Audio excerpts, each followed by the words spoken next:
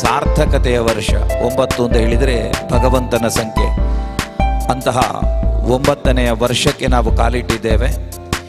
ಬೇರೆ ಬೇರೆ ಕಡೆಗಳಲ್ಲಿ ಯಕ್ಷಗಾನ ಕಾರ್ಯಕ್ರಮ ತಲಪಾಡಿ ಯಕ್ಷೋತ್ಸವ ಎನ್ನುವಂತಹ ಹೆಸರಿನಿಂದ ನಡೀತಾ ಇದ್ದರೂ ಈ ವರ್ಷ ಈ 9ನೇ ವರ್ಷದ ಕಾರ್ಯಕ್ರಮ ತಲಪಾಡಿ ದೇವರ ಈ ಪುಣ್ಯ ಸನ್ನಿಧಾನದಲ್ಲಿ ನಡೀತಾ ಇರುವುದು ನಮಗೆಲ್ಲರಿಗೂ ಕೂಡ ತುಂಬ ಸಂತೋಷದ ವಿಷಯ.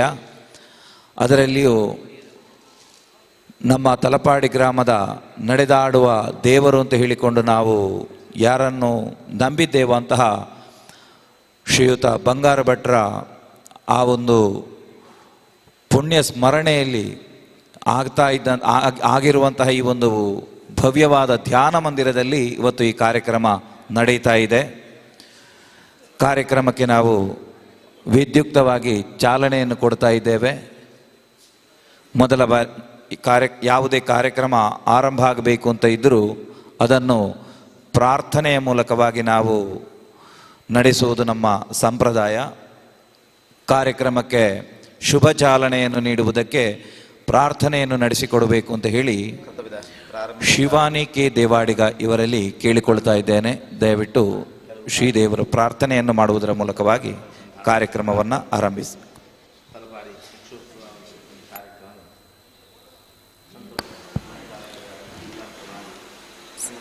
ಸಿದ್ಧಿ ವಿನಾಯಕ ಸ್ವಾಮಿಯೇ ಬಾ, ಭಜಿಪೆನು ನಿನ್ನನು ಭಕ್ತ ಮಂದಾರನೇ.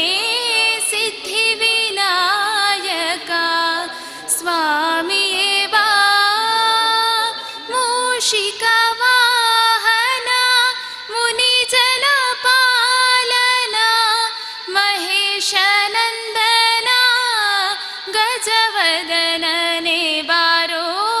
ಸಿದ್ಧಿ ವಿನಾಯಕ ಸ್ವಾಮಿಯೇ ಬಾ,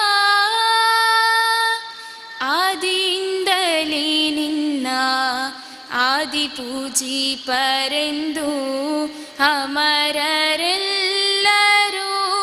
ಪೂಜಿಸುತ್ತಿಹರು.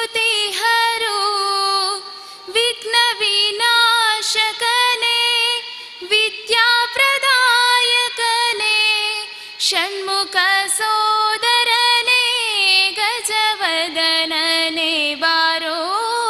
ಸಿದ್ಧಿ ವಿನಾಯಕ ಸ್ವಾಮಿಯೇ ಬಾ, ಸ್ವಾಮಿಯೇ ಬಾ, ಸ್ವಾಮಿಯೇ ಬಾ.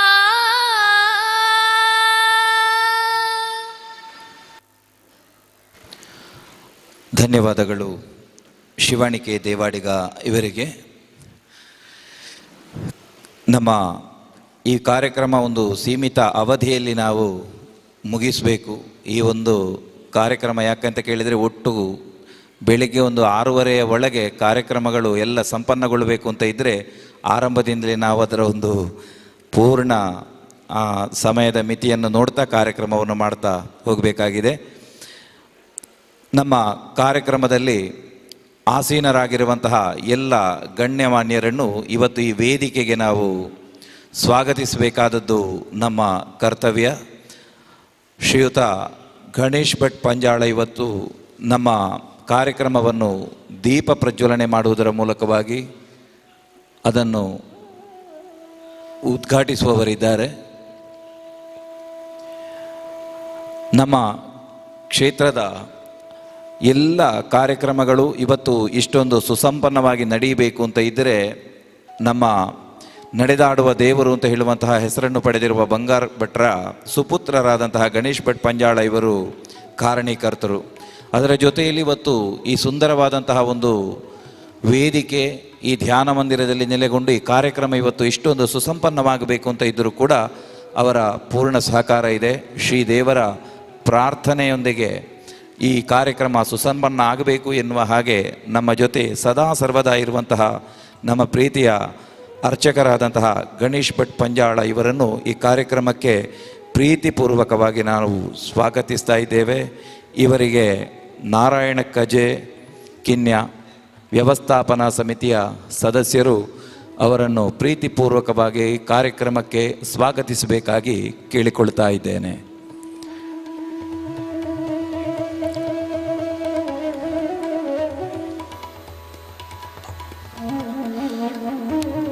ನಮ್ಮ ಜೊತೆ ಇವತ್ತು ಕಾರ್ಯಕ್ರಮದಲ್ಲಿ ಆಸೀನರಾಗಿರುವವರು ನಮ್ಮ ಗೌರವಾನ್ವಿತರಾದಂತಹ ಜಯರಾಮ ಯಾನೆ ಅಂತ ಪೂಜಾರಿ, ಅಲಂಕಾರಗುಡ್ಡೆ ಮಲರಾಯ ಧೂಮಾವತಿ ದೈವಗಳ ಪಾತ್ರಿಗಳಾಗಿ ಶ್ರೀದೈವಗಳ ಸೇವೆಯನ್ನು ಮಾಡ್ತಾ ಬರ್ತಾ ಇರುವವರು ಹಿರಿಯರು. ಇವತ್ತಿನ ಈ ಕಾರ್ಯಕ್ರಮದ ರೂವಾರಿ ನಮ್ಮ ಸಂತೋಷಣ್ಣನ ತೀರ್ಥರೂಪರು. ಅವರು ಇವತ್ತಿನ ಈ ಕಾರ್ಯಕ್ರಮದಲ್ಲಿ ಗೌರವದ ಉಪಸ್ಥಿತಿಯನ್ನು ಹೊಂದಿದ್ದಾರೆ. ಅವರನ್ನು ಕ್ಷೇತ್ರದ ಸೇವೆಯನ್ನು ಮಾಡ್ತಾ ಬರುವಂತಹ ವೇಣುಗೋಪಾಲ್ ತಚ್ಚಾನಿ ಇವರು ದಯವಿಟ್ಟು ಬರಬೇಕು. ವೇಣುಗೋಪಾಲ ತಚ್ಚಾನಿ ಇವರು ಅವರನ್ನು ಪ್ರೀತಿಪೂರ್ವಕವಾಗಿ ಈ ಕಾರ್ಯಕ್ರಮಕ್ಕೆ ಸ್ವಾಗತಿಸಬೇಕು. ವೇದಿಕೆಯಲ್ಲಿ ಆಸೀನರಾಗಿರುವಂತಹ ಕ್ಷೇತ್ರದ ಆಡಳಿತ ಮುಕ್ತೇಶ್ವರರಾಗಿರುವಂತಹ ಮೋಹನ್ ದಾಸ್ ರೈ ಸಾಂತ್ಯಗುತ್ತು ಇವರು ಕ್ಷೇತ್ರದಲ್ಲಿ ಎಲ್ಲ ಕಾರ್ಯಕ್ರಮಗಳಿಗೆ ನಮಗೆ ಬಹುವಿಧದ ಬೆನ್ನೆಲುಬಾಗಿ ಸಹಕಾರವನ್ನು ಕೊಡ್ತಾ ಬರುವವರು ಇವತ್ತು ಈ ಕಾರ್ಯಕ್ರಮದಲ್ಲಿ ನಮ್ಮ ಜೊತೆ ಉಪಸ್ಥಿತರಿದ್ದಾರೆ. ಅಧ್ಯಕ್ಷ ಸ್ಥಾನವನ್ನು ಇವತ್ತಿನ ಸಭೆಯಲ್ಲಿ ಅವರು ವಹಿಸಿಕೊಂಡಿದ್ದಾರೆ. ಅವರಿಗೆ ರಾಜೇಶ್ ಗುಡ್ಡೆಮನೆ ಇವರು ದಯವಿಟ್ಟು ಬಂದು ಅವರನ್ನು ಪ್ರೀತಿಪೂರ್ವಕವಾಗಿ ಈ ಒಂದು ಕಾರ್ಯಕ್ರಮಕ್ಕೆ ಸ್ವಾಗತಿಸಬೇಕಾಗಿ ಕೇಳಿಕೊಳ್ತಾ ಇದ್ದೇನೆ.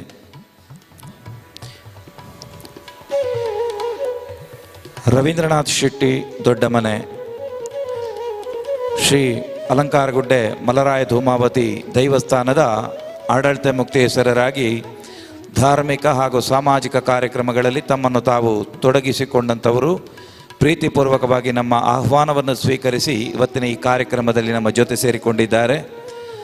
ಅವರಿಗೆ ಸದಾಶಿವ ಅಲಂಕಾರಗುಡ್ಡೆ ಇವರು ಬಂದು ಪ್ರೀತಿಪೂರ್ವಕವಾಗಿ ಕಾರ್ಯಕ್ರಮಕ್ಕೆ ಸ್ವಾಗತಿಸಬೇಕಾಗಿ ಕೇಳಿಕೊಳ್ತಾ ಇದ್ದೇನೆ. ನಮ್ಮ ಜೊತೆ ಲೀಲಾಕ್ಷ ಬಿ ಕರ್ಕೇರ ಇವರು ಉಪಸ್ಥಿತರಿದ್ದಾರೆ. ನಮ್ಮ ಕುಡ್ಲ ವಾಹಿನಿಯ ಪ್ರಮುಖರು. ಜಿಲ್ಲೆಯ ಎಲ್ಲ ಕಾರ್ಯಕ್ರಮಗಳ ಪ್ರಸಾರವನ್ನು ಮಾಡುವುದರ ಮೂಲಕವಾಗಿ ಮಾಧ್ಯಮ ಕ್ಷೇತ್ರದಲ್ಲಿ ಉತ್ತಮವಾದ ಸೇವೆ ಸಲ್ಲಿಸ್ತಾ ಇರುವಂಥವರು. ಅವರಿಗೆ ನಮ್ಮ ಪ್ರೀತಿ ಪಾತ್ರರಾದ ನಿತ್ಯಾನಂದ ಭಂಡಾರಿ ಇವರು ಬಂದು ಶಾಲು ಹೊದಿಸುವುದರ ಮೂಲಕವಾಗಿ ಕಾರ್ಯಕ್ರಮಕ್ಕೆ ಸ್ವಾಗತಿಸಬೇಕಾಗಿ ಕೇಳಿಕೊಳ್ತಾ ಇದ್ದೇನೆ. ನಮ್ಮ ಜೊತೆ ಸಂತೋಷ್ ಶೆಟ್ಟಿ ಹೊಸಲಕ್ಕೆ ಇವರು ಇದ್ದಾರೆ. ಶ್ರೀಯುತರು ಅಧ್ಯಕ್ಷರಾಗಿ ಜಿಲ್ಲಾ ಭಜನಾ ಪರಿಷತ್ತನ್ನು ಬಹಳ ಯಶಸ್ವಿಯಾಗಿ ಮುನ್ನಡೆಸ್ತಾ ಇರುವವರು. ಇವರ ಪ್ರೀತಿಪೂರ್ವಕವಾದಂಥ ಉಪಸ್ಥಿತಿಯನ್ನು ನಾವು ಗೌರವಿಸ್ತಾ ಇದ್ದೇವೆ. ಅವರಿಗೆ ಹರಿಣಾಕ್ಷ ಗಾಣಿಗ ಇವರು ಬಂದು ಶಾಲು ಹೊದಿಸುವುದರ ದ್ವಾರ ಅವರನ್ನು ಕಾರ್ಯಕ್ರಮಕ್ಕೆ ಸ್ವಾಗತಿಸಬೇಕಾಗಿ ಕೇಳಿಕೊಳ್ತಾ ಇದ್ದೇನೆ.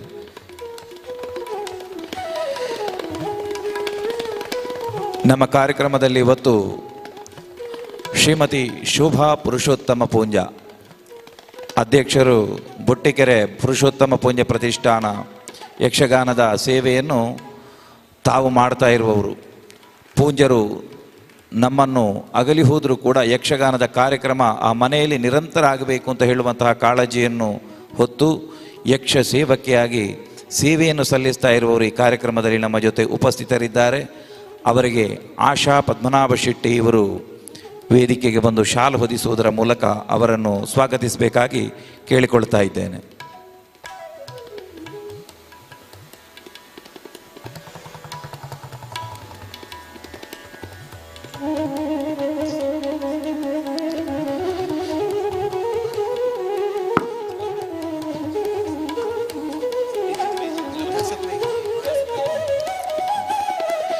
ನಮ್ಮ ವೇದಿಕೆಯಲ್ಲಿ ಇವತ್ತು ಸನ್ಮಾನಿತರಾಗುವವರು ಶ್ರೀಯುತ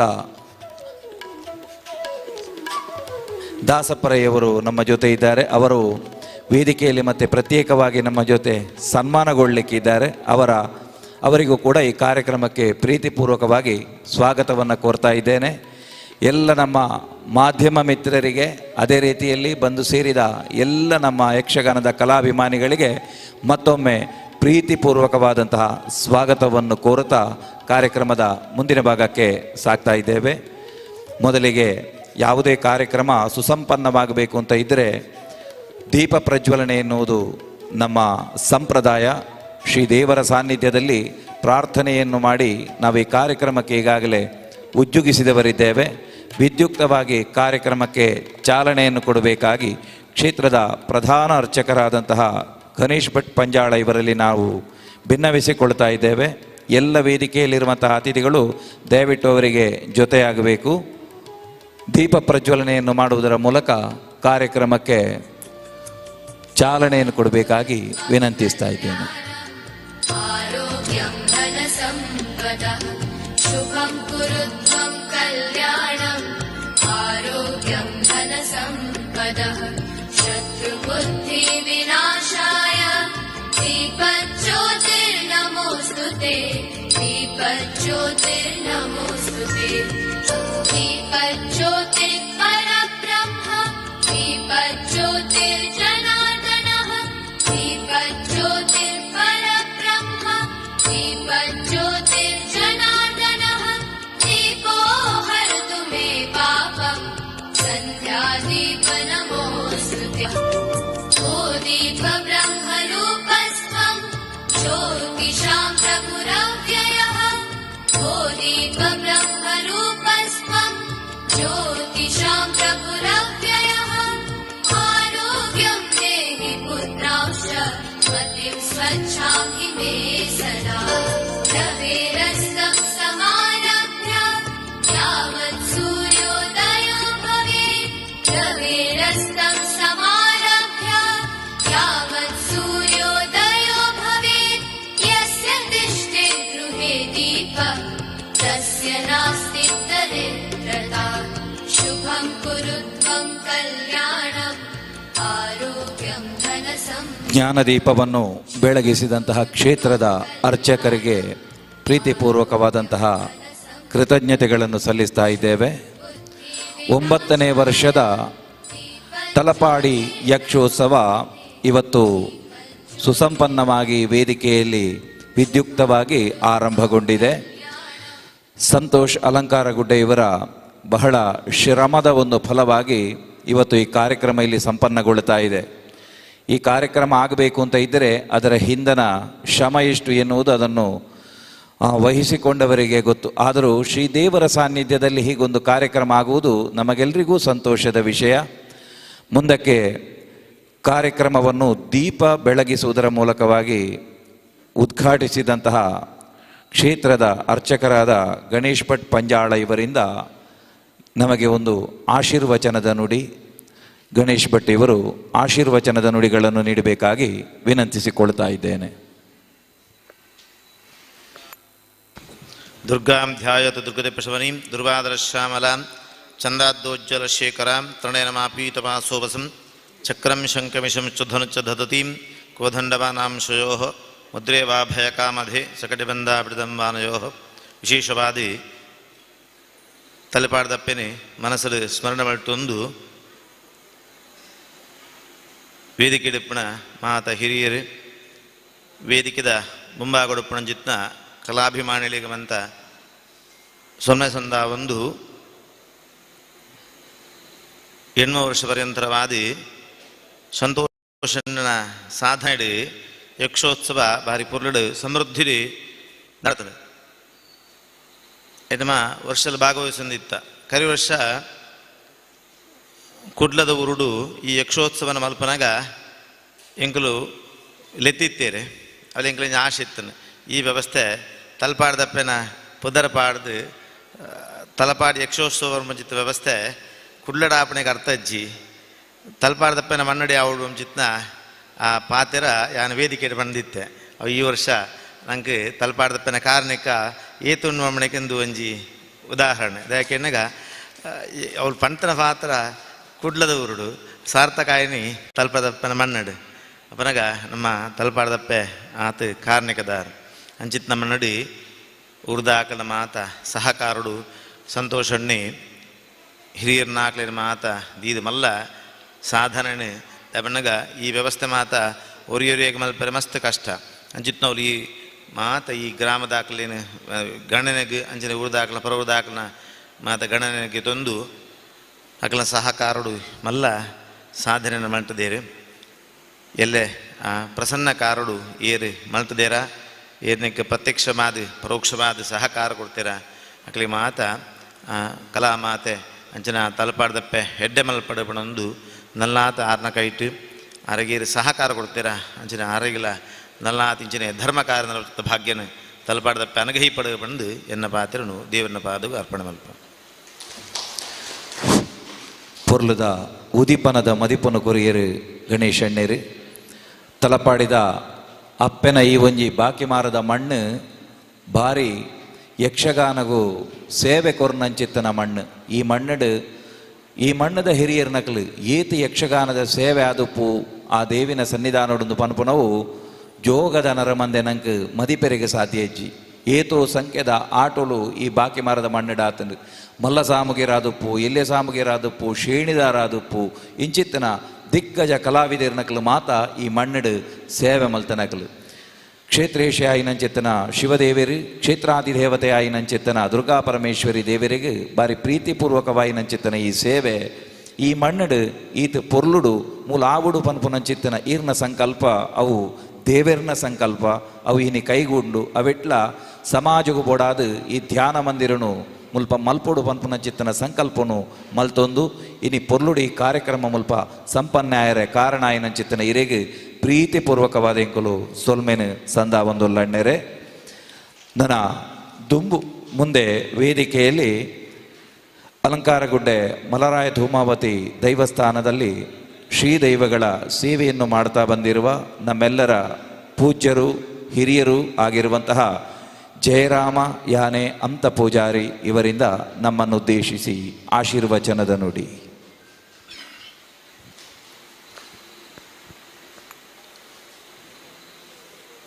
ಸ್ವಾಮಿ, ಈ ಗ್ರಾಮದ ಅಪ್ಪೆ ಉಲ್ಲಾಲ್ ದಿನ ತುಂಬುದಿ ಒಂದು ಅಂಜನೆ ಏನ ನಮ್ಮೊಂದು ಬತ್ತಿಂಜಿತನ ಮಲರಾಯ ದುಮವಾತಿ ದೈವ ತುಂಬುದಿ ಒಂದು ರಡ್ಡ ಪಾತೆರಡ ಪನ್ಪಿಚಿತ್ತನ ಎನ್ನ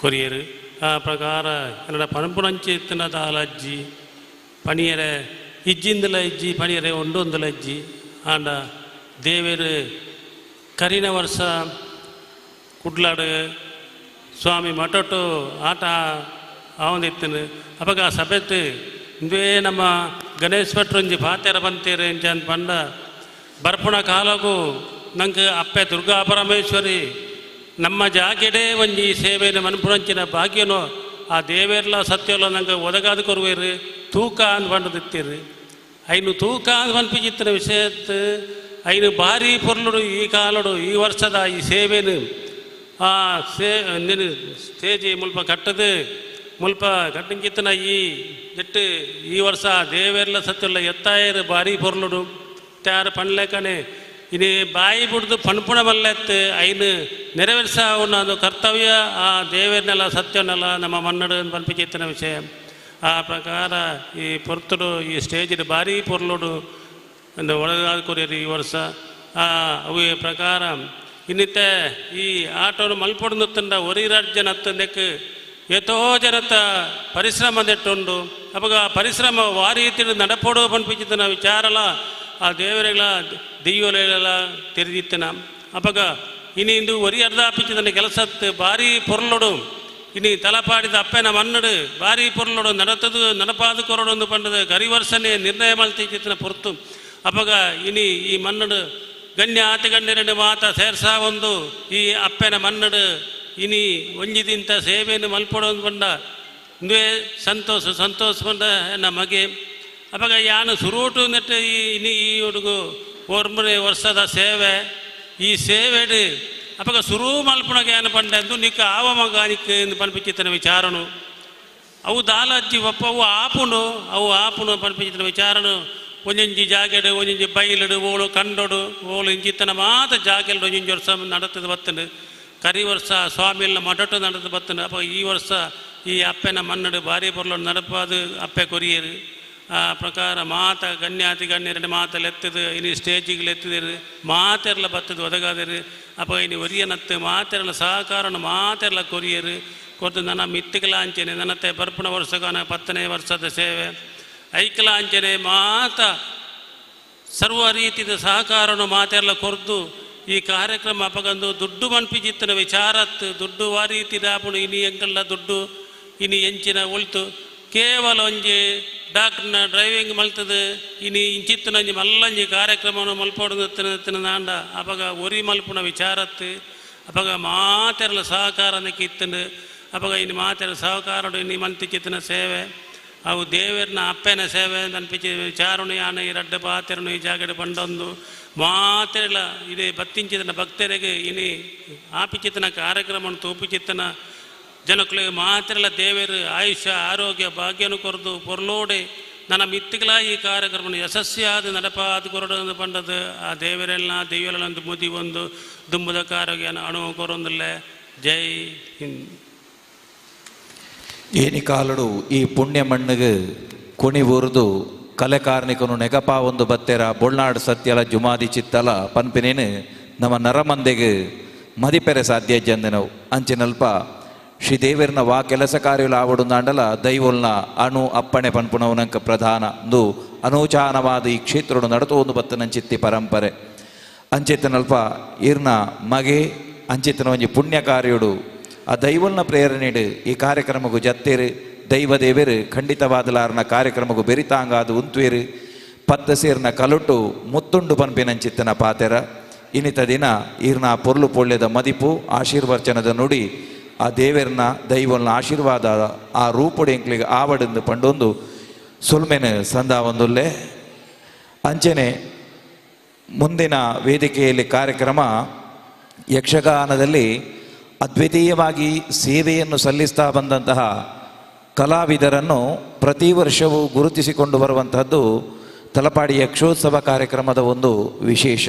ಅದೇ ರೀತಿಯಲ್ಲಿ ಈ ವರ್ಷ ತಿಂಕುತಿಟ್ಟಿನ ಸುಪ್ರಸಿದ್ಧ ಯಕ್ಷಗಾನ ಕಲಾವಿದರಾದಂತಹ ನಮ್ಮೆಲ್ಲರ ಪ್ರೀತಿ ಪಾತ್ರರಾದಂತಹ ಶ್ರೀಯುತ KH ದಾಸಪ್ಪರೈ ಇವರಿಗೆ ಗೌರವಪೂರ್ವಕವಾಗಿ ಇವತ್ತಿನ ಈ ಒಂದು ಪುಣ್ಯ ವೇದಿಕೆಯಲ್ಲಿ ಸನ್ಮಾನ ಕಾರ್ಯಕ್ರಮ ನಡೆಯುವುದಕ್ಕಿದೆ. ನಾನು ಶ್ರೀಯುತ KH ದಾಸಪ್ಪರೈ ಇವರನ್ನು ಸನ್ಮಾನ ಪೀಠಕ್ಕೆ ಬರಬೇಕು ಅಂತ ಹೇಳಿ ಕೇಳಿಕೊಳ್ತಾ ಇದ್ದೇನೆ. ದಯವಿಟ್ಟು ದಾಸಪ್ಪರೈಗಳು ವೇದಿಕೆಯ ಮುಂದೆ ಸನ್ಮಾನ ಪೀಠದಲ್ಲಿ ಬಂದು ಆಸೀನರಾಗಬೇಕು.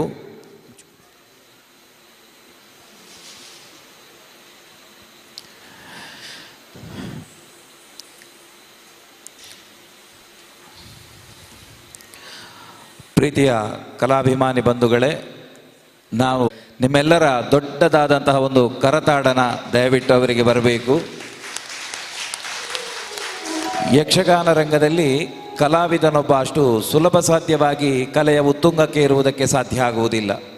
ನಾವು ದಾಸಪ್ಪರೈಗಳಲ್ಲಿ ಕಾಣಬೇಕಾದಂತಹ ಒಂದು ವಿಶೇಷ ಗುಣ, ನಾವು ಕನ್ನಡದಲ್ಲಿ ಒಂದು ಸುಪ್ರಸಿದ್ಧವಾದಂತಹ ಒಂದು ಕವಿತೆಯನ್ನು ಕೇಳ್ತೇವೆ. ಹುಲ್ಲಾಗು ಬೆಟ್ಟದಡಿ ಮನೆಗೆ ಮಲ್ಲಿಗೆಯಾಗು, ಕಲ್ಲಾಗು ಕಷ್ಟಗಳ ವಿಧಿಯ ಮಳೆ ಸುರಿಯೇ ಅಂತ.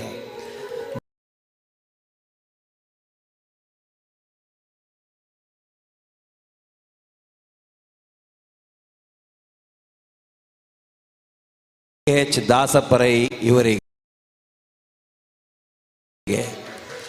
ಯಾಕೆ ಅಂತ ಕೇಳಿದರೆ, ಅವರ ಜೀವನದಲ್ಲಿ ಅವರೊಬ್ಬ ಕಲಾವಿದನಾಗಿ ಬಂದಿದ್ದಾರೆ ಅಂತ ಆದರೆ ಅದರ ಹಿನ್ನೆಲೆಯಲ್ಲಿ ಅವರು ಎಷ್ಟು ಶ್ರಮ ಪಟ್ಟಿದ್ದಾರೆ ಅಂತ ಹೇಳುವುದು ಅವರಿಗೆ ಗೊತ್ತು. ಬದುಕಿನಲ್ಲಿ ಕಷ್ಟಗಳ ಸುರಿಮಳೆ ಬಂದಾಗ ಅದನ್ನು ಬಂಡೆಯ ಹಾಗೆ ಎದುರಿಸಿ ನಿಂತವರು.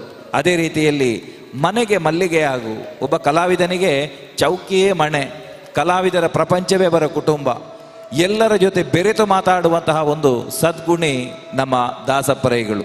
ನಮ್ಮ ಖುದ್ದು ನಾವು ಅವರ ಜೊತೆ ಇದ್ದು ಅನುಭವಿಸಿದಂಥದ್ದು ಎಷ್ಟೋ ಕಲಾವಿದರಲ್ಲಿ ನಾವು ಕಾಣ್ತೇವೆ, ಅವರ ಬಗ್ಗೆ ಅವರು ಮಾತಾಡಿಕೊಳ್ಳುವಂತಹ ಒಂದು ಸ್ವಭಾವ.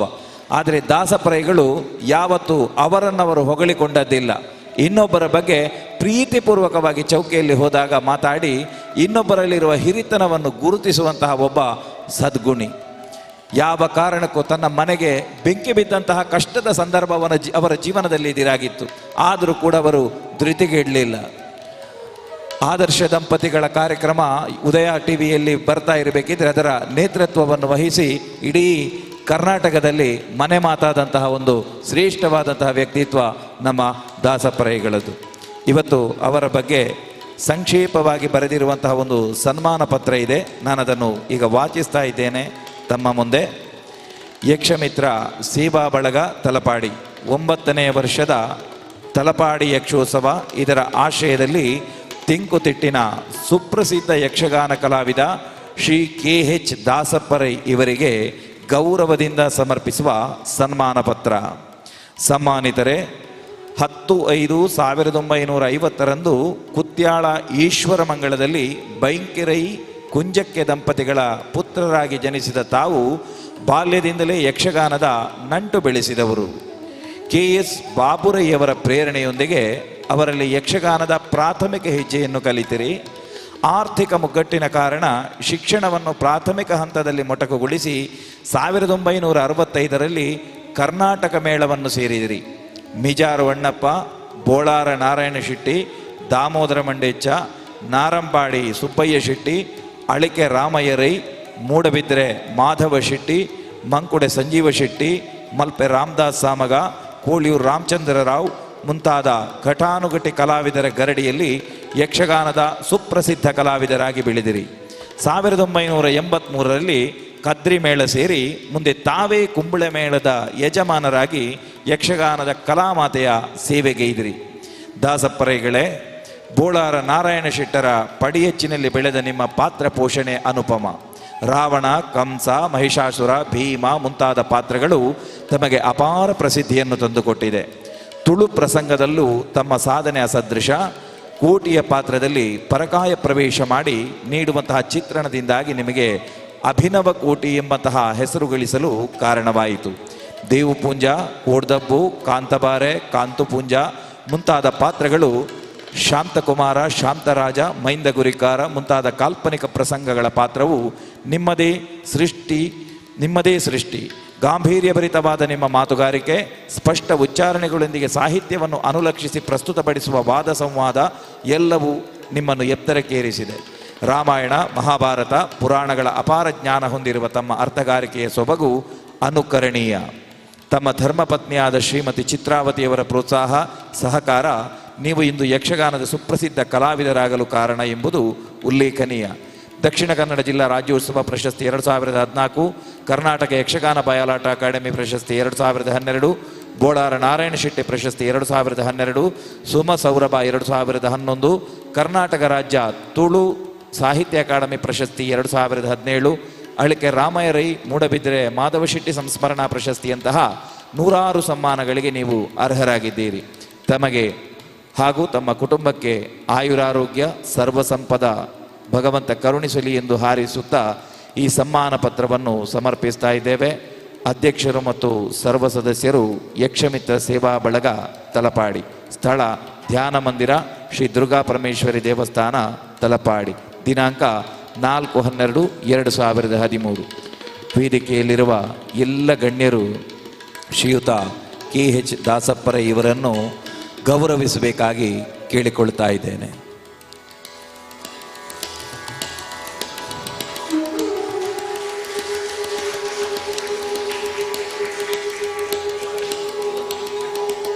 ಕೇವಲ ರಂಗದಲ್ಲಿ ಮಾತ್ರ ಕೋಟಿಯಾಗಿ ಉಳಿದಿಲ್ಲ ದಾಸಪ್ಪರೈಗಳು. ನಿಜವಾಗಿ ಅರ್ಹವಾದಂತಹ ಬಿರುದು ಅಭಿನವ ಕೋಟಿ ಎನ್ನುವ ಹಾಗೆ. ಯಾವತ್ತೂ ಯಾರಿಗೂ ನೋವನ್ನು ಕೊಡುವಂತಹ ವ್ಯಕ್ತಿತ್ವ ಅವರದ್ದಲ್ಲ. ಅವರ ಮಾತಿನಲ್ಲಿ ಯಾರೂ ಕೂಡ ಬೇಸರಗೊಂಡದ್ದಿಲ್ಲ. ಜೊತೆಯಲ್ಲಿರುವಂತಹ ಎಲ್ಲ ಕಲಾವಿದರನ್ನು ಕೂಡ ಪ್ರೀತಿಯಿಂದ ಕಾಣ್ತಾ, ಹಿರಿಯರಿಗೆ ಗೌರವ ಕೊಡ್ತಾ, ಕಿರಿಯರನ್ನು ಅಷ್ಟೇ ಪ್ರೀತಿಯಿಂದ ಮಾತಾಡಿಸ್ತಾ ಕಲಾವಿದರ ಜೊತೆ ಸಂವಹನಗೊಳ್ಳುವಂತಹ ದಾಸಪ್ಪರೈಗಳಿಗೆ ಇವತ್ತು ಈ ವೇದಿಕೆಯಲ್ಲಿ ಅರ್ಹವಾಗಿ ಒಂದು ಅಭಿನಂದನೆ ಸಂದಿದೆ. ಶ್ರೀದೇವರು ನಮ್ಮ ಆರಾಧ್ಯ ಮಾತೆ ದುರ್ಗಾ ಪರಮೇಶ್ವರಿ ಖಂಡಿತವಾಗಿ ನಿಮಗೆ ಉತ್ತಮವಾದಂತಹ ಆರೋಗ್ಯವನ್ನು ನೀಡುತ್ತಾರೆ. ಆ ವಿಶ್ವಾಸ ನಮಗಿದೆ.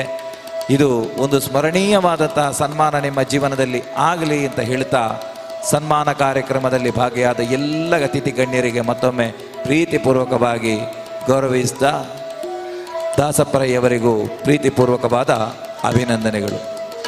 ಎಲ್ಲ ಅತಿಥಿಗಳು ತಮ್ಮ ಆಸನದಲ್ಲಿ ಆಸೀನರಾಗಬೇಕು. ಒಬ್ಬ ಹಿರಿಯ ಕಲಾವಿದರನ್ನು ಗೌರವಿಸಿದಂತಹ ಸಾರ್ಥಕತೆ ನಮ್ಮದು. ನಾನು KH ದಾಸಪ್ಪರಯ್ಯವರಲ್ಲಿ ವಿನಂತಿ ಮಾಡ್ತಾ ಇದ್ದೇನೆ, ಸನ್ಮಾನಕ್ಕೆ ತಮ್ಮ ಉತ್ತರವನ್ನು ನೀಡಬೇಕಾಗಿ ಕೇಳಿಕೊಳ್ತಾ ಇದ್ದೇನೆ.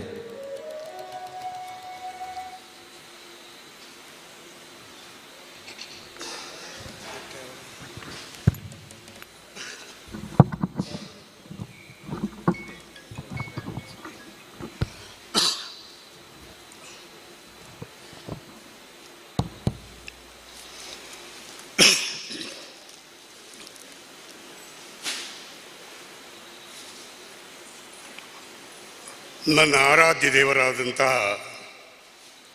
ಪುತ್ತೂರು ಮಹಾಲಿಂಗೇಶ್ವರ ದೇವರನ್ನು ಮೊದಲಾಗಿ ಮನಸಾರೆ ಪ್ರಾರ್ಥಿಸಿಕೊಂಡು ಸಾನ್ನಿಧ್ಯ ದೇವರಾದಂತಹ ತಲಪಾಡಿ ದುರ್ಗಾಪರಮೇಶ್ವರಿ ಅಮ್ಮನಿಗೆ ತಲೆಬಾಗಿ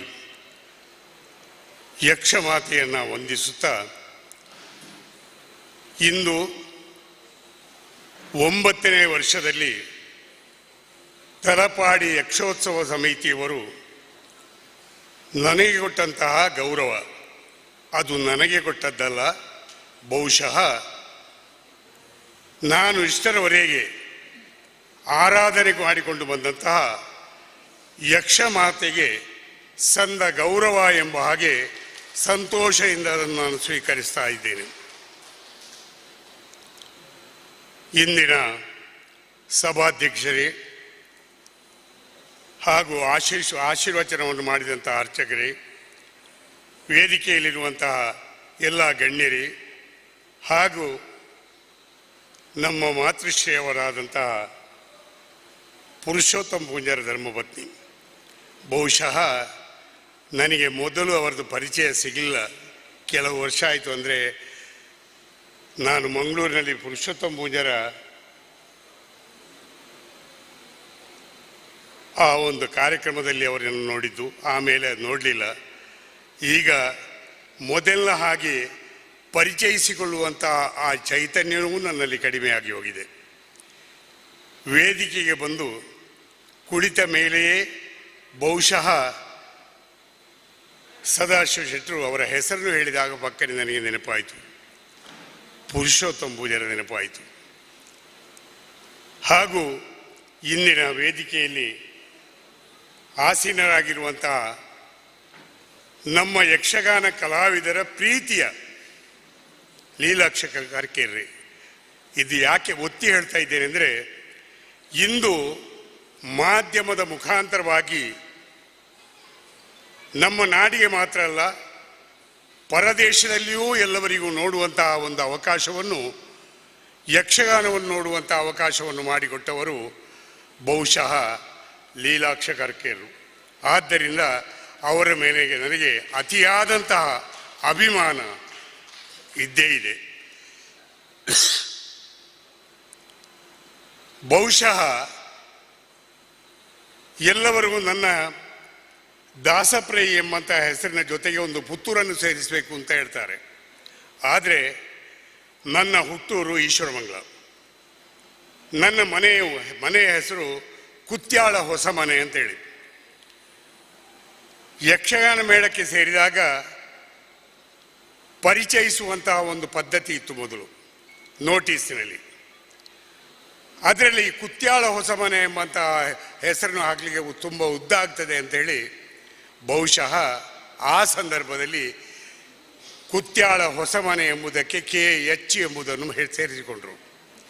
ಅದರ ಜೊತೆಯಲ್ಲಿ ನನ್ನ ಹೆಸರು ಸೇರಿಕೊಂಡಿತು.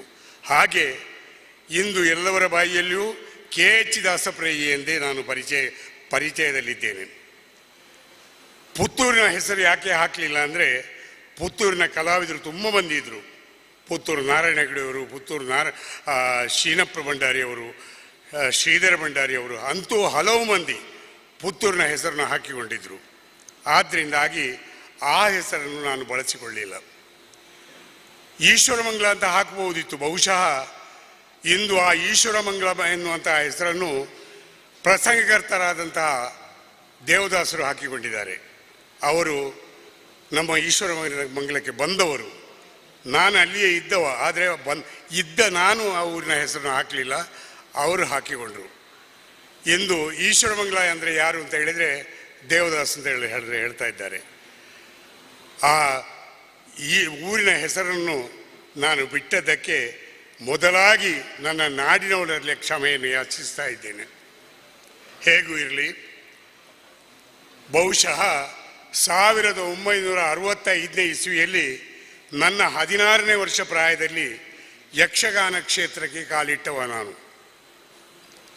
KN ಬಾಬುರೈಗಳು ನನ್ನ ಗುರುಗಳು. ಅವರು ನನ್ನನ್ನು ಯಕ್ಷಗಾನ ಮೇಳಕ್ಕೆ ಕೊಂಡು ಹೋಗಿ, ಆಗ ಮಂಗಳೂರಿನಲ್ಲಿ ಸೀನರಿಯ ಯಕ್ಷಗಾನ ಆಗ್ತಾಯಿತ್ತು. ಒಂದೇ ಕಡೆಯಲ್ಲಿ ಟೆಂಟು ಹಾಕಿ ಒಂದೇ ಕಡೆಯಲ್ಲಿ ಯಕ್ಷಗಾನ. ಆ ಸಂದರ್ಭದಲ್ಲಿ ಮೇಳಕ್ಕೆ ಸೇರಿದವ. ಬಾಬುರೇಗಳು ನನ್ನನ್ನು ಮೇಳಕ್ಕೆ ಸೇರಿಸಿದರು. ಆಮೇಲೆ ಅವರು ಕಟೀಲು ಮೇಳಕ್ಕೆ ಹೋದರು, ಅವರು ಅದರಲ್ಲಿದ್ದವರು. ಆಮೇಲೆ ಗುರುಗಳು ಇರಲಿಲ್ಲ, ಆದರೆ ಎಲ್ಲವರ ಜೊತೆಯಲ್ಲಿಯೂ ಎಲ್ಲವರ ಪ್ರೀತಿ ವಿಶ್ವಾಸವನ್ನು ಗಳಿಸಿಕೊಂಡು ಮೇಳದಲ್ಲಿ ತಿರುಗಾಟವನ್ನು ಮಾಡಿದವ ನಾನು. ಹೆಚ್ಚಾಗಿ ಹೇಳುವುದಿದ್ರೆ ಕಲ್ಲಾಡಿ ವಿಠ್ಠಲ್ ಶೆಟ್ಟರು ಯಕ್ಷಗಾನ ಮೇಳದ ಯಜಮಾನರು. ಅವರು ಆವಾಗಲೇ ನನ್ನನ್ನು ಪ್ರೀತಿಯಿಂದ ನೋಡ್ತಾ ಇದ್ದರು. ಎಲ್ಲವರಿಗೂ ನಮ್ಮ ದಾಸಪ್ಪ ಎಂಬ ಹಾಗೆ ಪರಿಚಯವನ್ನು ಮಾಡಿಕೊಡ್ತಾ ಇದ್ದರು, ನಮ್ಮ ಹುಡುಗ ಅಂತೇಳಿ. ಆ ನಮ್ಮ ಹುಡುಗ ಎಂದು ಅಂದು ಮಾಡಿದಂತಹ ಪರಿಚಯವೇ ಇಂದು ಎಲ್ಲವರ ಬಾಯಿಯಲ್ಲಿಯೂ KH ದಾಸಪ್ಪಯ್ಯ ಹೆಸರು ಬರುವುದಕ್ಕೆ ಕಾರಣವಾಯಿತು ಎಂಬುದನ್ನು ನಾನು ತಿಳಿದುಕೊಂಡಿದ್ದೇನೆ. ಮಿಜಾರು ತಿಮ್ಮಪ್ಪ ಹಾಸ್ಯಗಾರರು ಅವರ ಜೊತೆಯಲ್ಲೇ ಇದ್ದವ. ಜೊತೆಯಲ್ಲಿ ಅಂದರೆ ನಮಗೆ ಮೊದಲೆಲ್ಲ ಸಣ್ಣ ಮಕ್ಕಳಿಗೆ ಕೂತುಕೊಳ್ಳಿಕ್ಕೆ ಹಾಸ್ಯಗಾರರ ಜೊತೆಯಲ್ಲಿ. ಆದ್ದರಿಂದ ಹಾಸ್ಯಗಾರರ ಜೊತೆಯಲ್ಲೇ ಕೆಲವು ಸಮಯವನ್ನು ಕಳೆದವ ನಾನು. ಆಮೇಲೆ ಮೊದಲೆಲ್ಲ ಒಂದು ಪದ್ಧತಿ ಇತ್ತು, ಅರ್ಧ ಚೌಕಿಯಿಂದ ಮೇಲೆ ಸಣ್ಣ ಕಲಾವಿದರು ಹೋಗುವ ಪದ್ಧತಿ ಇರಲಿಲ್ಲ. ಮೊದಲೆಲ್ಲ ಒಂದು ಶಿಸ್ತು ನಿಯಮ ಅಂತ ಇತ್ತು. ಈಗ ಎಲ್ಲ ಕಲಾವಿದರು ಎಲ್ಲ ಕಡೆಗೆ ಹೋಗ್ತಾರೆ ಬರ್ತಾರೆ, ಅದು ಪ್ರಶ್ನೆ ಬೇರೆ. ನಮ್ಮ ಕಾಲದಲ್ಲಿ ಹಾಗೆ ಇರಲಿಲ್ಲ. ಹಾಗಾಗಿ ಎಲ್ಲರೊಡನೆಯೂ ಗೌರವದಿಂದ ಒಳ್ಳೆಯದನ್ನು ನೋಡಿ ಕೇಳಿ ತಿಳಿದು ಏನೋ ಕಲಾವಿದನಾಗಿ ನಾನು ಬೆಳೆದಿದ್ದೇನೆ. ಕರ್ನಾಟಕ ಮೇಳದಲ್ಲಿ 18 ವರ್ಷಗಳವರೆಗೆ ತಿರುಗಾಟವನ್ನು ಮಾಡಿದ್ದೇನೆ ನಾನು. ಯಕ್ಷಗಾನ ಕ್ಷೇತ್ರಕ್ಕೆ ನಾನು ಏನು ಕೊಟ್ಟಿದ್ದೇನೆ ಎನ್ನುವುದು ಮುಖ್ಯ ಅಲ್ಲ. ಯಕ್ಷಗಾನ ಕ್ಷೇತ್ರವನ್ನು ನಾನು ಹಾಳು ಮಾಡಲಿಲ್ಲ, ಖಂಡಿತ ಇದನ್ನು ಹೃದಯ ತುಂಬಿ ಹೇಳ್ತಾ ಇದ್ದೇನೆ. ಯಕ್ಷಗಾನ ಕ್ಷೇತ್ರಕ್ಕೆ ಯಾಕೆ ಕೊಡುವುದಕ್ಕೆ ಅಸಾಧ್ಯವಾಯಿತು ಅಂದರೆ, ಕೆಲವು ವರ್ಷಗಳವರೆಗೆ ಕರ್ನಾಟಕ ಮೇಳದಲ್ಲಿಯೂ ಮೇಳದ ಒಬ್ಬ ಪ್ರಬಂಧಕನಾಗಿ ಮ್ಯಾನೇಜರ್ ಅಂತ ಹೆಸರು ಅದಕ್ಕೆ ಮೇಳದಲ್ಲಿ ದುಡಿದವ ನಾನು. ಬಹುಶಃ ಒಂದು 4-5 ವರ್ಷ ಕೊನೆಯ ಸಂದರ್ಭದಲ್ಲಿ ಮೇಳದ ಉಸ್ತುವಾರಿಯನ್ನು ನೋಡುವಂತಹ ಒಂದು ಜವಾಬ್ದಾರಿಯೂ ನನ್ನಲ್ಲಿತ್ತು. ಆಗ ಎಲ್ಲವನ್ನು ತಿಳಿದುಕೊಳ್ಳುವುದಕ್ಕೆ ಸಾಧ್ಯವಿಲ್ಲ. ಆಮೇಲೆ ಕರ್ನಾಟಕ ಮೇಳವನ್ನು ಬಿಡುವಂತಹ ಹೊತ್ತಿಗೆ ಕರ್ನೂರು ಗೊರಬ್ರಿಗಳು ಕುಂಬಳೆ ಮೇಳ ಕದ್ರಿ ಮೇಳವನ್ನು ಮಾಡಿದರು. ಆ ಕದ್ರಿ ಮೇಳಕ್ಕೆ ಹೋದೆ. ಅಲ್ಲಿಯೂ ಒಂದು ಜವಾಬ್ದಾರಿಯ ಹೊಣೆಯನ್ನು ನನಗೆ ಬೇರೆಯೇ ಕೊಟ್ಟರು. ಅಲ್ಲಿಯೂ ಒಂದು 4 ವರ್ಷ ಮೇಳದ ಉಸ್ತುವಾರಿಯನ್ನು ನೋಡಿಕೊಳ್ಳುವಂತಹ ಹೊಣೆಗಾರಿಕೆ ನನ್ನ ಮೇಲೆ ಬಿತ್ತು. ಆಮೇಲೆ ಬಹುಶಃ 83ನೇ ಇಸವಿಗೆ ನಾನು ಸ್ವಂತ ಮೇಳವನ್ನು ಮಾಡಿದೆ, ಕುಂಬಳೆ ಮೇಳ. ಆ ಕುಂಬಳೆ ಮೇಳದಲ್ಲಿ 6 ವರ್ಷಗಳ ಕಾಲ ನನ್ನ ಜೀವಮಾನವನ್ನೇ ಸವೆಸಿದೆ. ಅದಕ್ಕೆ ಒಂದು ಉದಾಹರಣೆ ಕೊಡ್ತೇನೆ, ಗಂಧದ ಕೊರಡು ಅಂತೇಳಿ. ಆ ಗಂಧದ ಕೊರಡಿನ ಹಾಗೆ ನನ್ನ ಜೀವನವನ್ನು ಸವೆಸಿದೆ. ಇದಕ್ಕೆ ಕಾರಣ ಬಹುಶಃ ನಿಮಗೆಲ್ಲ ತಿಳಿದಿರಬಹುದು, ರಿಪ್ಪರ್ ಚಂದ್ರನ್ ಅಂತೇಳಿ. ನಾನು ಮೇಳ ಶುರು ಮಾಡಿ ಕುಂಬಳೆಯಿಂದ ಹೊರಡುವಾಗ ಆ ರಿಪ್ಪನ್ ಚಂದ್ರನ್ನ ಆ ಗಲಾಟೆ ಶುರುವಾಗಿ ಮೇಳಕ್ಕೆ ಕಲೆಕ್ಷನ್ ಇಲ್ಲ. ಎಲ್ಲಿ ಹೋದರೂ ಈಗಿನ ಹಾಗೆಲ್ಲ ಆಗಿನ ಮೇಳ, ಬೇರೆ ಮೇಳಗಳು ಒಂದು ದಿವಸವು ನಿಲ್ಲಿಸುವ ಪದ್ಧತಿ ಇಲ್ಲ. ದಿನಂಪ್ರತಿ ಆಟ ಆಗಬೇಕು. ಆಟಕ್ಕೆ ಒಂದು ಇಷ್ಟು ಅಂತ ಮೊತ್ತ ಬೀಳದೆ ಅದು ಕಲೆಕ್ಷನ್ ಬರುವುದಿಲ್ಲ. ಇವನ ಈ ಚಂದ್ರನ ದೆಸೆಯಿಂದಾಗಿ ಖಂಡಿತವಾಗಿ ಕಲೆಕ್ಷನ್ ಆಗ್ತಿರಲಿಲ್ಲ. ಈ ಹೊಡೆತವನ್ನು ತಿಂದು ತಿಂದು ಮೇಳವನ್ನು ನಿಲ್ಲಿಸಿದೆ. ಆಮೇಲೆ ಪುನಃ ಕರ್ನಾಟಕ ಮೇಳ, ಕದ್ರಿ ಮೇಳ, ಹೀಗೆ ಒಟ್ಟು 10-50 ವರ್ಷಗಳವರೆಗೆ ಯಕ್ಷಗಾನ ಕ್ಷೇತ್ರದಲ್ಲಿ ದುಡಿದಿದ್ದೇನೆ ಎಂದು ಹೇಳಲಿಕ್ಕೆ ನನಗೆ ಸಂತೋಷ ಆಗ್ತಾ ಇದೆ. ನಾನು ತುಂಬ ಮಾತಾಡಲಿಕ್ಕೆ ಹೋಗುವುದಿಲ್ಲ, ಯಾಕಂದರೆ ವೇದಿಕೆ ಇದು ಮಾತಾಡುವ ವೇದಿಕೆ ಅಲ್ಲ. ನನ್ನ ಕಥೆಯನ್ನು ಎಲ್ಲರೂ ಕೇಳಿ ತಿಳಿದವರೇ. ಆದರೆ ಇನ್ನೊಂದು ಮಾತು, ಯಕ್ಷಗಾನ ಕ್ಷೇತ್ರ ಹಾಳಾಗಲಿಲ್ಲ, ಒಳ್ಳೆಯದಾಗಿದೆ. ಯಕ್ಷಗಾನ ಕ್ಷೇತ್ರ ಇನ್ನೂ ಉತ್ತುಂಗಕ್ಕೆ ಏರ್ತದೆ ಎನ್ನುವಂಥ ಭರವಸೆ ನನಗಿದೆ. ಯಕ್ಷಗಾನ ಕ್ಷೇತ್ರದಲ್ಲಿ ದುಡಿಯುವಂತಹ ಎಲ್ಲ ಕಲಾವಿದರಿಗೂ ನಾವು ನಂಬಿಕೊಂಡು ಬಂದಂತಹ ದೇವರು ಆಯುಷ್ಯ, ಆರೋಗ್ಯ, ಭಾಗ್ಯ, ಸುಖ, ಸಂಪತ್ತನ್ನು ನೀಡಿ ಅವರನ್ನು ರಕ್ಷಿಸಲಿ ಎಂಬ ಹಾಗೆ ಯಕ್ಷ ಕಲಾಮಾತೆಯನ್ನು ಪ್ರಾರ್ಥಿಸಿ ನನ್ನ ಮಾತನ್ನು ಕೊನೆಗೊಳಿಸ್ತೇನೆ.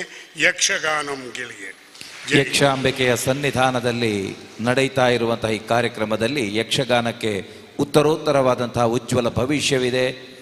ಕಾರ್ಯಕ್ರಮದಲ್ಲಿ ಸನ್ಮಾನಗೊಂಡದ್ದಕ್ಕೆ ಪ್ರೀತಿಪೂರ್ವಕವಾದಂತಹ ಹಿತನುಡಿಗಳನ್ನು ನೀಡಿದಂತಹ KH ದಾಸಪ್ರ ಇವರಿಗೆ ಪ್ರೀತಿಪೂರ್ವಕವಾದ ನಮನಗಳು.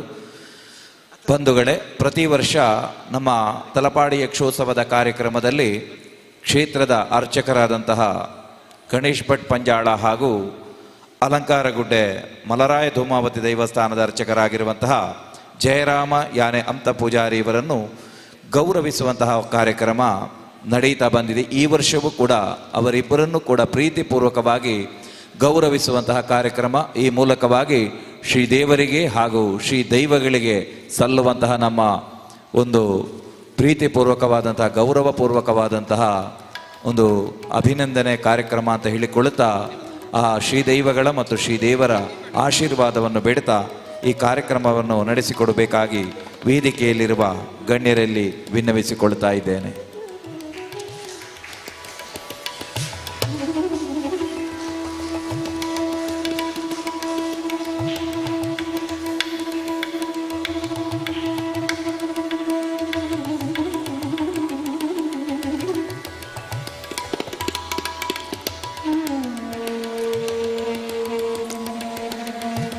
ಅಭಿನಂದನೆಗಳು.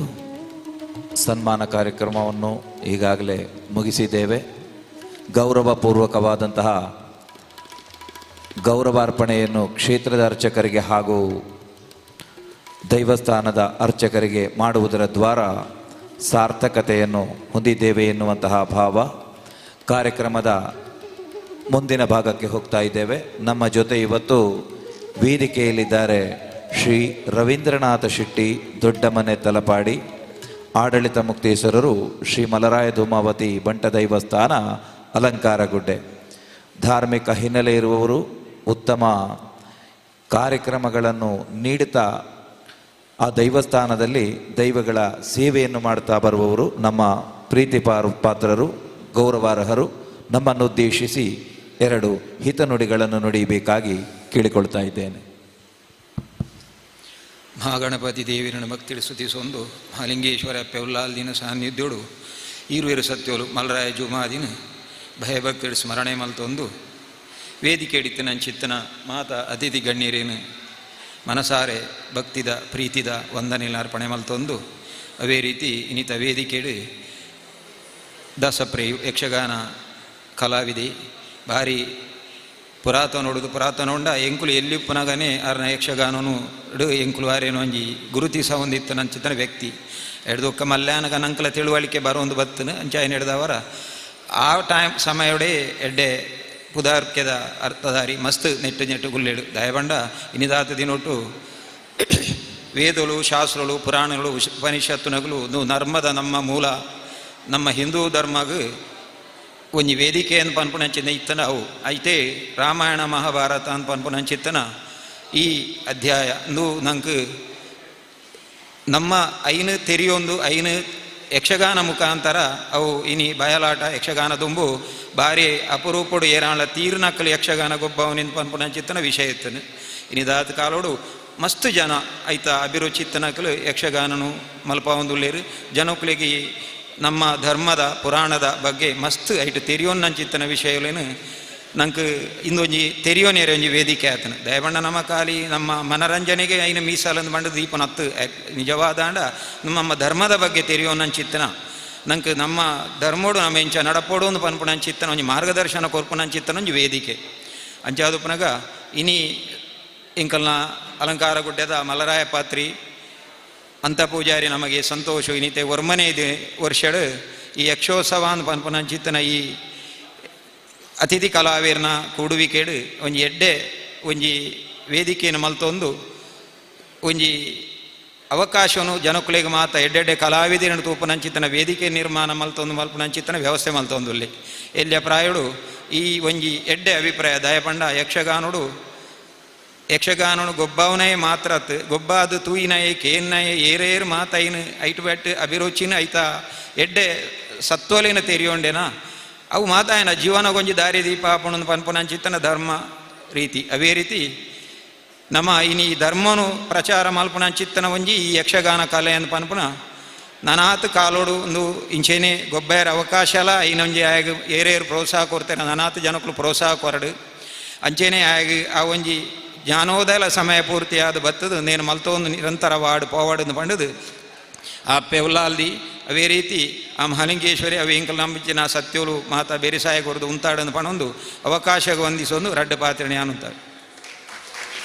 ಯಕ್ಷಗಾನದ ಮೂಲಕವಾದ ಪುರಾಣ ಜ್ಞಾನನು ಪಡೆಗೊಂಡ್ರೆ ನಂಗೆ ಸಹಕಾರ ಆಪುಂಡು ಪನ್ಪುನ ಮದಿಪುನು ಕೊರದು ಎಡ್ಡೆ ಆಶೀರ್ವಾದದ ನುಡಿ ನಂಚಿತ್ತನ ಶ್ರೀಯುತ ರವೀಂದ್ರನಾಥ್ ಶೆಟ್ಟಿ ದೊಡ್ಡ ಮನೆ ತಲಪಾಡಿ ಮೇರೆಗೆ ಪ್ರೀತಿಪೂರ್ವಕವಾಯಿನ ಸೊಲ್ಮೇಲು ಈ ಕ್ಷೇತ್ರದ ಆಡಳಿತನು ನಡಪ ಒಂದು ಬತ್ತಿನ ದೊಡ್ಡ ಮನೆತ ಶ್ರೀಯುತ ಟಿ ಐತಪ್ಪರೈಕ್ಲೇನಿ ಪೊರ್ತುಡು ಖಂಡಿತವಾದ ನಮ್ಮ ಸ್ಮರಣೆ ಮಲ್ತೋನುಡು ದಯಪಂಡ ಇನಿತ ಈ ಒಂಜಿ ಕಾರ್ಯಕ್ರಮ ಮೂಲ ಆಪುಂಡ ಅವಿಟ್ ಅರ್ಣವಾಯಿನಂಚಿತ್ತನ ಒಂಜಿ ವಿಶೇಷವಾಯಿನಂಚಿತ್ತನ ಕೊಡುಗೆ ಉಂಡು ಈ ಮಣ್ಣಿಗೆ ಆರು ಎಡೆನ ಕಲಾ ಸೇವೆಯನ್ನು ಮಲ್ತನಾರು ಇನಿತ ಹಾಲ್ಡಲ್ ಆರ್ನ ಒಂಜಿ ಭಾವಚಿತ್ರವನ್ನು ಮತ್ತು ಏರೆ ಸಾಧ್ಯ ಆಪುಂಡು ಆ ಮನೆತನಡು ಬತ್ತಿನ ಶ್ರೀಯುತ ರವೀಂದ್ರನಾಥ್ ಶೆಟ್ಟಿ ದೊಡ್ಡ ಮನೆ ಬೇರೆ ಪುರ್ಲದ ಮದಿಪುನು ಮದಿತೇರಿ ವೇದಿಕೆಡು ನನ್ನ ದುಂಬುಗು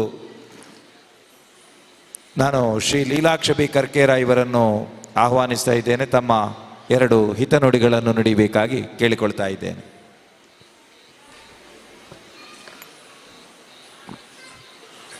ನಮಸ್ಕಾರ.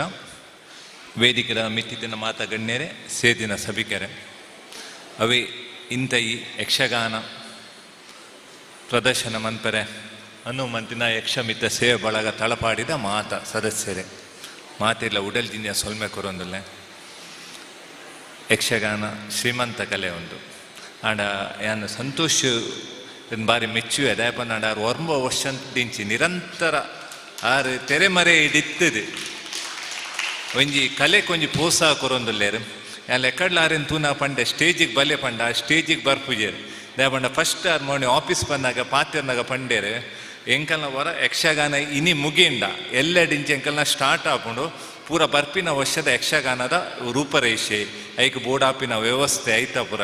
ಸೊ ಅಂಚದ ಉರಿಯ ಕಲಾವಿದೆ ಒಂಜಿ ಕಲಾ ಪ್ರೇಮಿ ವಾ ಟೈಪುಡು ಉಲ್ಲೇರ್ ಪಂದಾನಾಗ ಆರೇನು ತೂದು ಕಲ್ಪೋಡು ದಯಪಂಡ ಕಲೆತ ಮಿತ್ತಿ ನಮ್ಮ ಏತ್ ಅಭಿಮಾನ ಪ್ರೀತಿ ದೀಪಾನ ದೇವೇರು ಅತೇ ಮೆಚ್ಚುವರಿಗೆ ಇನ್ನು ಯಾವಲೋ ಆರಿಗೆ ಭಾರಿ ಸಂತೋಷದ ದಿನ ದಾದ ಪಣ್ಣಾನ ಆರು ನಮ್ಮೊಂದು ಬೈದಿನ ದೈವ ದೇವಸ್ಥಾನ ಮೊನ್ನೆ ಆಫೀಸು ಬಂದ ಅವೇ ಪನ್ಯಾರು ಎನ್ನ ಊರುಡು ನಡಪುಂಡು ಎನ್ನ ದೇವಸ್ಥಾನದ ಒಟ್ಟ ನಡಪುಂಡು ಮಾತೇರ್ನಲ್ಲ ಆಶೀರ್ವಾದ ಪಂಡ ಆರು ಎತ್ತು ಖುಷಿಟ್ಟು ಮಾತೇರ್ನ ಇನ್ವಾಲ್ವ್ ಮಂಡ್ಯಾರು ಬಂದು ಎನ್ನ ಊರ್ದ ಜೋಕುಲು ಎನ್ನ ಮಾತ ನೆರೆಕೆರೆದಕ್ಕಲು ಮಾತೆಲ್ಲ ಬತ್ತಿದ ಆಟ ತೂದು ಪೋದು ಒಂದು ಮನ್ಪೇರು ಬಂದ ಖುಷಿ ಪಡುವೇರು ಬಂದಾನಾಗ ಅದ ನಿಕ್ಕಲ್ನ ಖುಷಿ ತೂದು ಆರು ಖುಷಿ ಪಡುವೇರು ಅಂಚಾದು ಈ ಕಾರ್ಯಕ್ರಮ ಯಕ್ಷಗಾನ ಏತ್ ಓಲೋ ಲಾಪುಣ ಅಲ್ಪ ದೇವೇರ್ನ ಪೂರ್ಣತ ಅನುಗ್ರಹ ಇಪ್ಪುನ ಕ್ಷೇತ್ರ ಅಂಚಾದು ಇನಿ ಹಿಂಗೆ ದಾಸಪ್ಪರಾಯಿಗೆ ಸನ್ಮಾನಾನಾಗ ಅರೆಗೊಂಜಿ ಮಾಲೆ ಪಾಡಿನ ಅವಕಾಶ ಲಗಿತ್ತಿತ್ತುಕೊರೆ ದಾಬಣ್ಣ ನಮ್ಮ ಯಕ್ಷಗಾನದ ಮಲ್ಲ ಹಿರಿಯ ಕಲಾವಿದೆ ಯಕ್ಷಗಾನಗಾರನ ಸೇವೆಯನ್ನು ಅಪೂರ್ವ ಅವಿನ ಮದಪರ ಆಪಿಸಿ ಅಂಚೆನೆ ಬೊಕ ಹಿರಿಯರನ ಭಟ್ರುಲ್ಲೇರು ಆರ್ನ ವಿಷಯ ನೀತೆ ಪನೋಲಿ ಆರು ಒಂಜಿ ಎಕಡೆ ಮಂಡ್ಯ ನಡೆದಾಡುವ ಮಂಜುನಾಥ ಆರು ಒಂಜಿ ಗುರ್ತಿಸ್ಯಾರು. ಸೊ ಒಂದೊಂಜಿ ಆರು ಕಟ್ಟಿದಿನ ಈ ವಾಲನ್ನು ಒಂಜಿ ಊರ್ ದಕ್ಕಲೆಗೊಂಜಿ ಮಾತೆರೆಗ್ಲ ಒಂಜಿ ಉಪ್ಪಾಡು ಪಂಪಿನ ದೃಷ್ಟಿಡ್ ಆರು ಒಂಜಿ ಕಟ್ಟಿದು ಅವೇನು ಐಟಿದ ಆಲ ಫಲ ಬರ್ರೆ ಬಲ್ಲಿ ಅಕಲ್ನ ಪೂರ ಸಂತೋಷಣೆ ಅಕಲ್ ಮದ್ಮೆ ಪುರ ಆಂಡ ಅಕ್ಕಲೆ ಅವೇ ಎನ್ನ ಸಂತೋಷ ಪಂಪಿನ ಒಂಜಿ ಎಡ್ಡೆ ಗುಣ ಆಭಟನ.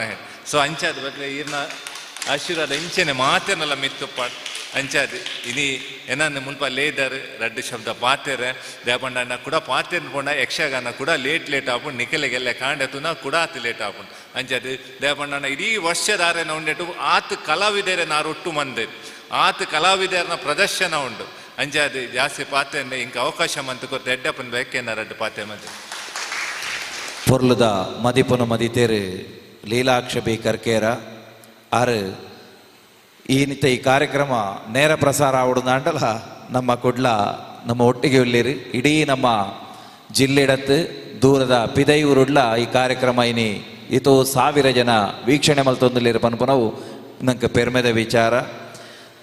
ಕರ್ಕೇರು ಎಡ್ಡೆ ಕಾರ್ಯಕ್ರಮನು ಅರ್ನ ವಾಹಿನಿಡ್ಲ ಕೊರ್ನಾರು ಇನಿತ ಈ ಕಾರ್ಯಕ್ರಮಕ್ಕೆ ಬತ್ತದು ಎಡ್ಡೆ ಮದಿಪು ಮದಿತ ನೀರಿಗೆ ಪ್ರೀತಿಪೂರ್ವಕವಾಯಿನ ಸುಲ್ಬೆಲಿನ ಸಂದಾವಂದುಲ್ಲ. ಮುಂದೆ ನಾನು ಶ್ರೀಯುತ ಸಂತೋಷ್ ಶೆಟ್ಟಿ ಹೊಸಲಕ್ಕೆ, ಅಧ್ಯಕ್ಷರು, ಜಿಲ್ಲಾ ಭಜನಾ ಪರಿಷತ್, ಇವರಿಂದ 2 ಹಿತನುಡಿ. ಭಜನೆ ಇರುವಲ್ಲಿ ವಿಭಜನೆ ಇಲ್ಲ ಅಂತ ಹೇಳುವುದು ಗೊತ್ತು, ಹಾಗಾಗಿ ತಮ್ಮ ಹಿತನುಡಿ. ಮಹಾಗಣಪತಿ ದೇವಿಯರು ಅಪ್ಪೆ ತಲಪಾಡ್ದ ಅಪ್ಪೆ ಉಳ್ಳಾಲ್ದಿಗೆ ಅಡ್ಡಬೂರೊಂದು ವೇದಿಕೆ ಇಡುಪು ಅಂಚಿನ ಗುರುಕುಲೆಗೆ ಬೊಕ್ಕ ಪೂರ ಹಿರಿಯಕುಲೆಗೆ ಅಡ್ಡಬೂರೊಂದು ಇನಿ ಯಕ್ಷಮಿತ್ರ ಸೇವಾ ಬಳಗ ತಲಪಾಡ್ದಕ್ಕಲು ವರ್ಮಣ ವರ್ಷ ಕರಿ ವರ್ಷಲ ಸಂತೋಷನ್ನೇ ಬಕೆಂಕ್ಲ ಆತ್ಮೀಯರಾಯನ ಸುಖೇಶ್ ಚೌಟೇರ್ ಪಂಡದು ಕರಿ ವರ್ಷ ಬರೀರಾಯ್ಜಿ ಈ ವರ್ಷ ದಾದನ ಅಪ್ಪ ಉಲ್ಲಾಲ್ ದಿನ ಈ ಜಾಗೆ ಎಡು ಬರ್ತದೆ ಈ ವೇದಿಕೆ ಎಡು ಒಂಜಿ ಉಪ್ಪುನ ಮಲ್ಲ ಭಾಗ್ಯ ಇದನ್ನು ಪಂಪಿನಕ್ಕೆ ಯಾನೆ ಸುರುಕಾತ್ ಬಂದಲ್ಲ ಯಕ್ಷಗಾನ ಎಂಕ್ ನಮ್ಮ ಶೆಡ್ ಹೆಂಗೆ ಇಲ್ಲಲ್ಲ ಯಕ್ಷಗಾನದ ನಿರಂತರ ಆ ಒಂದು ಕಟೀಲ್ದ ಅಪ್ಪ ಉಲ್ಲಾಲ್ ದಿನ ಯಕ್ಷಗಾನ ಪ್ರತಿ ವರ್ಷಲ ಇಲ್ಲ ಯಕ್ಷಗಾನ ಆ ಒಂದುಂಡು ಇಂಚಿನ ಯಕ್ಷಗಾನ ಆ ಒಂದು ಇಪ್ಪಾಡು ಒಲ್ಪ ಪುರ ಯಕ್ಷಗಾನಲ್ಲದೆ ಸಾಧಾರಣ ಮಟ್ಟಿಗೆ ಯಕ್ಷ ಉತ್ಸವ ಯಕ್ಷಗಾನ ಅಂಚ ಯಕ್ಷ ಕಲಾವಿದನಕಲು ಮಸ್ತ್ ಜನ ತಿಕ್ಕೊಂದುಲ್ಲೇರು ಅಂಚನೆ ಈ ತಲಪಾಡ್ಲ ಮೊಕಲೊಂಜಿ ಸಾಧನೆ ಒರ್ಮ ವರ್ಷಡು ನಿರಂತರವಾದ ಯಕ್ಷಗಾನ ಮಲ್ತೊಂದುಲ್ಲೇರು ಮಕ್ಕಳಿಗೆ ನನಾತ್ ದೇವೇರು ಶಕ್ತಿ ಕೊರಡು ಬಂದೊಂದು ಅಂಚನೆ ಯಾನು ಭಜನದ ಒಂಜಿ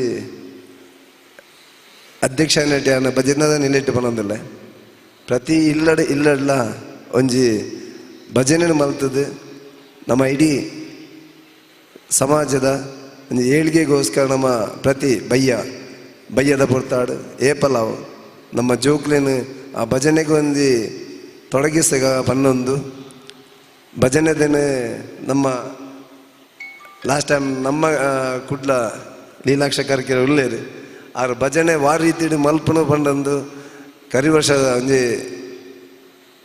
ತೊಜಪದ್ದು ಕೊಡ್ತೇರು ಅಂಚನೆ ಈ ವರ್ಷ ಜೋಕುಲ್ನ ಒಂಜಿ ಸ್ಪರ್ಧೆ ದಿತ್ತೇರು ಸ್ಪರ್ಧೆ ದಾಯ ಬಂದಾಗ ಈ ಸ್ಪರ್ಧೆ ಭಜನೆಗೋಸ್ಕರ ಆಗ್ತಾವು ಅಂಡ ಭಜನೆ ಜೋಕುಲಿಗೆ ಒಂಚೂರು ಐಟ್ ಹುಮ್ಮಸ್ಸು ಬರಡು ಮನ್ಪಿನ ದೃಷ್ಟಿಡು ಆ ಭಜನೆ ದಿನ ದಿವೊಂದು ಇಡೀ ವಿಶ್ವಡವೇನು ತೊಯ್ಪದೇರು ಭಜನೆ ಪನ್ಪಿನ ಎಂಚಿನ ಅಂದು ಅಂಚ ಆ ಭಜನೆಗೆ ನಮ್ಮ ಅತಿ ಯಕ್ಷಗವನಾಗ ನಮ್ಮ ಆಯ್ನಾತ್ ತೊಡಗಿಸದು ನಮ್ಮ ಇಲ್ಲದ ಜೋಕ್ಲೇನ ಅತಿ ಎಲ್ಪಲ ಏರ್ಲತ್ತಿಕ್ಕೆರಡ ತೊಡಗಿಸೊಂದು ಈ ಇಂಚಿನ ಕಾರ್ಯಕ್ರಮ ನನ್ನದು ಯಶಸ್ವಿ ಹಾಡು ಪಂಡೊಂದು ಎಂಕಿ ಇಡೆಗೆ ಅವಕಾಶ ಮಲ್ತಕೊರ್ನಕ್ಕೆ ನಾನು ತುಂಬುರದ ಧನ್ಯವಾದ ಮಂತ ನಮಸ್ತೆ.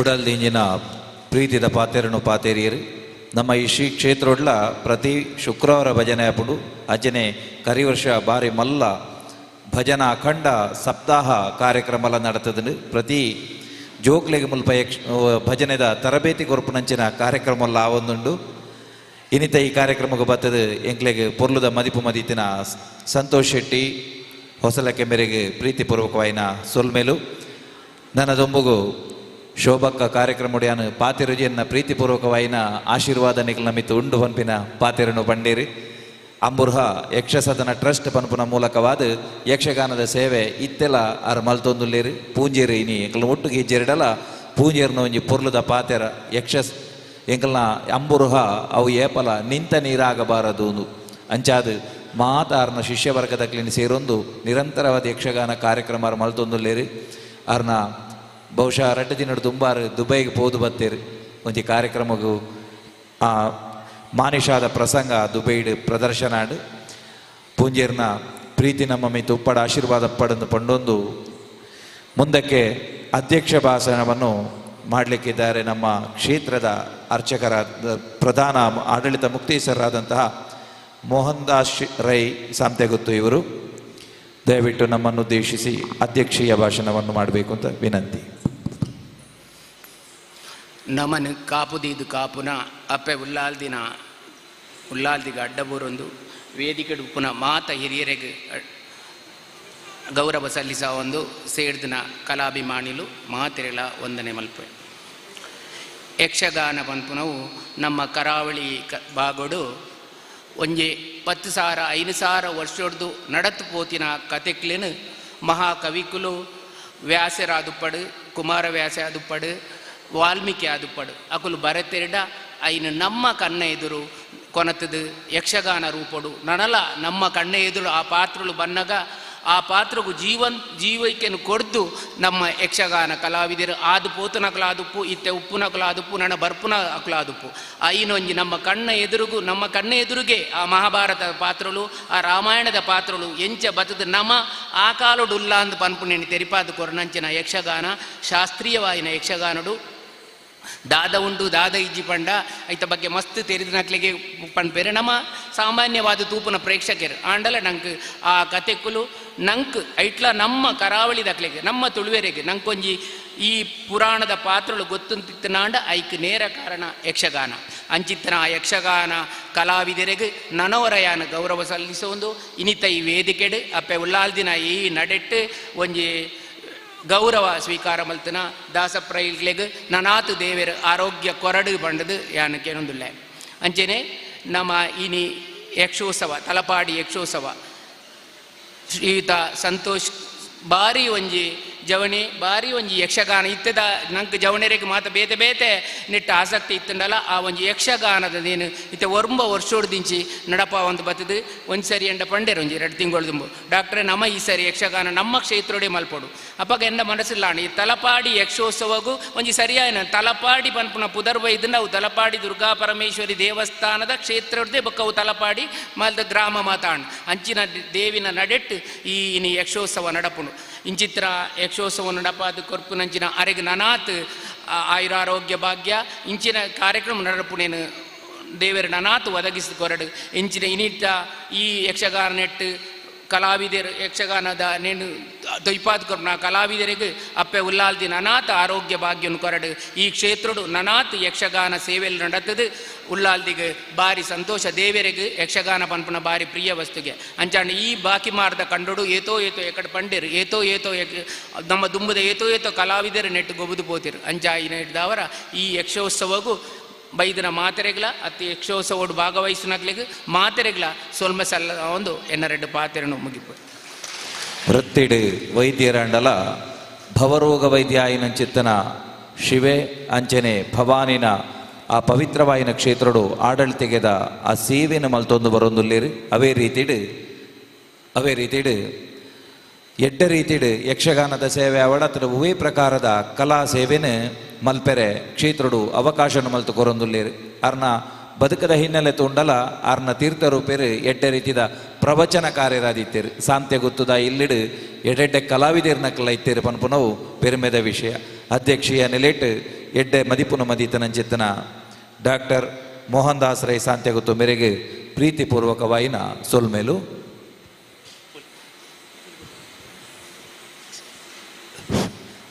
ಸದಾಶಿವ ಆಳ್ವೇರಿ ವೇದಿಕೆ ಬರ್ತದು ನಮ್ಮ ಗಣ್ಯರೇ ಹಿಡಿದು ಸಾಲು ಬೊಕ್ಕ ಸ್ಮರಣಿಕೆ ಸ್ವೀಕಾರವನ್ನು ಕೊಡೋದಕ್ಕೆ ಏನೊಂದಲ್ಲ.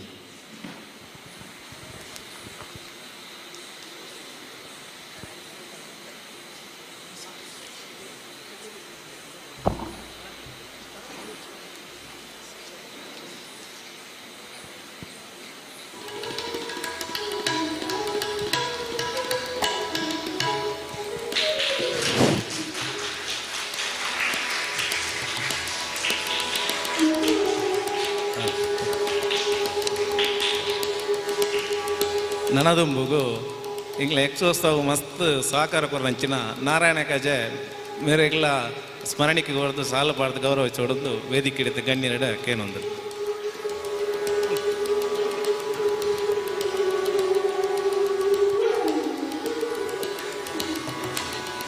ಅಂಚೆನೆ ಇಂಕ್ಲ ನಿತ್ಯಾನಂದ ಬಂಡರ್ ವೇದಿಕೆ ಬರ್ತದು ಸ್ಮರಣಿಕೆ ಬಕ್ಕ ಸಾಲು ಗಣ್ಯರ ಸ್ವೀಕಾರವನ್ನು ಕೊಡೋದಕ್ಕೆ ಏನೊಂದು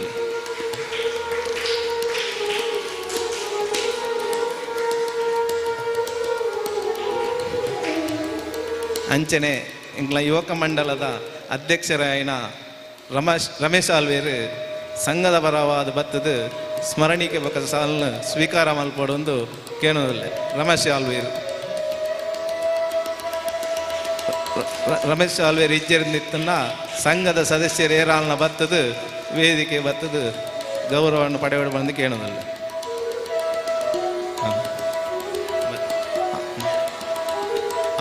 ಮಾಧವ ಆಲ್ವೇರು ವೇದಿಕೆ ಬತ್ತದು ಗೌರವವನ್ನು ತೊಗೊಂಡು ಕೇಳೋದು.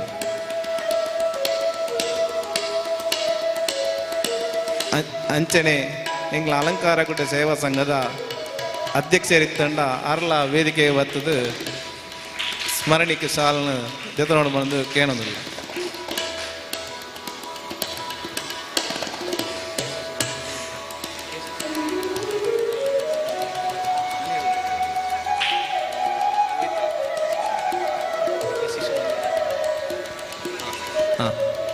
ಶಿಶು ಮಂದಿರ ಕಿಣ್ಯ ನೇತ ಉಪಾಧ್ಯಕ್ಷರಾಯನ ಸುಧಾಕರ್ ಆಲ್ವೇರು ಆರು ವೇದಿಕೆಗೆ ಬರ್ತದು ಸಾಲು ಬಕ ಸ್ಮರಣಿಕೆಯನ್ನು ಸ್ವೀಕಾರ ಕೇಳೋದು.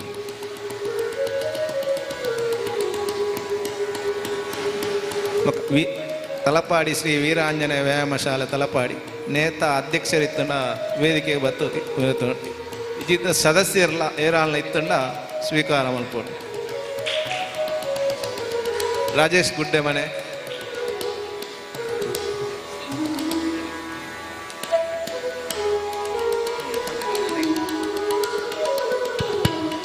ಕಾರ್ಯಕ್ರಮದ ಕೊನೆಯ ಭಾಗಕ್ಕೆ ಬಂದು ನಾವು ಮುಟ್ಟಿದ್ದೇವೆ. ಇದೀಗ ಕಾರ್ಯಕ್ರಮದಲ್ಲಿ ಉಪಸ್ಥಿತರಿದ್ದಂತಹ ಎಲ್ಲ ಗಣ್ಯರಿಗೆ ಸ್ಮರಣಿಕೆಯನ್ನು ನೀಡುವಂತಹ ಕಾರ್ಯಕ್ರಮ. ದಯವಿಟ್ಟು ಸಂತೋಷ್ ಇವರು ಅವರಿಗೆ ಸ್ಮರಣಿಕೆಯನ್ನು ನೀಡಬೇಕಾಗಿ ಕೇಳಿಕೊಳ್ತಾ ಇದ್ದೇನೆ.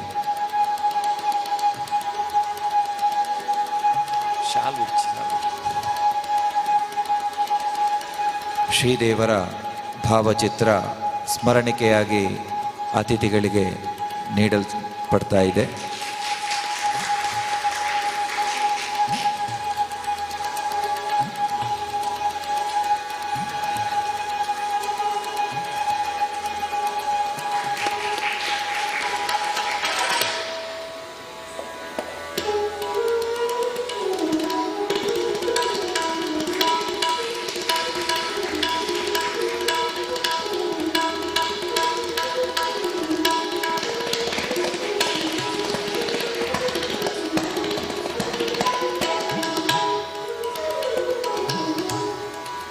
ಅಧ್ಯಕ್ಷರ ಅನುಮತಿಯ ಮೇರೆಗೆ ಸಭಾ ಕಾರ್ಯಕ್ರಮವನ್ನು ಇಲ್ಲಿಗೆ ಕೊನೆಗೊಳಿಸ್ತಾ ಇದ್ದೇವೆ.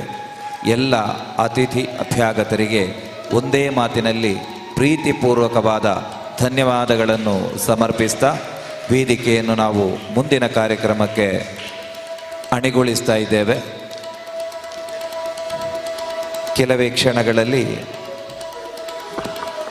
ಶ್ರೀ ದುರ್ಗಾ ಪರಮೇಶ್ವರಿ ಕೃಪಾಶ್ರಿತ ಕಲಾ ಸಂಪದ ಕೇಶವ ಶಿಶು ಮಂದಿರ ಕಿನ್ಯ ಇದರ ವಿದ್ಯಾರ್ಥಿಗಳು ಅಶ್ವಥ್ ಮಂಜನಾಡಿಯವರ ಸಮರ್ಥ ನಿರ್ದೇಶನದಲ್ಲಿ ಪ್ರಥಮ ಭಾಗದ ಶ್ವೇತಕುಮಾರ ಚರಿತ್ರೆ ಎನ್ನುವಂತಹ ಯಕ್ಷಗಾನ ಬಯಲಾಟ ವೇದಿಕೆಯಲ್ಲಿ ಪ್ರದರ್ಶನಗೊಳ್ಳಲಿಕ್ಕಿದೆ. ಈ ಕಾರ್ಯಕ್ರಮದಲ್ಲಿ ಹಿಮ್ಮೇಳದಲ್ಲಿ ಭಾಗವತರಾಗಿ ದೇವಿ ಪ್ರಸಾದ ಆಳ್ವ ತಲಪಾಡಿಯವರು ಭಾಗವತಿಕೆಯನ್ನು ಮಾಡ್ತಾರೆ.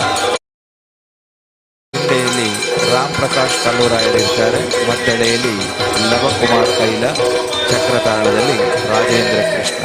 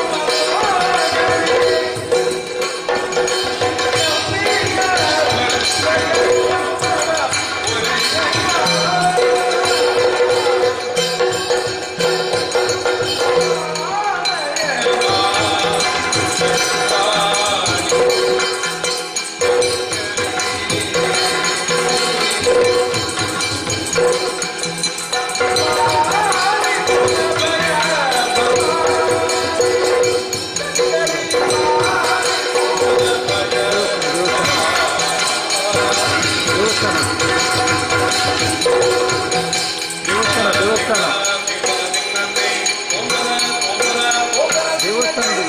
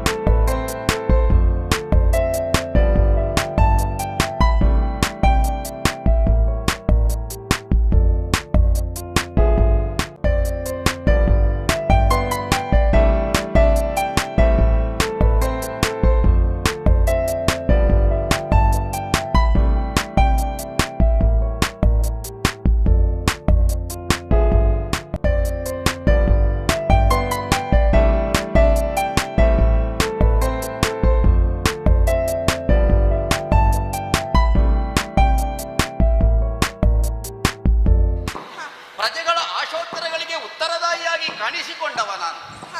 ಹಾಗಿರುವಾಗ ತಂದೆಯವರು ಹಾಕಿದಂತಹ ಹಾದಿಯನ್ನೇ ಮುನ್ನಡೆಸುತ್ತಾ ಪ್ರಜಾರಂಜಕನಾಗಿ ಮೆರೆದಿದ್ದೇನೆ.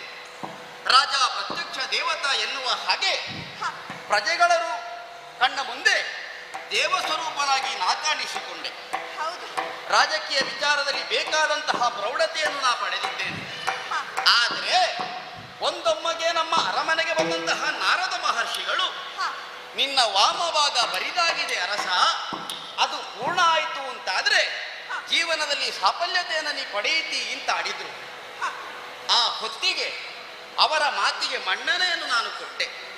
ನನಗನುರೂಪಳಾದ ಹೆಣ್ಣು ಯಾರು ಎನ್ನುವ ಹಾಗೆ ಅವರಲ್ಲೇ ಪ್ರಶ್ನೆ ಮಾಡಿದಾಗ ಸೂಚಿಸಿದವರು ಕಾಶಿ ದೇಶವನ್ನು. ಶೂರಸೇನನ ಸುತನಾದಂತಹ ಶಿವೆಯಾದ ನಿನ್ನನ್ನೇ ನನಗೆ ಅನುರೂಪಳು ಎನ್ನುವ ಹಾಗೆ ನಾರದರು ಆಡಿದ್ದಾರೆ. ಅವರ ಮಾತಿನಂತೆ ಒಪ್ಪಿಕೊಂಡಂತಹ ನಾನು ಮುಹೂರ್ತ ಸನ್ನಿಹಿತವಾಗುವಂತೆ ದಿಬ್ಬಣ ಸಮೇತ ಕಾಶಿ ದೇಶಕ್ಕೆ ಬಂದವನು. ಗುರು ಹಿರಿಯರ ಆಶೀರ್ವಾದದಿಂದ ನಿನ್ನನ್ನು ನಾವು ವರಿಸಿದವನಿದ್ದೇನೆ. ಧರ್ಮೇಚ ಅರ್ಥೇಚ ಕಾಮೇಚ ನಾತಿಚರಾಮಿ ಎನ್ನುವ ಹಾಗೆ ಪುರೋಹಿತರು ಆಡಿದಂತಹ ವೇದವಾಕ್ಯವನ್ನು ನಾನು ಕೇಳಿದವನಿದ್ದೇನೆ. ಅದಕ್ಕನುಕೂಲಕರವಾಗಿಯೇ ನೀನು ನನಗೆ ಒದಗಿ ಬಂದಂತಹ ಗುಣಶೀಲ ಸತಿಯಾಗಿದ್ದೀಯ ಎನ್ನುವಲ್ಲಿಗೆ ಸಾಂಸಾರಿಕ ಜೀವನದ ತೃಪ್ತ ಮನಸ್ಕನಾಗಿ ನಾನು ಕಾಣಿಸಿಕೊಂಡೆ. ಹಾಗೆಂದು ಮದುವೆಯ ಸಂಭ್ರಮ ಮುಗಿದ ಬಳಿಕ ಇಲ್ಲೇ ಉಳಿದವ ನಾನು. ನಮ್ಮದಾದಂತಹ ಪ್ರಜಾವರ್ಗವು ಎಲ್ಲರೂ ನನ್ನ ಜೊತೆಗಿದ್ದಾರೆ. ಹಾಗೆಂದು ರುದ್ರಪುರವನ್ನು ಸೇರಬೇಕಾದದ್ದು ನನ್ನ ಕರ್ತವ್ಯವೇ ಹೌದು. ಈ ಕಾಲಕ್ಕಾಗುವಾಗ ಎಲ್ಲರನ್ನು ಜೊತೆಗೂಡಿಕೊಂಡಿದ್ದೇನೆ. ಶೀಘ್ರ ಗತಿಯಲ್ಲಿ ರುದ್ರಪುರವನ್ನು ಸೇರಿಕೊಳ್ಳೋಣ.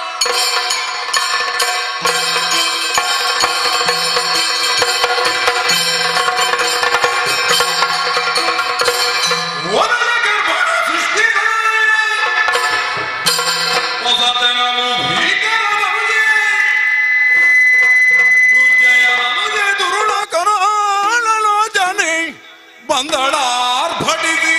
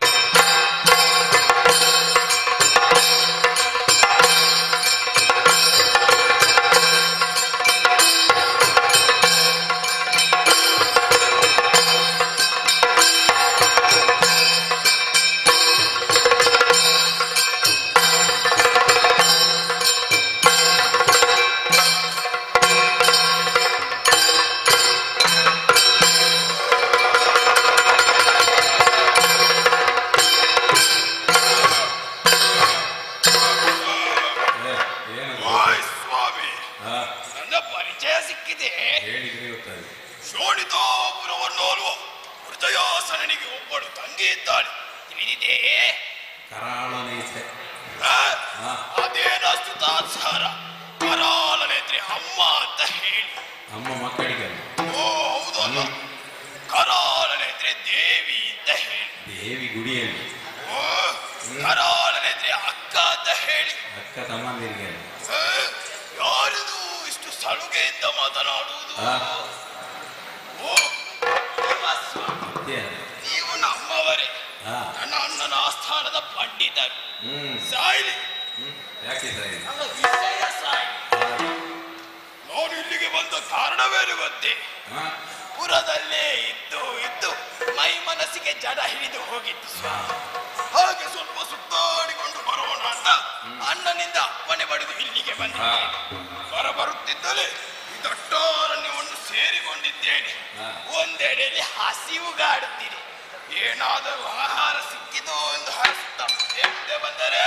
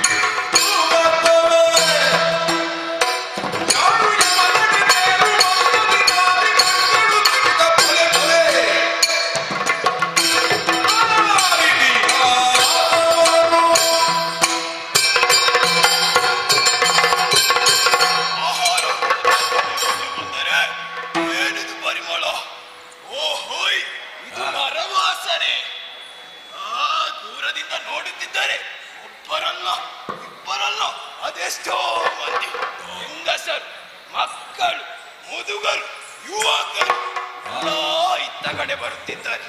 ನರಮಾಂಸ ತಿನ್ನದು ಅದೆಷ್ಟೋ ಕಾಲ ಕಳೆದು ಹೋಯಿತು. ಇದೀಗ ನಮ್ಮ ಕುಲದೇವನಾದ ಶಂಕರನೇ ಇವರೆಲ್ಲೆಲ್ಲರೂ ನನಗೆ ಆಹಾರವಾಗಿ ಕಳುಹಿಸಿರಬೇಕು. ಇವರನ್ನೆಲ್ಲ ತಿನ್ನುವ ಬಗೆ ಹೇಗೆ?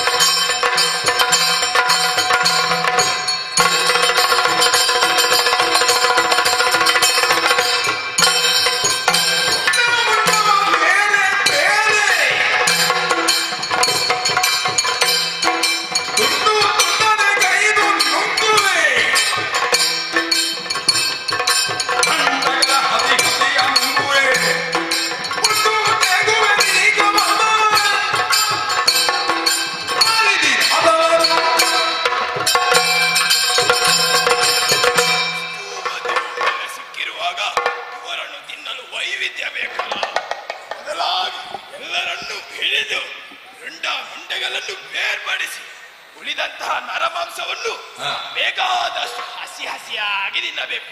ಮತ್ತೆ ಎಂತ ಗೊತ್ತುಂಟ, ಉಳಿದದನ್ನೆಲ್ಲ ಬೇಯಿಸಿ ಕಾಯಿಸಿ ಎಷ್ಟು ಬೇಕು ಅಷ್ಟು ತಿನ್ನಬೇಕು. ಯಾವುದಕ್ಕೂ ಮೊದಲು ಅವರ ಮುಂದೆ ಕಾಣಿಸಿಕೊಳ್ಳುತ್ತೆ.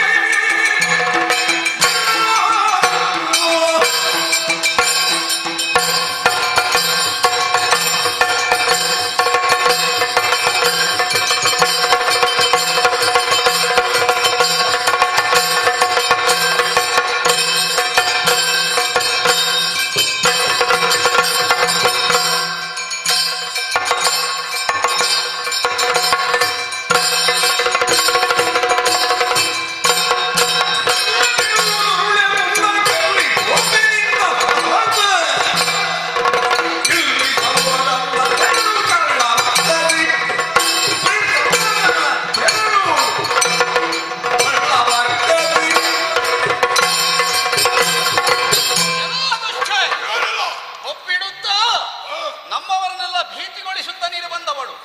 ಕಾನಡದಲ್ಲಿ ನಿನ್ನದ್ದಾದಂತಹ ಅಟ್ಟಹಾಸವನ್ನು ಮೆರೆದ ಕಾರಣಕ್ಕೆ ನಾವೆಲ್ಲರೂ ಹೆದರಿಕೊಳ್ಳುತ್ತೇವೆ ಎನ್ನುವ ಹಾಗೆ ಭಾವಿಸಬೇಡ. ಒಳ್ಳೆ ಮಾತಿನ ದಾರಿ ಸರಿ. ಇಷ್ಟೆಲ್ಲ ಅರ್ಪಣಿಸುತ್ತಿರುವಂತಹ ನೀನು ಯಾರು ಹೇಳುವೆಯಾ?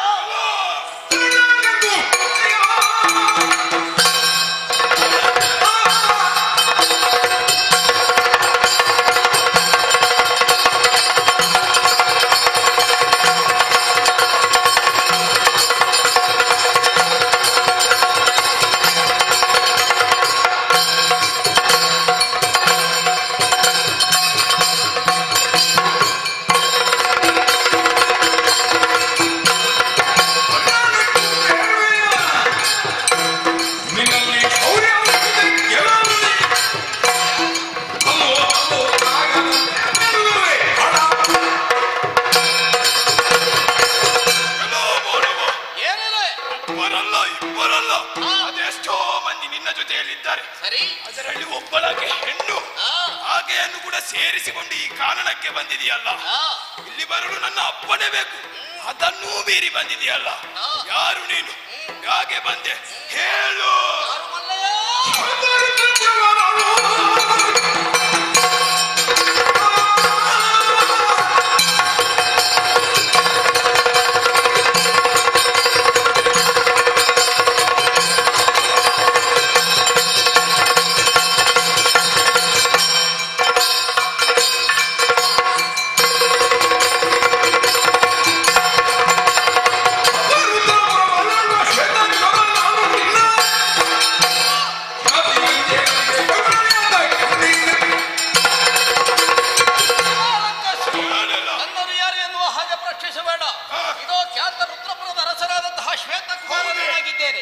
ಈಗಲಾದ್ರೂ ಹೇಳ್ತೇನೆ, ಒಳ್ಳೆ ಮಾತಿನ ದಾರಿ ಸರಿದ್ರೆ ಒಳಿತು, ಅಂತಂದ್ರೆ ಶಿರ ಕತ್ತರಿಸಿ ಅದು.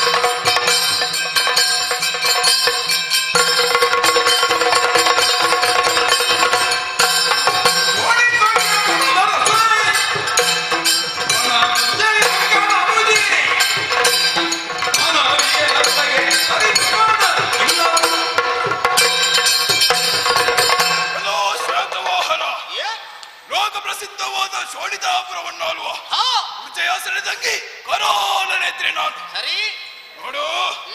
ನಾನು ನಿನ್ನನ್ನು ಕೊಲ್ಲುವುದಿಲ್ಲ. ನಿನ್ನ ಮೇಲೆ ಸ್ವಲ್ಪ ನನಗೆ ಅನುಕಂಪವಾಗಿದೆ. ಆದರೆ ನನಗೆ ಹಸಿವುಗಾಡುತ್ತಿದೆ. ಸರಿ, ಅದಕ್ಕಾಗಿ ಆಕೆಯನ್ನು ನನಗೆ ಕೊಡು, ನಾನು ತಿಂದು ಮುಗಿಸುತ್ತೇನೆ. ಅದರ ಪ್ರತಿಯಾಗಿ ನೀನು ನನ್ನನ್ನು ಮದುವೆ ಆಗು. ನಿನಗೆ ಮಸಣದ ದಾರಿ ತೋರಿಸ್ತೇನೆ.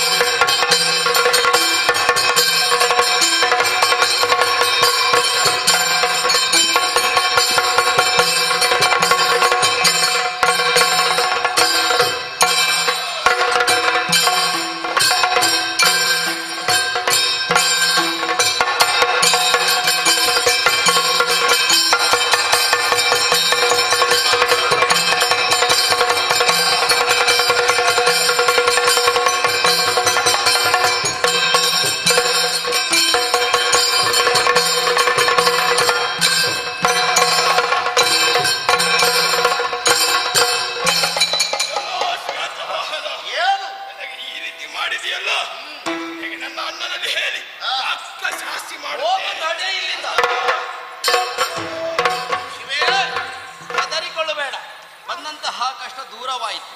ಇನ್ನು ಶೀಘ್ರಗತಿಯಲ್ಲಿ ಪುರವನ್ನು ಸೇರಿಕೊಳ್ಳ.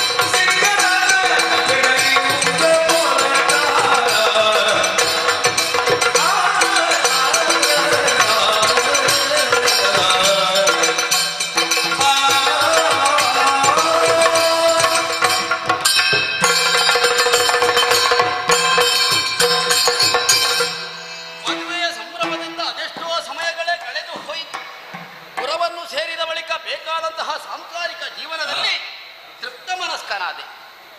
ಎಲ್ಲರೂ ನನ್ನನ್ನು ಸಂತೋಷದಿಂದ ಉಗೆ ಉಗೆ ಎನ್ನುವ ಹಾಗೆ ಹೊಗಳುತ್ತಾ ಇದ್ದಾರೆ. ಹಾಗಿರುವಾಗ ಮುಂದೇನು ಎನ್ನುವ ಹಾಗೆ ನಾನೇ ಯೋಚನೆ ಮಾಡುತ್ತಾ ಇದ್ದೆ. ಆ ಕಾಲಕ್ಕಾಗುವಾಗ ಮನಸ್ಸಲ್ಲಿ ಆವರಿಸಿದಂತಹ ಬೇಸರ ಇದರ ಪರಿಹಾರ ಆಗಬೇಕು ಅಂತಾದ್ರೆ ಪ್ರಕೃತಿಯ ಸೊಗವನ್ನು ಕಾಣಬೇಕು ಎನ್ನುವಂತಹ ನೆಲೆಯಲ್ಲಿ ನಾನು ತೀರ್ಮಾನಿಸುವವನಿದ್ದೇನೆ. ಹಾಗಿದ್ರೆ ಸೊಬಗನ್ನು ಕಾಣಬೇಕು ಅಂತಾದ್ರೆ ಅರಮನೆಯಲ್ಲಿ ಇರುವುದಲ್ಲ, ವನ ಪ್ರದೇಶವನ್ನು ಸೇರಬೇಕು, ವನದ ಸೌಂದರ್ಯವನ್ನು ಅನುಭವಿಸಬೇಕು, ಆ ಮುಖೇನವಾಗಿ ಜಾಡ್ಯತೆಯನ್ನು ದೂರಗೊಳಿಸಬೇಕು ಅಂತ ತೀರ್ಮಾನಿಸಿದ್ದೇನೆ. ಮಡದಿಯಾದಂತಹ ಶಿವೆಗೆ ಸಾಂತ್ವನವನ್ನು ಹೇಳಿ ಸಮಾಧಾನಿಸಿ ಹೊರಟವನಿದ್ದೇನೆ. ಆದಷ್ಟು ಶೀಘ್ರಗತಿಯಲ್ಲಿ ವನವನ್ನು ಸೇರಿಕೊಳ್ಳುತ್ತೇನೆ.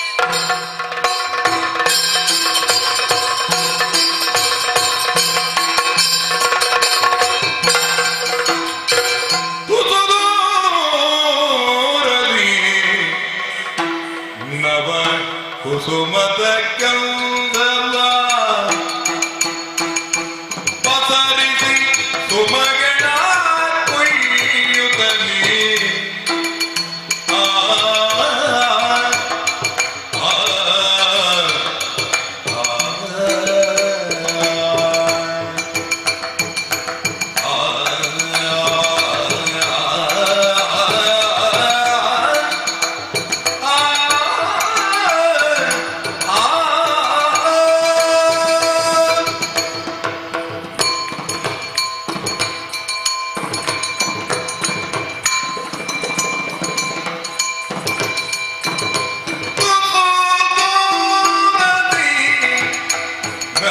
ಕುಸುಮದ ಗಂಧಮ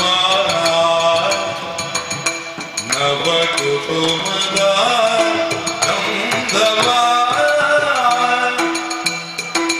ಪಸರಿಸಿ ಗೌತಮ ಪಸರಿಸಿ ಸುಮಗಳ ಕೊಯ್ಯುತ್ತಲೇ ಸುಮಗಳ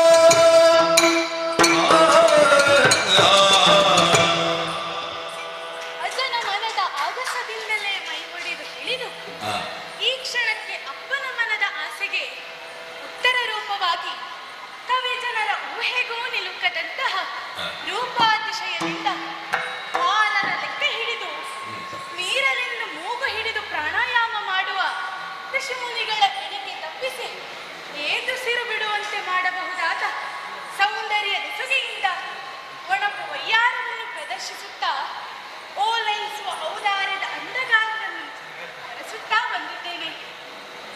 ಹೀಗೆ ಒಗ್ಗಟ್ಟಾಗಿ ಹೇಳಿದರೆ ನನ್ನ ಪರಿಚಯ ನಿಮಗಾಗಲು ಸಾಧ್ಯವೇ ಇಲ್ಲ. ಚಿತ್ತಾಕರ್ಷವಾಗಿರುವ ನನ್ನ ಚಿತ್ರದ ಹಿಂದಿರುವ ಬಣ್ಣದ ರೇಖೆಗಳ ಮರ್ಮವನ್ನು ನಾನೇ ಬಿಡಿಸಿ ಹೇಳಬೇಕು. ಹಾಗಂತ ಪೂರ್ಣ ವಿಸ್ತಾರಗೊಳಿಸಿದರೆ ಮುಂದಿನ ನನ್ನ ನಾಟಕದ ಬಣ್ಣ ಕೆಡುತ್ತದೆ. ಅದಕ್ಕಾಗಿ ಪರಿಚಯದ ಅಗತ್ಯಕ್ಕಾಗಿ ಸ್ವಲ್ಪ ವಿವರ ಮಾತ್ರ ಒದಗಿಸಬಲ್ಲೆ. ಈ ಜೀವ ಜಗತ್ತಿನ ಸಕಲ ಚರಾಚರ ಸೃಷ್ಟಿಗೆ ಕಾರಣ ಸ್ಥಾನದಲ್ಲಿರುವವನು, ಪಿತಾಮಹನೆಂದೇ ಗುರುತಿಸಲ್ಪಡುವವರು ಬ್ರಹ್ಮದೇವ. ಪರೋಕ್ಷದಲ್ಲಿ ಎಲ್ಲರಿಗೂ ತಂದೆಯಾದರೆ ನನಗೆ ಪ್ರತ್ಯಕ್ಷವಾಗಿಯೇ ತಂದೆಯ ಸ್ಥಾನದಲ್ಲಿ ನಿಂತವರು. ಸಂಕಲ್ಪ ಮಾತ್ರದಿಂದ ನನ್ನನ್ನು ಸೃಜಿಸಿ ಯಾಕಪ್ಪ ನನ್ನ ಜನನ, ನಿಮ್ಮ ಸಂಕಲ್ಪದ ಹಿಂದಿರುವ ಉದ್ದೇಶವೇನೆಂದು ಕೇಳಿದಾಗ, ಮಗಳೇ ನೀನಿಲ್ಲಿರಬೇಡ, ನೇರವಾಗಿ ಭೂಲೋಕಕ್ಕೆ ನಡೆ ಎಂಬ ಉತ್ತರ ಅಪ್ಪನಿಂದ ಪರಮೇಷ್ಠಿಯಿಂದ. ಹುಟ್ಟಿದಾಕ್ಷಣಕ್ಕೆ ನಾನು ಬೇಡ ಕೇಳಿದ್ದೇನೆ. ಬೇಡದೇ ಇದ್ದ ನನ್ನ ಜನ್ಮ ಯಾಕೆ ಎಂದು ಕೇಳಿದಾಗ ಸಾವಧಾನದಿಂದಲೇ ಸೂಚ್ಯವಾಗಿ ಹೊಣೆಯೇನು ಎಂಬುದನ್ನು ತಿಳಿಸಿದ್ದಾರೆ. ಪಿತನಪ್ಪಣೆಯನ್ನು ಪಡೆದು ನೇರವಾಗಿ ನಾನು ಸತ್ಯಲೋಕದಿಂದ ಮರ್ತ್ಯಲೋಕಕ್ಕೆ ಬಂದಿದ್ದೇನೆ. ನನ್ನ ನಡೆಗಮ್ಮೆ ಯಾವುದು? ಆ ರುದ್ರಪುರಕ್ಕಂಟಿಕೊಂಡಿರುವಂತಹ ದಟ್ಟಾರಣ್ಯ. ಹಾಗಾದರೆ ವಿಧಾತ ನನಗೆ ಕಾರ್ಯಕ್ಷೇತ್ರವಾಗಿ ನೀಡಿದ್ದು ರುದ್ರಪುರವಲ್ಲ, ಅದಕ್ಕಂಟಿಕೊಂಡಿರುವಂತಹ ದಟ್ಟಾರಣ್ಯ. ಏನಿದು ಈ ವನದ ಸೌಂದರ್ಯ! ಎಸೆದುದಾಗಿರಿ ಗಗನ ಮಂಡಲವ ನಂಡಲವ ಲಸದುನ್ನತದ ಶೃಂಗ ಉತ್ಕರದ ಸತ್ಕರದ ಶಶಿಕಾಂತಮಯವಾದ ರಮಣೀಯ ಕಮನೀಯ ಕಂದರದ ಸೌಂದರ್ಯಗಳು. ಮುಸುಕಿ ತಪ್ಪಳ ಮೆರೆವ ಮಂಜುಗಳ ನಂಜುಗಳ ದಶನ ದುಗ್ರಾಹಿಗಳ ಕುತ್ತುಗಳ ಮುತ್ತುಗಳ ಪೆರ್ಪಿದಿರ ಕಾಡುಗಳ ಬೀಡುಗಳು ಮಾತ್ರವಲ್ಲ, ಶೃಂಗಮಯ ಗುರುಶಿಲಾಸಂಗಮಯಂ ಅಧಿಕ ಮತಂಗಮಯಂ ಅನುಪಮ ಭುಜಂಗಮಯಂ ಅದ್ಭುತದ ಶೃಂಗಮಯ ಶರಭಮಯವು ಭೃಂಗಮಯಂ ವಿರಳ ವಿಹಂಗಮಯಂ ಒಪ್ಪುವ ಕುರಂಗಮಯಂ ಅಮರಿಯ ರಂಗಮಯ ಕೇಳಿಗಳ ಭೃಂಗಮಯವಲ್ಲದು ತುಂಗಮಯವಾಗಿ ರಂಜಿಸುತ್ತಾ ಇದೆ. ಅಲ್ಲ, ಈ ವನರಾಜಿಯನ್ನು ನೋಡುತ್ತಾ ಇದ್ದಂತೆ ಆಸೆಗಳ ಮಹಾಪೂರವೇ ನನ್ನಲ್ಲಿ ಹೆಚ್ಚಾಗುತ್ತಾ ಇದೆ. ಹೇಗೂ ನಾನು ಬೇಕಾದ ನಾನು ಅನಿಸಿದ್ದು ನನಗೆ ಸಿಗುತ್ತದೆ ಅಂತ ಆದ ಮೇಲೆ ಒಂದೊಂದನ್ನೇ ಸರಿ ಮಾಡಿಕೊಂಡರಾಯ್ತು. ಇನ್ನು ತಡ ಮಾಡುವುದಲ್ಲ. ನನಗೆ ಹೆಸರು ಬೇಕಲ್ಲ. 3 ಲೋಕಗಳಲ್ಲಿಯೂ ನನ್ನಂತಹ ಸೌಂದರ್ಯವತಿ ಇರುವುದಕ್ಕೆ ಸಾಧ್ಯವಿಲ್ಲ. ಅದಕ್ಕಾಗಿ ಇನ್ನು ಮುಂದೆ ನನ್ನ ಹೆಸರು ತ್ರಿಲೋಕ ಸುಂದರಿ ಎಂಬುದಾಗಿ. ತಡ ಮಾಡುವುದಲ್ಲ, ಕಾಲದ ನಿರೀಕ್ಷೆಯನ್ನು ಮಾಡಬೇಕು. ಅಲ್ಲಿಯವರೆಗೆ ಏನು ಮಾಡೋಣ? ಬಗೆ ಬಗೆಯ ಸುಮಗಳನ್ನು ಕೊಯ್ದು ಮಾಲೆಯನ್ನು ಮಾಡಿ ಹರ್ಷಿಸುತ್ತೇನಂತೆ.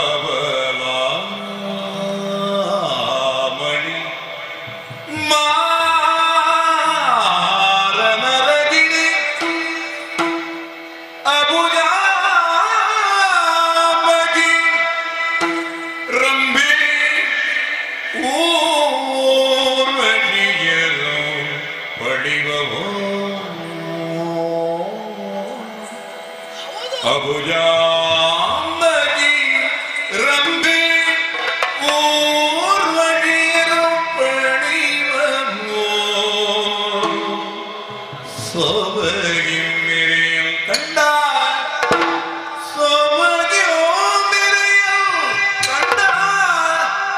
ಸುಬಲಂಗಿ ಅಂಗಜನವಾಣ ಗೆಲ್ಗಿಂದು ಸುಬಲಂಗಿ ಅಂಗಜನ ಬಾಣ ಗೆಲ್ಗಿಂದು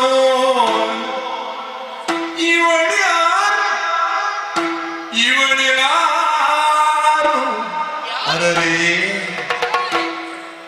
ಇವಳ್ಯಾರು ಅರರೇ ಮಂಜುಳ ಕಾತ್ರೆ ಅರರೇ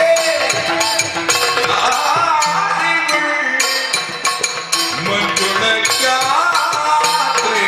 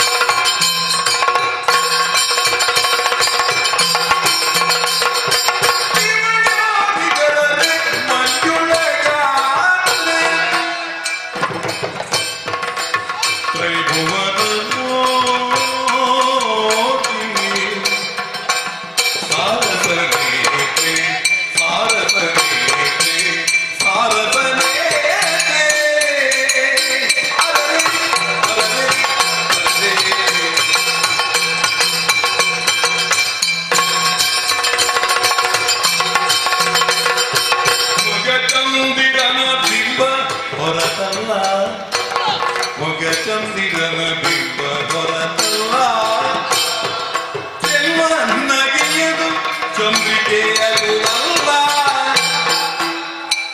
ಸೊಬಗಿನ ಮರೆತು ಸೊಬಗಿನ ಒಂದು ಮರಿದು ಬಗೆ ನೋಡೆ ನಲಿಗಳು ಯೌವನ ತುಂಬಿ ನಲಿಗಳು ಯೌವನ ತುಂಬಿ ಪಪ್ಪ ಬಗೆ ನೋಡೆ ನಲಿಗಳು ಯೌವನ ತುಂಬಿ ಸೊಗಸಿನ ಒಂದು ಮರಿದುಂಬಿ ಪಪ್ಪ ಬಗೆ ನೋಡೆ ನಲಿಗಳು ಯೌವನ ತುಂಬಿ ಹರೇ ಹರೇ ಹರೇ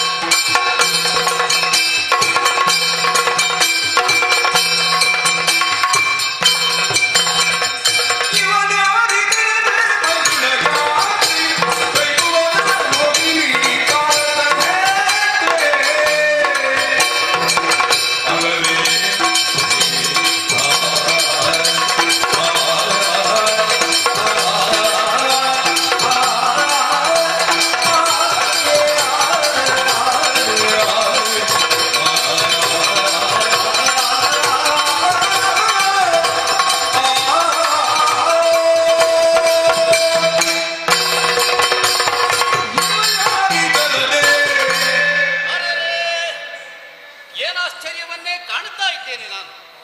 ವನದ ಸೌಂದರ್ಯವನ್ನ ಕಾಣಬೇಕು ಎನ್ನುವ ಹಾಗೆ ನಾ ಮುಂದೆ ಮುಂದೆ ಬಂದೆ ಎಂದಾದರೆ ನನ್ನ ಕಣ್ಣೆಂಚಿಗೆ ಕೋಲ್ಮಿಂಚೆ ಬಡಿದಂತಹ ಅನುಭವವಾಗುತ್ತಾ ಇದೆ. ಇಷ್ಟರವರೆಗೆ ಕಾಣದಂತಹ ಸೌಂದರ್ಯ ನನ್ನ ಕಣ್ಣ ಮುಂದೆ ಗೋಚರಿಸಿತ್ತು. ಹಾಗಿದ್ರೆ ಈಗ ಯಾರು? ನಳಿನ ಮುಖಿರ ಸಕಲ ಸೃಷ್ಟಿಗೆ ಕಲಶವಾಗಿ ರತಿರಮಣರ ವೈಭವದ ರಕ್ತಕೋಶವಾಗಿ ನನ್ನ ಕಣ್ಣಿಗೆ ಗೋಚರಿಸ್ತಾ ಇದ್ದಾಳೆ. ಈಕೆಯ ಮುಖವನ್ನು ಕಂಡಾಗ ಚಂದ್ರನ ರೀತಿಯಲ್ಲಿ ಕಾಣಿಸುತ್ತಾ ಇದೆ. ಮರಿದುಂಬಿಯ ಮುಂಗುರುಳು, ಕಾಮನ ಬಿಲ್ಲಿನ ಹಾಗೆ ಹುಬ್ಬುಗಳು. ಹಾಗಿದ್ರೆ ಇಂತಹ ಅನುಪಮ ಸುಂದರಿ ಯಾರಿರಬಹುದು ಎನ್ನುವ ಹಾಗೆ ನಾನೇ ಪ್ರಶ್ನಿಸುವುದಲ್ಲ, ಅವಳಲ್ಲೇ ವಿಚಾರಿಸಬೇಕು. ಓ ನಾರಿಗೆ ನಾರಿಗೆ ಬಲುಯ್ಯಾರಿ ನೀನಾರಿ ನಾರಿ ಬಲುಯ್ಯಾರಿ ನೀನಾರಿ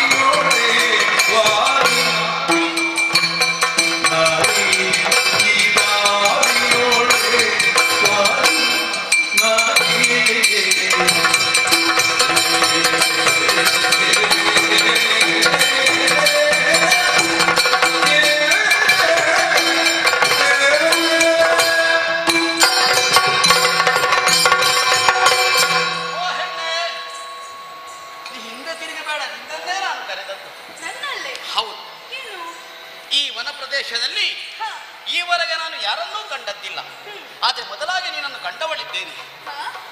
ಆದ್ರೆ ನಿನ್ನ ಸೊಬಗನ್ನು ಕಾಣುವಾಗ ನನಗೊಂದು ಆಶ್ಚರ್ಯ. ಬ್ರಹ್ಮದೇವನ ಸೃಷ್ಟಿಯಲ್ಲಿ ನಿನ್ನ ಸೃಷ್ಟಿ ವಿಶೇಷವಾದುದು ಎನ್ನುವ ಹಾಗೆ ನನಗೆ ಭಾಸವಾಗುತ್ತಾವು. ಎಲ್ಲ ಸೌಂದರ್ಯಗಳ ರಾಶಿಯನ್ನು ಒಂದೇ ಎರಕದಲ್ಲಿ ಎರಕವೈದು ನಿನ್ನನ್ನು ಸೃಷ್ಟಿಸಿದನೋ ಬ್ರಹ್ಮ ಎನ್ನುವ ಹಾಗೆ ನಾ ತೀರ್ಮಾನಿಸಿದೆ. ಓ ಸುಂದರಿ, ನಿನ್ನದಾದಂತಹ ಸೌಂದರ್ಯವನ್ನು ಕಂಡಾಗ ನಿನ್ನಲ್ಲೊಮ್ಮೆ ಮಾತಾಡಬೇಕು ಎನ್ನುವ ಹಾಗೆ ತೀರ್ಮಾನಿಸಿದೆ. ಹಾಗಾಗಿ ಪ್ರಶ್ನಿಸ್ತಾ ಇದ್ದೇನೆ. ಓ ನಾರಿ, ಬಲುವಯ್ಯಾರಿ ನೀನು ಈ ಕಾಡಿನಲ್ಲಿ ಬರುವರೇ ಏನು ಕಾರಣ? ನಿನ್ನ ಹೆತ್ತ ತಂದೆ ತಾಯಿಗಳಾರು? ನಿನ್ನ ಹೆಸರೇನು ಹೇಳುವೆಯಾ?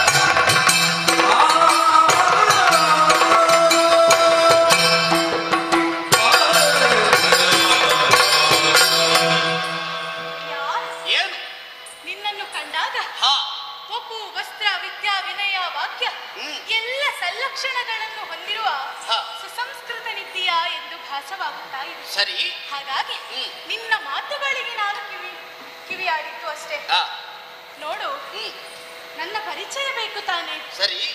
ನಾನು ಈ ಲೋಕದವಳಲ್ಲ, ಅಂದ್ರೆ ಮೇಲು ಲೋಕದವಳು. ಮೇಲೆ ಅಂದ್ರೆ ಎಷ್ಟು ಲೋಕ ಉಂಟು ನಿನಗೆ ಗೊತ್ತುಂಟ? ಮೇಲೆ 7, ಕೆಳಗೆ 7. ಯಾವ ಲೋಕದವಳು ಅಂತ ಬೇಕಲ್ಲ?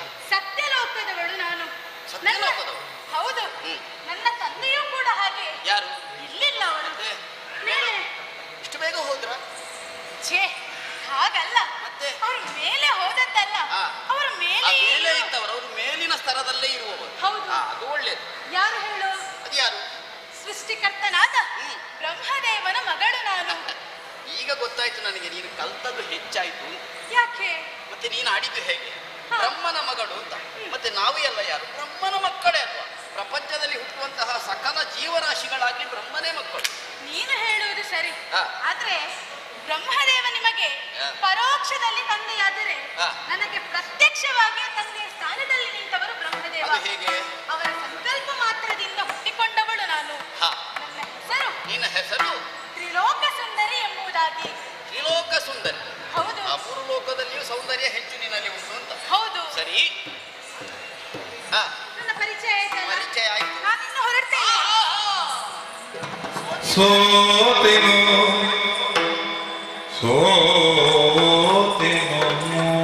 ನಾನು ಸೋತೆ. ಸೋತೆನು ನಿನ್ನಿ ಬೆಳಕ ಮಗಿನ ನೀತಿಗಾಗಿ ಬರುವೆ. ಸೋತೆ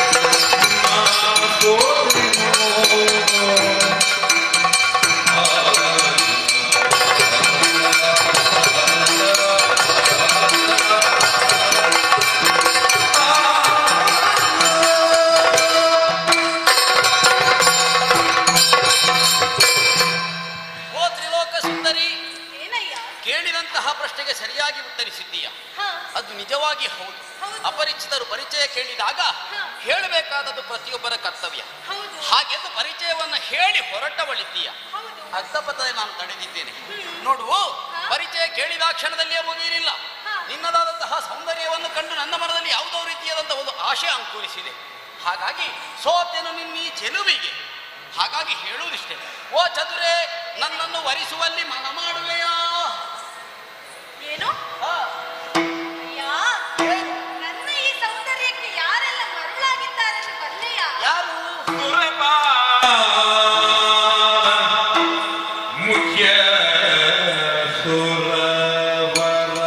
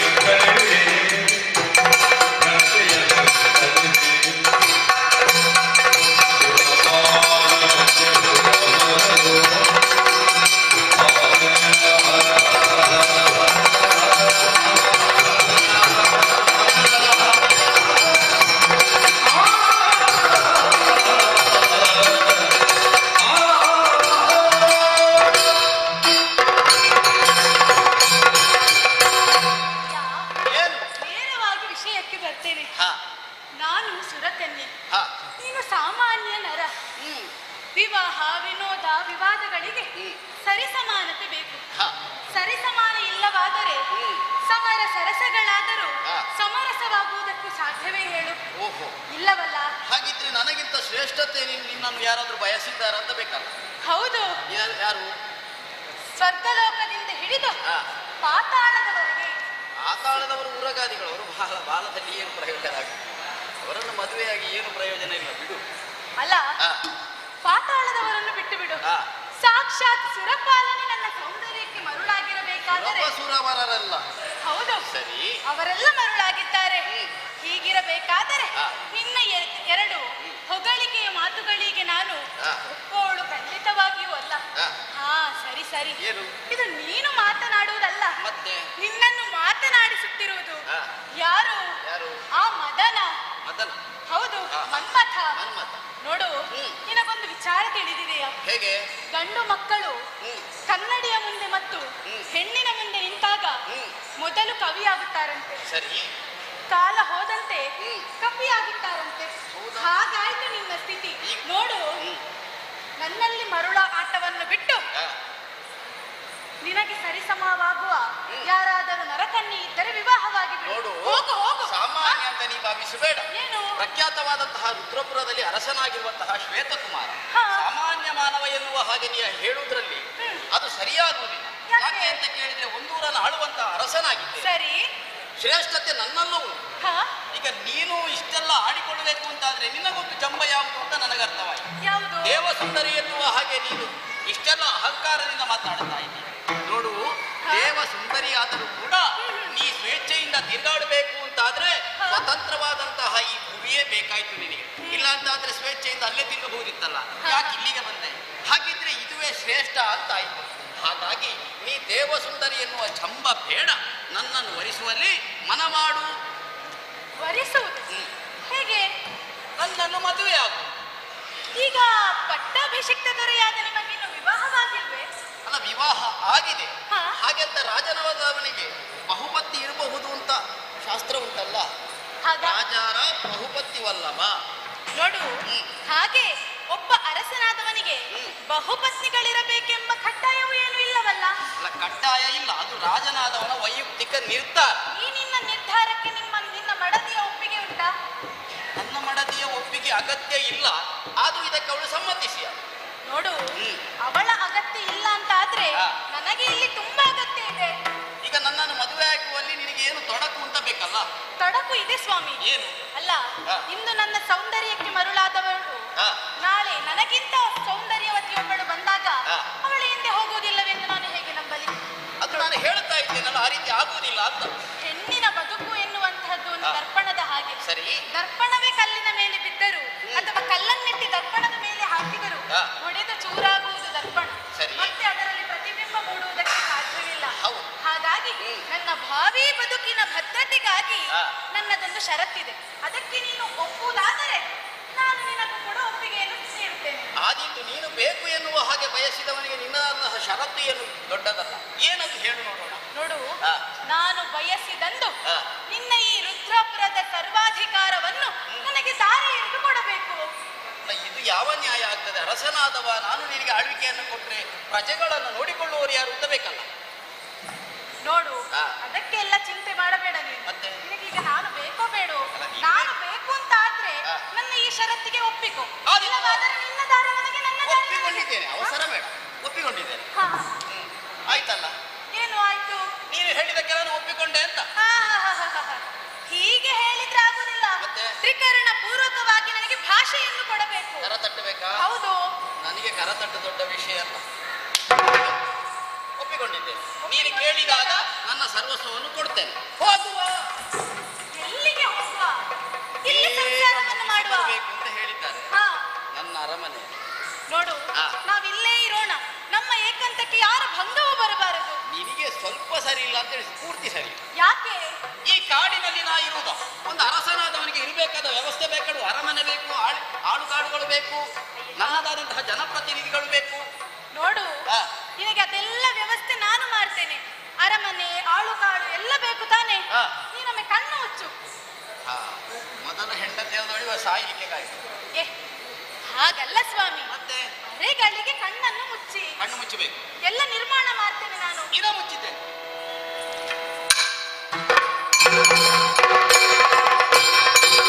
ಸ್ವಾಮಿ, ಏನು? ಕಣ್ಣು ತೆರೆಯಿರಿ ನೋಡುವ. ತೆರಿತೇನೆ. ಹಾ. ಓಯ್, ಇದೇನು ಆಶ್ಚರ್ಯ, ಇದು ಇಲ್ಲಿ ಇರ್ಲಿಲ್ಲ, ಇದು ಹೊಸ್ತ. ಹೌದು, ಇದು ಹೊಸತ್ತು. ಹೊಸತ್ತು. ಇಲ್ಲಿ ಇದು ಹೊಸತ್ತು, ಇದು ಹೊಸತ್ತು. ಹೌದು. ಹಾಗಿದ್ರೆ ಇನ್ನು ಯಾವಾಗಲೂ ಆಗ್ತಾ ಇದೆ. ಏನೇ ಇರ್ಲಿ, ಹಾ. ಪುನರ್ನಿರ್ಮಾಣ ಆಯ್ತು. ಹೌದು. ಇದೆಲ್ಲ ಹೇಳಿಕೊಟ್ಟದ್ದು ನಿನ್ನ ಅಪ್ಪನ. ಹೌದು, ನನ್ನ ಅಲ್ಲ, ಅಪ್ಪನೇ ಇದೆಲ್ಲ ಹೇಳಿಕೊಟ್ಟದ್ದು. ಮೇಲೆ ಕಟ್ಟುವುದು, ಅಲ್ಲಿ ಹೀಗೆ ಶೃಂಗಾರ, ಅದೆಲ್ಲ ನಿನಗೆ ಅಪ್ಪ, ನಿನ್ನ ಅಪ್ಪ ಎಲ್ಲ ಹೇಳಿಕೊಟ್ಟಿದ್ದಾರೆ. ಹೌದು, ಎಲ್ಲ ಏನೇ ಆಗಲಿ ಅಪ್ಪನ ಮಗಳು ನೀನು. ಹೌದು, ಹೌದು, ಆದಿತಾ ಹೌದು. ಒಪ್ಪಿಗಾಯ್ತಲ್ಲ? ಸರಿ. ಇಡೀ ಹಾಗಿದ್ರೆ ಕೈ.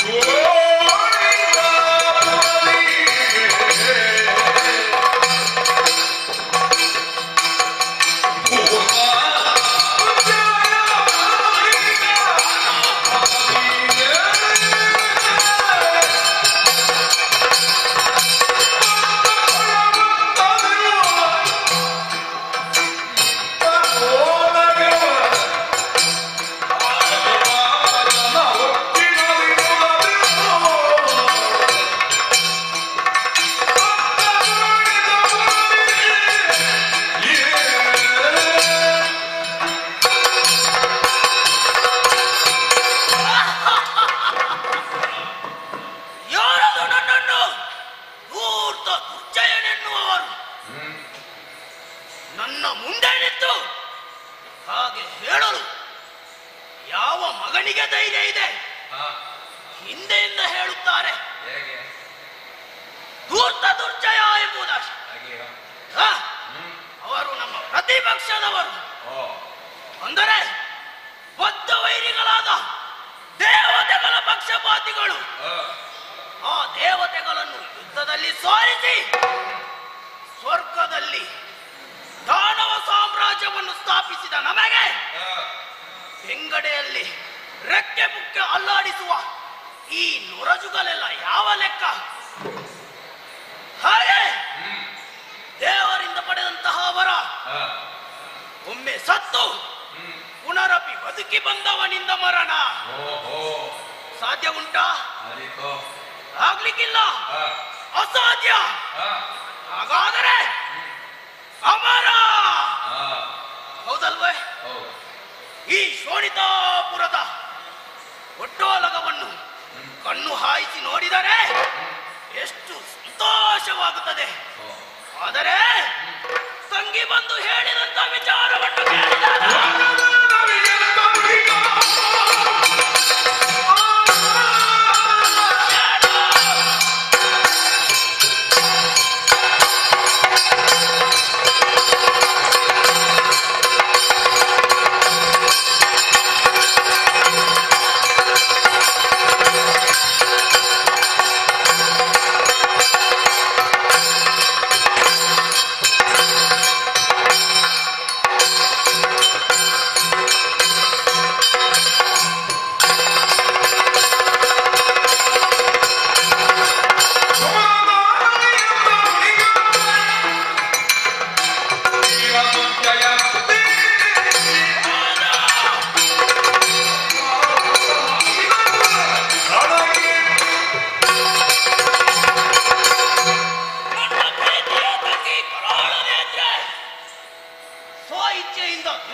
ತಿರುಗಾಡುವುದಕ್ಕೆ ನನ್ನಿಂದಲೇ ಆಜ್ಞೆಯನ್ನು ಪಡೆದು ಹೊರಟವಳು.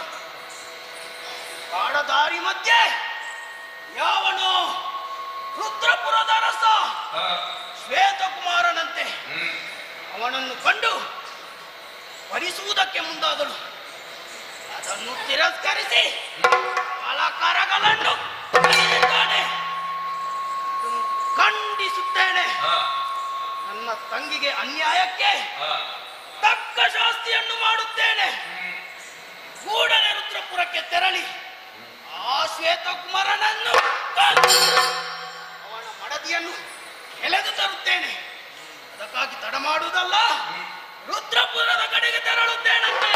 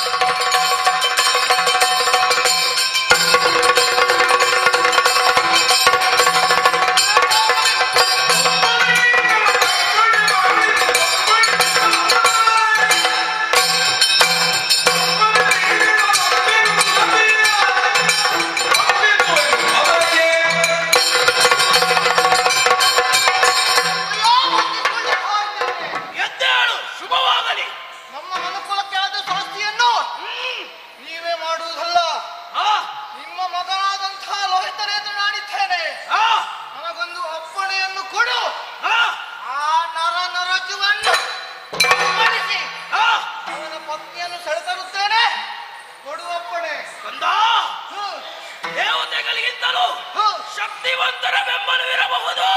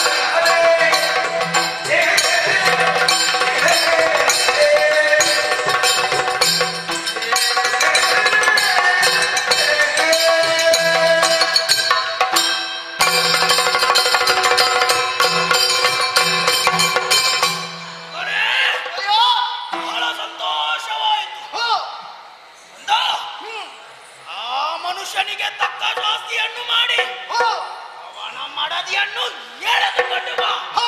ನಿನಗೆ ಶುಭವಾಗಲಿ. ಅಪ್ಪಣೆಯನ್ನು ಪಡೆದಿದ್ದೇನೆ. ನಿಮ್ಮ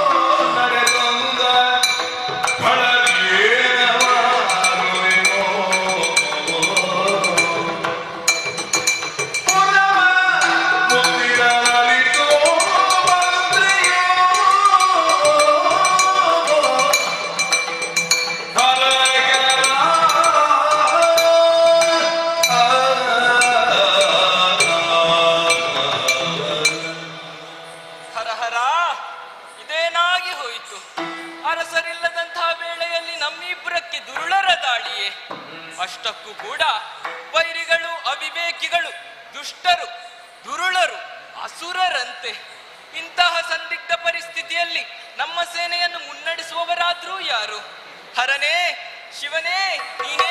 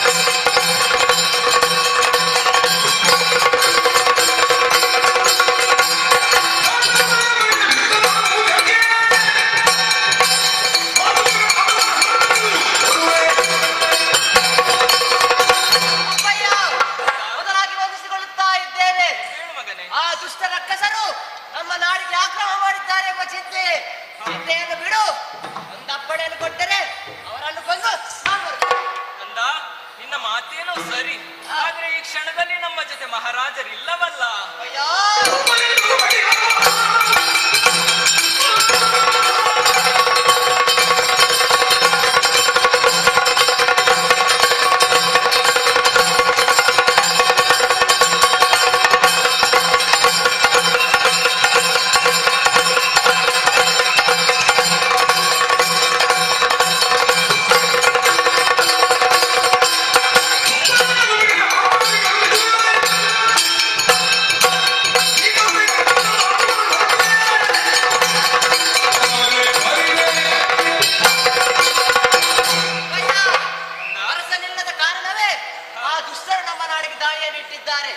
ನಾನು ಕೂಡ ಪ್ರಭುಗಳಿಲ್ಲದ ಕಾರಣವೇ ಯುದ್ಧಕ್ಕೆ ಮುಂದಾಗಿದ್ದೇನೆ. ಹುಟ್ಟೂರಿಗೆ ಬಂದ ಕಷ್ಟವನ್ನು ಪರಿಹರಿಸಬೇಕಾದದ್ದು ಪ್ರತಿಯೊಬ್ಬ ಪ್ರಜೆಯ ಕರ್ತವ್ಯವಾಗಿದೆ. ಸಾಧಾರಣ ಉಪಕರಣವನ್ನು ತೀರಿಸುವ ಭಾಗ್ಯ ನನಗೀಗ ಸನ್ನಿಹಿತವಾಗಿದೆ. ಹಾಗಾಗಿ ಆಶೀರ್ವದಿಸಿ ನಿನ್ನ ಮಾತನ್ನು ಕೇಳಿ ತುಂಬಾ ಸಂತೋಷವಾಯಿತು ಮಗನೇ. ಹೋಗಿ ಬಾ, ವಿಜಯಶಾಲಿಯಾಗು.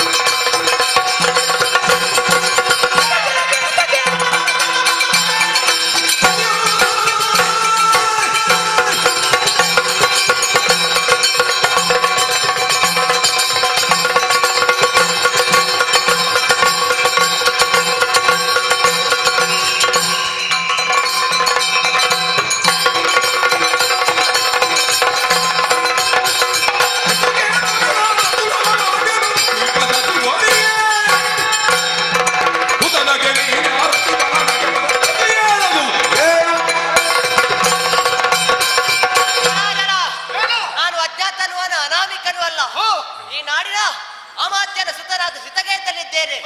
ಬಂದದ್ದು ಯಾರು ಎಂದು ತಿಳಿದಿಲ್ಲ. ಆದರೂ ನಿನ್ನನ್ನು ಸುಮ್ಮನೆ ಬಿಡುವುದಿಲ್ಲ. ಹಾಗಾಗಿ ನಿನಗೆ ಈಗಿದ್ದು ತಕ್ಕ ಶಾಸ್ತ್ರ ಮಾಡುತ್ತೇನೆ.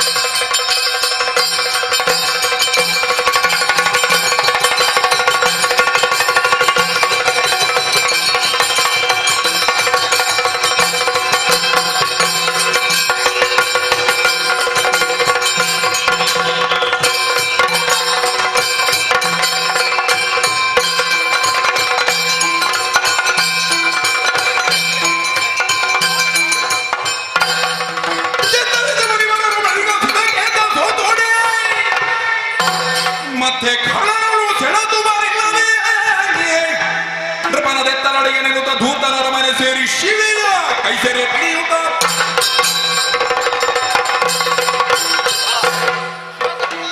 ತಪ್ಪಿಸಿಕೊಂಡಿದ್ದಾನೆ. ಆದ್ರೆ ಎಲ್ಲಿದ್ದಾನೆ? ಇಲ್ಲಿ ಬಂದು ನೋಡಿದ್ರೆ ಅವನ ಪತ್ನಿ ಇದ್ದಾಳಲ್ಲ, ಅವಳನ್ನು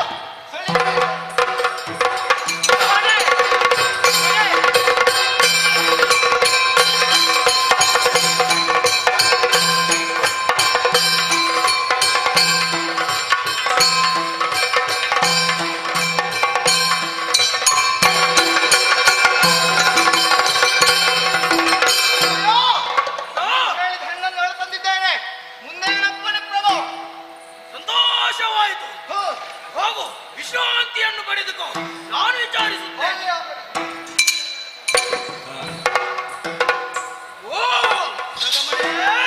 ಮಂದಗ ಮನೆಗೆ ಮಂದದ ದಿವಸಗಳು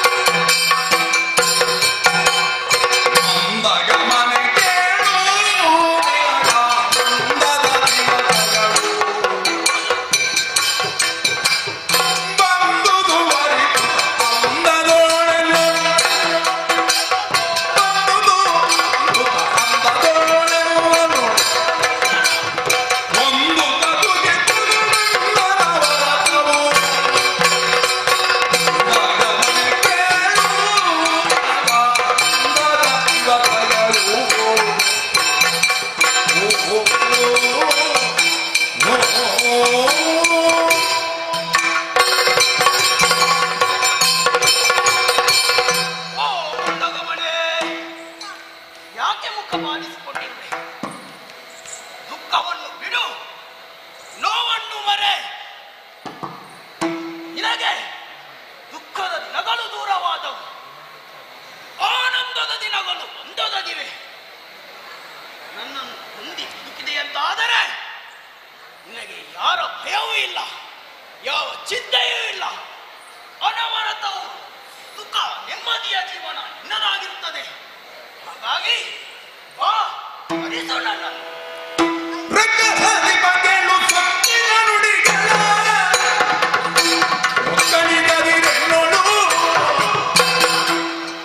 ಸಿಕ್ಕುವಳಲ್ಲನ ಕಣ್ಣಿನ ಬಲೆಗಳು ಬಿಟ್ಟಿ ಮಾತಾಡದಿರು. ಅಯ್ಯ ರಕ್ಕಸಾಧಿಪ, ಸಾಧ್ವಿಯು ಪತಿವ್ರತೆ ಅವನೆಯುವಾದ ನನ್ನನ್ನು ಅಪಹರಿಸಿ ಯಾಕೆ ಈ ರೀತಿ ಪೀಡಿಸುತ್ತಿರುವೆ? ನಾನು ಯಾವ ಅಪರಾಧವನ್ನು ಮಾಡಿದ್ದೇನೆ? ಸೊಕ್ಕಿನಿಂದ ನೀನು ಈ ರೀತಿ ಮಾಡಿದರೆ ನಾನು ನಿನ್ನ ವಶವಾಗುವೆನೆಂದು ತಿಳಿದೆಯಾ? ನಿನ್ನಂತವರ ಮೋಸದ ಬಲೆಗೆ ನಾನಿನ್ನೂ ಸಿಲುಕುವವಳಲ್ಲ. ನನಗೆ ಈ ಕಷ್ಟ ಬಂದಿದ್ದ ನಿನ್ನನ್ನು ನನ್ನ ಬದಿ ಖಂಡಿಸದೆ ಬಿಡಲಾರ. ಎಚ್ಚರ.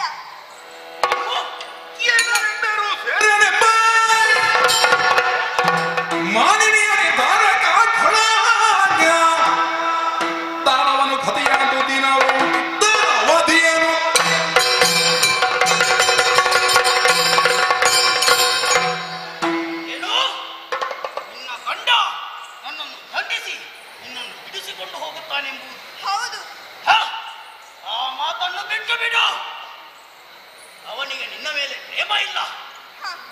ಇರುತ್ತಿದ್ದರೆ ನಿನ್ನನ್ನು ನನ್ನ ವಶಕ್ಕೆ ಬಿಟ್ಟು ಅವ ಎಲ್ಲೋ ತಪ್ಪಿಸಿಕೊಳ್ಳುತ್ತಿರಲಿಲ್ಲ.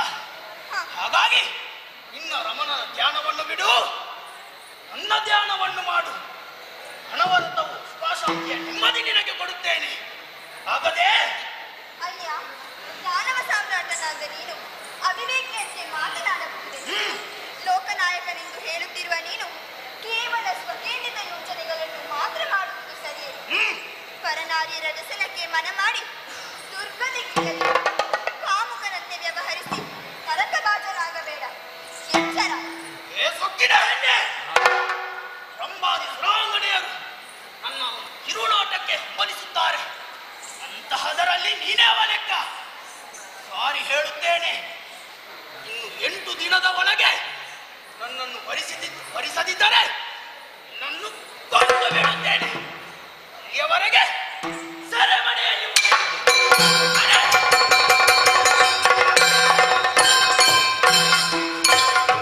ನಿರೀಕ್ಷೆಯಲ್ಲಿರುತ್ತೇನೆ.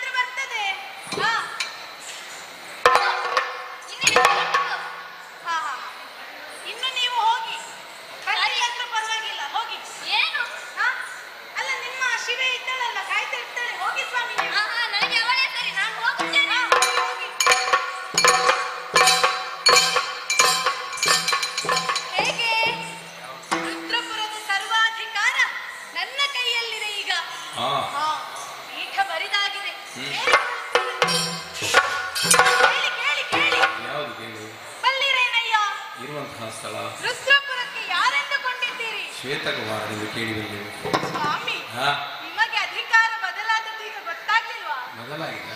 ಇಲ್ಲಿನ ಅಧಿಕಾರಿಣಿ ಯಾರು? ಯಾರು?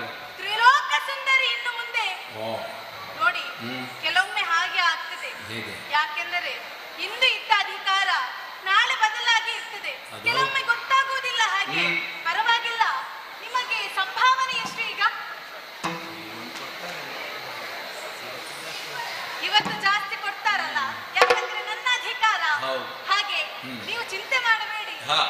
ಕೊಡುವುದಕ್ಕಿಂತ 3 ಪಟ್ಟು ಹೆಚ್ಚು ನಾನು ಕೊಡ್ತೇನೆ. ನಿಮಗೆ ನಿಮಗೆಷ್ಟು ಸಂಭಾವನೆ ಸಿಗ್ತದೆ? ನನ್ನ ಅಧಿಕಾರದಲ್ಲಿ ಜಾಸ್ತಿ ಕೊಡುವ. ನೋಡಿ, ಹಿಂದೆ ಇದ್ದ ಸರ್ಕಾರದಲ್ಲಿ ಸ್ತ್ರೀಯರಿಗೆ ಮಾತ್ರ ಉಚಿತ ಪ್ರಯಾಣ ಅಂತಿತ್ತಲ್ಲ, ನನ್ನ ಸರ್ಕಾರದಲ್ಲಿ ಗಂಡಸರಿಗೂ ಉಚಿತ ಪ್ರಯಾಣವನ್ನು ಕೊಡಿಸುವಂತೆ ನಾನು ಮಾಡ್ತೇನೆ. ಸ್ವಾಮಿ, ಇದೆಲ್ಲ ಸತ್ಯ ಅಂತ ಭಾವಿಸಿದ್ರೆ ನೀವು? ಇದೆಲ್ಲ ನಾಟಕ ಅಲ್ಲ. ಯಾಕೆ? ರುದ್ರಪುರದ ಅಧಿಕಾರ ನನಗೆ ಯಾಕೆ ಬೇಕು ಸ್ವಾಮಿ? ಇದೆಲ್ಲ ಬ್ರಹ್ಮದೇವನ ನಿರೂಪಣೆ ಅಂತ ನಾನು ಮಾಡಿದ್ದು ಅಷ್ಟೇ. ಇಷ್ಟೆಲ್ಲ ಆಗುವುದಕ್ಕೆ ಕಾರಣ ಯಾರು? ಬ್ರಹ್ಮದೇವ. ಇಷ್ಟೆಲ್ಲ ಅದರ ಹಿಂದೆ ಲೋಕಹಿತವು ಅಡಗಿದೆ.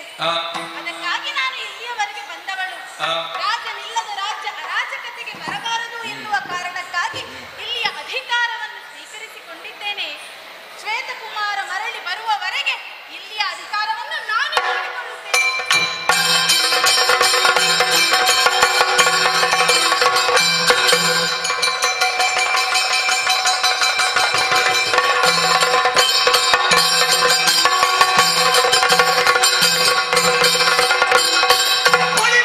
ನೀನು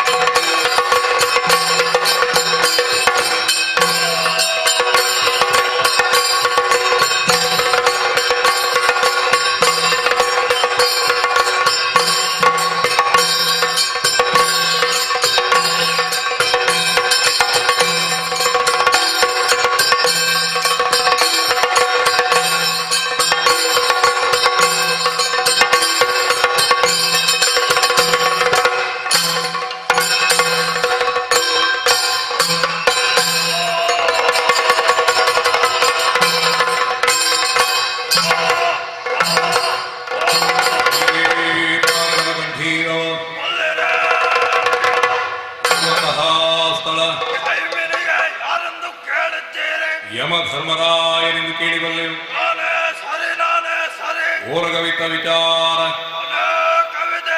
ಕವಿತೆ ಬಳಿಕ ಯಮದೇವ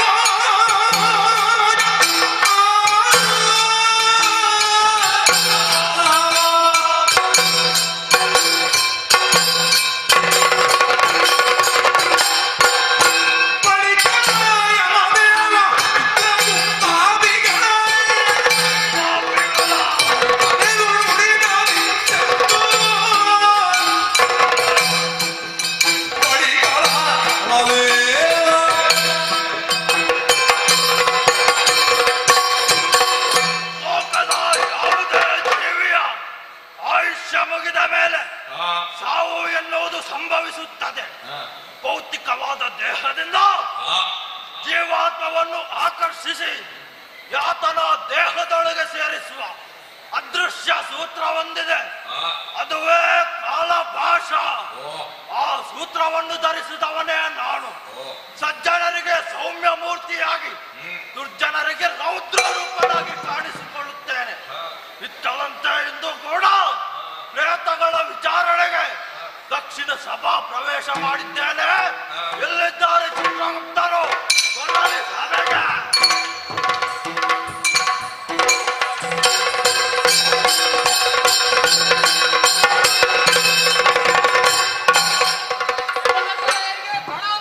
ಇದ್ದೇಳಿ ಒಳ್ಳೆಯದಾಗಲಿ. ಚಿತ್ರಗುಪ್ತರೇ, ಸಭಾ ಕಲಾಪ ಆರಂಭಿಸೋಣವೇ? ಆಗಲಿ ಪ್ರಭು. ಪ್ರೇತಗಳನ್ನು ಕ್ರಮಾಂಕದಲ್ಲಿ ನಿಲ್ಲಿಸಿದ್ದೇನೆ. ಒಂದೊಂದೇ ಪ್ರೇತಗಳನ್ನು ಕರೆತರುತ್ತೇನೆ. ಆಗಲಿ.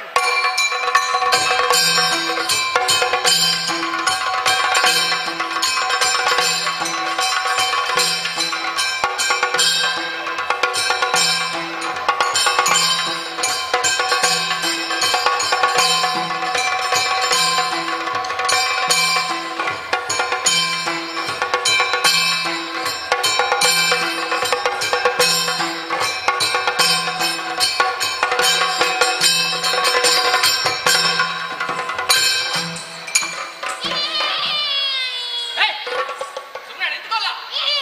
ಶುರು ಮಾಡಿದವ ಬಂದ ಕೂಡ್ಲೆ. ಪ್ರಭು, ಇದೊಂದು ಬ್ರಾಹ್ಮಣನ ಪ್ರೇತಾತ್ಮ.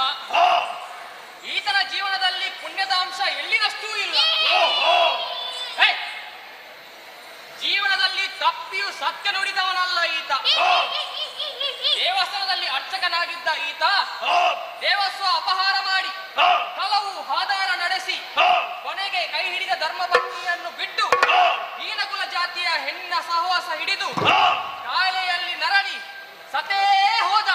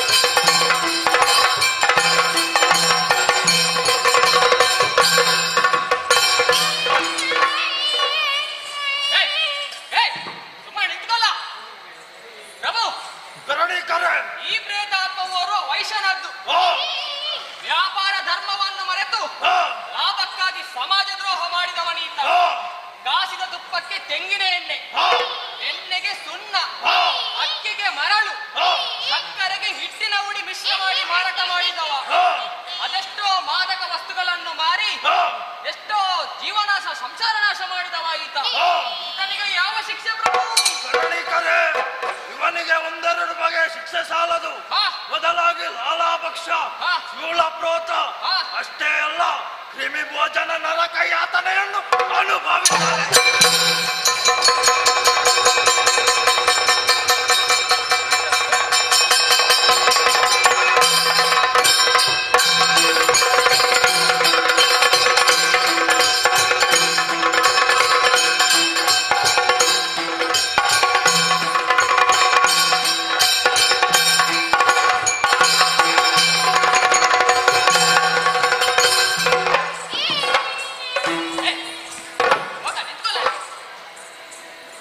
ಪ್ರಭು, ಕರುಣಿಕರೇ, ಇದೊಂದು ಗಯ್ಯಾಳಿ ಹೆಣ್ಣಿನ ಪ್ರೇತ. ಗುರುಕುಲದಲ್ಲಿ ಇರುವಾಗಲೇ ಅದೆಷ್ಟೋ ಗಂಡು ಮಕ್ಕಳನ್ನು ಕಾನ್ಸನ್ನಿಂದಲೇ ಕುಣಿಸಿದವಳು ಇವಳು. ತಂದೆ ತಾಯಿ ಈಕೆಗೆ ಮದುವೆ ನಿಶ್ಚಯ ಮಾಡಿದಾಗ ಹುಟ್ಟಿನಲ್ಲಿ ಬೇರೊಬ್ಬರೊಂದಿಗೆ ಓಡಿ ಹೋದಳು. ಆಮೇಲೂ ಸರಿಯಾಗಿ ಸಂಸಾರ ಮಾಡಲಿಲ್ಲ. ಯಾರ್ಯಾರ ಸಂಸಾರಕ್ಕೆ ಹುಳಿ ಹಿಂಡಿದಳು. ಕೊನೆಗೆ ಘೋರ ಮಾರಕ ವ್ಯಾಧಿಗೆ ತುತ್ತಾಗಿ ನರಳಿ ಸತ್ತವಳು. ಕರುಣಿಕರೇ, ಪ್ರಭುಗಳನ್ನು ಕಾಲಪಾಶದಲ್ಲಿ ಕಟ್ಟಿ ಸೂಕರ ಮುಖಕ್ಕೆ ದೂಡಿ.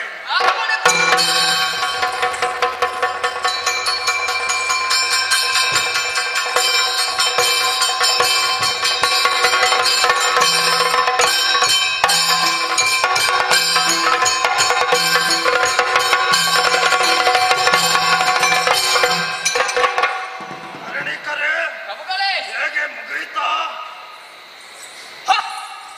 ರಾಣೆ, ಏನು? ಒಂದು ಪ್ರೇತ ಉಂಟು, ಆದರೆ ಅದು ಕಾಣಿಸುತ್ತಿಲ್ಲವಲ್ಲ. ಪಟ್ಟಿಯಲ್ಲಿ ವಿವರಗಳೆಲ್ಲ ಉಂಟು. ಈ ಹೊತ್ತಿಗೆ ಬರಬೇಕಿತ್ತು. ಚಿತ್ರಗುಪ್ತರೇ, ಸಭಾ ಕಲಾಪದಲ್ಲಿ ವಿಳಂಬನೆ ಯಾವ ಕಾರಣಕ್ಕೂ ಸಹಿಸಲಾಗುವುದಿಲ್ಲ. ಹಾಗೆಂದು ಬಾರದೆ ಉಳಿದ ಪ್ರೇತವನ್ನು ವಿಚಾರಿಸದೆ ಮುಂದುವರಿಯುವ ಹಾಗಿಲ್ಲ. ಆ ಪ್ರೇತವನ್ನು ಕರೆತರುವ ಹೊಣೆ ನಿಮಗೆ ಒಪ್ಪಿಸಿದ್ದೇನೆ. ಬೇಗ ಹೋಗಿ ಬನ್ನಿ.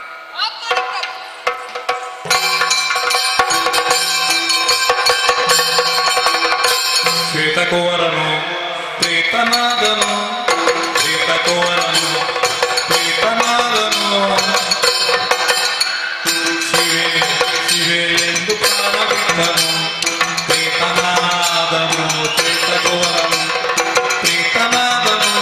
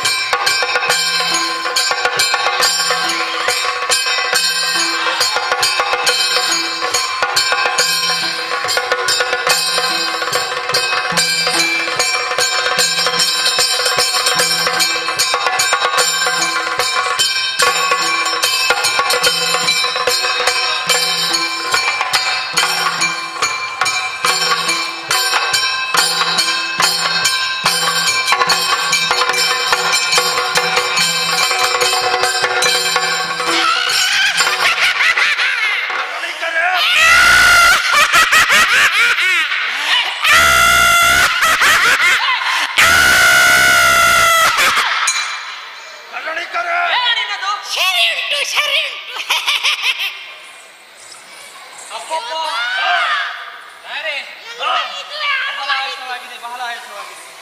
ನಿಮಗೆ ಈ ಪ್ರೇತವನ್ನು ಕರೆಯುತ್ತರುವಲ್ಲಿ ಬಹಳ ಆಯಾಸವಾಗಿದೆ ಎಂಬುದನ್ನು ನಾನು ತಿಳಿದಿದ್ದೇನೆ.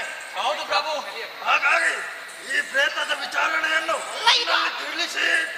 ಆಗಲಿ ಪ್ರಭು. ಅರೆ ಇವನು ಭೂಮಿ ಬನಾಗಿ ಭುವನವನ್ನು ಪಾಲಿಸದೆ ಶಿವ ಎಂಬ ಸತಿಯ ಬಿಟ್ಟಲಿದ್ದಾರದಿಂದ ಇವನು ಭೂಮಿ ಬನಾಗಿ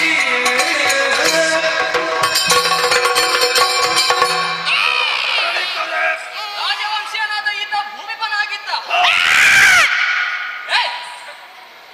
ಉತ್ತರಪುರದ ದೊರೆಯಾದ ಶ್ವೇತಕುಮಾರನಾದ ಈತ ಕಾಶಿ ರಾಜಕುಮಾರಿಯಾದ ಶಿವ ಎಂಬುವರನ್ನು ವರಿಸಿದ.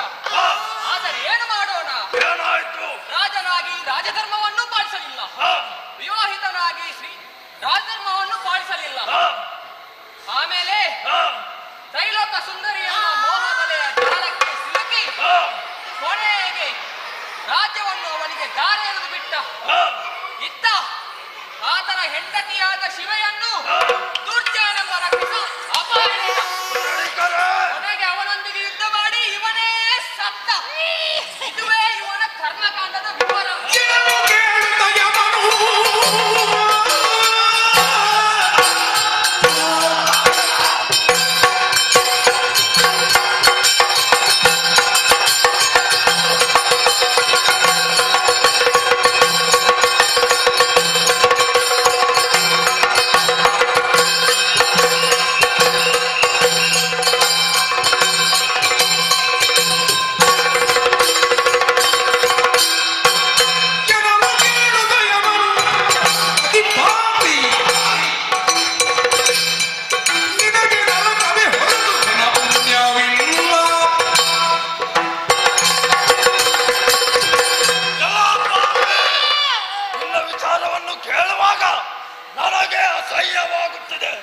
ರಾಜನಾಗಿ ನಿನ್ನ ಪ್ರಜೆಗಳಿಗೆ ಮೋಸ ಮಾಡಿದೆಯ, ಕೈ ಹಿಡಿದ ಧರ್ಮಪತ್ನಿಯನ್ನೇ ಬರಬಾರೆ ಮಾಡಿದೆಯ.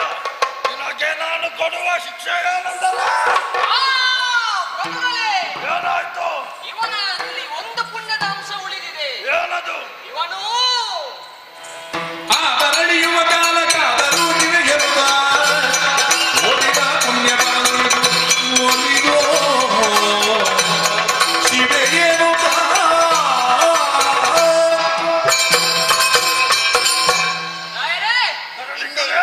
ಬದುಕಿರುವಷ್ಟು ಕಾಲ ಇವನು ಯಾವ ಪುಣ್ಯವನ್ನು ಸಂಪಾದಿಸಿಲ್ಲ.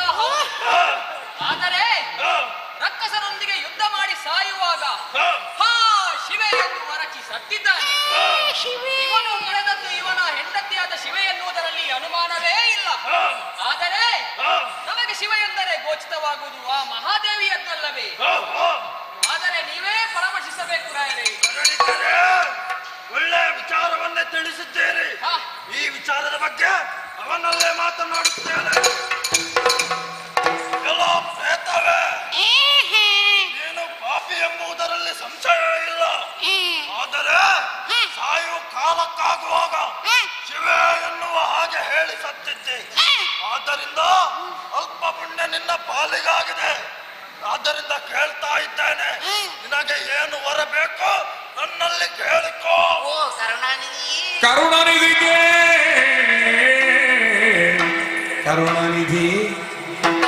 ಕರುಣಾನಿಧಿಗೆ ಒಂದು ರಾತ್ರಿಗೆ ತರುಣಿ ಮಣಿರಂಬೆಯಳ ಭೋಗವ ಕರುಣಿಸಲು ಬೇಕೆನಗೆ. ತರುಣಿ ಮಣಿರಂಬೆಯಳ ಭೋಗವ ಕರುಣಿಸಲು ಬೇಕೆನಗೆ. ವರವದೆ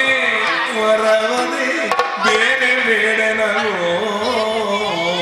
ಕರುಣನಿಧಿ ಒಂದು ರಾತ್ರಿಗೆ ರಂಬೆಯಳ ಭೋಗವ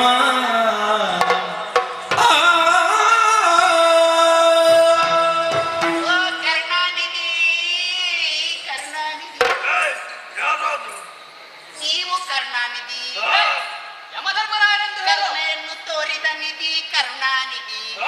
ಯಮ ಧರ್ಮರಾಯರೇ, ಅದು ಹಾಗಲ್ಲೋ.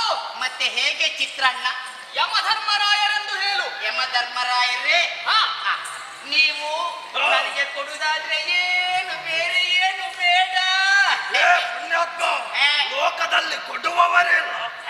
ಕೊಡುವಾಗ ಬೇಡ ಅಂತ ಹೇಳ್ತೀಯಲ್ಲ. ನೀವು ಕೊಡ್ತೀರಿ ಹೌದಾ? ಕೊಡುವುದೇ ಆದ್ರೆ ಒಂದು ದಿನದ ರಾತ್ರಿಗೆ ರಂಬೆಯ ಸುಖವೇ, ರಂಬೆಯ ಸುಖವೇ.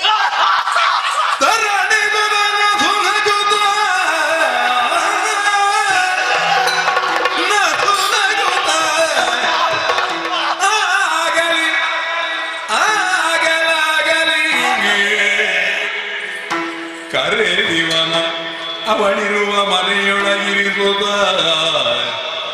ಉದಯಕ್ಕೆ ತಮ್ಮಿರದೆ ಹಠರೈದಿದರು ಕೊಂಡು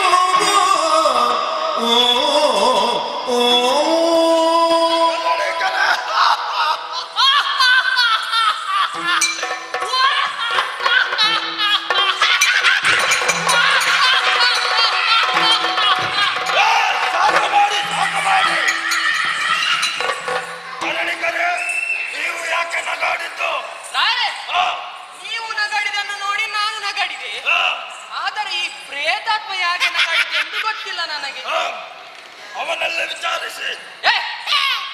ನೀನ್ ಯಾಕೆ ನಗಾಡಿದ್ದು? ಚಿತ್ರಣ್ಣ ಎಂ ಧರ್ಮರಾಯರು ನಕ್ಕಿದ್ರು, ಅವರದನ್ನು ನೀವು ನಕ್ಕಿದ್ದು, ನಿಮ್ಮದನ್ನು ನೋಡಿ ನಾನು ನಕ್ಕಿದ್ದೆ.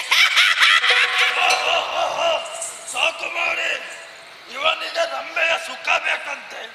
ಭೌತಿಕವಾದ ದೇಹವನ್ನಗಲಿದ ಪ್ರೇತ ಈತ. ಇವನಿಗೇನು ಗೊತ್ತು ಸುಖದ ಬಗ್ಗೆ? ಏನೇ ಇರಲಿ ವರವೊಂದನ್ನು ಕೇಳಿದ್ದಾನೆ, ಇಲ್ಲ ಎನ್ನುವುದಕ್ಕೆ ಆಗೋದಿಲ್ಲ. ಚಿತ್ರಗುಪ್ತರೇ, ಇವನನ್ನು ಕೊಂಡೊಯ್ದು ಕಂಬ ನಿವಾಸಕ್ಕೆ ತಲುಪಿಸಿ, ಆ ಬಳಿಕ ಸೂರ್ಯೋದಯ ಆಗುವುದಕ್ಕಿಂತ ಮೊದಲು ಇವನನ್ನು ತಂದು ಒಪ್ಪಿಸಬೇಕು. ಈ ಹೊಣೆಯನ್ನು ನಿಮಗೆ ಒಪ್ಪಿಸಿದ್ದೇನೆ. ಈ ಕೆಲಸವೂ ನಮ್ಮಿಂದಲೇ ಆಗಬೇಕಾ? ಹೌದು, ಇದೊಂದು ಹೆಚ್ಚುವರಿ ಹೊಣೆಗಾರಿಕೆ, ನೀವೇ ಮಾಡಬೇಕು. ಅಪ್ಪನೇ ಪ್ರಭು.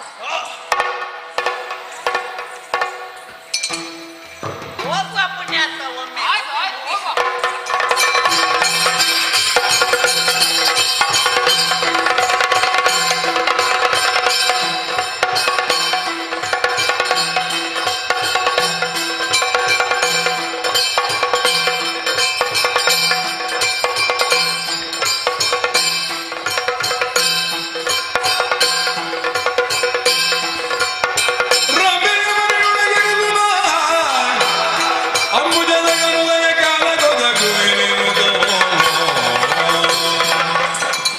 ಇಷ್ಟು ಬೇಗ ಬಂತ? ನೋಡು, ಇದುವೇ ರಂಭಾ ನಿವಾಸ. ಎಷ್ಟು ಚಂದ ಉಂಟು ರಂಬೆಯ ನಿವಾಸ. ಇದು ಹೊಸತ? ಎಲ್ಲದೂ ಹೊಸತೆ ಕಾಣ್ತದೆ ಈಗ ನಿನಗೆ. ಇದು ರಂಬೆ ನಿವಾಸ ಹೌದಲ್ಲ? ಹೌದು ಪುಣ್ಯಾತ್ಮ. ನೀನು ನನ್ನನ್ನು ಎಲ್ಲಿಗೆಲ್ಲಿಗೆ ಕರ್ಕೊಂಡು ಹೋಗಿ ನೀನು ರಂಬೆ ನಿವಾಸಕ್ಕೆ ಹೋದ್ರೆ ಇಲ್ಲ ಪುಣ್ಯಾತ್ಮ, ಇದುವೇ ರಂಭಾ ನಿವಾಸ. ಒಮ್ಮೆ ಬೇಗ ಹೋಗು ಪುಣ್ಯಾತ್ಮ. ಆಯ್ತು ಆಯ್ತು, ಹೋಗ್ತೇನೆ. ನಾನು ಇಲ್ಲೇ ಹಿಂಬದಿಯಲ್ಲಿ ನಿಂತಿರುತ್ತೇನೆ. ಅದು ಬೇಡ, ಹೋಗು, ನಿನ್ನ ಮನೆಗೆ ಹೋಗು. ಇಲ್ಲಿ ಇಣಿಕಿ ನೋಡುದೆಲ್ಲ ಬೇಡ.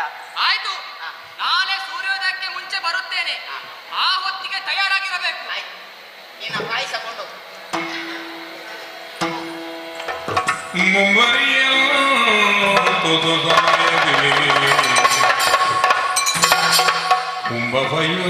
ಕುಂಭಪಯೋದರೆಯ ಕಂಡು ನುಡಿಸಿದ ಕುಂಭಪಯೋದರೆಯ ಕಂಡು ನುಡಿಸಿದ ನುಡಿಸಿದ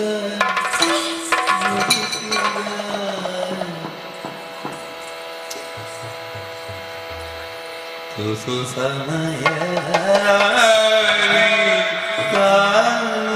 ಕಾಣುತ್ತರಂಬೆಯ ಕುಂಭಮಯೋಧರಿ ನುಡಿಸಿದ ಸುಖಿಸಿದ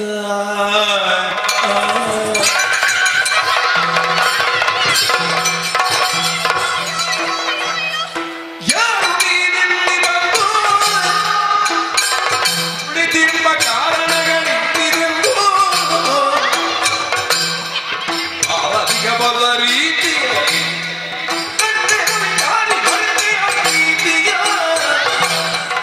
ಯಾರು ನೀನಿಲ್ಲಿ ಬಂದು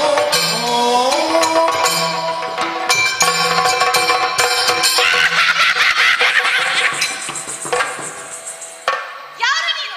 ಯಾಕೆ ಇಲ್ಲಿಗೆ ಬಂದಿದ್ದೀಯ? ಈ ಮೊದಲು ಹೀಗಾಗಿದ್ದಿಲ್ಲ. ಯಾರೂ ಮರ್ತ್ಯ ದೇಹದಿಂದ ಸ್ವರ್ಗಲೋಕ ಪ್ರವೇಶ ಮಾಡಿದ್ದಿಲ್ಲ. ದಿವ್ಯ ದೇಹದಿಂದ ಸ್ವರ್ಗಲೋಕಕ್ಕೆ ಬರುವುದುಂಟು. ಆದ್ರೆ ಇದು ಯಾವುದೋ ಪ್ರೇತಾತ್ಮ. ವಾಸನೆ ಬರ್ತಾ ಉಂಟು. ಇದು ಯಮಲೋಕದಲ್ಲಿರ್ಬೇಕಿತ್ತು. ಇಲ್ಲಿ ಯಾಕೆ ಬಂತು? ಏಯ್, ಯಾರು ನೀನು? ಇಲ್ಲಿಗೆ ಯಾಕೆ ಬಂದಿದ್ದೀಯಾ? ಓ ನಾಯ್ಮರಿ, ನಾರಿಮಣಿ ರಂಬೆ ಕೇಳು, ಏ ನಾರಿಮಣಿ, ನಾರಿಮಣಿ, ನಾರಿಮಣಿ ರಂಬೆ ಕೇಳು, ರಂಬೆ ಕೇಳು,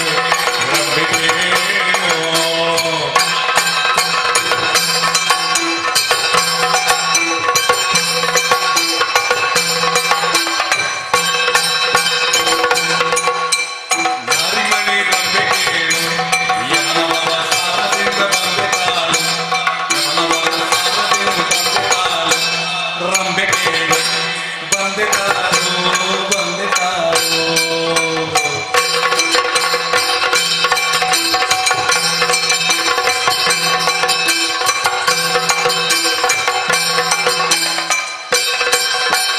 ಈ ರಾತ್ರಿ ನಿನ್ನ ಕೂಡಿ, ಈ ರಾತ್ರಿ ನಿನ್ನ ಕೂಡಿ ಕೂಡಿ ಕೂಡಿ ಕೂಡಿ ಕೂಡಿ,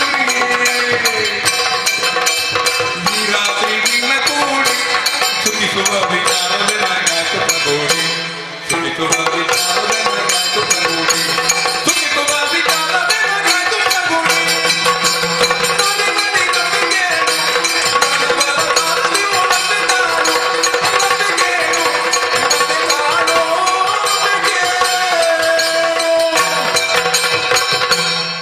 ಓ ನಾಯ್ಮರಿ, ಏಯ್, ಏನು ಅದು? ನಾಯ್ಮರಿ, ನಾರಿಮಣಿ. ನಾರಿಮಣಿ ರಂಬೆ ಕೇಳು, ನಾರಿಮಣಿ ರಂಬೆ ಕೇಳು. ಓ ರಂಬೆ, ಏನು? ರಂಬೆ, ಏನು? ಓ ರಂಬೆ, ಸರಿಯಾಗಿ ಕೇಳು. ಹ, ಒಂದು ದಿನದ ರಾತ್ರಿಯ ಸುಖಕ್ಕೆ ಹ. ನಾನು ಯಮ ಧರ್ಮರಾಯರಲ್ಲಿ ವರ ಕೇಳಿದೆ. ನನಗೆ ವರ ಕೊಟ್ಟಿದ್ದಾರೆ. ಹ. ರಂಬೆ, ಒಂದು ರಾತ್ರಿಯ ಸುಖ ಕೊಡು, ಬಾ ರಂಬೆ, ಬಾ ರಂಬೆ. ಹುಚ್ಚು ಮಾತಾಡಬೇಡ, ಕಣ್ಣಲ್ಲಿ ನಿತ್ಯ ಇರುವ ಮಗನ, ಸತ್ಯಕ್ಕನಲ್ಲ ನೀನು, ಹೊರತು ನನ್ನ ಮಚ್ಚುವಿನ ಹೊಟ್ಟೆ ನಾನು. ಏನು? ಬಾ ರಂಬೆ. ಏನು ಹುಚ್ಚನಾಗಿ ಮಾತನಾಡುತ್ತಿರುವೆಯಲ್ಲ? ಯಾಕೆ? ಇದು ಯಮಧರ್ಮರಾಯನ ವರವೇ? ಹೌದು. ಅಲ್ಲ, ನೀನು ಕೇಳಿದ್ದು ಅಥವಾ ಯಮಧರ್ಮರಾಯನೇ ಕೊಟ್ಟದ್ದು? ನಾ ಯಮಧರ್ಮರಾಯ, ನಾನು ಕೇಳಿದ್ದು ಯಮಧರ್ಮರಾಯ ಕೊಟ್ಟದ್ದು. ನಾನು ಊಹಿಸಿದಂತೆಯೇ ಆಯಿತು. ಯಾಕೆ? ನೀನು ಅಲ್ಲಿಯೂ ನಿನ್ನ ಹುಚ್ಚಾಟ ಬಿಡ್ಲಿಲ್ಲ. ಅದ್ಯಾಕೆ ಬಿಡ್ಲಿಲ್ಲ? ನೀನು ಭೂಲೋಕದಲ್ಲಿ ಹೀಗೆ ಹುಚ್ಚು ಕಟ್ಟಿಯೇ ಸತ್ತಿರಬೇಕು. ಆಹಾ. ರಂಬೆ, ಏನು? ಈಗ ನನ್ನನ್ನು ಬಾ ಸುಖ ಕೊಡು. ಏನು ಹೇಳುತ್ತಿರುವೆ? ಭೌತಿಕ ದೇಹವಿಲ್ಲದೆ ಆ. ಯಾರೂ ಈ ಸುಖವನ್ನು ಬಯಸಲಾರರು. ಅಲ್ಲದೆ ನೀನು ಪ್ರೇತಾತ್ಮ. ಇದೆಲ್ಲ ನಿನಗೆ ಸಾಧ್ಯವಿಲ್ಲ. ನರ ಹುಚ್ಚು ಅಂದರೆ ನರರಲ್ಲಿ ನಿಕೃಷ್ಟನಾದಂತಹ ನೀನು ನನ್ನನ್ನು ಹೊಂದಲು ಸಾಧ್ಯವಿಲ್ಲ. ಬೇಗ ರಂಬೆ, ನೀನು ಸುಖ ಕೊಡದೆ ಸುಖ ಸುಖ ಕೊಡದೆ ಇದ್ರೆ ಯಮಧರ್ಮರ ಮಾತಿಗೆ ವಿರೋಧ ಕಟ್ಟಿಕೊಂಡಾಗ್ತದೆ. ನಿನಗೆ ಕಷ್ಟ ಬಂದಿತ್ತು. ಕೊಡು ಕೊಡು ಕೊಡು, ಸುಖ ಕೊಡು, ಸುಖ ಕೊಡು, ಸುಖ ಕೊಡು. ಸ್ವಲ್ಪ ಧೈರ್ಯಿಸು, ನಾನು ಯೋಚಿಸಿ ಹೇಳ್ತೇನೆ. ಆಯ್ತು. ಏನೋ ಯೋಚಿಸಿರಂಬೆ,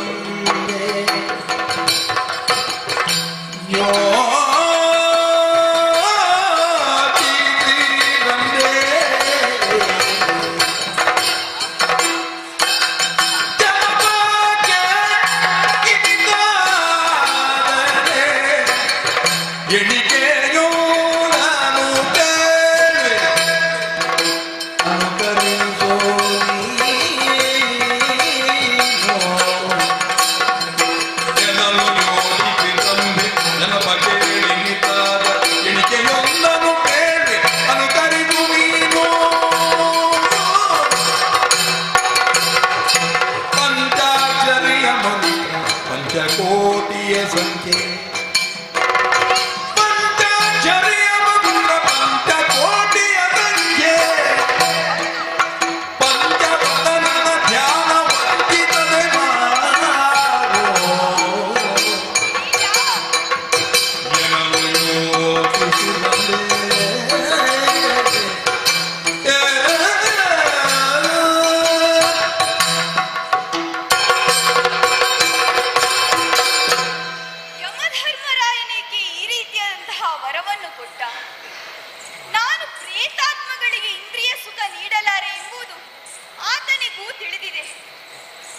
ಬಹುಶಃ ನನ್ನಿಂದ ಈತನಿಗೆ ದಿವ್ಯ ದೇಹ ಪ್ರಾಪ್ತಿಯಾಗಬೇಕೆಂಬುದು ಉದ್ದೇಶವಾಗಿರಬಹುದು. ಇರಲಿ, ಇದೊಂದು ಪರೀಕ್ಷೆ ಎಂದು ಭಾವಿಸುತ್ತೇನೆ. ಬಾರಂಬೆ. ಪ್ರೇತಾತ್ಮ, ಏನು? ನೀನು ಈ ರೀತಿಯಾಗಿ ನನ್ನನ್ನು ಸೇರಲು ಸಾಧ್ಯವಿಲ್ಲ. ಮತ್ತೆ ನಿನಗೆ ದಿವ್ಯ ದೇಹ ಪ್ರಾಪ್ತಿಯಾಗಬೇಕು. ಅದು ಹೇಗೆ? ಅದಕ್ಕೆ ಒಂದು ದಾರಿ ಇದೆ. ಏನು ದಾರಿ? ಪಂಚಾಕ್ಷರಿ ಮಂತ್ರವನ್ನು ಪಂಚಕೋಟಿಯ ಸಂಖ್ಯೆಯಲ್ಲಿ ಹೇಳಿದ್ರೆ ನಿಂಗೆ ದಿವ್ಯ ದೇಹ ಪ್ರಾಪ್ತಿಯಾಗುತ್ತದೆ. ಪಂಚಾಕ್ಷರಿಯ ಮಂತ್ರ, ಪಂಚಕೋಟಿಯ ಸಂಖ್ಯೆ, ಪಂಚವದನ ಜ್ಞಾನ. ಅಷ್ಟು ಹೇಳಲಿಕ್ಕೆ ಹೊತ್ತು ಎಷ್ಟಾದಿತ್ತು, ಈಗಲೇ ಹೊತ್ತು ಮೀರಿದೆ. ಇನ್ನು ಬೊಬ್ಬೆ ಹೊಡಿತಾರೆ ಅಲ್ಲಿ. ಸಾಕು, ಮುಗಿಸಿ ಮುಗಿಸಿ ಮುಗಿಸಿ ಅಂತ. ಬೇಡ, ಒಮ್ಮೆ ಮುಗಿಸು. ಅದಾಗ್ಲಿಕ್ಕಿಲ್ಲ, ನೀನೇ ನಾನು ಬರೆದು ಕೊಡ್ತೇನೆ. ಪಂಚಕೋಟಿ ಪಂಚಾಕ್ಷರಿ ಮಂತ್ರ. ಅದೆಲ್ಲ ಆಗ್ಲಿಕ್ಕಿಲ್ಲ. ಮತ್ತೆ ನಿಮ್ಗೆ ನಾನು ಬೇಕು ಬೇಕು ಬೇಕು ಬೇಕು ಬೇಕು. ಹಾಗಾದ್ರೆ ಪಂಚಕೋಟಿಯ ಸಂಖ್ಯೆಯಲ್ಲಿ ಪಂಚಾಕ್ಷರಿ ಮಂತ್ರವನ್ನು ಆಯ್ತು, ಒಮ್ಮೆ ಒಮ್ಮೆ ಹೇಳು. ಹೀಗೆ ಬಾ, ಹೀಗೆ ನೋಡು. ಮೊದಲು ಪದ್ಮಾಸನದಲ್ಲಿ ಕುಳಿತುಕೊಳ್ಳಬೇಕು. ಇದು ಯಾವುದು ನಿನ್ನದು ಹೊಸ ಆಸನ? ಇದು ಪದ್ಮ. ಇದು ಆಸನ. ಹಾಗಲ್ಲ ನಾನು ಹೇಳಿದ್ದು. ಪದ್ಮಾಸನದಲ್ಲಿ ಅದು ಹೇಗೆ? ನೋಡು, ನಾನೇ ತೋರಿಸ್ತೇನೆ. ನೀನು ಕುಳಿತು ಕುಳಿತು ಕುಳಿತು. ಮೊದಲು ಬಲದ ಕಾಲನ್ನು ಎಡಗಾಲ ಮೇಲೆ, ಆಮೇಲೆ ಎಡದ ಕಾಲನ್ನು ಬಲಗಾಲ ಮೇಲೆ ಹಾಕಿ ಕುಳಿತು. ಸ್ವಲ್ಪ ನಿಲ್ಲುವ ಬಲದ. ನಾನು ಹಾಗಲ್ಲ ಹೇಳಿದ್ದು. ಮತ್ತೆ ನಿನ್ನ ಕಾಲ ಮೇಲೆ. ನನ್ನದ ಬೇಡ, ಚಿತ್ರಗುಪ್ತರು ಅಲ್ಲೇ ಇದ್ದಾರೆ. ಹೇಳ್ತಾರೆ, ಇಲ್ಲಿ ಹೇಳ್ತಾರ. ಕಣ್ಣು ಮುಚ್ಚು. ಕಣ್ಣು ಮುಚ್ಚಿದೆ. ನಾನು ಹೇಳಿದಾಗೆ ಹೇಳಬೇಕು. ಆರಂಭಿಸು. ಓಂ ನಮಃ ಶಿವಾಯ. ಓಮದ ಕಷಾಯ ವಜ್ರ ಬೆನಗಾಂಬಾಯ. ಏಯ್, ಹಾಗಲ್ಲ. ಓಂ ನಮಃ ಶಿವಾಯ. ಹೊರಬತ್ತು ತೂಲಯ. ಓಂ ನಮಃ ಶಿವಾಯ. ಓಂ ನಮಃ ಶಿವಾಯ. ಓಂ ನಮಃ ಶಿವಾಯ.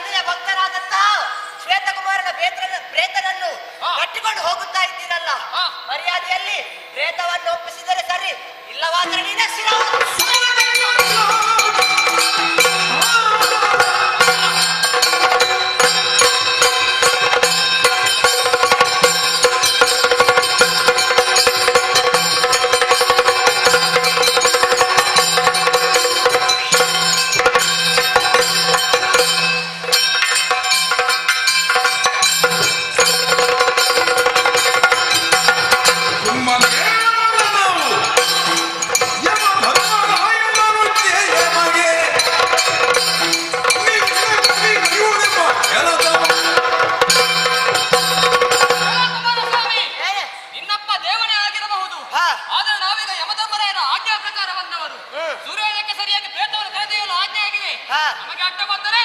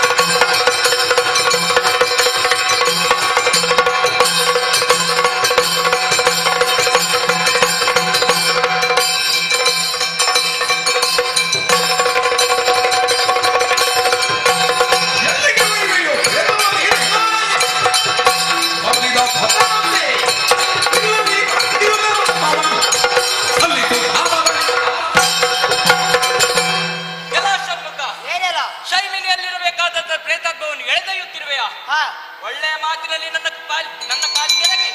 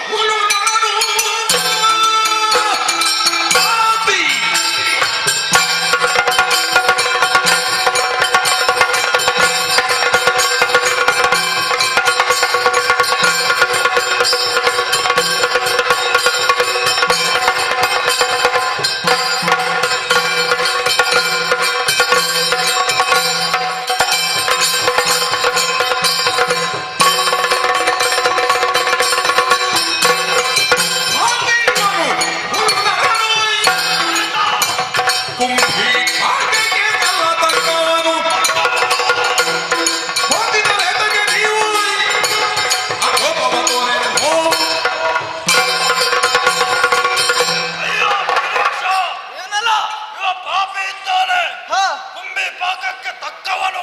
ಇವನನ್ನು ನನಗೆ ಒಪ್ಪಿಸು. ಆಗದು ನಿಮ್ಗೆ.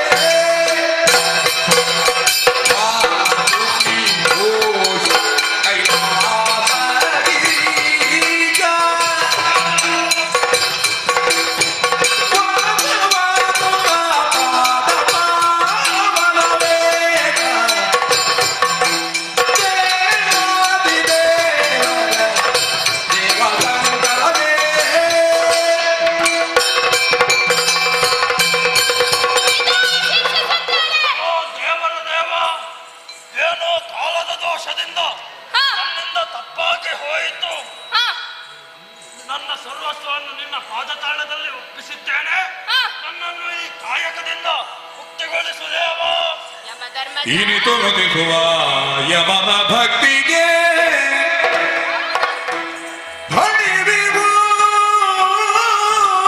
ಜನಬಲಿದು ಕ್ಷಮಿಸುವೆ ಕ್ಷಮಿಸುವೆ ಕ್ಷಮಿಸುವೆ ಜನಪಗಾಯುಷ್ಯವರ್ಧನ ಓದು ನೀನೆನಲು ಇನಿತು ನುತಿಸುವ ಯಮನ ಭಕ್ತಿಗೆ ಫಣಿ ವಿಭೋಜನ ಬೋಲಿದು ಓ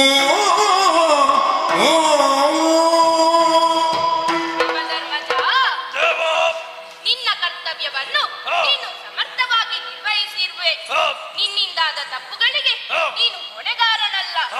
ಅಜೇಯವಾದ ವರಸಂಪನ್ನನಾಗಿ ಲೋಕಕಂಟಕನಾಗಿ ಮೆರೆಯುತ್ತಿರುವ ದುಷ್ಟ ದುರ್ಜಯನ ವಧೆಗಾಗಿ ಇಷ್ಟೆಲ್ಲ ಪೂರ್ವ ಸಿದ್ಧತೆ ನಡೆಯಬೇಕಾಯಿತು. ನಿನ್ನಿಂದಾಗಿ ಶ್ವೇತಕುಮಾರನಿಗೆ ಯಾವ ಕೆಡುಕು ಆಗಲಿಲ್ಲ.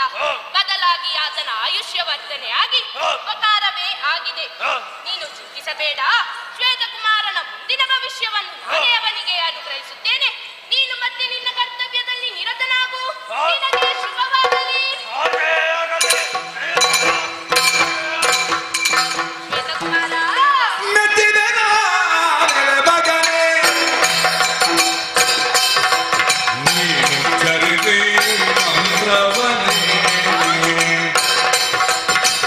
ಸ್ವಚ್ಛತೆ ಪಡೆದಿಗೆ ನೆತ್ತಿನ ಭದಗನೆ ನಿತ್ಯದ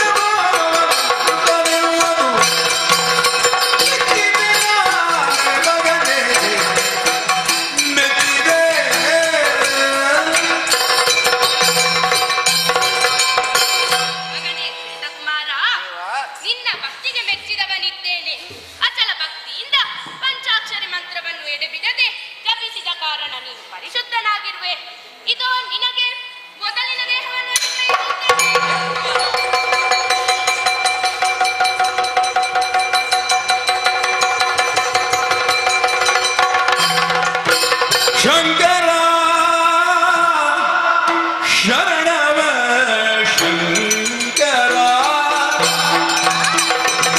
ವೈರಿ ಭಯಂಕರ ಸುಮಕರನೇ ಶಂಕರಿಯರ ಸುಖಂಕರ ಲಾಲಿತೋ ಶಂಕರಿಯರ ಸುಖಂಕರ ಲಾಲಿತೋ ಸಂಖ್ಯೆಯದು ದಿಗುದೋ ಶಂಕರ ಶರಣವ ಶಂಕರ ವೈರಿ ಭಯಂಕರ ಸುಮಕರನೇ ಸಾಂಬ ಶಿವ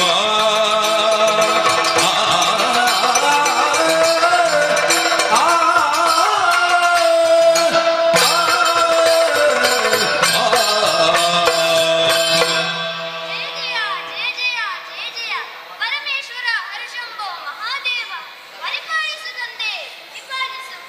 ಮಗನೇ ಶ್ವೇತಕುಮಾರ, ನಾನು ಮಾತ್ರ ಮೆಚ್ಚಿದ್ದಲ್ಲ, ಸಮಸ್ತ ದೇವಮಂಡಲ ಕೂಡ ನಿನ್ನ ಮೇಲೆ ಪ್ರಸನ್ನವಾಗಿರ ದ್ಯೋತಕವಾಗಿ ಅದು ಸುಮವೃಷ್ಟಿಯನ್ನು ಸುರಿಸುತ್ತಿದ್ದಾರೆ. ಮೊದಲಾಗಿ ನಿನ್ನಿಂದ ದುಷ್ಟ ದುರ್ಜಯನ ವಧೆಯಾಗಬೇಕಾಗಿದೆ. ಸತ್ತು ಮೊದಲಿನ ದೇಹದೊಂದಿಗೆ ಮರುಹುಟ್ಟು ಪಡೆದವನಿಂದ ಮಾತ್ರ ಆತನಿಗೆ ಮರಣ.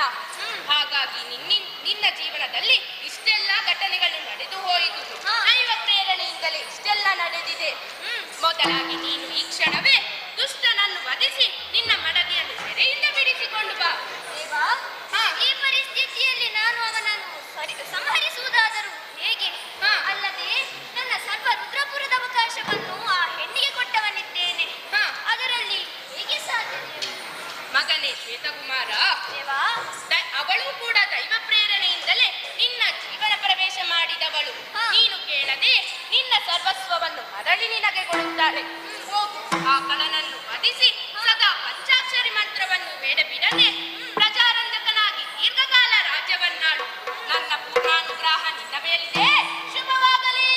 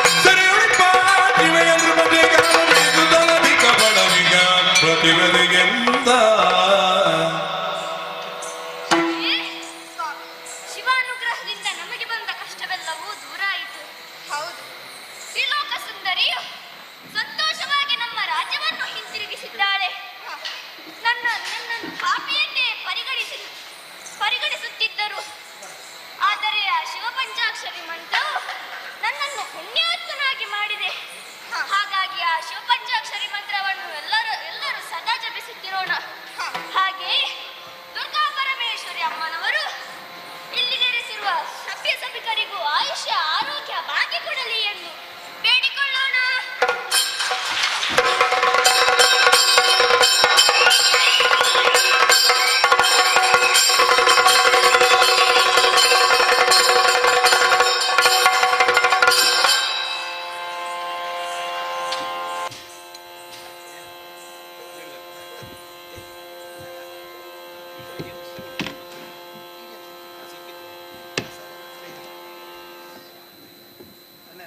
ನಮಸ್ತೆ.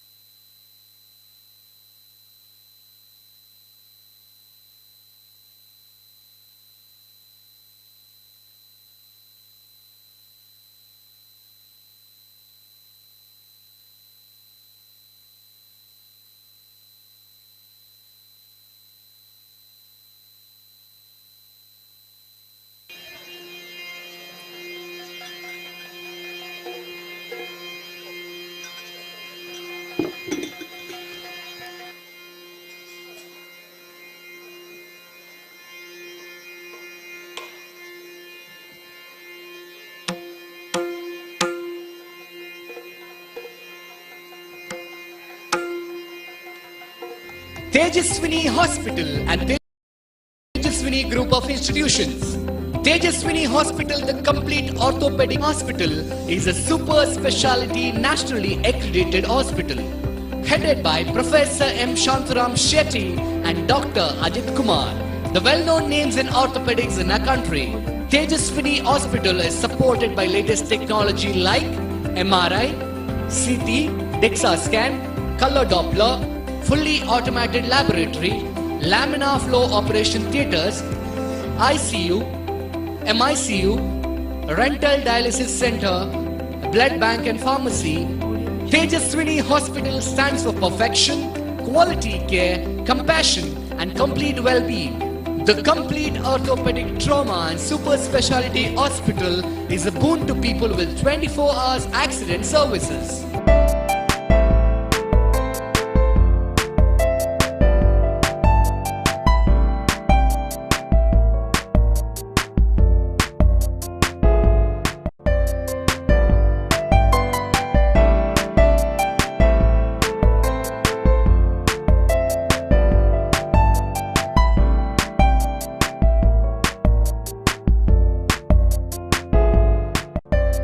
Tejaswini Hospital.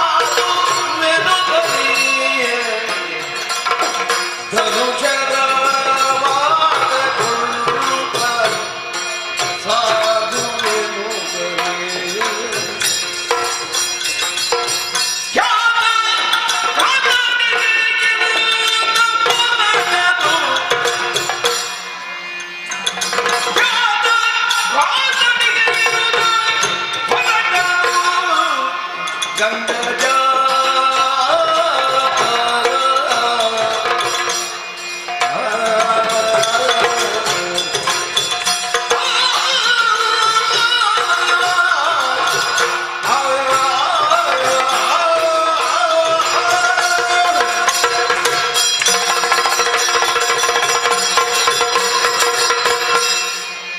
ಮಾತೋಶ್ರೀಯವರಾದಂತಹ ಸತ್ಯವತಿ ದೇವಿಯರ ಪುಣ್ಯ ಪಾದಂಗಳಿಗೆ ಪಡಪಟ್ಟು ಹೊರಟು ನಿಂತು ಕಾರಣ ನಮಗೆ ಅಪ್ಯಾಯಮಾನವಾದ ದೇಹ. ಶಮಂತ ಪಂಚಕದಲ್ಲಿ ನೆಲೆಯಾಗಿದ್ದೇನೆ. ಒಂದು ಬಾಸಿಂಗವನ್ನು ಕಟ್ಟಿಕೊಂಡು ಅಲ್ಲ ಶಸ್ತ್ರಧರನಾಗಿ ಯುದ್ಧ ಸಿದ್ಧತೆಯಿಂದ ಬಂದು ನಮ್ಮನ್ನು ಕಾಣಬೇಕು ಅನ್ನುವ ಹಾಗೆ ಪರಮ ಗುರುಗಳಾದಂತಹ ಭಾರ್ಗವರಾಮರು ಅಪ್ಪಣೆ ಆಯಿತಲ್ಲ. ಆದ್ದರಿಂದಲೇ ಹೊರಡುವುದು ನಮಗೆ ಅನಿವಾರ್ಯವಾಯಿತು. ಅಪ್ಯಾಯಮಾನ ಯಾಕೆ? ಅಂಬಾ ಪ್ರಕರಣ ನಮ್ಮ ಗುರುಗಳ ಸನ್ನಿಧಾನಕ್ಕೆ ಹೊರಗೆ ಬಂದು ತಲುಪಿತು. ಇದು ನಮಗೆ ಈ ಆದೇಶದಿಂದ ತಿಳಿದು ಬಂದ ವರ್ತಮಾನ. ಒಳ್ಳೆಯದೇ ಆಯಿತು. ಕಟ್ಟು ಹರಿದ ಪಂಜಿನಂತೆ ಪ್ರವರ್ತಿಸುತ್ತಿರುವ ಏಕಲವ್ಯದಂತಹ ಪ್ರಾಕೃತನನ್ನು ಭೀಷ್ಮನಲ್ಲಿಗೆ ವಿಚಾರಣೆಗೆ ಕಳುಹಿಸುತ್ತಿರುವ ಅಂಬಾ ಪ್ರಕರಣಕ್ಕೆ ಒಂದು ಪೂರ್ಣ ವಿರಾಮ ಬೀಳಬೇಕಾದದ್ದು ನಮಗೂ ಅನಿವಾರ್ಯವೇ ಹೌದು. ಅದು ನಮ್ಮ ಗುರುಗಳ ಸನ್ನಿಧಾನದಲ್ಲಿ ಒದಗಿ ಬರ್ತದೆ ಅಂತ ಆದರೆ ನಮಗೆ ಸಂತೋಷವೇ ಹೌದಲ್ಲ. ಆದ್ದರಿಂದಲೇ ಪರಮ ಮುನೀಂದ್ರರಾದ ಆಚಾರ್ಯ ಭಾರ್ಗವರನ್ನು ಕಾಣುವುದಕ್ಕೆ ವೇದವಿಧರಾದಂತಹ ಬ್ರಾಹ್ಮಣ ಗಣನವನ್ನು ಸುಮಂಗಲೆಯರನ್ನು ಕಾಣಿಕೆಯ ವಿಶೇಷ ವಸ್ತುಗಳನ್ನು ಜೊತೆಗೂಡಿಸಿಕೊಂಡು ಶಮಂತ ಪಂಚಕದೆಡೆಗೆ ಸಾಗುತ್ತೇನೆ.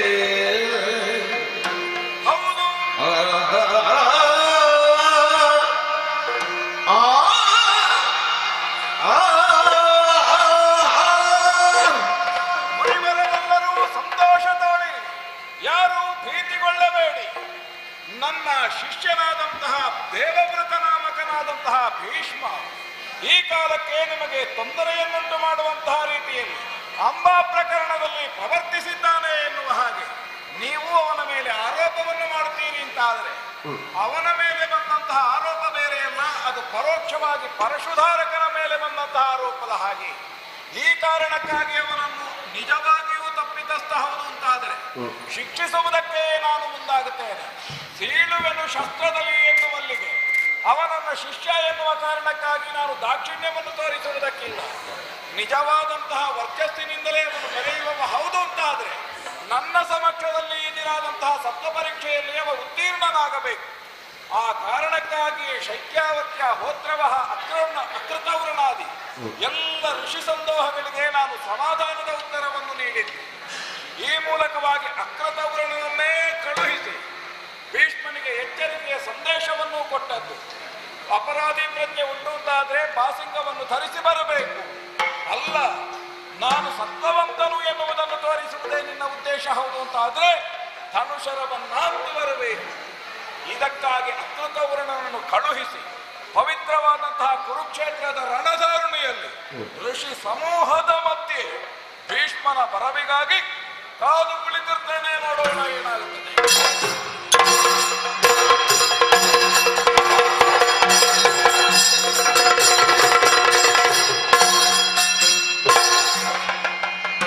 ಪರಮ ಋಷಿ ಮಂಡಲದ ಮಧ್ಯದಿಯೇ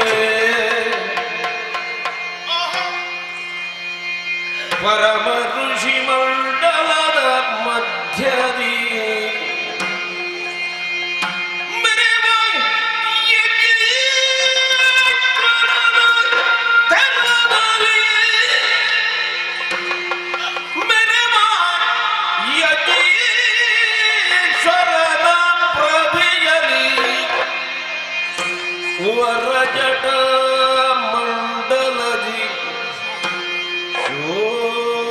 ಶೋಭಿಪ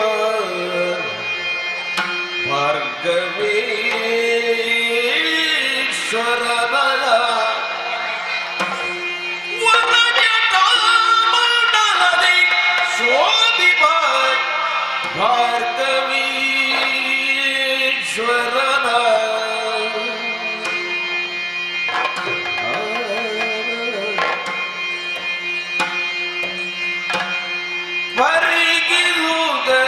ಪರಿಗಿರುವುದನ್ನಭಿನಮಿಸಿ ಭೀಷ್ಮನು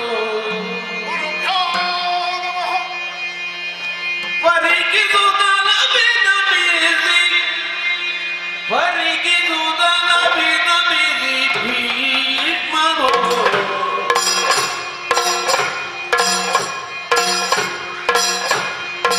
ಚರಣ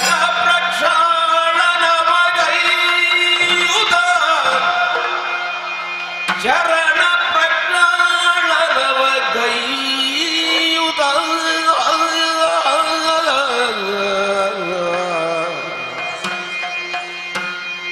ಶಿರದಿ ತೀರ್ಥವ ಧರಿಸಿ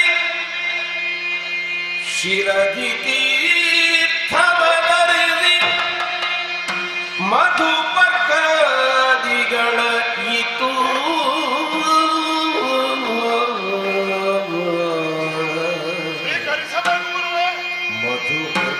ಮಧುಪರ್ಕಾದಿಗಳ ಇತು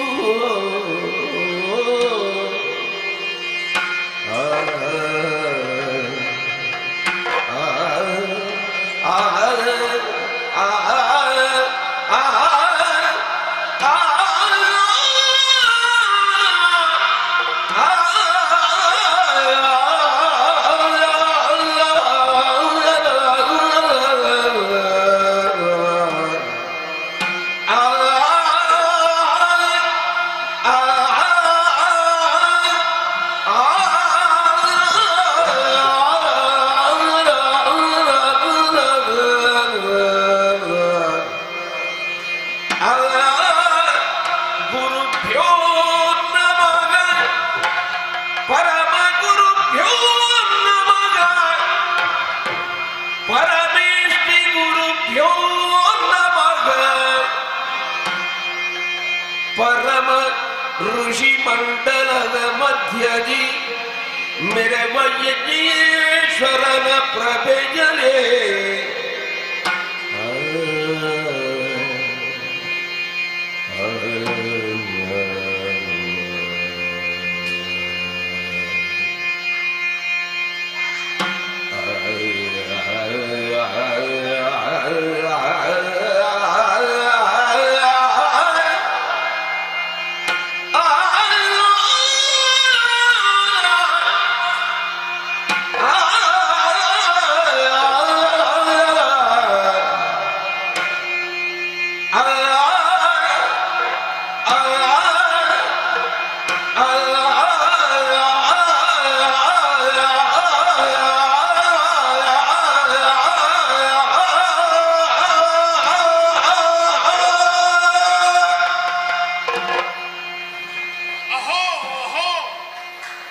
ಇದು ಮುಜ್ಜನ್ಮ ಸುಕೃತ ಅನ್ನುವುದಕ್ಕೆ ಅನುಮಾನವೇ ಇಲ್ಲ.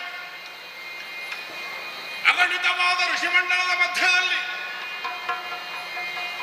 ಋಷಿಗಳನ್ನು ಶಿರಕ್ಕೆ ಕಿರೀಟ ಪ್ರಾಯನ ರಂಜಿಸುತ್ತಿರುವ ಪ್ರಜ್ವಲಿಸುತ್ತಿರುವ ನನ್ನ ಗುರುಗಳಾದ ಭಾರ್ಗವರಾಮರನ್ನು ನಾನು ಕಣ್ಣು ತುಂಬ ಕಂಡೆ. ಅಗ್ನಿಗೆ ಜ್ವಲಿಸುವುದು ಸ್ವಭಾವ. ಯಜ್ಞಕುಂಡದಲ್ಲಿ ಅಧಿಷ್ಠಾತ್ರವಾಗಿ ಅಗ್ನಿ ಜ್ವಲಿಸುತ್ತಾನೆ. ಆಮೇಲೆ ಋತ್ವಿಜರ ವೇದ ಘೋಷದಿಂದ ಅವನು ಪ್ರಜ್ವಲಿಸುತ್ತಾನೆ. ನಮ್ಮ ಗುರುಗಳಿಗೆ ಜ್ವಲಿಸುವುದು ಸ್ವಭಾವ. ಸುದೀರ್ಘ ಕಾಲದ ನಂತರ ತನ್ನ ತಪಶಕ್ತಿಯು ಕ್ರೋಢೀಕರಿಸಲ್ಪಟ್ಟು ವೃದ್ಧನಾದಂತಹ ನಮ್ಮ ಗುರುಗಳಿಂದೀಗ ಪ್ರಜ್ವಲಿಸುತ್ತಿದ್ದಾರೆ. ಅವರ ಅದ್ಭುತವಾದಂತಹ ತಪಶಕ್ತಿಯ, ಅದ್ಭುತವಾದ ಆತ್ಮಶಕ್ತಿಯ, ಅದ್ಭುತವಾದ ಅಧಿಶಕ್ತಿಯ ಸಮ್ಮುಖದಲ್ಲಿ ನಾನು ಕುಬ್ಜನಾಗಿ ಅವರ ಪಾದ ಮೂಲದಲ್ಲಿ ವಂದಿಸಿದೆ. ಪಾದ ಪ್ರಕ್ಷಾಳನವನ್ನು ಮಾಡಿದೆ ಮತ್ತು ಮರ್ಕಾದಿಗಳಿಂದ ಸತ್ಕರಿಸಿದೆ. ಇನ್ನೇನು ಮಾಡೋಣ? ಏನಿದೆ ಕೊಡುವುದಕ್ಕೆ ಏನನ್ನು ಕೊಡುವ ಸಾಮರ್ಥ್ಯವಿಲ್ಲದಂತಹ ನಾನು ನನ್ನನ್ನೇ ನನ್ನ ಗುರುಗಳ ಸಮ್ಮುಖದಲ್ಲಿ ಸಮರ್ಪಿಸಿಕೊಂಡೆ ಗುರುಭ್ಯೋ ನಮಃ ಗುರುಭ್ಯೋ ನಮಃ. ಓ ಪರಮ ಭಕ್ತಿಗೆ ಮೆಚ್ಚಿ ಮನದೊಳು ಪರಮ ಭಕ್ತಿಗೆ ಮೆಚ್ಚಿ ಮನದೊಳು ಧರೆಯೊಳು ಎಳೆಯುಂಟೆ ಧರೆಯೊಳು ನಿನಗೆಳೆಯುಂಟೆ ಎಂದು ತಲಾಗ ಬೀಳಿದರು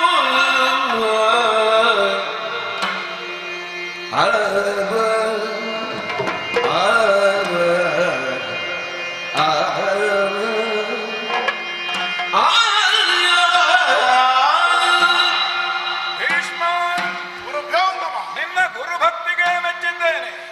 ಕಾಯೇನ ವಾಚ ಮನಸ ನಿನ್ನನ್ನು ನೀನು ಅರ್ಪಿಸಿಕೊಂಡಂತಹ ರೀತಿಯಿಂದ ಹರ್ಷಾನಂದದಿಂದ ನಾನು ತೇಲಾಡುತ್ತಿದ್ದೇನೆ.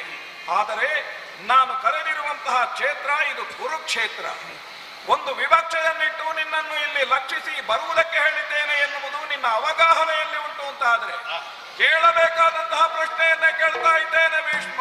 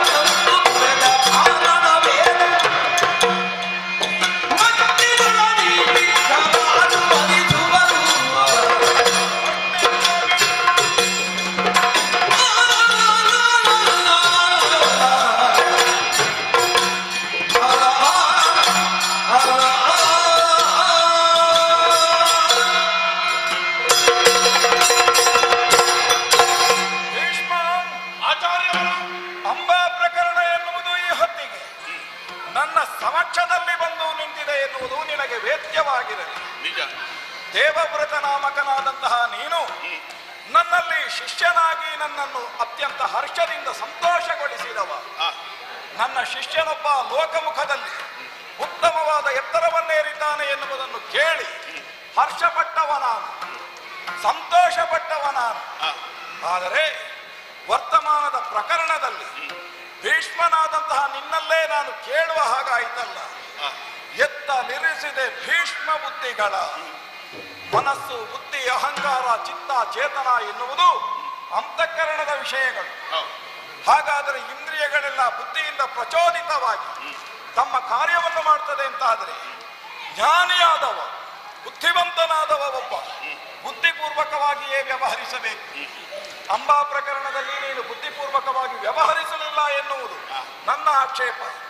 ಕಾಶಿ ಕ್ಷೇತ್ರಕ್ಕೆ ಹೋದೆಯೇನು, ಸ್ವಯಂವರ ಮಂಟಪವನ್ನು ಏರಿದೆಯೇನು, ಅಲ್ಲಿದ್ದಂತಹ 3 ಮಂದಿ ರಾಜಕುಮಾರಿಯರನ್ನು ಅಪಹರಿಸಿ ಏರಿರನ್ನಯ ರಥ ಅಂತ ಹೇಳಿಕೊಂಡು ಹಸ್ತಿನಾವತಿಗೆ ತಂದೆಯೇನು, ಅವರನ್ನು ವಿಚಿತ್ರ ವೀರ್ಯನಿಗೆ ಮದುವೆ ಮಾಡುವುದಕ್ಕೆ ಹೇಳಿದೆಯೇನು. ಆ ಮೇಲೆ ಅವರಲ್ಲಿ ಇಬ್ಬರು ಒಪ್ಪಿ ಒಬ್ಬಳು ಒಪ್ಪದೇ ಉಳಿದಾಗ ಸಾಲ್ವನಲ್ಲಿಗೆ ಕಳುಹಿಸಿದೆಯೇನು. ಸತ್ಯ. ಸಾಲ್ವನಿಂದ ತಿರಸ್ಕೃತನಾಗಿ ಮರಳಿ ಬಂದಾಗ, ನಿನ್ನನ್ನು ಮತ್ತೆ ಆಪೇಕ್ಷಿಸಿದಾಗ, ಸಿಂಹಾಸನಕ್ಕೆ ಮತ್ತೆ ನಾನು ವಧುವಾಗುತ್ತೇನೆ ಅಂತ ಹೇಳುವಾಗ ಅದಕ್ಕೆ ನೀನು ಒಲ್ಲೆ ಅಂತ ಹೇಳಿದೆಯೇನು. ನಾನು ಇದನ್ನು ಆಕ್ಷೇಪಿಸ್ತಾ ಇದ್ದೇನೆ. ಒಬ್ಬ ಬುದ್ಧಿವಂತನಾಗಿ ನೀನು ಯಾವ ಉದ್ದೇಶದಿಂದ ಅಲ್ಲಿಗೆ ಹೋಗಿದ್ದಿ ಎನ್ನುವುದಕ್ಕಿಂತಲೂ ಸಂಭಾವ್ಯವಾದ ಪರಿಣಾಮದಲ್ಲಿ ಒದಗಿ ಬರಬಹುದಾದಂತಹ ಯಾವ ಒಂದು ಪ್ರಭಾವಗಳಿದ್ದಾವೆ ಅಥವಾ ಒಂದು ಸನ್ನಿವೇಶಗಳಿರ್ತಾವೆ, ಇದರ ಕುರಿತಾಗಿ ಆಲೋಚನೆ ಮಾಡದೆ ನೀನು ತೆಗೆದುಕೊಂಡಂತಹ ತೀರ್ಮಾನ ಇವತ್ತು ಅಂಬೆಯ ಬಾಳಲ್ಲಿ ಬಿರುಗಾಳಿಯಾಗಿದೆ. ಅನ್ಯಾನುರಕ್ತೆಯಾದಂತಹ ಆಕೆಯನ್ನು ಕರೆತರುವ ಅವಶ್ಯಕತೆ ನಿನಗೇನಿತ್ತು?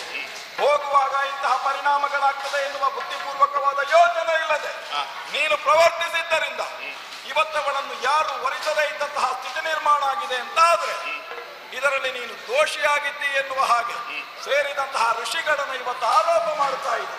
ನನ್ನಲ್ಲಿಗೆ ಈ ಪ್ರಶ್ನೆಯನ್ನು ತಂದಾಗ ನಾನು ವಿಚಾರಿಸ್ತೇನೆ ಎಂದವರಿಗೆ ಅಭಯ ಪ್ರದಾನ ಮಾಡಿದವ. ಪ್ರಕರಣದ ಸತ್ಯಂತವಾದಂತಹ ವಿಚಾರವನ್ನು ಅವರಿಂದ ಕೇಳಿದ್ದೇನೆ. ನಿನ್ನಿಂದ ಉತ್ತರ ಬೇಕು. ಏನು ಹೇಳಿ ಗುರುವರ್ಯ?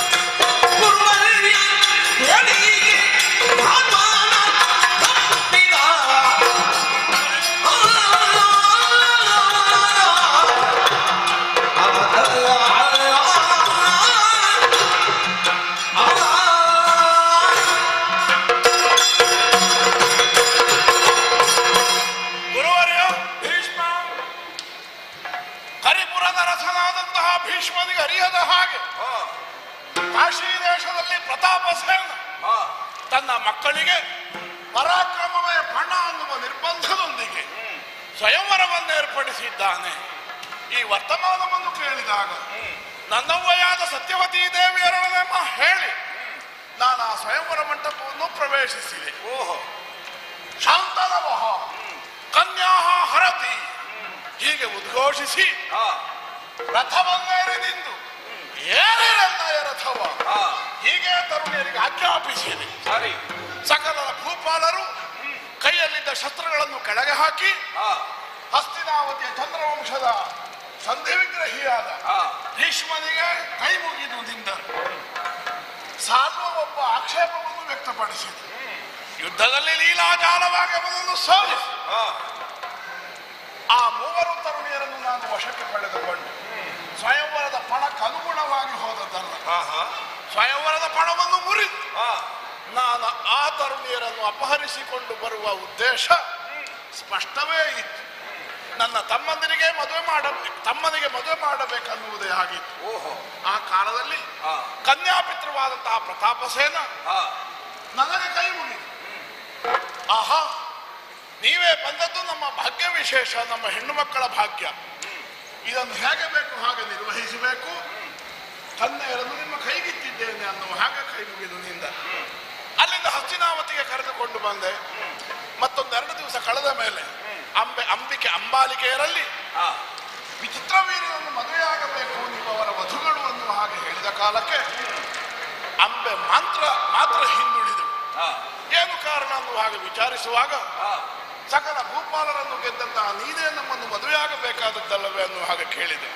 ಮದುವೆ ಆಗದೇ ಇರುವುದಕ್ಕೆ ನನಗಿರುವ ಸಕಾರಣವನ್ನು ವಿವರಿಸಿದ ಕಾಲಕ್ಕೆ ವಿಚಿತ್ರವೀರ್ಯನನ್ನು ನಾನು ಅಲ್ಲೇ ನನಗೆ ಬೇರೆ ಒಂದು ಉದ್ದೇಶ ಉಂಟು ಅನ್ನುವ ಹಾಗೆ ಆಡಿದೆ. ಏನು ಅನ್ನುವ ಹಾಗೆ ಕೇಳಿದೆ. ಸ್ವಯಂವರದ ಮೊದಲಿನ ದಿವಸದ ಸಾಯಂಕಾಲ ಗಂಗಾ ತೀರದಲ್ಲಿ ಕಂಡು ಬಂದ ಸಾಲ್ವನನ್ನು ಮನಸೋತು ತಂಗಿಯರು ಯಾರಿಗಾದರೂ ಮನಸ್ಸನ್ನು ಮದುವೆಗೆ ಒಪ್ಪಿಗೆಯನ್ನು ಕೊಡಲಿ, ನಾನು ನಿನ್ನನ್ನೇ ಓಲೈಸಿ ವರಿಸುತ್ತೇನೆ, ಹೀಗೆ ವಚನಬದ್ಧನಾಗಿದ್ದೇನೆ ಅನ್ನುವ ಹಾಗೆ ಆಡಿದೆ. ಏನು ಎಷ್ಟು ಬುದ್ಧಿ ಉಪಯೋಗಿಸಿ ಕೆಲಸ ಮಾಡಿದರು. ಕೆಲವೊಮ್ಮೆ ಎಂತಹ ಪ್ರಾಜ್ಞನಿಗಾದರೂ ಒಂದು ಸಣ್ಣ ಮಟ್ಟಿನ ಸೋಲಾಗಿ ಬಿಡುತ್ತದೆ ಅನ್ನುವುದಕ್ಕೆ ಈ ಭೀಷ್ಮನೇ ಉದಾಹರಣೆ. ಸಾಲೋನಲ್ಲಿ ಅನುರಕ್ತ ಇವಳು ಅನ್ನುವುದು ತಿಳಿಯದೆ ನಾನು ತಂದೆ. ತಿಳಿದ ಮೇಲೆ ತಂದದ್ದು ಅಪರಾಧ ಆಯಿತು, ತಂದದ್ದು ಪ್ರಮಾದ ಆಯಿತು ಅನ್ನುವಾಗ ನನಗೆ ತೋರಿ ಬಂತು. ಆದ್ರೆ ಏನು ಮಾಡುವ, ತಂದಾಯ್ತಲ್ಲ, ಇನ್ನೇನು ಮಾಡುವ ಅನ್ನುವಾಗ ನಾನು ಅಂಬೆಯಲ್ಲೇ ಕೇಳಿಕೊಂಡೆ. ಆಗ ಅವಳು ಹೇಳಿದ್ದು ಏನು, ನನಗಾಗಿ ಸಾಲುವ ಸೌಭದಲ್ಲಿ ಕಾಯುತ್ತಿದ್ದಾನೆ, ಎಂದಿಗೈತಹವೆಂದು ದಾರಿಯನ್ನು ನೋಡುತ್ತಿಹ, ಸಾಲುವಲ್ಲಿಗೆ ನನ್ನನ್ನು ಕಳುಹಿಸಿಕೊಡುವನ್ನು ಹಾಗೆ ಅವಳು ಆಡಿದ್ದು. ನಮಗೆ ಸಂತೋಷ ಆಯಿತು. ಅರಿಯದೆ ಅವಳನ್ನು ಈ ಕಡೆಗೆ ಕರೆದುಕೊಂಡು ಬಂದಾಯಿತು. ಅವಳು ಯಾರನ್ನು ಸೇರುವುದಕ್ಕೆ ಬಯಸುತ್ತಾಳೋ, ಯಾರು ಒಂದು ಅಂಬೆಯ ಕುರಿತಾಗಿ ಯಾರು ದಾರಿ ನೋಡುತ್ತಿದ್ದಾರೋ ಆ ಸಾಲುವಿಗೆ ಇವಳನ್ನು ಒಪ್ಪಿಸಿ ಬಿಟ್ರೆ ಪ್ರಸಂಗ ಮಂಗಳವಾಗುತ್ತದಲ್ಲ ಅನ್ನೋ ಹಾಗೆ ಭಾವಿಸಿ ಬ್ರಾಹ್ಮಣ ಪರಿಷತ್ತಿನೊಂದಿಗೆ ಅಲ್ಲಿಗೆ ಕಳುಹಿಸಿಕೊಟ್ಟೆ. ಅದರ ಆಮೇಲೆ ಸುದ್ದಿ ಬಂತು, ಈಗ ನಿಮಗೆ ಸುದ್ದಿ ಬಂದ ಹಾಗೆ ಅಂಬೆ ಪುನಃ ಹಸ್ತಿನಾವತಿಗೆ ಬರಲಿಲ್ಲ. ಕಾಡಿನಲ್ಲಿ ಕಿರಾತನನ್ನು ಸಂಧಿಸಿದಳಂತೆ, ನನ್ನನ್ನು ಬಡಿದು ಬಗ್ಗಿಸಬೇಕನ್ನುವ ಹಾಗೆ ಹೇಳಿ ಕಳುಹಿಸಿದಳಂತೆ. ಆ ಕಿರಾತನಿಗೆ 2 ಬಡಿದು ಕಳಿಸಿದ, ಅದು ವಿಷಯ ಬೇರೆ. ಆಮೇಲೆ ನಿಮ್ಮಲ್ಲಿಗೆ ಬಂತು ದೂರು. ಸಾಲ್ವ ಒಂದು ಮಾತು ಹೇಳಿದ ನನಗೆ, ಏನು, ಭೀಷ್ಮನನ್ನು ನೆರೆದು ಬಂದಿಹ, ನೀನು ನನಗೆ ಬೇಡ. ಆಮೇಲೆ ಇರಬೇಕು ಬಹುಶಃ ನಿಮ್ಮಲ್ಲಿಗೆ ಬಂದದ್ದು ಆ ದೂರು. ಆದ್ದರಿಂದ ನಿಮ್ಮಲ್ಲಿ ಪ್ರಾಮಾಣಿಕವಾಗಿ ನಡೆದದ್ದೇನು ಅನ್ನುವುದನ್ನು ನಾನು ಹೇಳಬೇಕಲ್ಲ. ಯಾಕೆ, ಈ ಭೀಷ್ಮನನ್ನುವ ಶಿಲ್ಪವನ್ನು ಕತೆದು ನಿಲ್ಲಿಸಿದವರು ನೀವು. ಆದ್ದರಿಂದ ನನ್ನ ಅಂತರಂಗವನ್ನು ತೆರೆದಿಟ್ಟಿದ್ದೇನೆ. ತಮ್ಮನಿಗಾಗಿಯೇ ಅವರನ್ನು ರಾಕ್ಷಸ ಪದ್ಧತಿಗೆ ಅನುಗುಣವಾಗಿ ಅಪಹರಿಸಿ ತರುವ ಕಾಲಕ್ಕೆ ಅಂಬೆ ಎನ್ನುವವಳು ಸಾಲ್ವನಿಗೆ ಮನಸ್ಸನ್ನು ಮಾರಿಕೊಂಡಿದ್ದಾಳೆ ಅನ್ನೋ ವಿಷಯ ತಿಳಿಯದೇ ಹೋಯಿತು. ತಿಳಿದ ಮೇಲೆ ಅದನ್ನು ಸರಿಪಡಿಸುವ ಪ್ರಯತ್ನವನ್ನು ನಾನು ಮಾಡಿದೆ. ಸಾಲ್ವ ತಿರಸ್ಕರಿಸಿದ. ಇಷ್ಟೇ ಇರುವುದು ಗುರುಗಳ ವಿಷಯ. ವಿಷಯ ಅರ್ಥ ಆಯ್ತು. ಸಂಕ್ಷೇಪವಾಗಿ ನೀನು ಹೇಳಿದ ಮಾತಿನ ಸಾರ ಏನು ಅಂತ ಕೇಳಿದರೆ, ನೀನು ಹೋದದ್ದು ನಿನಗಾಗಿ ಅಲ್ಲ, ತಮ್ಮನಿಗೆ ಅವರನ್ನು ತರುವುದಕ್ಕಾಗಿ ಹೋದೆ. ಅದೇ ಪ್ರಶ್ನೆ ನೋಡಿ,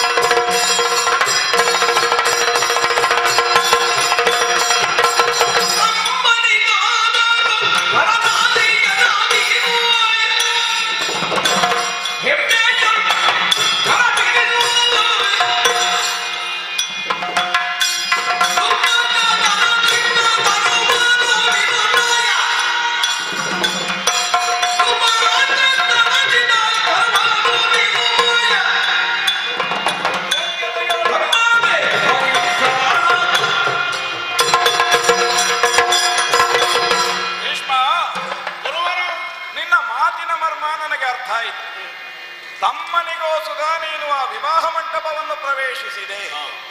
ನಾನು ಬುದ್ಧಿಪೂರ್ವಕವಾಗಿ ವ್ಯವಹರಿಸಬೇಕು ಎನ್ನುವ ಮಾತನ್ನು ಸೂಕ್ಷ್ಮವಾಗಿ ನೀನು ಆಲೋಚಿಸಿದ್ದು ಹೌದು ಅಂತಾದರೆ ದೋಷ ನಿನ್ನಲ್ಲಿ ಕಾಣುತ್ತದೆ ಭೀಷ್ಮ.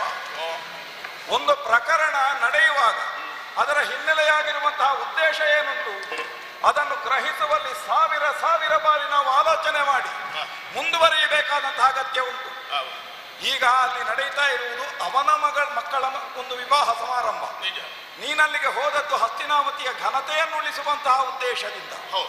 ಅದೇ ಹೌದು ಅಂತಾದ್ರೆ ಮುಂದೆ ಈ ಹೆಣ್ಣು ಮಕ್ಕಳ ಭವಿಷ್ಯಕ್ಕೆ ಒಂದು ತೊಡಕಾಗುತ್ತದೆ ನನ್ನದಾದಂತಹ ಪ್ರವೇಶ ಎನ್ನುವ ಪ್ರಜ್ಞೆ ನಿನ್ನಲ್ಲಿ ಇಲ್ಲದೆ ನೀನಲ್ಲಿಗೆ ಹೋದೆ.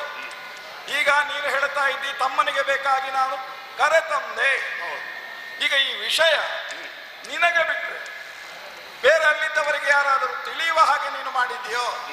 ನೀನು ಮಾಡಲಿಲ್ಲ. ಈಗ ಅಲ್ಲಿದ್ದ ಪಣ ಏನು? ಗೆದ್ದವರಿಗೆ 3 ಮಂದಿಯನ್ನು ಕೊಡುವುದು ಎನ್ನುವ ಹಾಗೆ ಅಲ್ವಾ? ಹೌದು ಅಂತಾದರೆ ಗೆದ್ದವ ನೀನು ಅಂತಾಗುವಾಗ ಅಲ್ಲಿದ್ದವರೆಲ್ಲ ಹೇಳಿದ್ರಂತೆ ಭೀಷ್ಮ ಕೊಂಡೋಗುವುದು ಹೌದು ಅಂತಾದರೆ ಅವರ ಜೀವನದಲ್ಲಿ ಪರಮ ಪಾವನವಾದಂತಹ ಯೋಗ ಅದು ಒಳ್ಳೆಯದಾಯಿತು ಅಂತ ಹೇಳಿದ್ರಂತೆ. ಆಗಲೂ ನಿನಗೆ ಹೇಳಬಹುದಿತ್ತು ನನಗಾಗಿ ಕೊಂಡು ಹೋಗುವುದಲ್ಲ, ನನ್ನ ತಮ್ಮನಿಗೆ ಬೇಕಾಗಿ. ಅದನ್ನು ಹೇಳಲೇ ಇಲ್ಲ ನೀನು. ಹಾಗಾದರೆ ತಪ್ಪು ಸಂದೇಶವನ್ನು ಕೊಟ್ಟು ನೀನಲ್ಲಿಗೆ ಪ್ರವೇಶ ಮಾಡಿದೆ. ನೀನೊಬ್ಬ ಬ್ರಹ್ಮಚಾರಿಯಾಗಿ ಅಲ್ಲಿಗೆ ಪ್ರವೇಶ ಮಾಡಿದ್ದೇ ಅನುಚಿತ. ನಿನ್ನ ಜೀವನದಲ್ಲಿ ಇಂತಹ ಒಂದು ಸ್ಥಿತಿ ಉಂಟಾಯಿತು, ಗತ್ಯಂತರ ಇಲ್ಲದೆ ನೀನು ಹೋದಿ ಇಂತಾದರೂ ಅದನ್ನು ದುರ್ಮಾರ್ಗತನದಿಂದ ನೀನು ಅತಿಕ್ರಮಿಸಿ ಈ ಕಾಲಕ್ಕಾಗುವಾಗ ಅವರನ್ನು ಕರೆತಂದಿದ್ದಿ ಅಂತ ಆದರೆ ನೀನು ಗೊತ್ತಿರಬೇಕು, ಚಿತ್ರಮ ಪಾತ್ರೆ ರಮತೆ ನಾರಿ. ಹೆಣ್ಣು ಮಕ್ಕಳದ್ದಾದಂತಹ ವ್ಯವಹಾರ ಅತ್ಯಂತ ಸೂಕ್ಷ್ಮವಾಗಿರುತ್ತದೆ. ಯಾರ ಮನಸ್ಸನ್ನು ನಾವು ಒಳಹೊಕ್ಕು ನೋಡುವುದಕ್ಕೆ ಸಾಧ್ಯ ಆಗುವುದಿಲ್ಲ. ಹಾಗಾದರೆ ಇಂತಹ ಒಂದು ಪೂರ್ವ ಸಂಬಂಧ ಅವಳಲ್ಲಿ ಇತ್ತು ಎನ್ನುವುದು ನಿನಗೆ ಕಂಟಕಪ್ರಾಯವಾಗುತ್ತದೆ. ನಿನ್ನ ಅರಿವಿಗೆ ಬಾರದೆ ಆದದ್ದು ಹೌದು ಅಂತ ನೀನು ವಾದಿಸ್ತಿ ಅಂತಾದರೂ ಇದಕ್ಕೆ ಪೂರ್ವ ತಯಾರಿಯಲ್ಲಿ ನಾವಿರಬೇಕು. ಇದು ನಮಗೆ ಬದ್ಧತೆ ಹೌದು ಅಂತಾದರೆ ನೀನು ಮಾಡಿದ ಒಂದು ತಪ್ಪಿನಿಂದ ಅಂಬೆಯ ಜೀವನದಲ್ಲಿ ತಪ್ಪುಗಳ ಸರಮಾಲೆಯೇ ಆಗುತ್ತಾ ಹೋಯಿತು. ನೀವು ಇದನ್ನು ಗ್ರಹಿಸಬೇಕು. ನೀನು ಹೋದದ್ದು ತಪ್ಪಾದದ್ದರಿಂದ ಅಲ್ಲಿಂದ ತಪ್ಪುಗಳ ಸರಮಾಲೆಯೇ ಬಂತು. ಈಗ ಉದ್ದೇಶ ಏನಂತ ಕೇಳಿದರೆ ನೀನು ಹೋದದ್ದು ಅವರಿಗೆ ಗೊತ್ತೇ ಇರಲಿಲ್ಲ, ನೀನು ಬರ್ತಿ ಅಂತ ಹೇಳುವ ನಿರೀಕ್ಷೆಯೇ ಇರಲಿಲ್ಲ. ಆದರೂ ನೀನು ಅಲ್ಲಿಗೆ ಹೋದೆ. ಹೋದ ಮೇಲೆ ಮದುವೆ ಆಗಬಹುದು ಅಂತ ಹೇಳುವ ನಿರೀಕ್ಷೆ ಇತ್ತು, ಅದೂ ಆಗಲಿಲ್ಲ. ಹಾಗಾದರೆ ಅವರೊಳಗೆ ನಡೆದಂತಹ ಸಂವಾದದಲ್ಲಿ, ಸಾಲ್ವ ಮತ್ತು ಅಂಬೆಯ ಸಂವಾದದಲ್ಲಿ ಒಂದು ಸುಖದಿಂದ ಪರ್ಯಾವಸಾನಗೊಳ್ಳಬಹುದಾದಂತಹ ಪ್ರಸಂಗ ನೀನು ಹೋದದ್ದರಿಂದ ಆಯಿತು. ಹೀಗೆ ಹಾಗಾಗಿ ತಮ್ಮನಿಗಾದರೂ ನೀನು ತರುವುದು ಹೌದು ಅಂತಾದರೂ ಇದು ದುರ್ಮಾರ್ಗತನದಿಂದ ಅಂತಾದ್ರಿಂದ ಅವಳ ಜೀವನ ಇವತ್ತು ಹಾಳಾಗಿದೆ. ಗುರುಗಳೇ, ಆದ್ದರಿಂದ ನಾನು ಹೇಳ್ತೇನೆ, ಗುರುಗಳೇ, ಏನು ನೀವು ಅಪಾರ್ಥ ಮಾಡಿಕೊಳ್ಳಬಾರದು. ಯಾಕೆ? ನಾನು ಸ್ವಯಂವರ ಮಂಟಪಕ್ಕೆ ಹೋದದ್ದು ತಪ್ಪು ಅನ್ನುವ ಹಾಗೆ ನನಗೆ ಈಗಲೂ ಅನ್ನಿಸುವುದಿಲ್ಲ. ಯಾಕೆ ಬ್ರಹ್ಮಚಾರಿಯಾದವರು ಸ್ವಯಂವರ ಮಂಟಪವನ್ನು ಪ್ರವೇಶಿಸಕೂಡದು ಅನ್ನುವ ನಿಯಮ ಏನೂ ಇಲ್ಲ. ಆದರೆ ಪ್ರವೇಶಿಸುವಂತಹ ಬ್ರಹ್ಮಚಾರಿಗೆ ತನ್ನ ಬ್ರಹ್ಮಚರ್ಯದ ಮೇಲೆ ದೃಢತೆ ಬೇಕು. ಮದುವೆ ಮಾತುಕತೆ ಬ್ರಹ್ಮಚಾರಿ ಮಾಡಬಾರ್ದ? ಈಗ ನೀವು ಬಂದದ್ದು ಒಮ್ಮೆ ಮಾತುಕತೆ ಮಾಡುವುದಕ್ಕೆ ಅಲ್ವ ಮದುವೆ ಮಾತುಕತೆ ಮಾಡುವ? ನಮಗಿಂತ ದೊಡ್ಡ ಬ್ರಹ್ಮಚಾರಿಗಳೇ ಅಲ್ಲ. ಮಾತುಕತೆಯು ಮಾಡಬಹುದು, ಬ್ರಹ್ಮಚಾರಿಯಾದವು ದೂರದಿಂದ ಆಶೀರ್ವಾದವೂ ಮಾಡಬಹುದು. ಹೌದು ಅಂತಾದ್ರೆ ಅಲ್ಲಿ ಪ್ರವೇಶ ಎನ್ನುವುದು ಯಾವ ಕ್ಷತ್ರಿಯೋಚಿತವಾದಂತಹ ಮಕ್ಕಳಿಗೆ ಆಗ್ತದೆ ಅಂತಾದ್ರೆ ಅಲ್ಲಿ ಪ್ರವೇಶ ಮಾಡಿದ್ದು ವಿವಾಹದ ಸಮಾರಂಭದಲ್ಲಿ ನೀನು ಪ್ರವೇಶ ಮಾಡಿ ಸಕ್ಷಮ ಅಂತ ಆಗ್ತದೆ. ನಿಮ್ಮ ಆಕ್ಷೇಪ ಅರ್ಥ ಆಯ್ತು. ನಾನು ಪರಾಕ್ರಮವೇ ಪಣ ಅನ್ನುವಂತ ನಿರ್ಬಂಧವನ್ನು ಒಪ್ಪಿ ಆ ಪಣವನ್ನು ಗೆದ್ದದ್ದಲ್ಲ. ಆ ಪಣವನ್ನು ಮುರಿದು ಅಂಬಿಕೆ ಅಂಬಾಲಿಕೆಯರನ್ನು ನಾನು ಕರೆತಂದದ್ದು. ಆಗ ಪಣವನ್ನು ಗೆದ್ದವರು ಹೆಣ್ಣು ಮಕ್ಕಳನ್ನು ಮದುವೆ ಆಗತಕ್ಕದ್ದು ಅನ್ನುವಂತಹ ನಿರ್ಬಂಧವೇ ನನ್ನ ಮುಂದೆ ಬಿದ್ದು ಹೋಗುತ್ತದೆ.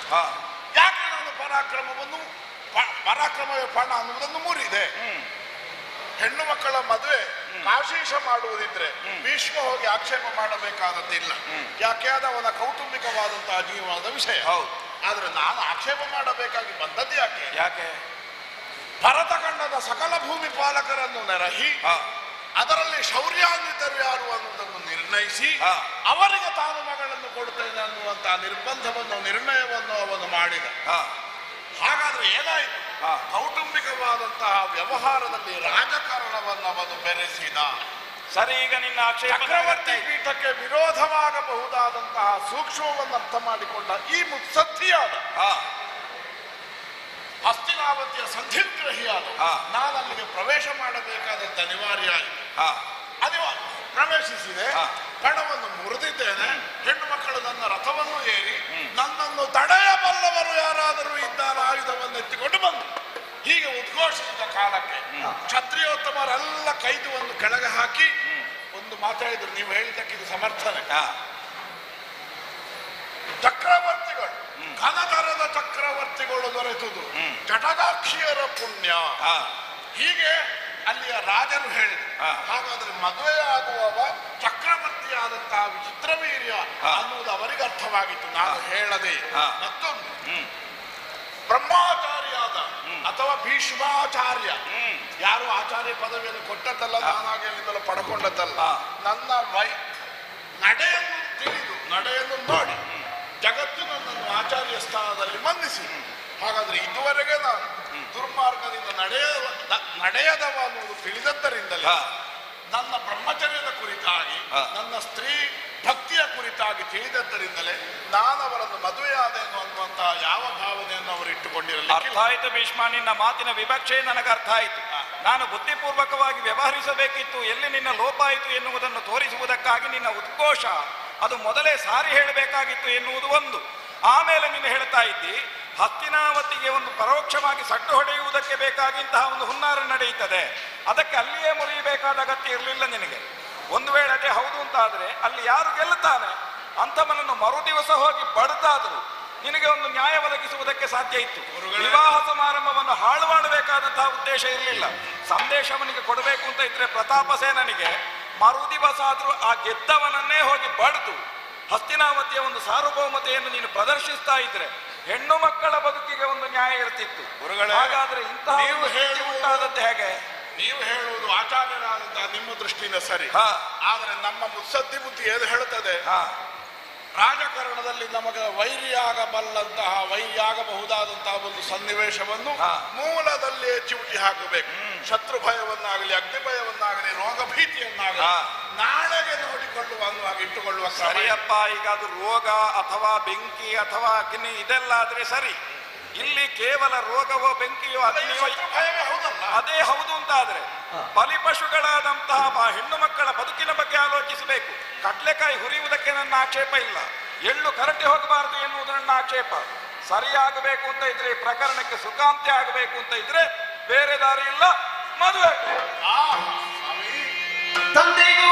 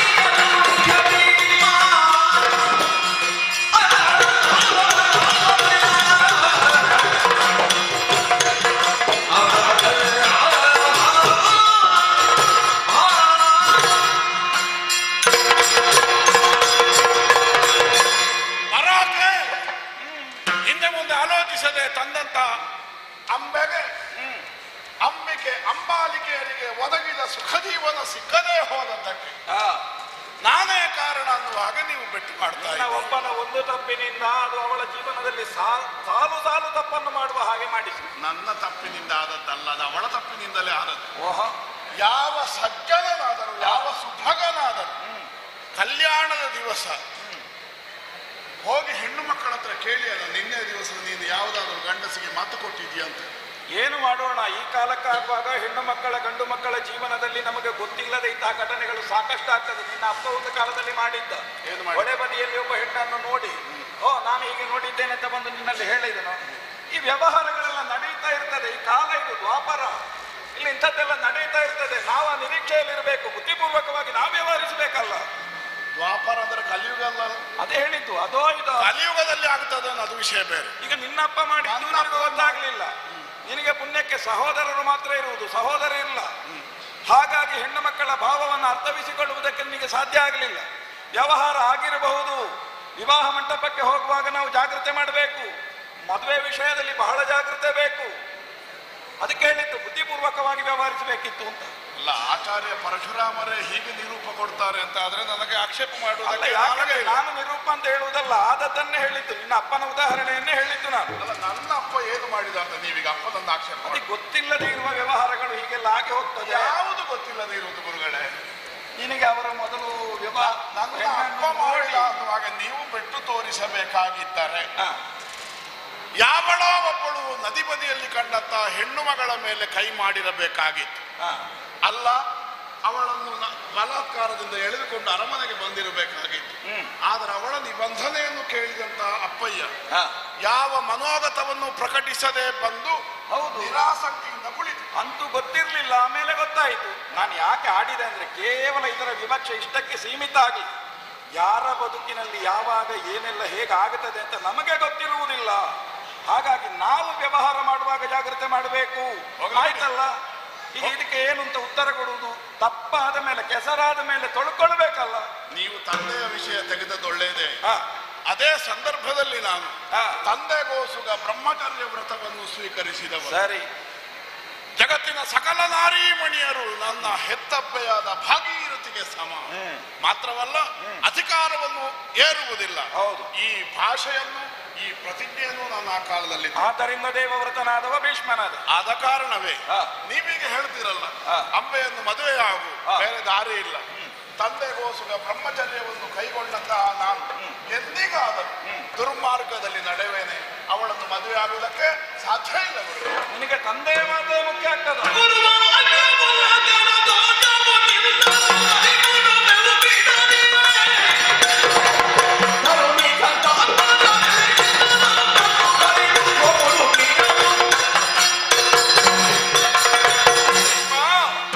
ತಂದೆಗೋಸುಗ ಬ್ರಹ್ಮಚರ್ಯ ವ್ರತದಲ್ಲಿ ನೀನಿದ್ದಿ ಅಂತ ಹೇಳ್ತಾ ಇದ್ದಿ.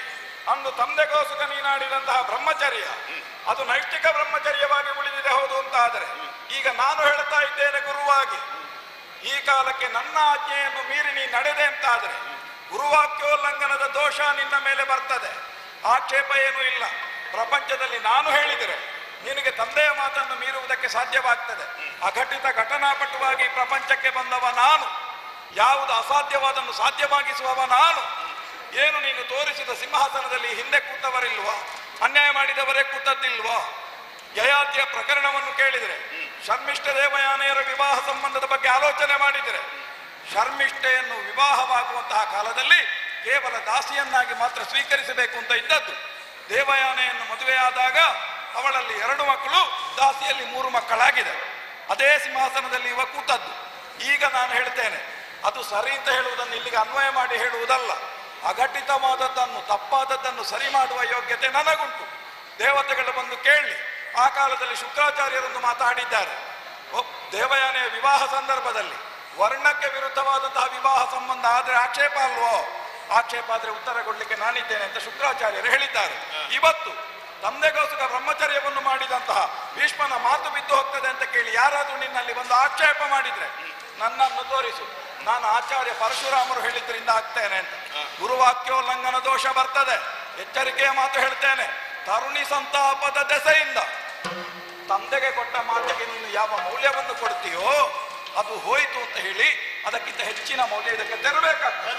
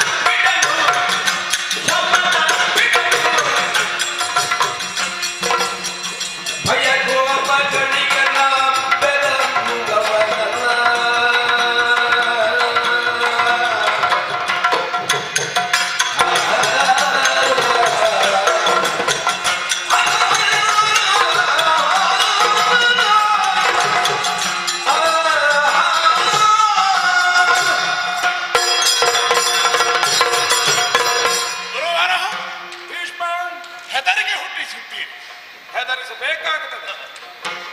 ಗುರುಗಳೇ, ತಂದೆಗೋಸ್ಕರ ಕೈಗೊಂಡ ಬ್ರಹ್ಮಚರ್ಯ ವ್ರತವನ್ನು ಗುರುವಿಗಾಗಿ ಬಿಡು.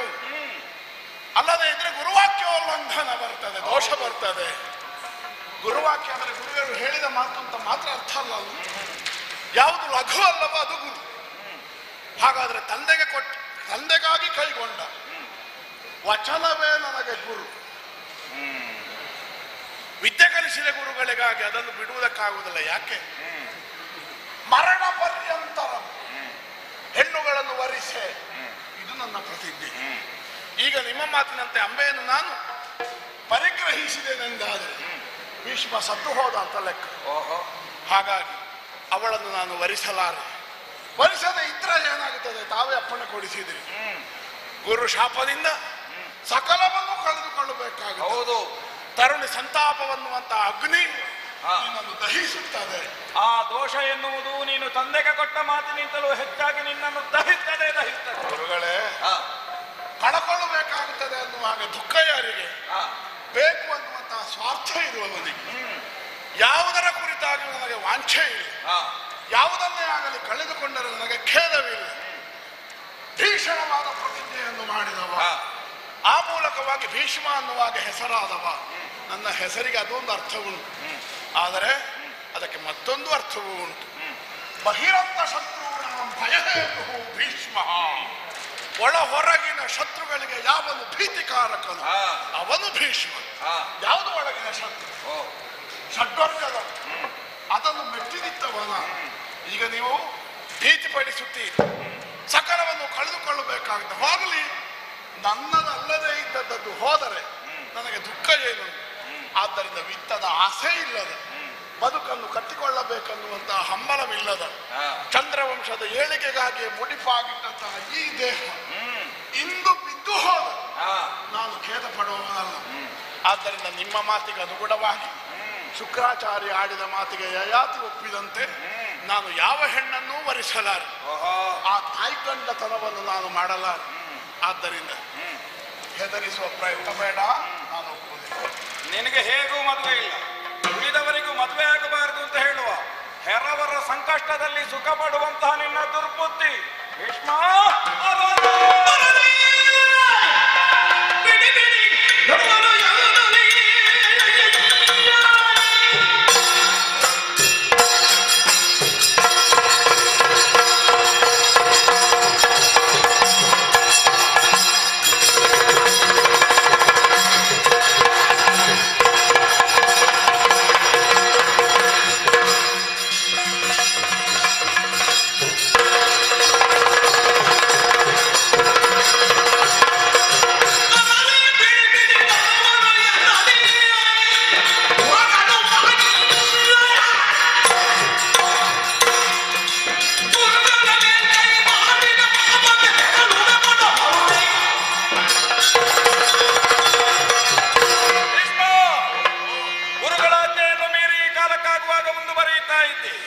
ನನ್ನ ಆಜ್ಞೆಯನ್ನು ಮೀರಿದ್ದರ ಪರಿಣಾಮ ನಿನಗೆ ದೋಷ ಬರ್ತದೆ ಅಂತ ಹೇಳಿದ್ರೆ ಅದಕ್ಕೆ ಎಚ್ಚರಿಕೆಯ ಮಾತಿಗೆ ನೀನು ಮನ್ನಣೆಯನ್ನೇ ಕೊಡ್ತಾ ಇಲ್ಲ.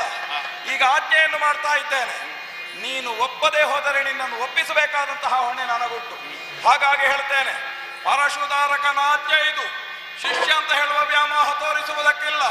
ದೂರಕ್ಕೆ ಸಿದ್ಧನಾಗು. ಬಿಡಿದರು ಗುರುವೇ ಸಮರ ಕೈಗಳು ನರಸು ಬದು ಜಯವಾಗುವುದೀಯೇ ಪರಮ ಕರುಣಾ ಸಿಂಧುವೆಂದುವ ಜ್ಞಾನಗೆಳಗೆ.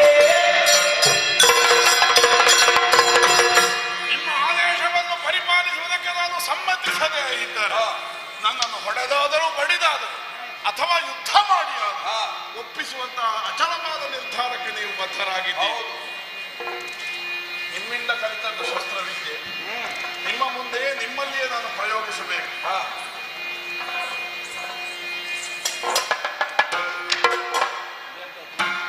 ಗುರುವಿನಿಂದಲೂ ಸಮರಗೈವೆ, ಆದರೆ ಹರಸುವುದು ಜಯವಾಗುವಂದದು. ಆ ಬಿಲ್ಲು ಬಾಣಗಳನ್ನು ಎತ್ತಿ ನನ್ನ ಕೈಗೆ ಕೊಟ್ಟು ಜಯವಾಗಲಿ ಅನ್ನುವಾಗ ಒಂದು ಹರಸಿಬಿಡಿ. ಹಕ್ಕ ಇಲ್ಲದೆ ನನ್ನನ್ನು ಬಂಧಿಸುವುದಕ್ಕೆ ಯತ್ನಿಸುವ ಪ್ರಯತ್ನವನ್ನು ಏನು ನಮ್ಮಲ್ಲಿ ಆಶೀರ್ವಾದ ಕೊಡ್ಲಿಕ್ಕೆ ಇಂಥದ್ದಕ್ಕೆಲ್ಲ ಬರಗಾಲ ಉಂಟು ಅಂತ ಭಾವಿಸಿದೆಯಾ? ಸ್ಪಷ್ಟ ಕೇಳು. ಧರ್ಮಕ್ಷೇತ್ರವಾದಂತಹ ಕುರುಕ್ಷೇತ್ರ ಇದು. ಇಲ್ಲಿ ನಡೆಯುತ್ತಿರುವಂತಹ ಯುದ್ಧ, ನಾನು ನೀನು ಇಲ್ಲಿ ಮುಖಾಮುಖಿಗಳಾಗುತ್ತೇವೆ ಅಂತ ಆದರೆ, ಧರ್ಮ ಉಂಟು ಅಂತ ಆದರೆ ಜಯ ಉಂಟು. ನೀನು ನಿಜವಾಗಿ ಧರ್ಮವಂತ ಹೌದು ಅಂತ ಆದರೆ, ನಿಮ್ಮ ಪೂರ್ವಜನಾದಂತಹ ಕುರು ಧರ್ಮದ ಬೆಳೆ ತೆಗೆಯುವುದಕ್ಕೆ ಎನ್ನುವ ಹಾಗೆ ಇಲ್ಲಿ ಶ್ರಮವಹಿಸಿದಂತಹ ಕ್ಷೇತ್ರದಲ್ಲಿ ಧರ್ಮಿಷ್ಠನೇ ಹೌದು ಅಂತಾದ್ರೆ ನಿನಗೆ ಧರ್ಮದ ಗೆಲುವಾಗುತ್ತದೆ. ಭೀಷ್ಮ, ಎತ್ತಿಕೋ ಎತ್ತಿಕೋ. ಒಂದು ವೇಳೆ ನೀನು ಈ ಉಪಕ್ರಮಕ್ಕೆ ಮುಂದಾಗದೇ ಇರ್ತಿದ್ರೆ ಶಾಪಕ್ಕೆ ಗುರಿಯಾಗುತ್ತಾ ಇದ್ದೆ. ಪ್ರಸನ್ನನಾಗಿದ್ದೇನೆ, ಯುದ್ಧಕ್ಕೆ ಸಿದ್ಧನಾಗು, ಎತ್ತಿಕೋ. ನಾನೇ ಎತ್ತದ? ನೀನೇ ಎತ್ತಬೇಕು.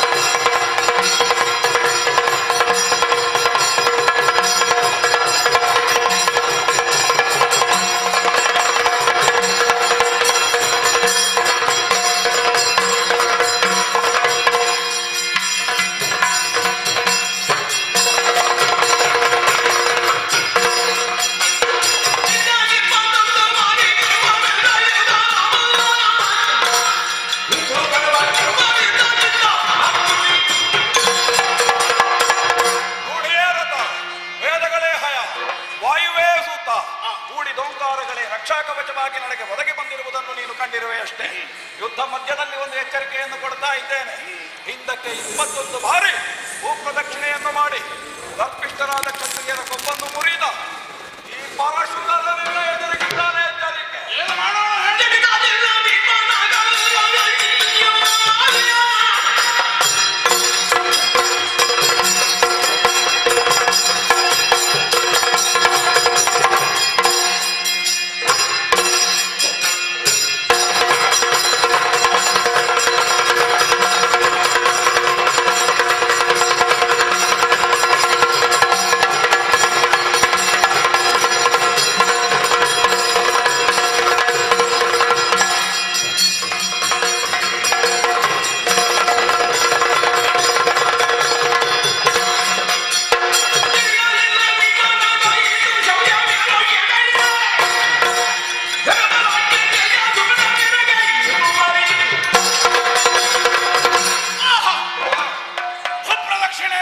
ಕ್ಷತ್ರಿಯ ಸಂಹಾರವನ್ನು ಮಾಡಿದ ಕ್ಷತ್ರಿಯ ಕುಲ ಕುಠಾರ.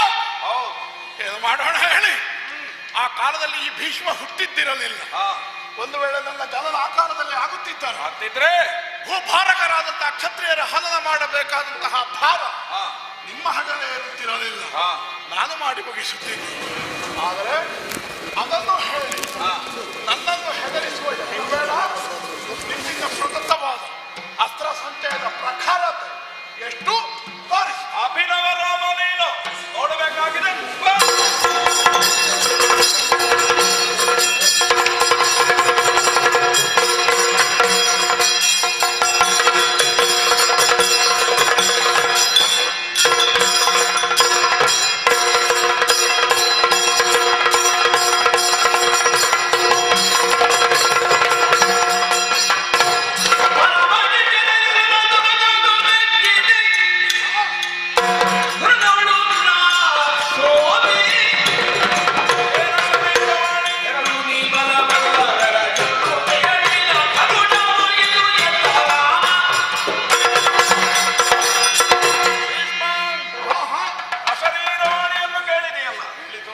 ಆಕಾಶವಾಣಿ ಆದ ಮೇಲೆ ಇಷ್ಟು ಹೊತ್ತಿಗೆ ನಿಲ್ಲಿಸಬೇಕು ಅಂತ ಹೇಳಿದ ಮೇಲೆ ಮತ್ತೆ ನಾವು ಮುಂದುವರಿಸುವುದು ಸರಿಯಲ್ಲ ಅಂತ ನಮಗೆ ಕಾಣಿಸಿಲ್ಲ ಅಂತ ಅಲ್ವಾ?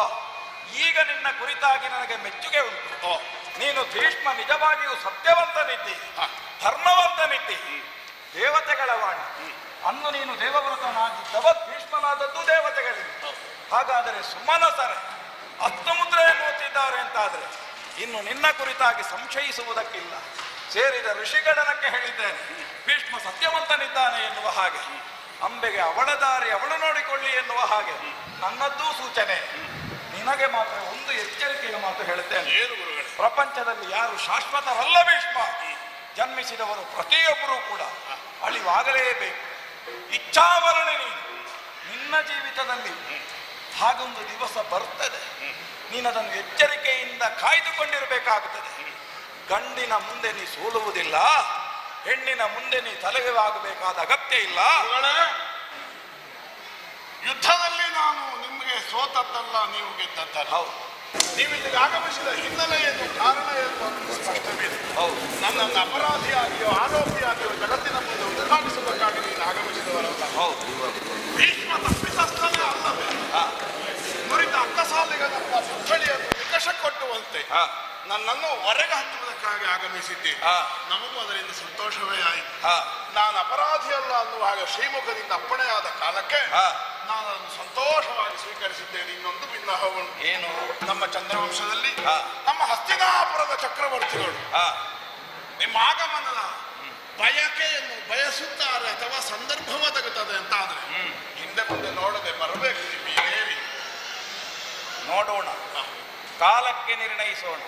ಭವಿತವ್ಯದಲ್ಲಿ ಏನು ನಡೆಯುತ್ತದೆ ಎನ್ನುವುದನ್ನು ನಿರ್ಧರಿಸಬಲ್ಲಂತಹ ಚಕ್ಷು ನನಗುಂಟು. ಆ ಕಾಲದ ನಿರೀಕ್ಷೆಯಲ್ಲಿಯೇ ನಾನಿರ್ತೇನೆ. ನಿನ್ನ ಕುರಿತಾಗಿ ಮಾತ್ರ ಎಚ್ಚರದಲ್ಲಿ ಆದೀತು.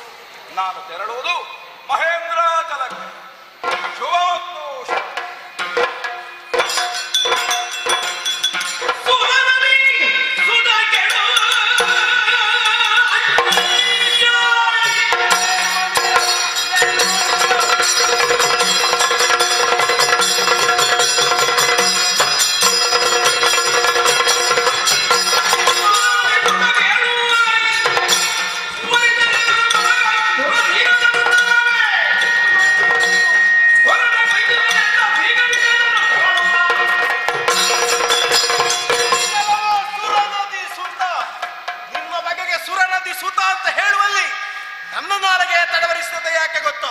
ಲೋಕದ ಸರ್ವರ ಪಾಪವನ್ನಾದರೂ ಹರಿಸಬಹುದಾದ ಪಾವನ ಗಂಗೆಯ ಸುತರಾದ ನೀನು ಒಬ್ಬಾಕೆ ಹೆಣ್ಣನ್ನು ನಡು ಪಥದಲ್ಲಿ ಕೈಬಿಟ್ಟು ಅವಳ ಬದುಕನ್ನೇ ಇಲ್ಲವಾಗಿಸಬೇಕು ಎನ್ನುವ ಹಾಗೆ ನಿರ್ಧಾರ ಮಾಡಿದ ಹಾಗೆ ಮಾಡಿಬಿಟ್ಟೆಯಲ್ಲ ನೀನು. ನಿನ್ನನ್ನಲ್ಲ, ನಿನ್ನ ಗುರುವನ್ನು ನಂಬಿ ನಾನು ಇಲ್ಲಿಯವರೆಗೆ ಬಂದೆ.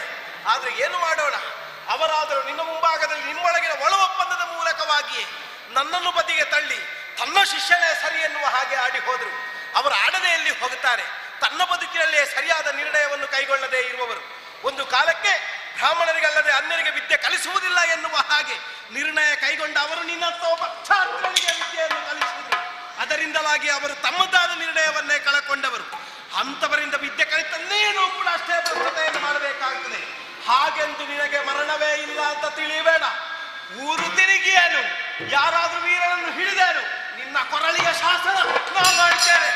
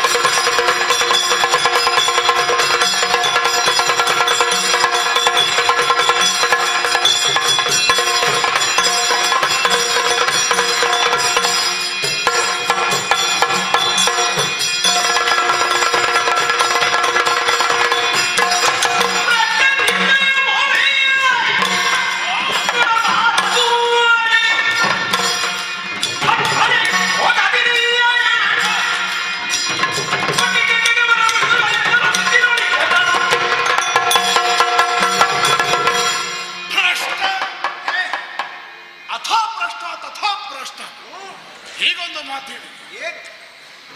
ಮಕ್ಕಳ ಮದುವೆಯ ಕನಸನ್ನು, ಮಕ್ಕಳ ಭವಿತವ್ಯದ ಕನಸನ್ನು ಹೊಂಗನಸಾಗಿ ಕಾಣುತ್ತಿದ್ದಂತಹ ಪ್ರತಾಪಸೇನನ ಕನಸನ್ನುವಂತಹ ಬಯಲಿಗೆ ನಿನ್ನ ಸ್ವೇಚ್ಛಾಚಾರವನ್ನುವಂತಹ ಬೆಂಕಿಯನ್ನಿಕ್ಕಿ ಇಷ್ಟ ಬಂದವರಿಗೆ ಭಾಷೆಯನ್ನು ಕೊಟ್ಟು ಸ್ವಯಂವರವನ್ನೇ ಹಾಳುಗಡಹಿದವಳು ನೀನು. ಸಾಲ್ವ ಚಂದ ಕಂಡಾಗ ಸಾಲ್ವ, ಭೀಷ್ಮ ಬಂದಾಗ ಭೀಷ್ಮ, ಅದಲ್ಲದೆ ಹೋದ್ರೆ ಇನ್ನೊಬ್ಬ. ಅದಕ್ಕೆಲ್ಲ ಬಲಿ ಬೀಳುವವರು ಈ ಭೀಷ್ಮ. ಈ ಹೆಣ್ಣು ಮಕ್ಕಳೆಲ್ಲ ಹೀಗೆಯೋ ಅಲ್ಲ ನೀನು ಮಾತ್ರ ಹೀಗೆ ಹೆಣ್ಣು ಮಕ್ಕಳ ಮೇಲೆ ನಮಗೆ ಗೌರವ ನಮ್ಮ ತಾಯಿ ಜಾಹ್ನವಿಗೆ ಸಮಾನ ಅನ್ನುವಾಗ ನಾನು ಅಂಗೀಕರಿಸಿದವರು. ಈಗ ಬಂದು ಹೇಳ್ತಿ ಗುರುಗಳಾದ ಆಚಾರ್ಯ ಭೀಷ್ಮ ಪರಶುರಾಮರಿಗೆ ಮತ್ತು ನಿನಗೆ ಒಳ ಒಪ್ಪಂದ ಆಗಿದೆ. ಎಂಥದ್ದು ಒಳ ಒಪ್ಪಂದ ಆದದ್ದು? ನಮ್ಮ ಕೇಳಿದ್ರು ಆಕಾಶವಾಣಿ ದೇವತೆಗಳಾಡಿದ್ರು ಭೀಷ್ಮ ನಿನಗೆ ಸೋಲುವವನಲ್ಲ. ಹಾಗಾದ್ರೆ ದೇವತೆಗಳು ಯಾಕೆ ಆಡಿದ್ರು ಅದನ್ನು? ನನ್ನ ಅಂತಸತ್ವವನ್ನು ಪರಿಗಣಿಸಿ ಆಡಿದ್ರು. ಆಚಾರ್ಯ ಪರಶುರಾಮ ನನ್ನ ಮುಂದೆ ಸೋಲನ್ನೊಪ್ಪಿ ತಪಸ್ಸಿಗಾಗಿ ತೆರಳಿದ ಮೇಲೆ ಆಯುಧಗಳನ್ನು ಗ್ರಹಿಸಿ ನನ್ನೊಡನೆ ಹೋರಾಟಕ್ಕೆ ಬಂದಿದ್ದೀಯಲ್ಲ. ನೀನು ಹೆಣ್ಣು, ನಿನ್ನೊಡನೆ ನಾನು ಹೋರಾಡುವವನಲ್ಲ, ಹೋರಾಡುವವನಲ್ಲ. ನನ್ನ ಜೊತೆ ಹೋರಾಡುವುದಿಲ್ಲ, ಹೆಣ್ಣಿನ ಜೊತೆ ಹೋರಾಡುವುದಿಲ್ಲ.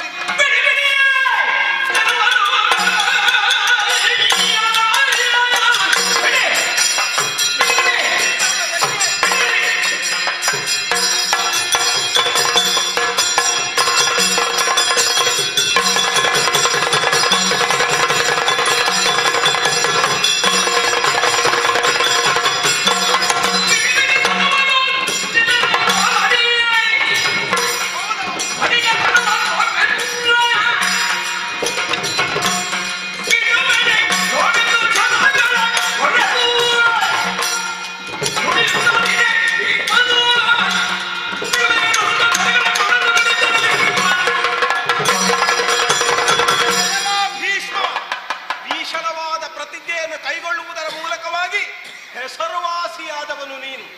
ಆದರೆ ನಿನ್ನ ಹೆಸರನ್ನು ಬಳಕೆ ಮಾಡಿದ್ದಲ್ಲಿ ಒಬ್ಬ ಚಂಚಲೆಯಾದ, ಒಬ್ಬ ಅಬಲೆಯಾದ ಹೆಣ್ಣಿನ ಬದುಕಿನಲ್ಲಿ ಎನ್ನುವುದನ್ನು ಸರಿಯಾಗಿ ನೀನು ಯೋಚನೆ ಮಾಡು. ಒಂದು ವೇಳೆಗೆ ನಾ ಸಾಲ್ವನನ್ನೇ ಬಯಸಿದ್ದೇ ಹೌದಾದರೂ ಕೂಡ ಆ ಮದುವೆಯ ನೆವನವನ್ನಾದರೂ ಸರಿಯಾದ ಸುಸಾಂಗದ ರೀತಿಯಲ್ಲಿ ಮಾಡಬೇಕಾದ ನೀನು ಇಂದೆಲ್ಲ ನೀನು ಬೇಕಾದ ವೇದಶಾಸ್ತ್ರವನ್ನು ಬೋಧಿಸಿದ್ರೆ ಏನು ಪ್ರಯೋಜನ? ನನ್ನ ಬಾಳು ಬರಡಾಗಿ ಹೋಗಿ ಆಯಿತು. ಹಾಗಾಗಿ ಧನುಸ್ಸನ್ನು ಎತ್ತಿ ಹಿಡಿದು ಬಂದೆ ಅಂತಾದ್ರೆ ಹೆಣ್ಣಿನಲ್ಲಿ ನೀ ಹೋರಾಟವನ್ನು ಮಾಡುವುದಿಲ್ಲ, ಹೆಣ್ಣಿನಲ್ಲಿ ಹೋರಾಟ ಮಾಡುವುದಿಲ್ಲ. ಹಾಗೆಂದು ವೀರ ಪುರುಷರನ್ನು ಹತ್ತಿರದಂದ್ರೆ ಅವರು ನಿನ್ನನ್ನು ಗೆಲ್ಲುವಂತಿಲ್ಲ. ಅಂತಹ ಬಲಾಢ್ಯ ಅಲ್ವೋ ನಿನ್ನದ್ದು. ನಿನ್ನ ಬಲಾಢ್ಯತನಕ್ಕೆ ಇಂದಲ್ಲೋ ಮುಂದೊಂದು ದಿನ ಏನು ಗೊತ್ತೋ, ಏನು ಮಾಡ್ತೇನೆ ಗೊತ್ತೋ?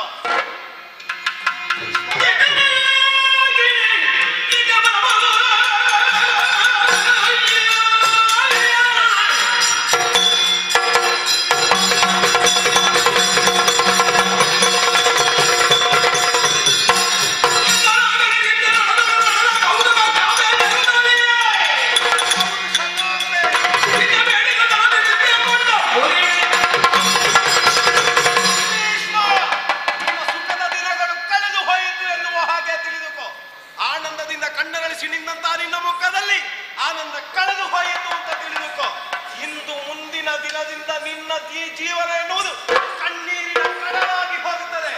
ಇದು ಅಂಬೆಯ ಶಾಪದ ಹಾಗೆ ಅಂತ ತಿಳಿದುಕೋ. ಅಂಬೆಯ ವಚನ ತಪ್ಪದು ಅಂತ ತಿಳಿದುಕೋ. ನಿನ್ನ ಕಣ್ಣ ಮುಂಭಾಗದಲ್ಲಿ ನನ್ನ ಬದುಕನ್ನು ಸುಟ್ಟುರುಹಿ ಆಯಿತು ನೀನು. ಹಾಗೆಂದು ಕೇವಲ ಕೊಂಡ ದೇಹವನ್ನಿರಿದು ನಿನ್ನ ಮುಂಭಾಗದಲ್ಲಿ ನಿಂತಂತ ಈ ಅಂಬೆಯ ಕೊನೆಯ ಉಸಿರಿನವರೆಗೆ ಇರುವುದು ಒಂದೇ ಒಂದು ವಿಚಾರ: ಭೀಷ್ಮನ ಅಳಿವನ್ನು ಕಾಣಬೇಕು, ಭೀಷ್ಮನ ಸಾವನ್ನು ಕಾಣಬೇಕು. ಆದ್ರೆ ಹೀಗಲ್ಲ, ಗಂಡಿ ಬಂದು ನಿನ್ನಲ್ಲಿ ಹೋರಾಟ ಮಾಡಿದ್ರೆ ಗೆಲ್ಲುವವನಿಲ್ಲ, ಹೆಣ್ಣಿನಲ್ಲಿ ಹೋರಾಟ ಮಾಡುವುದಿಲ್ಲ. ಹಾಗೆಂದು ಗಂಡು ಅಲ್ಲದ ಹೆಣ್ಣು ಅಲ್ಲದ ಒಬ್ಬನಾಗಿ ಬಂದಾರು ನಿನಗೆ ಸಾವನ್ನು ನಾ ಕೊಡ್ತೇನೆ. ಅದಕ್ಕಾಗಿ ಇದು ಈ ದೇಹವನ್ನು ಕಾಣುತ್ತಿರುವಂತಹ ಅಗ್ನಿಗೆ ಹಾರಿ ಕಳಕೊಳ್ತಾ ಇದ್ದೇನೆ.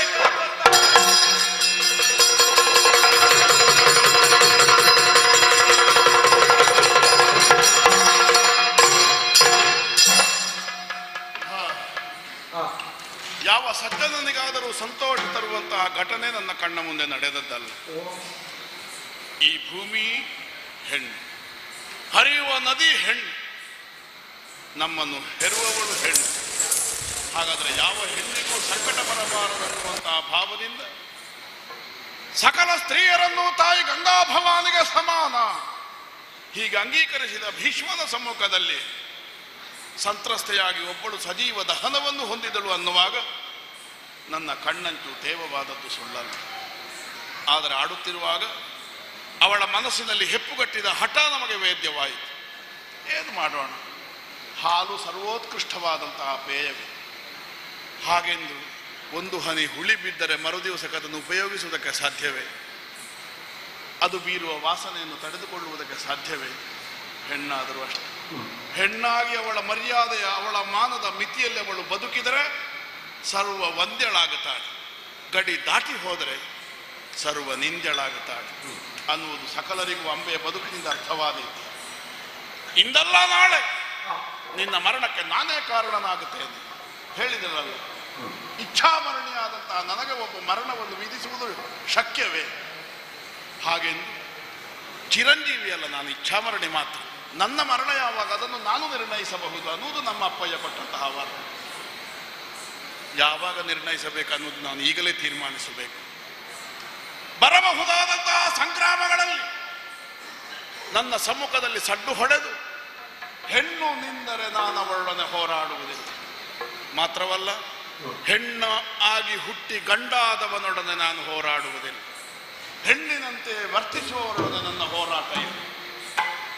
ಹೆಣ್ಣಿನ ಇಟ್ಟುಕೊಂಡವನೊಡನೆ ನಾನು ಕಾದುವುದಿಲ್ಲ. ಇಂತಹ ನಾಲ್ವರು ನನ್ನ ಸಮ್ಮುಖಕ್ಕೆ ಬಂದರೆ ಅಂದಿಗೆ ಶಸ್ತ್ರ ಸನ್ಯಾಸ. ಈ ನಿರ್ಧಾರವನ್ನು ಕೈಗೊಂಡಿದ್ದೇನೆ. ಹಸ್ತಿನಾವತಿಯತ್ತ ಸಾಗುತ್ತೇನೆ.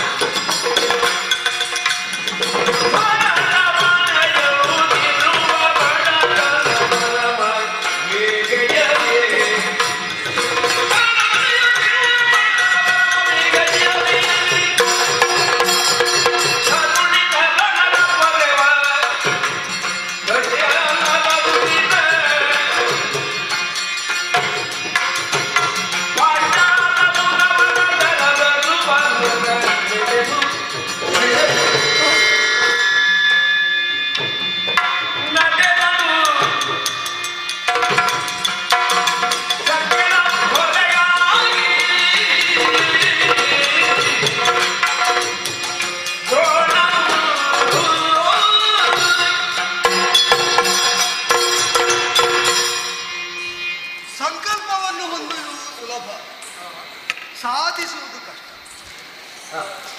ಅದರಲ್ಲೂ ಸಜ್ಜನರಾದವರಿಗೆ ದೊಡ್ಡ ಸಂಕಲ್ಪ ವಿಫಲವಾಗಬಾರದು ಅಂತ ಕಾಳಜಿ ಇರ್ತದೆ. ಆಕೆ ಇಲ್ಲಿ ಯೋಚನೆಗೆ ಬರ್ತದೆ ಅಂದರೆ ಯಾವ ಸಂಕಲ್ಪವನ್ನು ದೃಢವಾಗಿ ಹೊಂದುವುದಕ್ಕಾಗದ ಅಸಹಾಯಕತೆ, ಬಡತನದಿಂದ ಭರದ್ವಾಜ ಸೂರುವ ಕರುಣಾಭಿಧಾನವನ್ನು ಹೊತ್ತ ನನಗೆ ಒದಗಿದ್ದು ಮರುಕಕ್ಕೆ ಕಾರಣವಾದ ಭರದ್ವಾಜರಂತಹ ಋಷಿವರೇಣ್ಯ ಅಪ್ಸರಾಂಗನೆಯೇ ಕಾರಣವಾಗಿ ಅವರ ಶಕ್ತಿಸ್ಖಲನವಾಗಿ ಕುಂಭದಲ್ಲೇ ಉದಿಸಿ ನಿಂತಹ ಕುಂಭ ಸಂಭವ ಕಲಶಜ ಅಂತ ಒಂದು ನೆಗಳಿತು. ದ್ರೋಣದಲ್ಲೇ ಸಂಚರಿಸಿದ್ದರಿಂದ ದ್ರೋಣಾಭಿಧಾನವನ್ನು ಹೊಂದಿ ವಿದ್ಯಾಭ್ಯಾಸ ಸಂಪನ್ನನಾದರೂ ಕೂಡ ತಪೋನಿಷ್ಠರಾಗಿ ಆತ್ಮೋದ್ಧಾರಕ್ಕಾಗಿ ಆತ್ಮೋತ್ಕರ್ಷಕ್ಕಾಗಿ ಸತತವಾಗಿ ಶ್ರಮಿಸುವ ಅವರು ಪರಿವಾರಕ್ಕಾಗಿ ನಮ್ಮ ಜೊತೆಯಲ್ಲಿ ಉಳಿಯುವುದಿಲ್ಲವಲ್ಲ. ಅವರ ಮಾರ್ಗ ಅವರಿಗೆ. ಚಿಕ್ಕಪ್ಪರಾದ ಅಗ್ನಿವೇಶರಲ್ಲಿ ಶಿಷ್ಯವೃತ್ತಿಯನ್ನು ಸಂಪಾದಿಸಿ ವಿದ್ಯಾಸಂಪನ್ನನೆನಿಸಿದ ಮೇಲೆ ಶರದೊಂತರ ಸುತೆಯಾದಂತಹ ಕೃಪಿನಾಮಕಳಾದಂತಹ ಋಷಿಕನ್ಯೆಯ ಜೊತೆಯಲ್ಲಿ ವಿವಾಹವೂ ಆಯಿತು. ಹುಟ್ಟುವಾಗಲೇ ಉಚ್ಚೈಶ್ರವಸ್ಸಿನಂತೆ ಕೆರೆದಂತಹ ಅಶ್ವತ್ಥಾಮ ವಿಧಾನವನ್ನು ಹೊಂದಿದಂತಹ ಸುತನ ಸಂಜನನವೂ ಆಯಿತು. ವಿದ್ಯಾಸಂಪನ್ನತೆ ಉಂಟು, ಪರಿವಾರ ಸಮೃದ್ಧವಾಗುತ್ತಾ ಉಂಟು ಅಂತ ಹರ್ಷಿಸೋಣವೇ. ಪಾಲಿಸುವುದಕ್ಕೆ ಬೇಕಾದ ಧನ ಇಲ್ಲ. ವಿದ್ಯಾಧನವನ್ನು ಸರ್ವಧನದಲ್ಲೂ ಪ್ರಧಾನ ಅಂತ ಆಡುವವರಿದ್ದಾರೆ, ಹೌದು. ಆದರೆ ವಿನಿಯೋಗಕ್ಕೆ ದಕ್ಕದ ಧನ ಅದು ಇದ್ದೇನು ಪ್ರಯೋಜನ?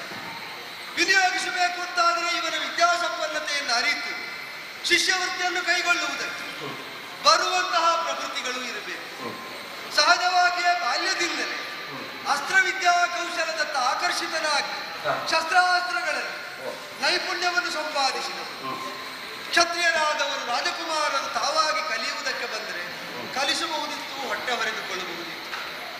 ಇದು ಶೈಶವದಲ್ಲಿದ್ದಂತಹ ಮಗುವಿಗೆ ದೈಹಿಕವಾಗಿ ಕೃಶಳಾಗಿ ಅನಾರೋಗ್ಯ ಪೀಡಿತಳಾದಂತಹ ತಾಯಿ, ನನ್ನ ಸತಿ, ಆ ಮಗುವಿನ ತಾಯಿ ಸ್ತನ್ಯವನ್ನು ನೋಡುವುದಕ್ಕೂ ಅಸಹಾಯಕಳಾದ ದುರ್ದೇಶ.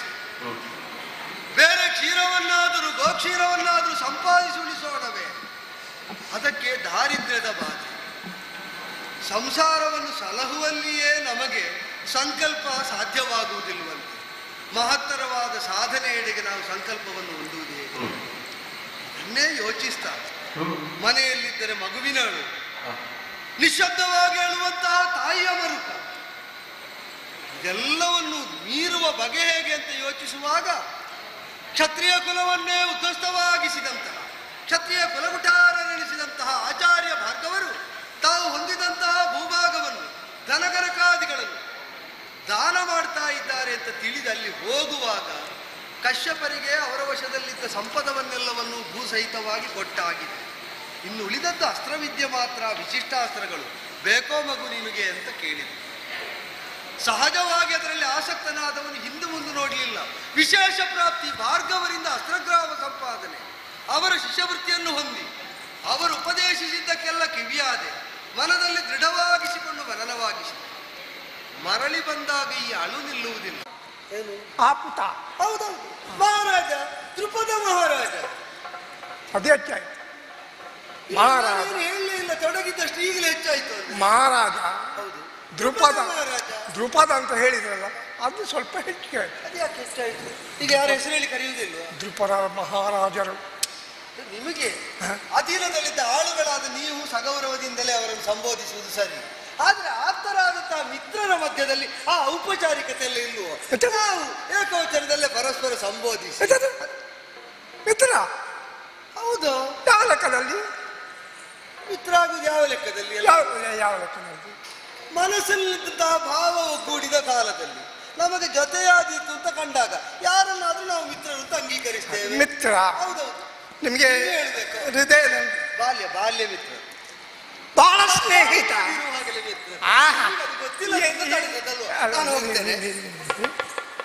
ನೀವು ಬಹಳ ಸ್ನೇಹಿತ ಅಂತ ಹೇಳ್ತಾ ಇದ್ದೀರಿ. ನಿಮ್ಮನ್ನು ನಾನು ಇಲ್ಲೆಲ್ಲೂ ನೋಡ್ಲಿಲ್ಲವಲ್ಲ. ಮಿತ್ರರಾದವರು ಯಾವತ್ತು ಜೊತೆಯಲ್ಲೇ ಇರಬೇಕು ಅಂತ ಉಂಟು. ದೂರ ಇದ್ರೆ ಮಿತ್ರರಲ್ಲ ಅಂತ ಆಗ್ತದೆ. ಅಲ್ಲ ಅಂತ ಅಲ್ಲಿ ಹೇಳ, ಆದರೆ ಎಲ್ಲಿ ಎಂತದೆ? ಅರಮನೆಗೆ ಬರುವ ಮೊದಲು ಗುರುಕುಲದಲ್ಲೇ ನಾವು ತುಂಬಾ ಆತ್ಮೀಯರು. ಹೌದೌದು. ಅರಮನೆಗೆ ಬಂದ ಮೇಲೆ ರಾಜಕಾರ್ಯದಲ್ಲಿ ತೊಡಗುವಾಗ ಮಿತ್ರ ಅಂತ ಅಡಿಗಡಿಗೆ ನಾವು ಉಪಟಳ ಆಗತ್ತೆ. ಆದ್ದರಿಂದಲೇ ಇದು ತನಗೆ ಕಾಣುವುದಕ್ಕೆ ಈಗ ಸ್ವಲ್ಪ ಕಾರ್ಯ ಇದೆ. ಅವರಲ್ಲೇ ಸಾಧಿಸಬೇಕಾದಂತಹ ಕಾರ್ಯ ಪ್ರಸಕ್ತಿ ಇದೆ. ಒಮ್ಮೆ ನೋಡಿ ಹೋಗುವ ಅಂತ. ಹೋಗ್ಲಾ? ಬಾಲ್ಯ ಸ್ನೇಹಿತರು. ಎಲ್ಲಿ ಅದು ಬಾಲ್ಯ ಸ್ನೇಹಿತರು? ಗುರುಕುಲದಲ್ಲಿ. ಅವರು ಈಗ ವಿದ್ಯಾಭ್ಯಾಸ ಮಾಡಿ ವಿದ್ಯಾಸಂಪನ್ನರಾಗಿ ಮರಳಿದ ಮೇಲಲ್ಲೂ ನಿಮಗೆ ಗೊತ್ತು. ಯುವರಾಜ ಆದ ಮೇಲೆ ರಾಜಕಾರ್ಯವನ್ನು ನೋಡುವಾಗ ಅದೆಲ್ಲ ಹೊಣೆ ಬರುವ ಮೊದಲೇ ನನಗೆ ತುಂಬಾ ಪರಿಚಯ. ಇದನ್ನು ನಾನು ನಂಬಬೇಕಲ್ಲ. ನಮ್ಮ ಮಹಾರಾಜರ ಯೋಗ್ಯತೆ ಏನು? ಬ್ರಾಹ್ಮಣ ನಿನ್ನ ಹಣೆ ಬರಹ ಏನು? ಅದ್ಯಾಕೋ ಬ್ರಾಹ್ಮಣ ಅಂತ ಗೊತ್ತಾದ ಕ್ಷಣ ನಮಿಸಿದ್ದಲ್ಲ. ಹೌದು, ಸತ್ಯ. ನಾನು ಸತ್ಯವನ್ನೇ ಆಡ್ತಾ ಇದ್ದೇನೆ ಬ್ರಾಹ್ಮಣನಾಗಿ, ಅದನ್ನು ನಂಬಿ ನೀನು ಕಳಿಸಬೇಕಲ್ಲ ಒಳಗೆ. ಬ್ರಾಹ್ಮಣನಾದ ಕಾರಣ ನಿನಗೆ ನಮಸ್ಕಾರ ಮಾಡಿದೆ. ಈಗ ನಾನು ಹೇಳಿದ್ದು ಸತ್ಯ ಅಂತ ನೀನು ಒಪ್ಪಬೇಕು. ಈಗ ಮಿತ್ರ ಅಂತ ಹೇಳಿದ್ದೆಲ್ಲ, ಅದು ಮಾತ್ರ ಹೆಚ್ಚಾಯ್ತು. ಹೆಚ್ಚಲ್ವ? ಇದ್ದದನ್ನು ಹೇಳಿದ್ರೆ ಹೆಚ್ಚಾಗುದೇ? ಅಯ್ಯೋ ದೇವರೇ, ನಮ್ಮ ಮಹಾರಾಜರ ಸ್ನೇಹ ಮಾಡುವಂತ ಯೋಗ್ಯತೆ ನಿನ್ನಲ್ಲುಂಟ?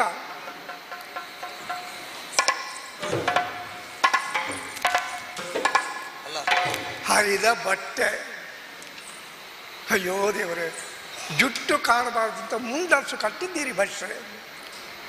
ಮುಂಡಾಸು ಕಟ್ಟಿದ ಕೂಡಲೇ ನೀವು ದೊಡ್ಡ ಬ್ರಾಹ್ಮಣ ಅಂತೇಳಿ ಆಗುವುದಿಲ್ಲ. ರಾಜ ಸನ್ನಿಧಿಗೆ ಆದದ್ದರಿಂದ ಜಾಗ್ರತೆ. ಹೆಗಲಲ್ಲಿ ಜನಿವಾರ ಉಂಟು ಎಂಬ ಕಾರಣಕ್ಕೆ ಬೇಕಾಗಿ ನಿಮ್ಮನ್ನು ಅವರಿವರೆಂದು ಮಾತಾಡಿದೆ, ಇಲ್ಲದ್ರೆ ಅವಯವ ಅಂತ ಹೇಳ್ತಾ ಇದ್ದೆ. ನೀನಷ್ಟು ಆಕ್ರೋಶಗೊಳ್ಳುವುದು ಯಾಕೆ? ಆಕ್ರೋಶ ಅಂತ ಹೇಳಿದ್ರೆ ಮಹಾರಾಜನಿಗೆ ಯಾರಾದ್ರೂ ಮಿತ್ರ ಇರುವುದು ಅಪರಾಧ? ಮಿತ್ರ ಇರುವುದು ಅಪರಾಧ. ಸ್ಥಿತಿ ನೀನು ಹೇಳಿದಂತೆ ಸ್ವಲ್ಪ ನಿಮ್ಮಂತಹ ದರಿದ್ರ ಬ್ರಾಹ್ಮಣ ನಮ್ಮ ಮಹಾರಾಜರ ಸ್ನೇಹಕ್ಕೆ ಒಳ್ಳೆಯವರಲ್ಲ ನೀವು. ಮಹಾರಾಜರೀಗ ಸಂಪನ್ನರಿಗೆ ಮಾತ್ರ ಜೊತೆಯಾಗುವುದಾದ್ರೆ, ಒದಗುವುದಾದ್ರೆ, ನಿನಗೆ ಈಗ ಮಹಾರಾಜರ ಜೊತೆಗೆ ಒಂದು ಭೃತ್ಯ ಸ್ವಾಮಿಯ ಸಂಬಂಧ ಬಂದದ್ದೇ. ನೀನು ಅವರಿಗಿಂತ ನೀನು ಕೂಡ ಆರ್ಥಿಕವಾಗಿ ಧನಿಕತ್ವದಲ್ಲಿ ನನ್ನದು ಮಹಾರಾಜರಿಗೂ ಸ್ನೇಹಾಚಾರ ಇಲ್ಲ. ಸ್ನೇಹಾಚಾರದ ಬಗ್ಗೆ ಹೇಳಿದ್ದಲ್ಲ, ಒಂದು ಸಂಬಂಧ ಊರ್ಜಿತ ಆಗಬೇಕಾದ್ರೆ ಆದ್ಯತೆಯೇ ಬೇಕು ಅಂತಿಲ್ಲ. ಮಾತ್ರ ಅಲ್ಲ, ಕಲಿಯುವಾಗ ಎಲ್ಲ ಒಂದೇ ತರ ಇದ್ದೆವು. ಈಗ ಅವರಿಗೆ ಪೀಠ ಸಿಕ್ಕಿತು, ನನ್ನ ಬದುಕಿನ ದಾರಿಯಲ್ಲಿ ನಾನು ಈ ಸ್ಥಿತಿಗೆ ಬಂದು ತಲುಪಿದೆ. ಹಾಗೆ ಅಂತ ಅದರಿಂದ ಮಿತ್ರತ್ವಕ್ಕೆ ಹಾನಿ ಇಲ್ಲ. ನಾನು ಆಡ್ತಾ ಇರುವುದು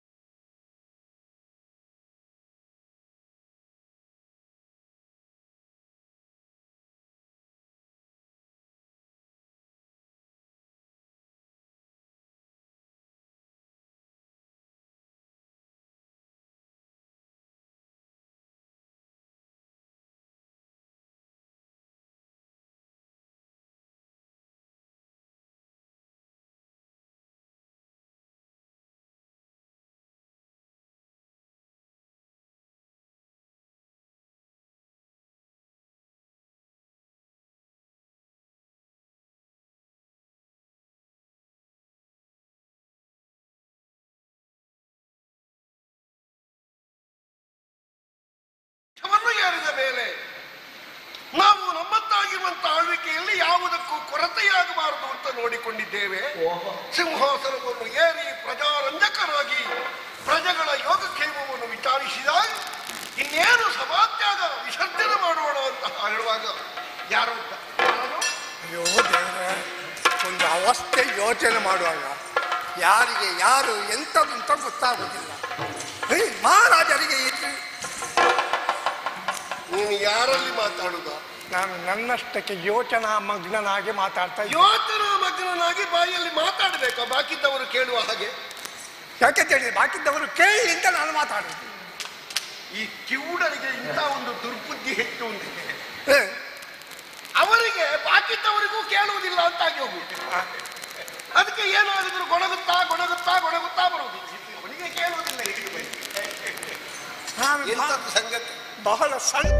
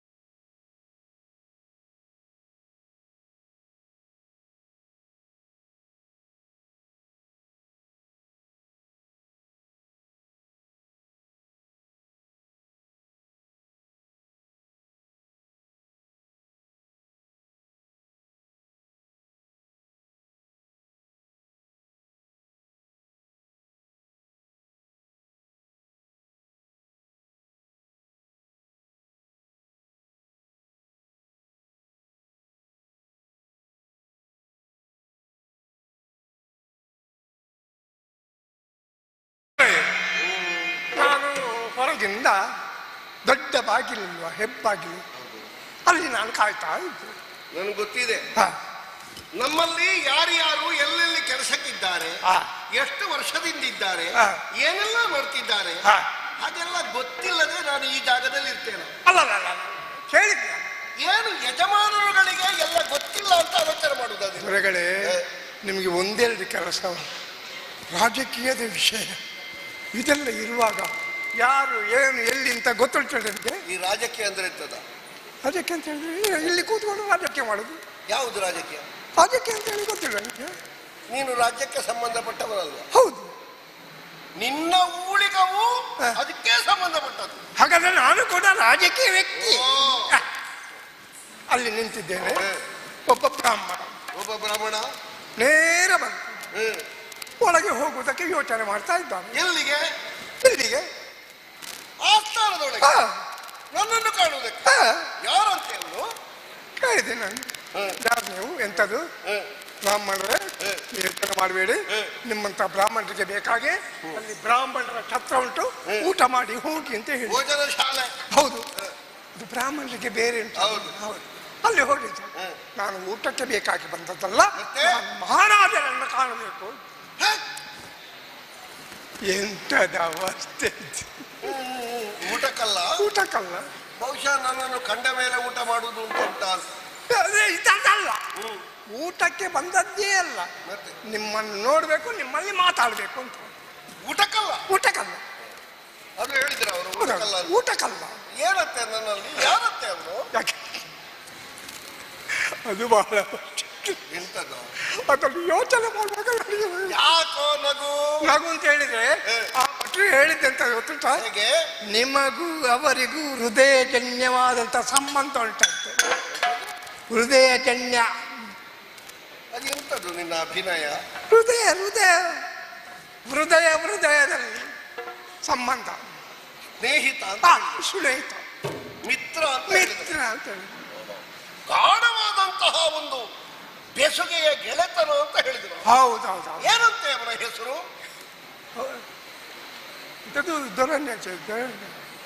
ದ್ರೋಣಾಚಾರ್ಯರು. ದ್ರೋಣ ದ್ರೋಣ ದ್ರೋಣ ಈಗ ನಿನ್ನಲ್ಲಿ ಮಾತಾಡಿ ಕಾಣಬೇಕು ಅಂತ ಆಶೆ ವ್ಯಕ್ತಪಡಿಸಿದ ದ್ರೋಣ. ನಿಮಗೂ ಅವರಿಗೂ ಬಹಳ ಹತ್ತಿರದ ಸಂಬಂಧ ಎಂಥದ್ದು ಗೊತ್ತುಂಟ? ನೀವು ಗುರುಮಠದಲ್ಲಿ ಇದ್ದೀರಂತ, ಹೌದಾ? ಗುರುಮಠದಲ್ಲಿದ್ದೆ, ಗುರುಕುಲದಲ್ಲಿದ್ದೆ.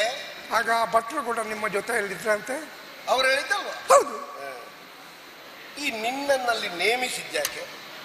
ಬಂದವರನ್ನು ವಿಚಾರಣೆ ಮಾಡಲಿಕ್ಕೆ. ವಿಚಾರ ಮಾಡಿ ಎಷ್ಟು ಬೇಕು ಏನು ಬೇಕು ಅಂತ ಹೇಳಿ ನೀ ತಿಳಿದು ನಮಗೆ ಅಗತ್ಯ ಇಲ್ಲ ಅಂತ ಆದ್ರೆ ಅಲ್ಲಿಂದಲೇ ಕಳಿಸುವುದಲ್ವಾ? ನಾನು ಹೇಳಿ ವಿಷಯವನ್ನು ಇಲ್ಲಿಗೆ ಹಿಡ್ಕೊಂಡು ಬರುವುದಿದ್ರೆ ನೀನಲ್ಲಿ ಜನ ಯಾಕೆ ಗೊತ್ತ? ಯಾಕೆ ಅಂತ ಹೇಳಿದ್ರೆ, ಬಾಗಿಲಲ್ಲಿ ನಾವು ಜನ ಇಡುವುದು ಯಾಕೆ ಗೊತ್ತುಂಟ? ಅಗತ್ಯ ಇಲ್ಲದೆ ಇದ್ದದ್ದು ಒಳಗೆ ಬರಬಾರ್ದು ಅಂತ ಬಾಗಿಲಲ್ಲಿ ಜನ ಇಡುವುದು. ಬಾಗಿಲಲ್ಲಿಟ್ಟ ನೀನೇ ನಿನ್ನ ಕೆಲಸ ಮಾಡಲಿಲ್ಲ ಅಂತಾದ್ರೆ ಮತ್ತೆ ಜನ ಬೇಕಾ? ನನ್ನ ಕೆಲಸ ಮಾಡ್ತಾ ಇದ್ದೆ. ಅವರು ನಿಮ್ಮ ಬಗ್ಗೆ ಹೇಳಿದ್ದೆ ಎಂಥದ್ದು ಗೊತ್ತು ಸರ್? ನಾನು ಅವರು ಮಿತ್ರರು ಅಷ್ಟೇ ಅಲ್ಲ, ಗುರುಮಠದಲ್ಲಿ ಕಲಿಯುತ್ತಿರುವಾಗ ನಿನ್ನ ಅರಸ ಹೆಡ್ಡ ನನ್ನ ಬಗ್ಗೆ ಗುರುಗಳು ಮಾಡಿದ ಪಾಠ ಅವನಿಗೆ ತಲೆಗೆ ಹತ್ತುತ್ತಿರಲಿಲ್ಲ. ಅದಕ್ಕೆ ನಾನು ಅವನಿಗೆ ಹೇಳಿಕೊಡ್ತಾ ಇದ್ದೆ. ಅಷ್ಟೆಲ್ಲ ಹೇಳಿದ್ರು? ಹೌದಪ್ಪ. ನೀನು ಹೊರಗೆ ಹೋಗಿ ಆ ಮನುಷ್ಯರನ್ನು ಆದಷ್ಟು ಬೇಗ ಸಾಗ ಹಾಕು. ಏನು ಹೋಗುದಿಲ್ಲ, ಹೋಗುವುದಿಲ್ಲ, ಆ ಮನುಷ್ಯ ಹೋಗುವುದಿಲ್ಲ. ಕುತ್ತಿಗೆ ಕೈ ಹಾಕಿ ದೂಡಿದ್ರು. ಎಲ್ಲ ಒಂದು ಉಪದ್ರ ಬರುವಂತೆ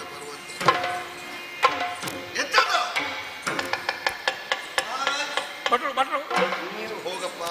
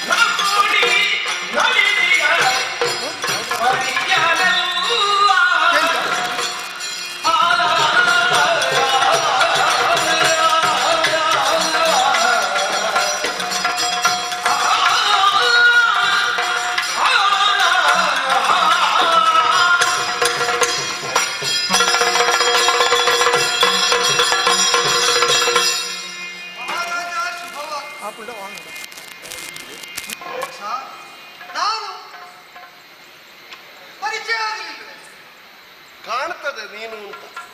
ಅಲ್ಲ, ನಾನು ಯಾರು ಅಂತ ಗೊತ್ತಾಗ್ಲಿಲ್ಲ. ಅಂದ್ರೆ ಆಪ್ತನಾದಂತ ನನ್ನ ಮುಖ ಪರಿಚಯವೂ ಆಗದಷ್ಟು ಎಷ್ಟು ಕಾಲ ಕಳೆದಿರಬಹುದು ನಾವು ಬೇರ್ಪಟ್ಟು? ನಾವು ದಿನವೊಂದಕ್ಕೆ ಲಕ್ಷಗಟ್ಟಲೆ ಮುಖ ನೋಡ್ತೇವೆ. ನೋಡುವುದನ್ನಲ್ಲ ರಸ ಹೇಳಿದ್ದು. ಮತ್ತೆ ಬಾಲ್ಯದಲ್ಲಿ ಗುರುಕುಲದಲ್ಲಿ ನಿನ್ನ ಸ್ನೇಹಿತನಾಗಿದ್ದವ, ನಾವು ಜೊತೆ ಜೊತೆಯಲ್ಲೇ ಕಲಿತದ್ದು, ಗುರುಗಳಿಂದ ಜೊತೆಯಾಗಿಯೇ ವಿದ್ಯಾಭ್ಯಾಸ ಸಂಪನ್ನರಾದದ್ದು, ಆತ್ಮೀಯರಾಗಿ ಒಡನಾಡಿದ್ದು, ನಿನ್ನ ಮಿತ್ರ ನಾನು ಗೊತ್ತಾಗ್ಲಿಲ್ವೇ? ಯಾರೇ ಏನಯ್ಯ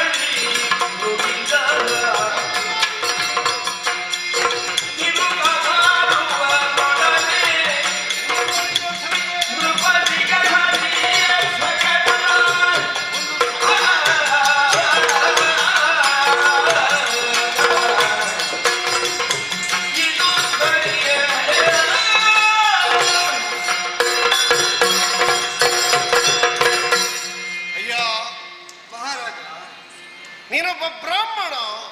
ಹೌದು, ನಿನ್ನನ್ನು ಕಾಣುವಾಗ ಪ್ರತಿಯೊಬ್ಬರು ಹೌದೋ ಅಂತ ನೋಡುವ ಹಾಗುಂಟು ನಿನ್ನ. ಏನು ಹೌದು ಅಂತ ಈ ಸ್ವರೂಪ. ಸ್ವರೂಪ ಹೌದಲ್ಲ, ಅದನ್ನು ಹೌದು ಅಂತ ಶಂಕಿಸಬೇಕು ಯಾಕೆ? ನಿನ್ನಷ್ಟಕ್ಕೆ ನೀನು ನಿನ್ನ ತನವನ್ನು ಸ್ವಲ್ಪ ಸ್ವಲ್ಪ ಸ್ವಲ್ಪ ಸ್ವಲ್ಪ ಬಿಟ್ಟುಕೊಡ್ತಾ ಇದ್ದೀಯೋ ಅಂತ ನನಗನ್ನಿಸ್ತದೆ. ಅರ್ಥ ಆಗಲಿಲ್ಲ. ಬ್ರಾಹ್ಮಣರಿಗೆ ಬಡತನ ಎನ್ನುವುದು ಭೂಷಣ. ಹಾಗೆ ಅಂತ ಇದ್ದ ಬಡತನವನ್ನು ಯೋಚಿಸದೆ ತಾನೇನು ಮಾತಾಡ್ತಾ ಇದ್ದೇನೆ, ತಾನು ಯಾರೊಟ್ಟಿಗೆ ಮಾತಾಡ್ತಾ ಇದ್ದೇನೆ, ತನ್ನ ನೆಲೆ ಏನು, ತನ್ನ ಬೆಲೆ ಏನು ಇತ್ಯಾದಿಗಳನ್ನು ಅರ್ಥ ಮಾಡಿಕೊಳ್ಳದೆ ಇದ್ರೆ ಅದು ವ್ಯರ್ಥಾಲಾಪ ಅಂತಾಗುತ್ತದೆ. ನಾ ಇದ್ದದ್ದಲ್ಲೇ ಆಡುವುದಕ್ಕೆ ಬಂದ್ರೆ ಈಗ ಅದೇ ಅಪಚಾರ ಆಯ್ತಾ?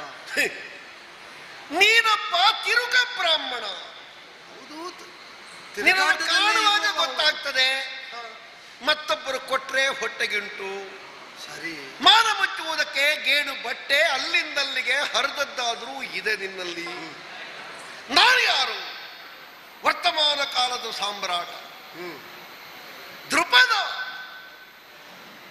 ಚೌಪಟವಲ್ಲ.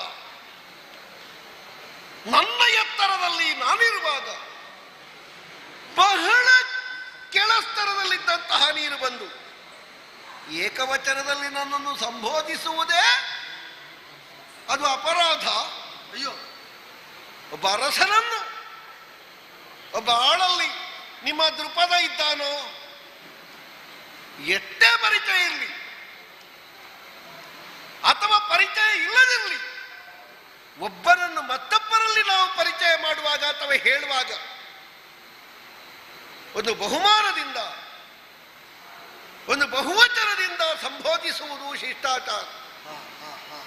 ನನ್ನ ಉಳಿಗದವ, ನನ್ನ ಪಡಿತರ, ನನ್ನ ಬಾಗಿಲು ಕಾಯುವವ ಬಂದು ಹೇಳಿದ,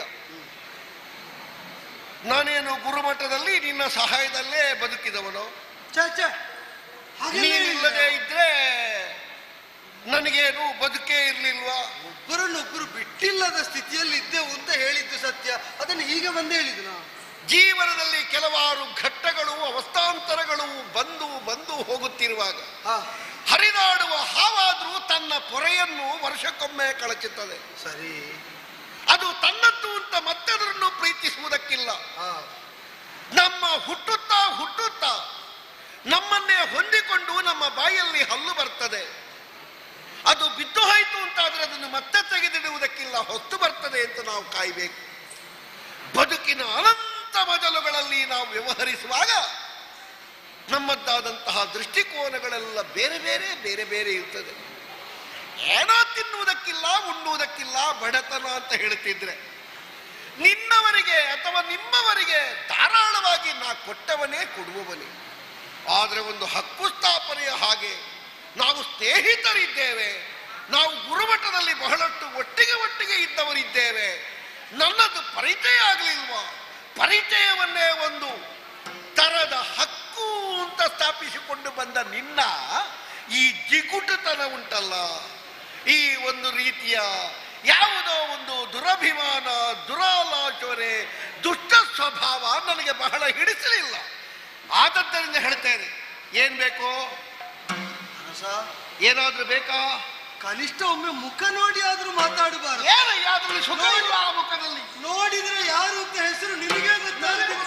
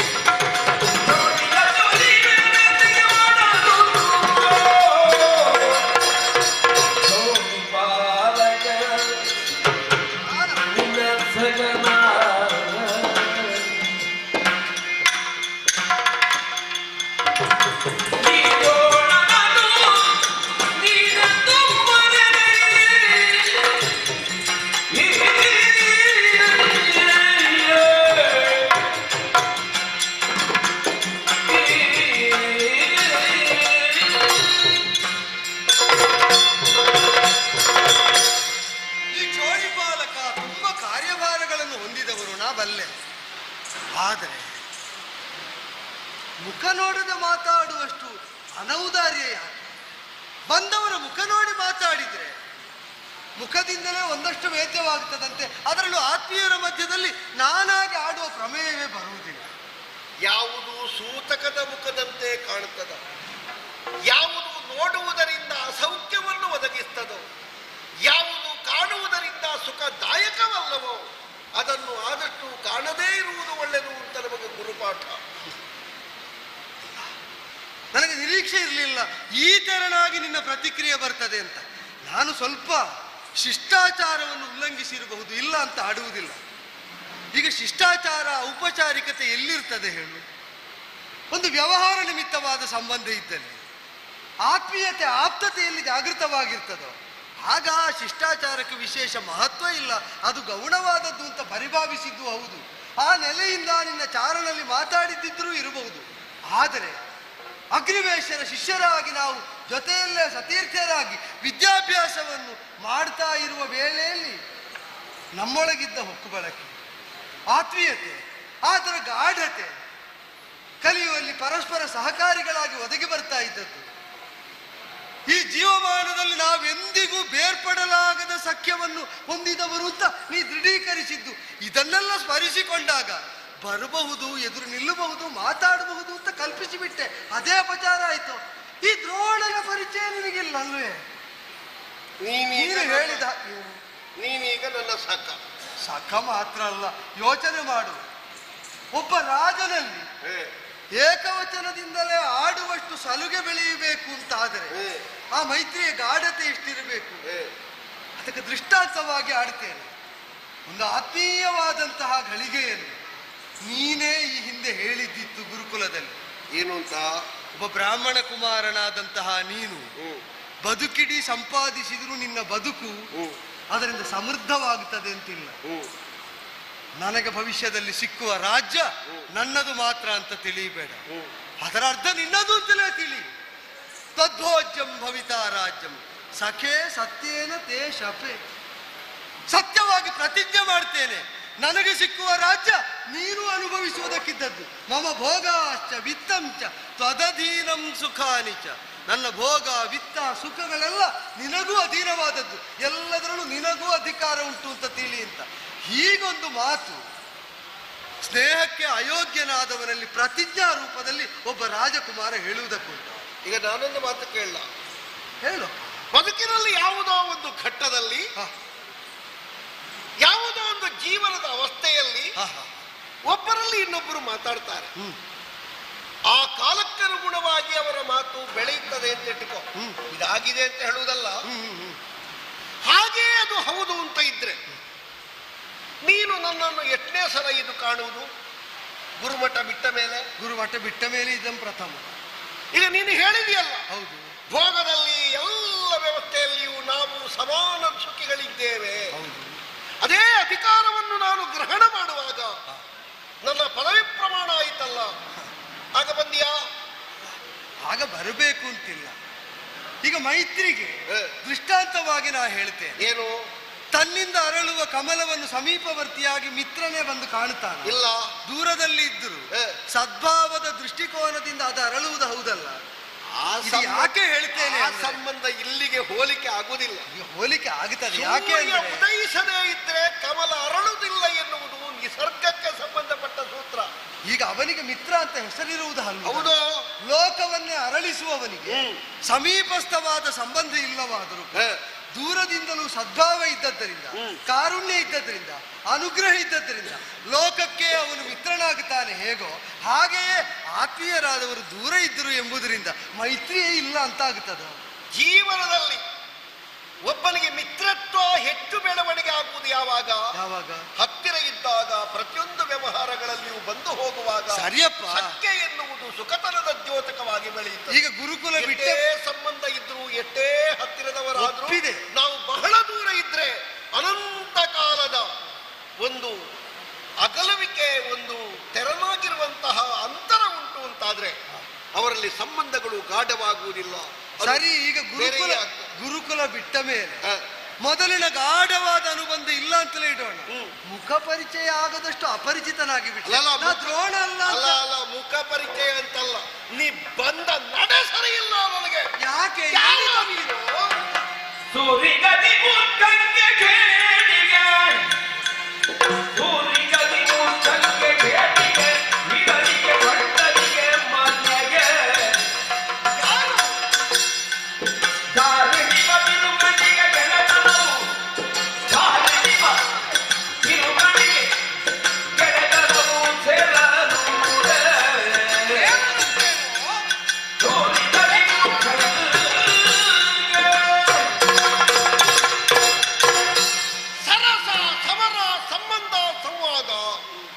ಇತ್ಯಾದಿಗಳಿಗೆಲ್ಲ ಒಂದು ಸಮಾನತೆ ಬೇಕು ಅಂತ ಲೆಕ್ಕ. ನೀ ಹೇಳಿದ ವಾಕ್ಯವನ್ನೇ ನಾವು ಇರಿಸಿಕೊಳ್ಳೋಣ. ಯನಾಪುರ ಮಠದಲ್ಲಿ 16 ಮಂದಿಗಳ ಮಧ್ಯದಲ್ಲಿ ಬದುಕುತ್ತಾ ಇರುವಾಗ ಒಬ್ಬನನ್ನು ಒಬ್ಬ ಗೆಳೆತನದಿಂದ ಕಂಡು ಉಂಡು ಮಾತಾಡಿ ವ್ಯವಹರಿಸಬೇಕಾದಂತಹ ಒಂದು ಸನ್ನಿವೇಶ ಗುರುಮಠಕ್ಕೆ ಸೂತ್ರವಾಗಿರಬಹುದು. ಆದರೆ ಇಲ್ಲಿ ನೀನು ಯಾರು, ನಾನು ಯಾರು? ನಿನ್ನನ್ನು ಆಲೋಚನೆ ಮಾಡಿದ್ರೆ ಕ್ಷುಲ್ಲಕನಂತೆ ಕಾಣ್ತೀಯ ನೀನು. ಒಂದು ಹೇಡಿಗೂ, ಒಂದು ವೀರನಿಗೂ, ಯಾಕೆ ಹೀಗೆ? ಒಂದು ಪ್ರೌಢನಿಗೂ, ಒಂದು ಮೂರ್ಖನಿಗೂ ತಾಳೆ ಹಾಕುವುದಕ್ಕೆ ನಾವು ಯೋಚನೆ ಮಾಡಿದೆವು ಅಂತಾದ್ರೆ ಅದು ಸರಿಯೇನು? ಮರ ಏರುವುದಕ್ಕಾಗಿ ನಾವು ಕೆಲವಾರು ಸಾಧನಗಳನ್ನು ಉಪಯೋಗಿಸ್ತೇವೆ. ಅಡಿಕೆ ಮರಕ್ಕೆ ಉಪಯೋಗಿಸುವುದನ್ನು ತೆಂಗಿನ ಮರಕ್ಕೆ ಉಪಯೋಗಿಸುವುದಕ್ಕೆ ಬರುವುದಿಲ್ಲ ಅಂತ. ಅದು ಈಗ ಯಾಕೆ ಹೇಳಿದ್ದಿ? ನಿನಗೆ ಎಲ್ಲಿ ಸಂಬಂಧ ಇತ್ತು ಅಂತ ನೀನು ಹೇಳಿದೆ? ಅಗ್ನಿವೇಶರ ಆಶ್ರಮದಲ್ಲಿ. ಇಲ್ಲಿ ನಾನೀಗ ಏನಾಗಿದ್ದೇನೆ? ಮಹಾರಾಜ. ಹಾಗಾದ್ರೆ ಈಗ ನಿನಗೂ ನನಗೂ ಬಂದದ್ದು ಆ ಸಂಬಂಧ, ವ್ಯಾಮೋಹ, ಸಕತನ, ಮೊದಲು ಹೇಳಿದ ಮಾತು ಇತ್ಯಾದಿಗಳಿಗೆಲ್ಲ ಊರ್ಜಿತಾವಸ್ಥೆ ಉಂಟು ಅಂತ ಹೇಳುವ ನೀನು ಹೆಡ್ಡನಲ್ಲದೆ ಮತ್ತೇನು? ಈಗ ತಾಯಿಯ ಗರ್ಭದಿಂದ ಹೊರಗೊಂದು ಮಗ ಅಂತ ಅನ್ನಿಸಿದವರಿಗೆ ಪೀಠ ಸಿಕ್ಕಿದರೆ ಮಾತೃತ್ವದ ಜೊತೆಗಿನ ಅನುಬಂಧ ಬಿಟ್ಟು ಹೋಗ್ತದೆ. ಅದು ಬೇರೆ. ಪಿತೃತ್ವದ ಜೊತೆಗಿನ ಅನುಬಂಧ ಬಿಟ್ಟು ಹೋಗ್ತದೆ. ರಕ್ತ ಸಂಬಂಧವಾಗಿ ದೇಹವನ್ನು ಕೊಟ್ಟ ಅಪ್ಪನಿರಬಹುದು, ಸಂಸ್ಕಾರವನ್ನು ಕೊಟ್ಟವರಿರಬಹುದು. ಆಶ್ರಮದಲ್ಲೇ ಸರ್ವಸಂಗ ಪರಿತ್ಯಾಗ ಮಾಡಿ ವಿದ್ಯಾಬೋಧನೆಯನ್ನೇ ವ್ರತವಾಗಿಸಿಕೊಂಡ ಗುರು ಪೀಠ ಏರಿದಾಕ್ಷಣ ಗುರು ಅಲ್ಲ ಅಂತ ಆಗ್ತಾನ? ಅದು ಬೇರೆ. ಈಗ ಅದೌದು ಅಂತಾದ್ರೆ ಆಶ್ರಮದಲ್ಲಿದ್ದ ಗುರುವನ್ನು ಪೀಠ ಏರಿದ ಮೇಲೂ ಗುರು ಅಂತಲೇ ಒಪ್ಪಬೇಕಾದ್ರೆ ಹೌದು, ಆ ಗುರುಕುಲದಲ್ಲಿ ಜೊತೆಯಾದ ಮಿತ್ರನನ್ನು ಒಪ್ಪಬೇಕಲ್ಲ ಮಿತ್ರ? ಮಾತೃದೇವೋ ಭವ, ಪಿತೃದೇವೋ ಭವ, ಗುರುದೇವೋ ಭವ, ಅದು ದೇವರಿಗೆ ಸಮಾನ ಅಂತ ಶಾಸ್ತ್ರವಾಕ್ಯದಲ್ಲಿ ಅಂಗೀಕರಿಸಲ್ಪಟ್ಟ ಮೇಲೆ ಇದು ಹೇಗೆ ಬರ್ತದೆ? ಅಲ್ಲ, ಈಗ ಮೈತ್ರಿಯನ್ನು ತಿರಸ್ಕರಿಸಬೇಕು ಅಂತ ಶಾಸ್ತ್ರ ಉಂಟು. ಅಲ್ಲ, ತಿರಸ್ಕರಿಸಬೇಕು ಅಂತ ಉಂಟು. ನೀನು ನನ್ನ ಮಿತ್ರ ಎನ್ನುವುದಕ್ಕೆ ಏನೂ ನನಗೆ ಪುರಾವೆ, ಉದಾಹರಣೆ ನನಗೇನು ಸಿಕ್ಕುವುದಿಲ್ಲ. ಸಿಗುತ್ತಾ ಇದ್ರೆ, ಒಂದು ವೇಳೆ ಅದೇ ಹೌದು ಅಂತ ಇದ್ರೆ, ನಾನು ಗುರುಮಠವನ್ನು ಬಿಟ್ಟ ಮೇಲೆ, ಈ ಪಾಂಚಾಲಕ್ಕೆ ಬಂದ ಮೇಲೆ ನಾನು ನಿನ್ನನ್ನು ನೋಡಿದ ನೆನಪೇ ಇಲ್ಲ. ನಾನು ನಿನ್ನನ್ನು ಒಮ್ಮೆಯೂ ನೋಡ್ಲಿಲ್ಲ. ನಾನು ಇಲ್ಲಿಗೆ ಬರಲಿಲ್ಲ. ಯಾಕೆ? ಯಾಕೆ ಬರಬೇಕಾದ ಪ್ರಮೇಯ ಬರಲಿಲ್ಲ. ಈಗ ಮಿತ್ರನ ಈಗ ನೋಡು ನೋಡು, ನಿನ್ನ ಬಾಯಿಂದಲೇ ಬಂತು. ನೀನ್ ಇಲ್ಲಿಗೆ ಬರಲಿಲ್ಲ. ಯಾಕೆ ಬರಲಿಲ್ಲ? ಬರಬೇಕಾದ ಅಗತ್ಯ ಇರಲಿಲ್ಲ. ಹಾಗಾದ್ರೆ ಅಗತ್ಯಕ್ಕೆ ಮಾತ್ರ ಮಿತ್ರತ್ವ. ನಿನಗೇನೋ ಈಗ ಅಗತ್ಯ ಬಂದಿದೆ ಎನ್ನುವುದಕ್ಕಾಗಿ ಬಂದಿಯಾ? ಸರಿಯೇ? ಏನು ಸರಿಯೇ? ಏನು? ಅಲ್ಲ, ಈಗ ನೀನು ಮಿತ್ರ ಅಂತ ಅಂಗೀಕರಿಸದೇ ಇದ್ದ ಮೇಲೆ ಅದನ್ನು ಆಡುವುದರಲ್ಲಿ ಔಚಿತ್ಯ ಇಲ್ಲ. ಮಿತ್ರ ಹೌದು ಅಂತ ಒಪ್ಪಿದ್ರೆ ಬಂದ ಕಾರ್ಯ ಹೇಳಿ. ಅಗತ್ಯಕ್ಕೆ ಮಾತ್ರ ಮಿತ್ರನ ನೆನಪಾಗುವವರಿಗೆ ಏನು? ನಮಗೆ ಬೇಕು ಅಂತ ಕಾಣುವುದು, ಮಿತ್ರ ದರ್ಶನ ಮಾಡಬೇಕು ಅಂತ ಕಾಣುವುದೇ ಒಂದು ಅಗತ್ಯ. ಅದು ಕಂಡಿರ್ಲಿಲ್ಲ. ಅವ ರಾಜಕಾರ್ಯದಲ್ಲಿ ನಿಬಿಡನಿದ್ದಾನೆ. ನಾವು ಹೋಗಿ ಅವನಿಗೊಂದು ಉಪಟಳವಾಗುವುದು ಯಾಕೆ ಅಂತ ನನ್ನಷ್ಟಕ್ಕೆ ನಾನಿದ್ದೆ. ಈ ಕಾಲದಲ್ಲಿ ಮಿತ್ರ ದರ್ಶನವೂ ಆಯಿತು, ಸಕಾರ್ಯ ಸಾಧನೆಯೂ ಆಗ್ತದೆ. ಈ ಒಂದು ದೂರವಾದ ಅನ್ವಯದ ದೃಷ್ಟಿಯನ್ನು ಇರಿಸಿಕೊಂಡು ಇಲ್ಲಿಯ ತನಕ ಬಂದ್ರೆ ನೀವು ಮಿತ್ರನೇ ಅಲ್ಲ ಅಂತ ಹೇಳಿ. ನೋಡೋ, ನಿನ್ನ ವಾಕ್ಯದಲ್ಲಿ ನನಗೆ ಏನು ಕಾಣ್ತದೆ ಗೊತ್ತುಂಟ? ಏನು? ಒಂದು ಮಿತ್ರತ್ವದ ಒಂದು ಸೌಖ್ಯವನ್ನು ಕಾಣುವುದಕ್ಕೆ ಈಗ ನೆನಪಾಯಿತು ಅಂತ ಹೇಳಿದೆ. ಸ್ವಾರ್ಥ ಸುಖದ ಕಲ್ಯಾಣವು ಅದರ ಜೊತೆಯಲ್ಲಿ ಆಗ್ತದೆ ಅಂತ ಇದ್ರೆ ಅದು ಆಗಿಬಿಡ್ಲಿ ಅಂತ ನೀನು ಹೇಳಿದೆ. ಯೋಚನೆ ಮಾಡು. ವೃದ್ಧಾಪ್ಯದಲ್ಲಿ ಕೈಗೆ ಆಸರೆಯಾಗುತ್ತಾರೆ ಎಂಬುದರಿಂದಲೇ ಮಕ್ಕಳನ್ನು ಬೆಳೆಸಿದರೂ ಕೂಡ ಆ ತಂದೆ ತಾಯಿಯಂದಿರು ಸ್ವಾರ್ಥಕ್ಕಾಗಿಯೇ ಮಗುವನ್ನು ಬೆಳೆಸಿದ್ದು ಅಂತ ಲೋಕ ಹೇಳ್ತದ? ಇಲ್ಲ. ಇಲ್ಲವಲ್ಲ ಅವರ ಕರ್ತವ್ಯ ಅದು ಅಲ್ವೋ? ಹಾಗೆ ಪ್ರತಿಯೊಂದು ಸಂಬಂಧಕ್ಕೆ ನಿಷ್ಠರಾಗುವುದರಲ್ಲಿ ಪರಸ್ಪರರಿಗೆ ಪ್ರಯೋಜನ ಇದ್ದರೂ ಕೂಡ ಪ್ರಯೋಜನ ಒಂದೇ ಅಲ್ಲಿ ನಿರ್ಣಾಯಕ ಅಲ್ಲ. ಅದಕ್ಕೆ ಅಂತರ್ಗತವಾಗಿರುವಂತಹ ಭಾವಗಳು, ಸ್ನೇಹಗಳು ಇದೆಲ್ಲ ನಿರ್ಣಾಯಕವಾಗುತ್ತದೆ. ಇಲ್ಲಿಯೂ ಪ್ರಯೋಜನ ಉದ್ದೇಶಿಸಿಯೇ ಬಂದದ್ದಾದ್ರು ನಿನ್ನ ಭಾವಕ್ಕೆ ಪ್ರಾಶಸ್ತ್ಯ. ನಿನ್ನ ವಾಕ್ಯವನ್ನೇ ಪುಷ್ಟೀಕರಿಸುತ್ತಾ ಮುಂದೆ ಹೋಗೋಣ. ಏನಂತ? ನಿನಗೆ ಈಗ ನಾನು ಮಿತ್ರ ಎನ್ನುವುದು ನೆನಪಾಗಿದೆ, ನನಗೆ ಈಗ ನೀನು ಮಿತ್ರ ಅಂತ ನೆನಪಾಗ್ತಾ ಇಲ್ಲ. ಇಷ್ಟು ಕಾಲ ಗುರುಮಠದಿಂದ ನಾವು ಹೊರಟ ಮೇಲೆ ನೀನು ಒಮ್ಮೆಯೂ ಇಲ್ಲಿಗೆ ಬರಲಿಲ್ಲ. ನೀನು ಎಲ್ಲಿದ್ದೀಯೋ ಏನು ಮಾಡ್ತಿದ್ಯೋ ನನಗೆ ಗೊತ್ತಿಲ್ಲ. ನೀನು ಹೇಳಿದ ವಾಕ್ಯ ಇದು, ಗುರುಮಠದಲ್ಲಿ ನಾವು ಸ್ನೇಹಿತರು ಅಂತ ಒಂದು ವಾಕ್ಯ ಹೇಳಿದೆ ಪ್ರಮಾಣವಾಗಿ. ನಾನು ನಿನಗೆ ಹೇಳಿದ್ದೇನೆ ಹೀಗೆ, ನಿನಗೆ ನಾನು ಸಾಮ್ರಾಜ್ಯ ಸಿಕ್ಕಿದಾಗ ಅರ್ಧವನ್ನು ಕೊಡ್ತೇನೆ ಅಂತ ನಾನು ಹೇಳಿದ್ದೇನೆ ಅಂತ. ಅರ್ಧ ಆದರೂ ಇಲ್ಲಿ ನಿನ್ನದ್ದು ಉಂಟು ಅಂತ ಆದರೂ ನೀನೊಮ್ಮೆ ಬರಬೇಕಿತ್ತು. ಇಷ್ಟರವರೆಗೆ ಬರಲಿಲ್ಲ. ನನಗೆ ಮಕ್ಕಳಾಗಿದ್ದಾರೆ, ನನಗೆ ಮದುವೆ ಆಗಿದೆ, ನನಗೆ ಪೀಠ ಸಿಕ್ಕಿದೆ, ನಾನು ಸಾಮ್ರಾಜ್ಯವನ್ನು ಆಳ್ತಾ ಇದ್ದೇನೆ. ಇಷ್ಟು ಕಾಲ ಕಳೆಯಿತು. ಯಾಕಂದ್ರೆ ತಲೆಯಲ್ಲಿ ಹುಡುಕಿದ್ರೆ ಕಪ್ಪು ಕೂದಲು ಕಡಿಮೆ ಕಾಣುವಷ್ಟು ಪ್ರಾಯ ಆಯಿತು. ಇಷ್ಟು ಪ್ರಾಯ ಆದ ಮೇಲೆಯೂ ನೀನು ಒಮ್ಮೆಯೂ ಇಲ್ಲಿಗೆ ಬರಲಿಲ್ಲ, ನಿನಗೆ ನೆನಪಾಗ್ಲಿಲ್ಲ, ನಿನಗೆ ಅದರ ಅಗತ್ಯ ಬೀಳಲಿಲ್ಲ. ನನಗೆ ನಿನ್ನನ್ನು ಮಿತ್ರ ಅಂತ ಒಪ್ಪುವ ಅಗತ್ಯವೂ ಬೀಳಲಿಲ್ಲ, ಅಥವಾ ನಿನ್ನ ನೆನಪು ನನಗೆ ಆಗ್ತಾ ಇಲ್ಲ. ಈಗ ಯಾವ ವಿಶ್ವಾಸದ ಮೂಲಾಧಾರದಲ್ಲಿ ಬೆಳೆದ ಬಂದ ಎಂಬ ವಿಶ್ವಾಸದಲ್ಲಿ ಬಂದನೋ ಅದಕ್ಕೆ ಘಾತ ಮಾಡಿಬಿಟ್ಟು ಪ್ರಾಶಸ್ತ್ಯ ಇಲ್ಲ ಅಂತ. ಅದು ವಿಶ್ವಾಸಕ್ಕೆ ಘಾತ ಮಾಡಿ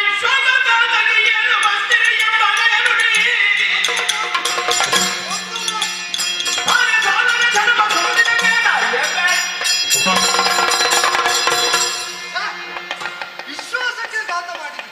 ಯಾವುದೋ ಶ್ವಾಸ ಸುಮ್ಮನೆ ಆಡಿದ ಮಾತು ಮಿತ್ರತ್ವ ಅದು ಸಂಬಂಧದಿಂದ ಹೊಕ್ಕು ಬಳಕೆಯಿಂದ ಊರ್ಜಿತವಾಗ್ತದೆ ಅಂತಲೇ ಇಟ್ಟುಕೊಳ್ಳೋಣ. ಆದರೆ ಪ್ರಮಾದದಿಂದಲಾದರೂ ಒಬ್ಬ ಪ್ರಜಾಪತಿಯಾಗಬಹುದಾದವರ ಆಡಿದ ಮಾತು ಯಾವ ಜೀವ ನೆನಪಿರಲೇಬೇಕಾದದ್ದು. ಹೊಕ್ಕು ಬಳಕೆ ಇಲ್ಲದರಿಂದ ಮಿತ್ರನನ್ನು ಮರೆತರು ಆಶ್ಚರ್ಯ ಅಲ್ಲ. ಆದ್ರೆ ನೀ ಪ್ರತಿಜ್ಞೆ ಮಾಡಿ ಹೇಳ್ತೇನೆ ಅಂತ ಹೇಳಿದ ಮಾತು ಅದೂ ನೆನಪಿಲ್ಲ ಅಂತ ಹೇಳ್ತೀಯಾದ್ರೆ ನಿನಗೆ ನೆನಪಿಲ್ಲದೆ ಇರುವುದಲ್ಲ, ವಿಶ್ವಾಸಕ್ಕೆ ಘಾತ ಮಾಡಬೇಕೆಂಬ ದುರುದ್ದೇಶದಿಂದ ಆಡಿದ್ದನ್ನು ಅಲ್ಲ ಇಲ್ಲ ಅಂತ ನೀನು ಆಡ್ತಾ ಇದ್ದಿ. ಸ್ವಾರ್ಥದಿಂದಲೇ ಬಂದದ್ದು ಹೌದು. ಈಗ ಬದುಕಿನಲ್ಲಿ ಏನು ವಿಶ್ವಾಸಕ್ಕೆ ಘಾತ ಮಾಡುವಂತೆ ನನ್ನ ವ್ಯವಹಾರ. ಹೌದು. ಯಾರ ವಿಶ್ವಾಸಕ್ಕೆ? ನಿನ್ನ ವಿಶ್ವಾಸಕ್ಕೂ ನನ್ನ ವಿಶ್ವಾಸಕ್ಕೂ. ಇದು ಈ ಹಿಂದೆ ನೀನು ನನ್ನಲ್ಲಿ ತೋರಿದ ವಿಶ್ವಾಸಕ್ಕೆ ಈಗ ನೀನೇ ಘಾತ ಮಾಡ್ತಾ ಇದ್ದಿ. ನಿನ್ನಲ್ಲಿ ನಾನಿರಿಸಿ ಬಂದ ವಿಶ್ವಾಸಕ್ಕೂ ಈಗ ಘಾತ ಮಾಡ್ತಾ ಇದ್ದೀಯ. ಈಗ ನನಗೆ ಹೇಳಿದ ಮಾತಿಲ್ಲ, ನೀನೊಬ್ಬ ಬ್ರಾಹ್ಮಣ ಅಲ್ವಾ? ಹೌದು. ನನಗೆ ಹೇಳಿದ ಮಾತಿಲ್ಲ ಅಂತಾದ್ರೆ ಅಂತವರಲ್ಲಿ ನೀನು ವ್ಯವಹರಿಸಬಹುದಾ? ಅದೇ ನಾವು ಬರುವಾಗ ನಂಬಿ ಬರುವುದೇನನ್ನು ಏನನ್ನು ಅವ ವಿಶ್ವಾಸದಿಂದ ಪ್ರೀತಿಯಿಂದ ಮಾತಾಡಿಸ್ತಾನೆ, ನಮ್ಮನ್ನು ಒಡೆಗೊಳ್ಳುತ್ತಾನೆ. ಈ ನಿರೀಕ್ಷೆ ನಮ್ಮಲ್ಲಿದ್ದದ್ದು. ಸ್ವಾರ್ಥಕ್ಕಾಗಿ ಬಂದಿದ್ದಿ, ಅದಲ್ಲದಿದ್ರೆ ನಿನಗೆ ನೆನಪೇ ಆಗ್ತಿರ್ಲಿಲ್ಲ ಅಂತ. ಹೌದು, ಸ್ವಾರ್ಥವೇ. ಏನು ಸ್ವಾರ್ಥ ಗೊತ್ತುಂಟು? ಏನು?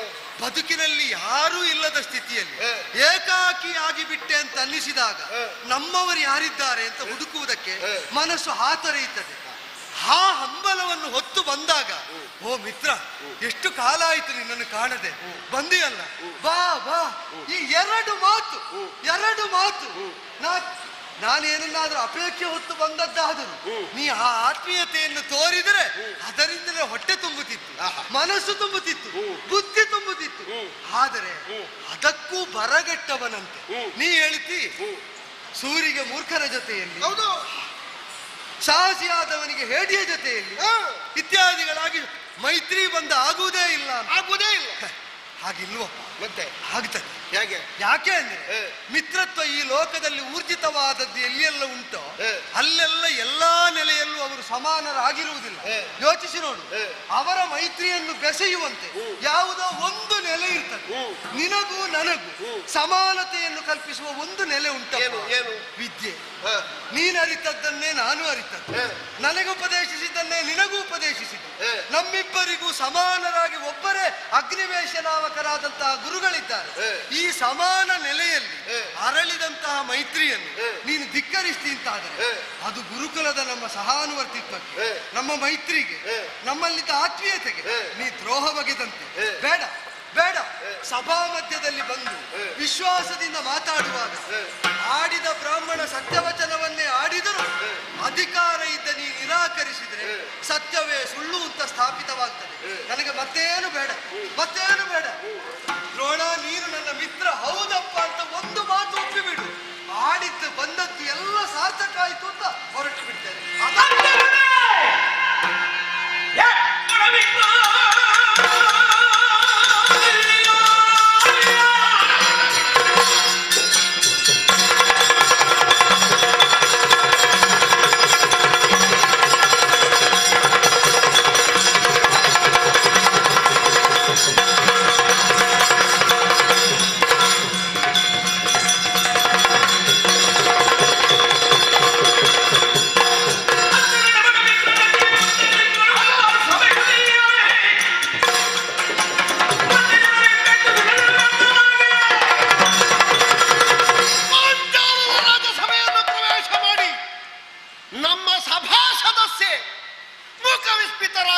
ಬಿಟ್ಟ ಬಾಯಿ ಬಿಟ್ಟ ಹಾಗೆ, ಬಿಟ್ಟ ಕಣ್ಣು ಬಿಟ್ಟ ಹಾಗೆ. ಏನಪ್ಪ ಇದು? ಗಡಿಬಿಡಿ ಆಗ್ಬೇಡಿ. ಇಂಥವರೆಲ್ಲ ಬಹಳ ಮಂದಿಗಳಿರ್ತಾರೆ. ಇತ್ತೀಚೆಗೆ ಏನೆಲ್ಲ ತೆಕ್ಕೊಂಡು ಬರ್ತಾರೆ. ಒಮ್ಮೆ ಬಾಗಿಲು ತೆಗೀರಿ. ನಾವು ಇಲ್ಲಿಂದ ಬಂದವರು, ನಾವು ಹೀಗೆ ಬಂದವರು, ನಾವು ಇದಕ್ಕೆ ಬಂದವರು ಎಲ್ಲ ಲೆಕ್ಕ ತೆಗಿಲಿಕ್ಕೆ ಬರುವವರು, ನಮ್ಮ ಲೆಕ್ಕವನ್ನು ಅಡಿಮೇಲು ಮಾಡಲಿಕ್ಕೆ ಬರುವವರು. ನಿನ್ನ ಹೆಗಲಲ್ಲಿ ಜನಿವಾರ ಉಂಟು ಎನ್ನುವುದಕ್ಕಾಗಿ ಪ್ರಾಶಸ್ತ್ಯ ಪ್ರಾಮಾಣ್ಯ ಕೊಟ್ಟಿದ್ದೇವೆ. ನಡೆಯೋ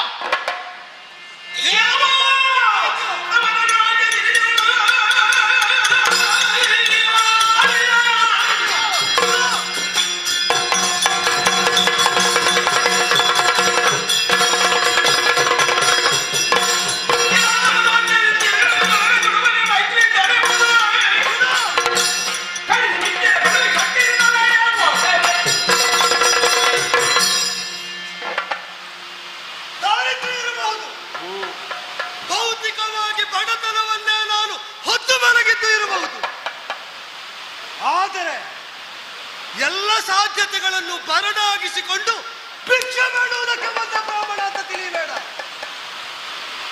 ಆರ್ಜಿಸಿದ ವಿದ್ಯೆಯ ಮನುಹಿನಿಂದ, ಅರಿತ ಅಸ್ತ್ರವಿದ್ಯಾ ಕೌಶಲದಿಂದ ನಿನ್ನನ್ನು ಸಾಮ್ರಾಜ್ಯ ಸಹಿತವಾಗಿ ಸುಟ್ಟು ಮೈತ್ರಿಯ ಸತ್ಯ ತಡೆದದ್ದರಿಂದ ದ್ರೋಣ ಸುಮ್ಮನಿದ್ದಾರೆ, ನೆನಪಿಟ್ಟುಕೋ. ಆದರೊಂದುಂಟು, ಸಭಾ ಸಮಕ್ಷದಲ್ಲಿ ಪ್ರಾಬಲ್ಯದಿಂದ, ಅಧಿಕಾರದಿಂದ ಸತ್ಯವನ್ನು ಸುಳ್ಳಾಗಿ ಬಿಂಬಿಸುವುದಕ್ಕೆ ಹೊರಟ ರಾಜ ದೃಪದ ಕೇಳು. ಗತಿ ಇಲ್ಲದಂತಹ ತಿರುಕನಾದ ಹಾರುವ ಮೂರ್ಖ ತಿಳಿಗೇಡಿ ಹೇಳಿಯಾದ. ನೀನು ಹೇಳಿದ ವಿಶೇಷಣ ಇಷ್ಟು. ದ್ರೋಣ ಭಾರದ್ವಾಜ ಪುತ್ರನಾಗಿ ಬ್ರಾಹ್ಮಣನಾಗಿ ಹುಟ್ಟಿದ್ದು ಹೌದಾದರೆ ನನ್ನಲ್ಲಿರುವ ಸಂಪತ್ತು ನಿನಗಿಂತ ಹೆಚ್ಚಿನದು ಯಾವುದು ಅಂತ ನನಗೆ ಗೊತ್ತು. ಅರಿತ ವಿದ್ಯೆಯ ಬಲದಿಂದ ಈಗ ಯಾವ ಸಂಪದದ ಮೊದಲನ್ನು ಏರಿ ಕುಳಿತು ನೀ ಮಾತಾಡ್ತಾ ಇದೆಯೋ ಅದನ್ನು ನನ್ನ ಕಾಲಿನ ಧರಿಸಿದ್ದು ಯಜ್ಞೋಪವೀತವಲ್ಲ, ಹುಟ್ಟಿದ್ದು ಬ್ರಾಹ್ಮಣನಾಗಿ ಅಲ್ಲ, ಭರದ್ವಾಜರಿಗೆ ಸುತನಲ್ಲ. ನೆನಪಿಟ್ಟುಕೋ.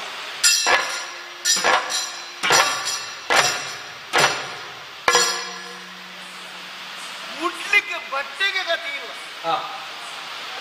ಆದರೂ ಸ್ವಾಭಿಮಾನ ಬಿಡುವುದಿಲ್ಲ. ನೋಡಿ, ನಮಗೆ ಕಷ್ಟ ಉಂಟು, ಇಂಥದ್ದನ್ನು ಕೊಡಿ ಅಂತ ಹೇಳಿದರೆ ಸಾಕಾಗುವುದಿಲ್ಲ. ಗಾಡಿಯಲ್ಲಿ ಕಟ್ಟಿ ಕಳಿಸುವುದಿಲ್ಲ. ಇದು ನಿಮ್ಮ ಮಿತ್ರ, ನಿಮಗೆ ನಾನು ಅಲ್ಲಿ ಉಪಕಾರ ಮಾಡಿದ್ದೇನೆ, ನೀನು ಇಂಥದ್ದನ್ನು ಕೊಡ್ತೇನೆ ಅಂತ ಹೇಳಿದ್ದಿ. ಏನೋ ಹೊಟ್ಟೆಗೆ ಹಿಟ್ಟಿಲ್ಲದೆ ಇರಬಹುದು, ಆಗ ನೆನಪಾಗುವುದು. ಈ ಕೆಲವರಿಗೆಲ್ಲ ದಾರಿದ್ರ್ಯ ಬರಲಿಕ್ಕಾಗುವಾಗ ಊಟ ಬದುಕುವುದು, ಯಾರದ್ದಾದ್ರೂ ವಿಳಾಸ ಊಟ ನೋಡುವ ಅಂತ. ಈ ಹಾಗೆ ಬರುವವರಿಗೆ ಏನೂ ಕೊಡಬಾರ್ದು. ಎಂಥದಯ್ಯ ಬ್ರಾಹ್ಮಣರಿಗೆ ಬ್ರಾಹ್ಮಣರ ದಾರಿಯಲ್ಲಿ ಕೇಳಲಿಕ್ಕೆ ದಾರಿ ಇಲ್ವ? ಈಗ ನಾನು ಬಿಡುವುದಿಲ್ಲ, ನೋಡುವ ಇವ ಏನು ಮಾಡ್ತಾರೆ ಅಂತ. ದೊಡ್ಡ ಸಂಗತಿ.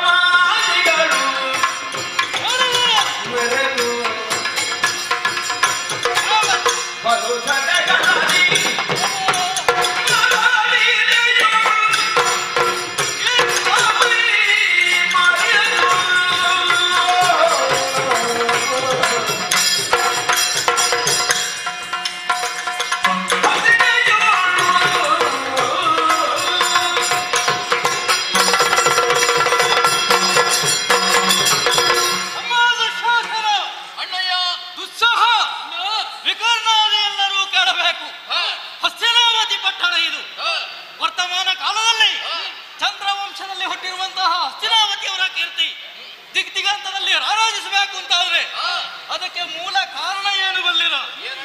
ನಮ್ಮದಾಗಿರುವಂತಹ ಅಜ್ಜನ ಸಮರ್ಥವಾದಂತಹ ನಾಯಕತ್ವ, ಅದರಿಂದಾಗಿ ಇಂತಹ ಯೋಗ್ಯತೆಯನ್ನು ಸಂಪಾದಿಸುವುದಕ್ಕೆ ಸಾಧ್ಯ ಆಯಿತು. ಮಕ್ಕಳಾಗಿರುವಂತಹ ನಮ್ಮ ಭವಿಷ್ಯತ್ತಿನ ಬಗ್ಗೆ ಯೋಚಿಸಿದಂತಹ ಅವರು ಯೋಗ್ಯರಾದಂತಹ ದ್ರೋಣಾಚಾರ್ಯರ ಮೂಲಕವಾಗಿ ವಿದ್ಯಾಭ್ಯಾಸದ ವ್ಯವಸ್ಥೆಯನ್ನು ಮಾಡಿಸಿದ್ರು. ಅದರಿಂದಾಗಿ ಎಲ್ಲವರೂ ಕೂಡ ಅಸ್ತ್ರ ಶಸ್ತ್ರ ಶಾಸ್ತ್ರಾದಿ ವಿದ್ಯೆಗಳನ್ನು ಅಭ್ಯಾಸ ಮಾಡಿದವರಿದ್ದೇವೆ. ಅದರ ಪರಿಣಾಮವೋ ಏನು, ನಿನ್ನೆಯ ದಿವಸ ನಾವು ಕಲಿತಿರುವಂತಹ ವಿದ್ಯೆ ಅದು ಎಷ್ಟು ಪರಿಣತಿಯನ್ನು ಹೊಂದಿದ್ದಾರೆ ಇವರು ಎನ್ನುವುದನ್ನು ತೋರಿಸುವುದಕ್ಕೆ ಬೇಕಾಗಿ ಪರೀಕ್ಷಾರಂಗ ಹೇಗೆ ನಮ್ಮ ಪ್ರದರ್ಶನ ತುಂಬಿದಂತಹ ಸಭೆಯ ಮುಂಭಾಗದಲ್ಲಿ ಎಲ್ಲವರೂ ಕೂಡ ಒಂದೊಂದು ಪ್ರದರ್ಶನವನ್ನು ಮಾಡಿದ್ದಾರೆ. ನಾನು ಗದಾಯುದ್ಧದಲ್ಲಿ ನಿಪುಣ, ನೀನು ಮತ್ತೊಂದರಲ್ಲಿ, ಅವನು ಮತ್ತೊಂದರಲ್ಲಿ. ಆದರೆ ಅರ್ಜುನ ಇದ್ದಾನಲ್ಲ, ಅವನನ್ನು ಎಲ್ಲವರೂ ಕೂಡ ಸ್ವಲ್ಪ ಎತ್ತಿ ಕಟ್ಟಿದ್ದಾರೆ ಅಂತ ಬಿಟ್ರೆ ನಮ್ಮದಾಗಿರುವಂತಹ ಸಾಮರ್ಥ್ಯದ ಮುಂದೆ ಏನೂ ಅಲ್ಲ. ಬಿಡೋಣ, ನಮಗೂ ಕೂಡ ಒಂದು ಕಾಲ ಬಂದಿತ್ತು. ಏನಾದ್ರು ಗುರುಗಳು ಯಾಕೋ ಹತ್ತಿರ ಬರಬೇಕು ಅಂತ ಕರೆ ಕಳುಹಿಸಿದ್ದಾರಂತೆ. ಬನ್ನಿ ಹೋಗೋಣ.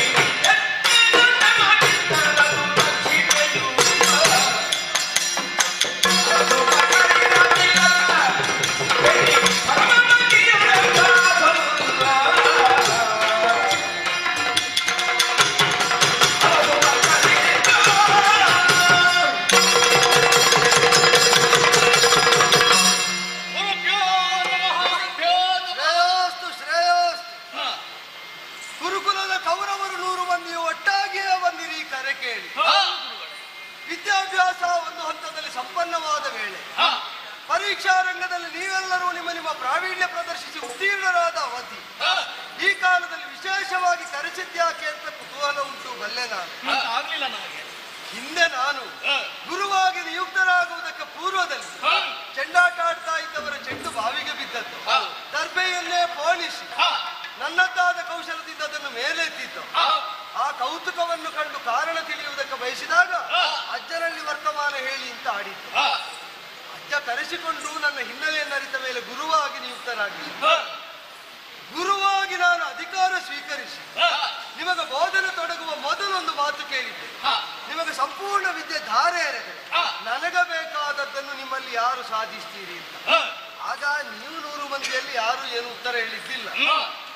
ನಾನು ಊಹಿಸಬಲ್ಲೆ ಏನು ಕಾರ್ಯ ಅಂತ ಗೊತ್ತಿಲ್ಲದೆ ಹಾಗೆ ಆತುರವಾಗಿ ಮಾತು ಕೊಟ್ಟರೆ ತೊಡಕಾದೀತು ಅಂತ ಒಂದು ಆತಂಕ ಇರುತ್ತೆ. ಆದ್ರೆ ಈಗ ಹೇಳ್ತೇನೆ, ಈಗ ನಾನು ಕಲಿಸಿದ್ದರಂತ ನಿಮಗೆ ತೃಪ್ತಿ ಉಂಟು ತಾನೆ? ಈಗ ನನಗೊಂದು ಗುರುದಕ್ಷಿಣೆ ಬೇಕು ಅಂತಾಗಿದೆ. ಗುರುದಕ್ಷಿಣೆ ರಾಜನ್ಯ ಕುಲಜರಾಗಿ ನೀವು ಕಲಿತದ್ದಕ್ಕೆ ಆಚಾರ್ಯ ಭೀಷ್ಮರೇ ಔಪಚಾರಿಕವಾಗಿ ಕೊಟ್ಟಿದ್ದಾರೆ. ಇದು ನನ್ನ ಮನಸ್ಸಿಗೆ ಪ್ರಿಯವಾಗುವ ನಿಮ್ಮಿಂದ ಸಾಧ್ಯವಾಗುವ ಒಂದು ಕೆಲಸ. ನಿಮಗೆ ಗುರುವಾಗಿ ನಿಯುಕ್ತನಾಗುವುದಕ್ಕೆ ಪೂರ್ವದಲ್ಲಿ ಬಡತನದ ಬೇಗೆಯಲ್ಲಿ ಬೇಯ್ತಾ ಇದ್ದಾಗ ಗುರುಕುಲದಲ್ಲಿ ನನಗೆ ಮಿತ್ರನಾದಂತಹ ದೃಪದನಲ್ಲಿ ಸಹಾಯಾರ್ಥಿಯಾಗಿ ಹೋಗಿದ್ದೆ.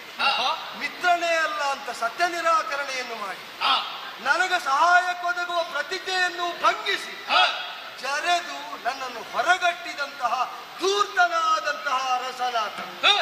ಆ ಸೇಡು ಮನದೊಳಗುಂಟು. ನನ್ನಿಂದ ನೀವು ವಿದ್ಯಾಸಂಪನ್ನರಾದದ್ದು ಹೌದಾದ್ರೆ ಸಂಪತ್ತಿಲ್ಲ ದರಿದ್ರ ಅಂತ ಆಡಿದ ಅವನಿಗೆ ನಾನು ಸಂಪಾದಿಸಿದ ಸಂಪತ್ತೆಂತದ್ದು ಅಂತ ತೋರಿಸಿ ಶಿಷ್ಯ ಸಂಪದರೆನಿಸಿದ ನೀವು ಅವನನ್ನು ಬಂಧಿಸಿ ದೂರದಲ್ಲಿ ಸೋಲಿಸಿ ಅವನ ಪಡೆಯನ್ನು ಅವನನ್ನು ಸೆರೆ ಹಿಡಿದು ನನಗೆ ತಂದು ಕೊಡಬೇಕು. ಸಾಧ್ಯವಾ ಅಂತ ಪ್ರಶ್ನೆ.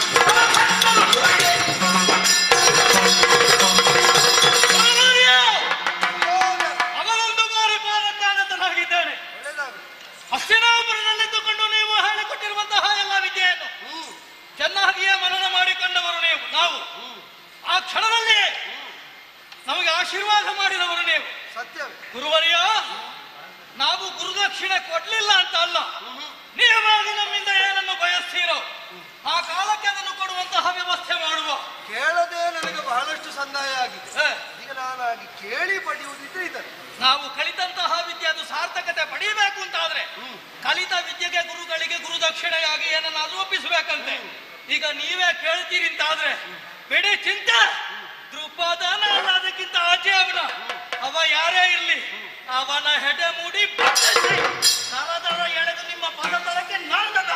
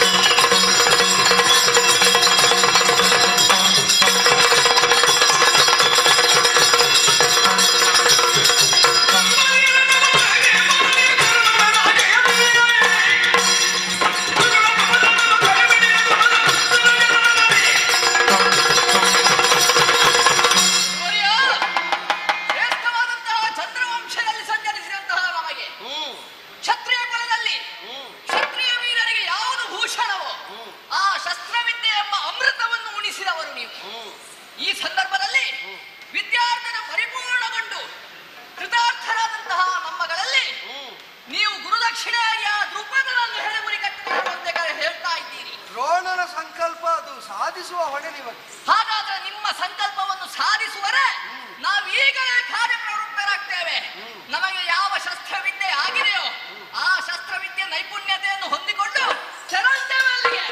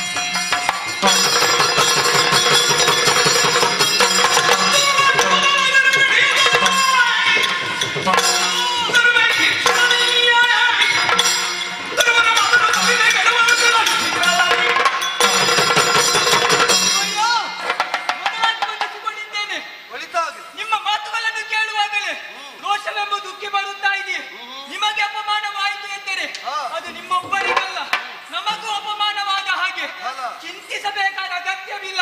ದೃಪದನನ್ನು ಕರೆದುಕೊಂಡು ಬಂದು ನಿಮ್ಮ ಪಾದಕ್ಕೆ ಸುಯೋಧನ ಗುರುವರ್ಯ, ನೀನು ಅಷ್ಟಮುದ್ರೆಯನ್ನು ಒತ್ತಿ ಸಾಧಿಸ್ತೇನೆ ಅಂತ ಅಂದಾಗಲೇ ವಿಶ್ವಾಸ ಇತ್ತು. ಯಾಕೆ ಅಂದ್ರೆ 99 ಮಂದಿಯನ್ನು ಹಿಂದಿಟ್ಟೇ ನಿನ್ನ ವ್ಯವಹಾರ ಈಗಿನಿಂದಲೇ ತೊಡಗಿದೆ. ಆ ಸಂಘಟನೆ ನಿನಗೆ ಒಳಿತನ್ನು ಉಂಟು ಮಾಡಿ. ಆದರೆ ದುಶಾಸನ ದುಸ್ಸಹನೆ ಮೊದಲಾದವರೆಲ್ಲರೂ ಅಂಗೀಕಾರ ಕೊಟ್ಟ ಈ ವೇಳೆ ಒಂದು ಎಚ್ಚರಿಕೆ ಹೇಳ್ತೇನೆ. ಯಾವುದು? ಸಾಮರ್ಥ್ಯ ನಿಮ್ಮಲ್ಲಿ ಹೆಚ್ಚಿದ್ದು, ಪರಿಣತಿ ಮಾತ್ರ ಅಲ್ಲ ಅನುಭವ ದೃಪದನಲ್ಲಿ ಹೆಚ್ಚುಂಟು. ಇರ್ಲಿ, ಅವ ಯಾವೆಲ್ಲ ದಾಳಗಳನ್ನು ನಿಮ್ಮ ಮುಂದೆ ಎಸೆಯುತ್ತಾನೆ ಅಂತ ಗೊತ್ತಿಲ್ಲ. ಎಚ್ಚರಿಕೆಯಿಂದ ಅದನ್ನು ನಿಭಾಯಿಸ್ತಾ ನನಗಾಗಿ ಕಾರ್ಯ ಸಾಧಿಸಿ ವಿಜಯಿಗಳಾಗಿ ಬರ್ತೀರಿ ಅಂತ ನಂಬುತ್ತೇನೆ. ಆದ್ರೆ ಒಂದು ಈಗ ದೃಪದ ಜೀವಂತ ಬೇಕಲ್ಲ, ಅಲ್ಲ ಬಂಧಿಸಿಯೇ ನನಗೆ ತರಬೇಕು ಅವನನ್ನು. ಯಾಕೆ ಅಂದ್ರೆ ಅವನಲ್ಲಿ ನನಗೂ ಒಂದು ಪ್ರತಿಜ್ಞೆ ಉಂಟು. ಏನು? ನನ್ನ ಶಿಷ್ಯರ ಮೂಲಕವಾಗಿ ನಿನ್ನನ್ನು ಸೋಲಿಸ್ತೇನೆ, ನನ್ನ ಸಂಪನ್ನತೆ ಏನು ಅಂತ ತೋರಿಸ್ತೇನೆ. ಯಾಕಂದ್ರೆ ನಾವು ಹೊಡೆಯುವಂತಹ ರಭಸಕ್ಕೆ ಏನಾದ್ರೂ ಸತ್ತು ಹೋದ್ರೆ, ಅಣ್ಣನ ಪ್ರಹಾರಕ್ಕೆ ಸತ್ತು ಹೋದ್ರೆ ಅದಕ್ಕೆ ಹೇಳಿದ್ದು ಉಳಿದವರನ್ನು ನಿಯಂತ್ರಿಸುವ ಮೊದಲು ನಮ್ಮ ಹೊಡೆತವನ್ನು ನಿಯಂತ್ರಿಸಿ ಹೊಡೆಯುವುದಕ್ಕೆ ಕಲಿಯಬೇಕು ಮಗು. ಅದನ್ನೊಮ್ಮೆ ಹೇಗೆ ಪ್ರದರ್ಶಿಸಿ ನನಗೂ ನೋಡಿದಾಗ ಆಗ್ತದೆ. ಒಂದು ನಿಯಂತ್ರಣದ ಹೊಡೆತದಲ್ಲಿ ಒಂದು ಬಂಧಿಸಿದ್ದಾರೆ. ಹೋಗಿ ಬನ್ನಿ, ಹೋಗಿ ಬನ್ನಿ, ಹೋಗಿ.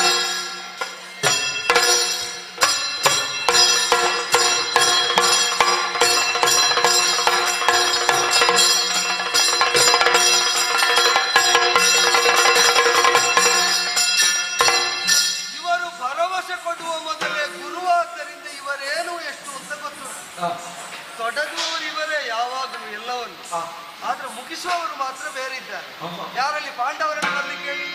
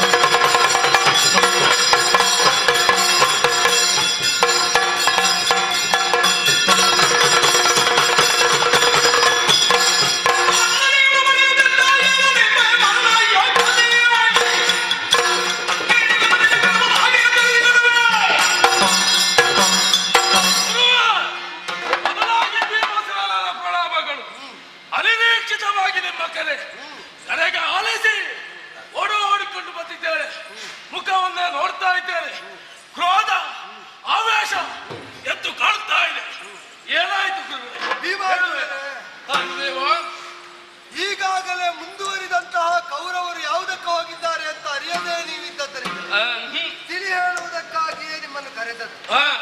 ನಿಮಗೆ ಗುರುವಾಗುವುದಕ್ಕೆ ಪೂರ್ವದಲ್ಲಿ ನನ್ನ ಮಿತ್ರನಾಗಿದ್ದಂತಹ ದೃಪದ ಆ ಮೈತ್ರಿಯನ್ನೇ ನಂಬಿ ಅವನ ಆಸ್ಥಾನಕ್ಕೆ ಹೋದ ಕಾಲದಲ್ಲಿ ನನ್ನ ದಾರಿದ್ರ್ಯವನ್ನು ಅಣಕಿಸಿ ನನ್ನನ್ನು ಜರೆದು ಅವಮಾನಿಸಿ ಬಹಿಷ್ಕರಿಸಿದ್ದು, ಬಾಹಿರ ಅಂತ ತುಚ್ಛೀಕರಿಸಿದ್ದು. ಆ ವಿದ್ವೇಷ ನನ್ನ ಮನದೊಳಗೆ ಊರ್ಜಿತವಾಗುವುದು. ಗುರುವಾಗಿ ಈ ಹಸ್ತಿನೆಯಲ್ಲಿ ರಾಜಕುಮಾರರಿಗೆ ಕಲಿಸುವುದಕ್ಕೆ ಪೂರ್ವದಲ್ಲಿ ಈ ದೃಪದ ದ್ವೇಷದ ಕುರಿತಾಗಿ ನಿಮ್ಮ ಅಜ್ಜನಿಗೂ ರಾತ್ರಿ ಹೇಳಿದ್ದೆ. ಇಲ್ಲ, ನಮ್ಮ ಮಕ್ಕಳು ಅದಕ್ಕೆ ಪ್ರತೀಕಾರ ಮಾಡ್ತಾರೆ ಅಂತ ಭರವಸೆ.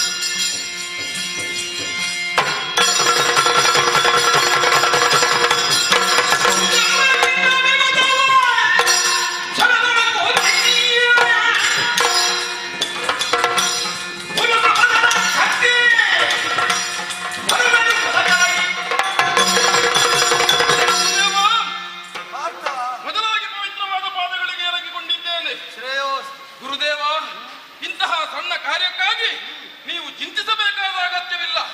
ಆ ಧ್ರುಪನನ್ನು ಹೆಡೆ ಮುರಿ ಬೆಗೆದು ಎಳ್ಳೆ ತಂದು ನಿಮ್ಮ ಪಾದಕ್ಕೆ ನಾನೊಪ್ಪಿಸ್ತೇನೆ. ಕೊಡಿಯಪ್ಪ. ಮಗು ಏನು? ಕಲಿಸುವುದಕ್ಕೆ ತೊಡಗುವ ಮೊದಲೇ ಪ್ರತೀಕ್ಷೆ ಹುಟ್ಟಿಸಿದಂತಹ ಪ್ರತಿಭೆ ನಿನ್ನದು. ಸಮಗ್ರವಾಗಿ ವಿದ್ಯಾಭ್ಯಾಸ ಸಂಪನ್ನನಾದರೆ ಕಲಿಸಿದ ನಾ ಹೇಳಿದ್ದನ್ನು ಮಾಡ್ತೀಯೋ ಅಂತ ಎಲ್ಲರಲ್ಲೂ ಕೇಳಿದ್ದೆ. ನಿಮ್ಮ ವಿದ್ಯೆಯನ್ನು ನಿರ್ವಂಚನೆಯಿಂದ ಧಾರೆ ಎರೆಯುವ ನಿಮಗಾಗಿ ಏನನ್ನಾದರೂ ಮಾಡಬಲ್ಲೆ ಗುರುಗಳೇ ಅಂತ ಆಗ ಭರವಸೆಯ ನುಡಿಯಾಡಿದವನು ಚಂದ್ರಾನ್ವಯದಲ್ಲಿ ಒಬ್ಬ ಪಾರ್ಥ ಮಾತ್ರ. ಬಲ್ಲೆನ ಸಂತೋಷ. ಆದರೆ ಈ ಬಾರಿ ಹೋಗ್ತಾ ಇರುವುದು ದ್ರುಪದನನ್ನೇ ಬಂಧಿಸುವುದಕ್ಕೆ ಹೌದಾ?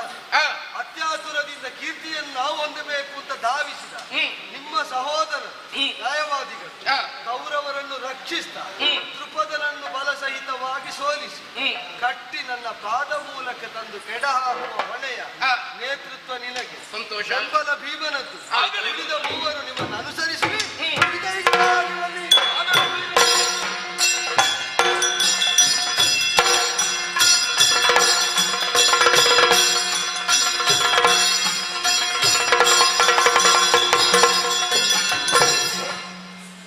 ದ್ರೋಣನ ಮಾತನ್ನು ಕೇಳಿ ಹಸ್ತಿನಾವತಿಯ ಮಕ್ಕಳು ನಮ್ಮಲ್ಲಿ ಯುದ್ಧ ಸಾರಿ ಬಂದಿದ್ದಾರೆ. ತಮ್ಮ ಚಿತ್ರಕ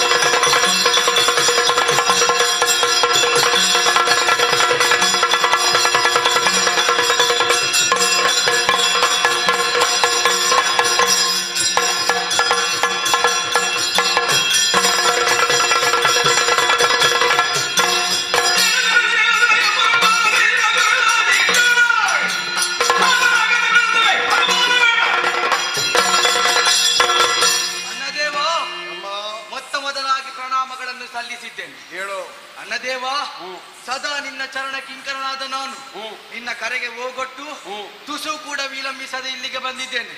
ಬಂದು ನೋಡುವಾಗ ಚಿಂತಾಮಗ್ನಾಗಿದ್ದಿ. ಯಾಕಾಗಿ ಈ ಚಿಂತೆ? ಯಾರಿಂದಾಗಿ ಬಂದಿದೆ ಈ ಚಿಂತೆ? ಹೇಳಣ್ಣ.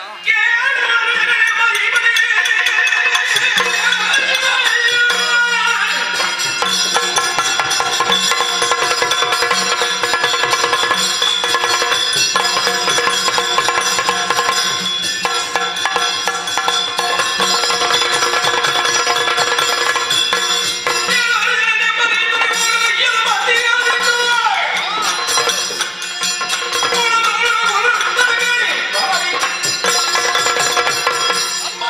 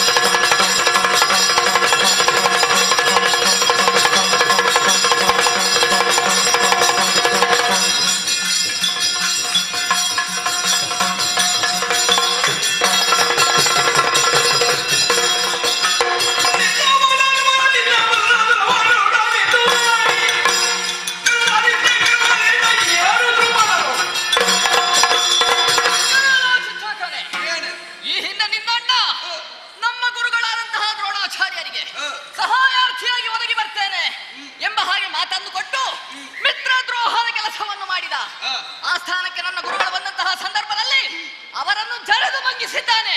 ಅದರ ಪ್ರತೀಕಾರವನ್ನು ತೀರಿಸುವುದಕ್ಕಾಗಿಯೇ ಬಂದವರು ನಾವು, ಅವರ ಶಿಷ್ಯೋತ್ತಮರು.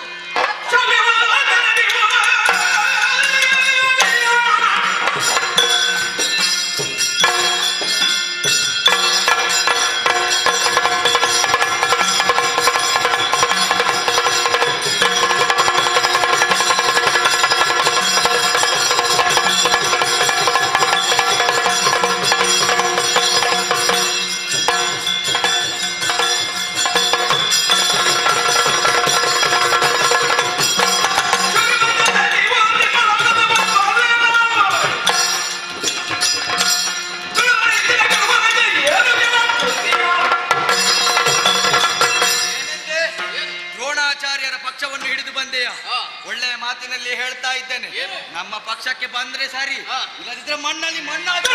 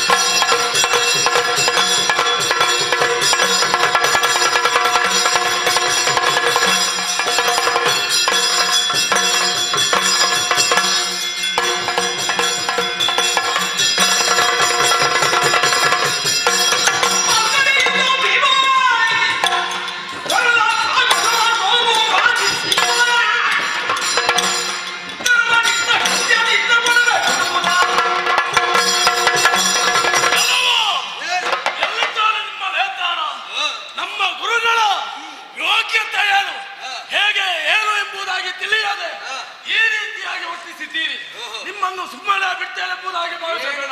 ಭೀಮನ ಕಥೆಯ ರುಚಿಯನ್ನು ತೋರಿಸ್ತೇನೆ.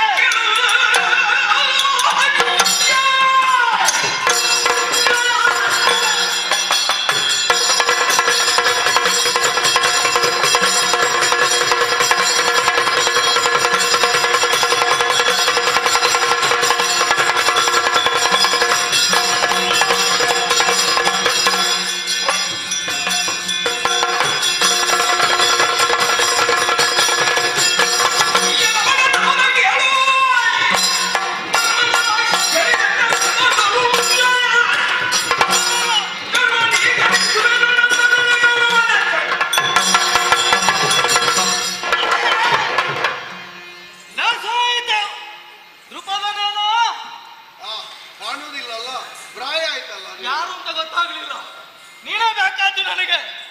ಹುಡುಕಿದ ಬಳ್ಳಿಯ ಕಾಲಿಗೆ ಅಡವಿದಂತಹ ಅನುಭವ ಆಯಿತು. ಹುಡುಕುವ ಬಳ್ಳಿ ಆದ್ರೂ ಕಾಲಿಗೆ ಸಿಕ್ಕಿದ್ರೆ ಬೀಳುವುದೇ. ಯಾಕೆ? ಕಾಲಿಗೆ ಸಿಗ್ತದಲ್ಲ. ದೃಪದ, ನಿನ್ನಿಂದ ಅನ್ಯಾಯ ಆಗಿದೆ. ಯಾರಿಗೆ? ನನಗಲ್ಲ, ಗುರುಗಳಾಗಿರುವಂತಹ ದ್ರೋಣಾಚಾರ್ಯರಿಗೆ ಯಾವಾಗ ಅಪಮಾನವೇ ಸೊಕ್ಕಿದ್ದೀಯಂತೆ. ಅದನ್ನು ನಿವಾರಿಸುವುದಕ್ಕೆ ಬೇಕಾಗಿ ನಿನ್ನನ್ನು ಹೆಡೆಮುಡಿ ಕಟ್ಟಿ ಗುರುಗಳ ಪದತಳ ಚರ್ಪಿಸುವುದಕ್ಕೆ ಬಂದವ ಕೌರವ. ನನ್ನನ್ನು ಹೆಡೆಮುಡಿ ಕಟ್ಟುವುದು ಬಿಡು ಮಗ. ಯಾಕೆ? ನೀನು ಅಕ್ಕಿ ಮುಡಿ ಆದ್ರೂ ಕಟ್ಟಿದ್ಯಾ ಇಷ್ಟ? ಅದು ಬಿಡು. ಮೊದಲಾಗಿ ನಿನ್ನ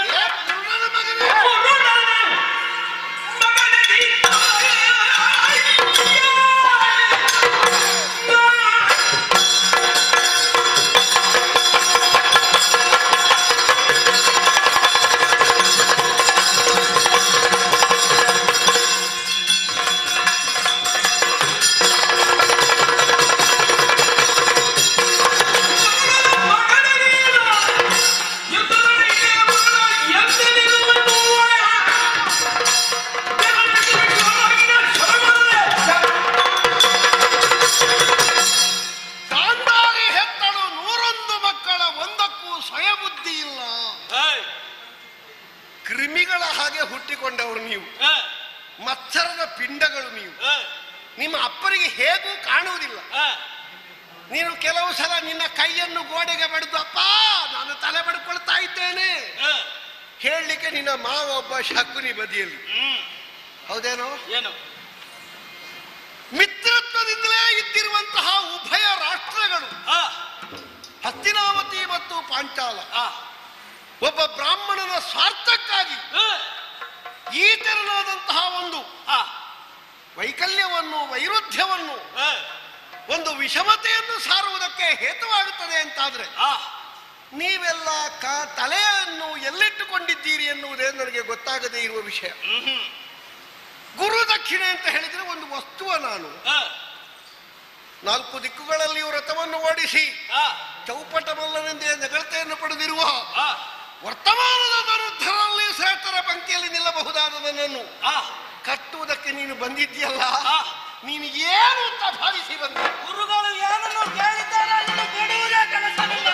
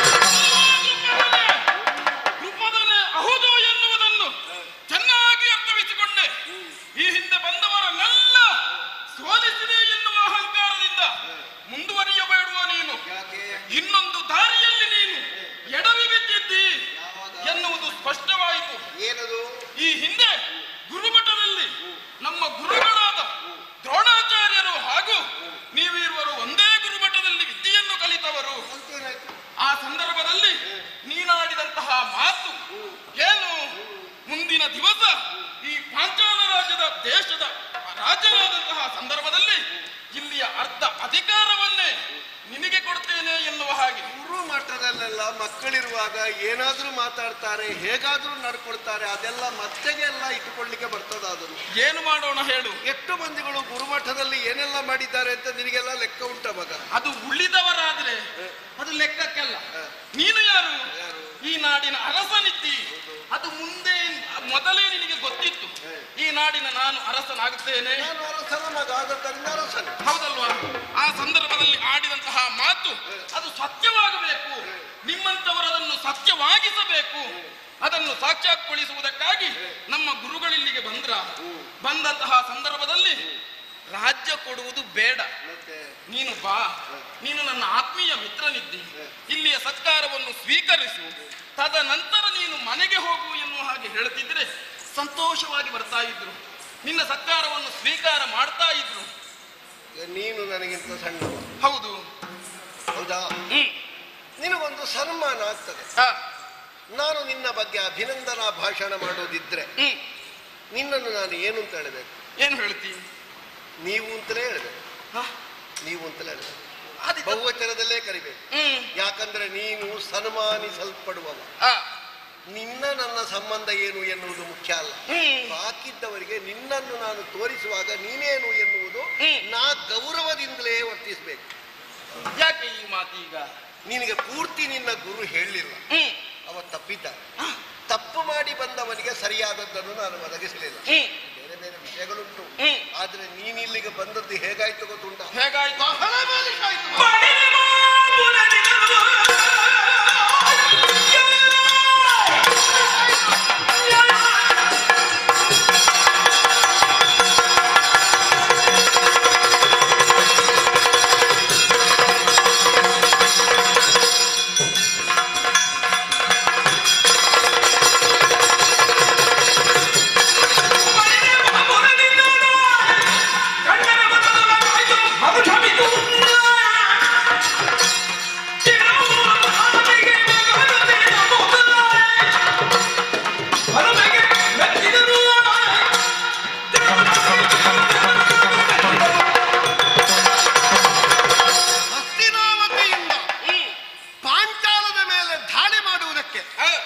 ಬಂದದ್ದೆಷ್ಟು ಮಂದಿ?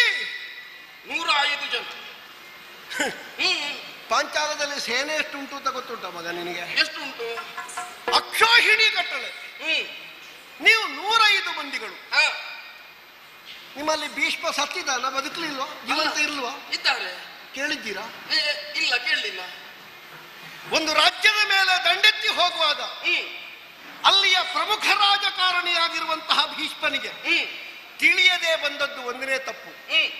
ಎರಡನೇ, ಒಂದು ಮರ್ಯಾದೆಗಾದರೂ ಒಂದು ಸ್ವಲ್ಪ ಸೇನೆ ನಿಮ್ಮಲ್ಲಿಂದ ನಿಮ್ಮೊಟ್ಟಿಗೆ ಬೇಕು ಅಂಗರಕ್ಷಣೆಗೆ ಅಂತ ರಾಜಕುಮಾರರು ನೀವು. ಇದ್ಯಾವುದೂ ಇಲ್ಲದೆ ಕೇವಲ ಒಬ್ಬ ದ್ರೋಣ ನಿಮಗೆ ಏನೋ ಅವನ ಮೂಗಿನ ನೆನಕ ಹೇಳಿದ್ದಾನೆ. ನಡೆದದ್ದೇನು ಅಂತ ಯಥಾರ್ಥ ನಿಮಗೆ ಗೊತ್ತಿಲ್ಲ. ಗುರುಮಠದಲ್ಲಿ ನಾವು ಹೇಗಿದ್ದೆವು, ಎಂಥದ್ದೆಲ್ಲ ಆಗಿದೆ ಏನು ನಿಮಗೆ ಗೊತ್ತಿಲ್ಲ. ಅವ ಒಂದಷ್ಟು ಹೇಳಿದ್ದಾನೆ, ಅದು ನಿಮಗೆ ಪರಮ ಸತ್ಯ. ಗುರು ಹೇಳುವುದನ್ನು ಸತ್ಯ ಅಂತ ಒಪ್ಪಬೇಕು. ಆದ್ರೆ ಮತ್ತೊಂದು ಕಡೆಯಲ್ಲಿ ನಾವು ವಿಚಾರಿಸುವುದಕ್ಕೆ ಹೋಗುವಾಗ ಎಷ್ಟರ ಮಟ್ಟಿಗೆ ಅಲ್ಲಿ ಉರುಳುಂಟು, ನಮಗೆ ಉರುಳು ಬಿದ್ದೀತೋ ಎನ್ನುವುದನ್ನು ನೀನು ಆಲೋಚಿಸಲಿಲ್ಲ. ಆದದ್ದರಿಂದ ಹೇಳ್ತೇನೆ, ಒಬ್ಬ ಕ್ಷತ್ರಿಯ ವೀರ ನೀನು ಬದುಕಿದ್ರೆ ಇದಕ್ಕಿಂತ ಉದ್ದಾಗುವುದು ನನಗೇನು ಲಕ್ಷಣ ಕಾಣುವುದಿಲ್ಲ. ಸಾಕು. ಆದ್ರೂ ಈ ಜಾಗದಲ್ಲಿ ಇಟ್ಟುಕೊಂಡು ಇಂಥದ್ದನ್ನೆಲ್ಲ ಮಾಡುವುದಕ್ಕೆ ಒಂದು ಗಟ್ಟಿ ತಲೆ ಆದೀತು ಎನ್ನುವ ಭರವಸೆ ನನಗುಂಟು. ಆದದ್ದರಿಂದ ನಮ್ಮಂತವರ ಕಾಲಣಿಗೆ ಬಿದ್ದು ಪ್ರಾಣ ಕಳ್ಕೊಳ್ಬೇಡ.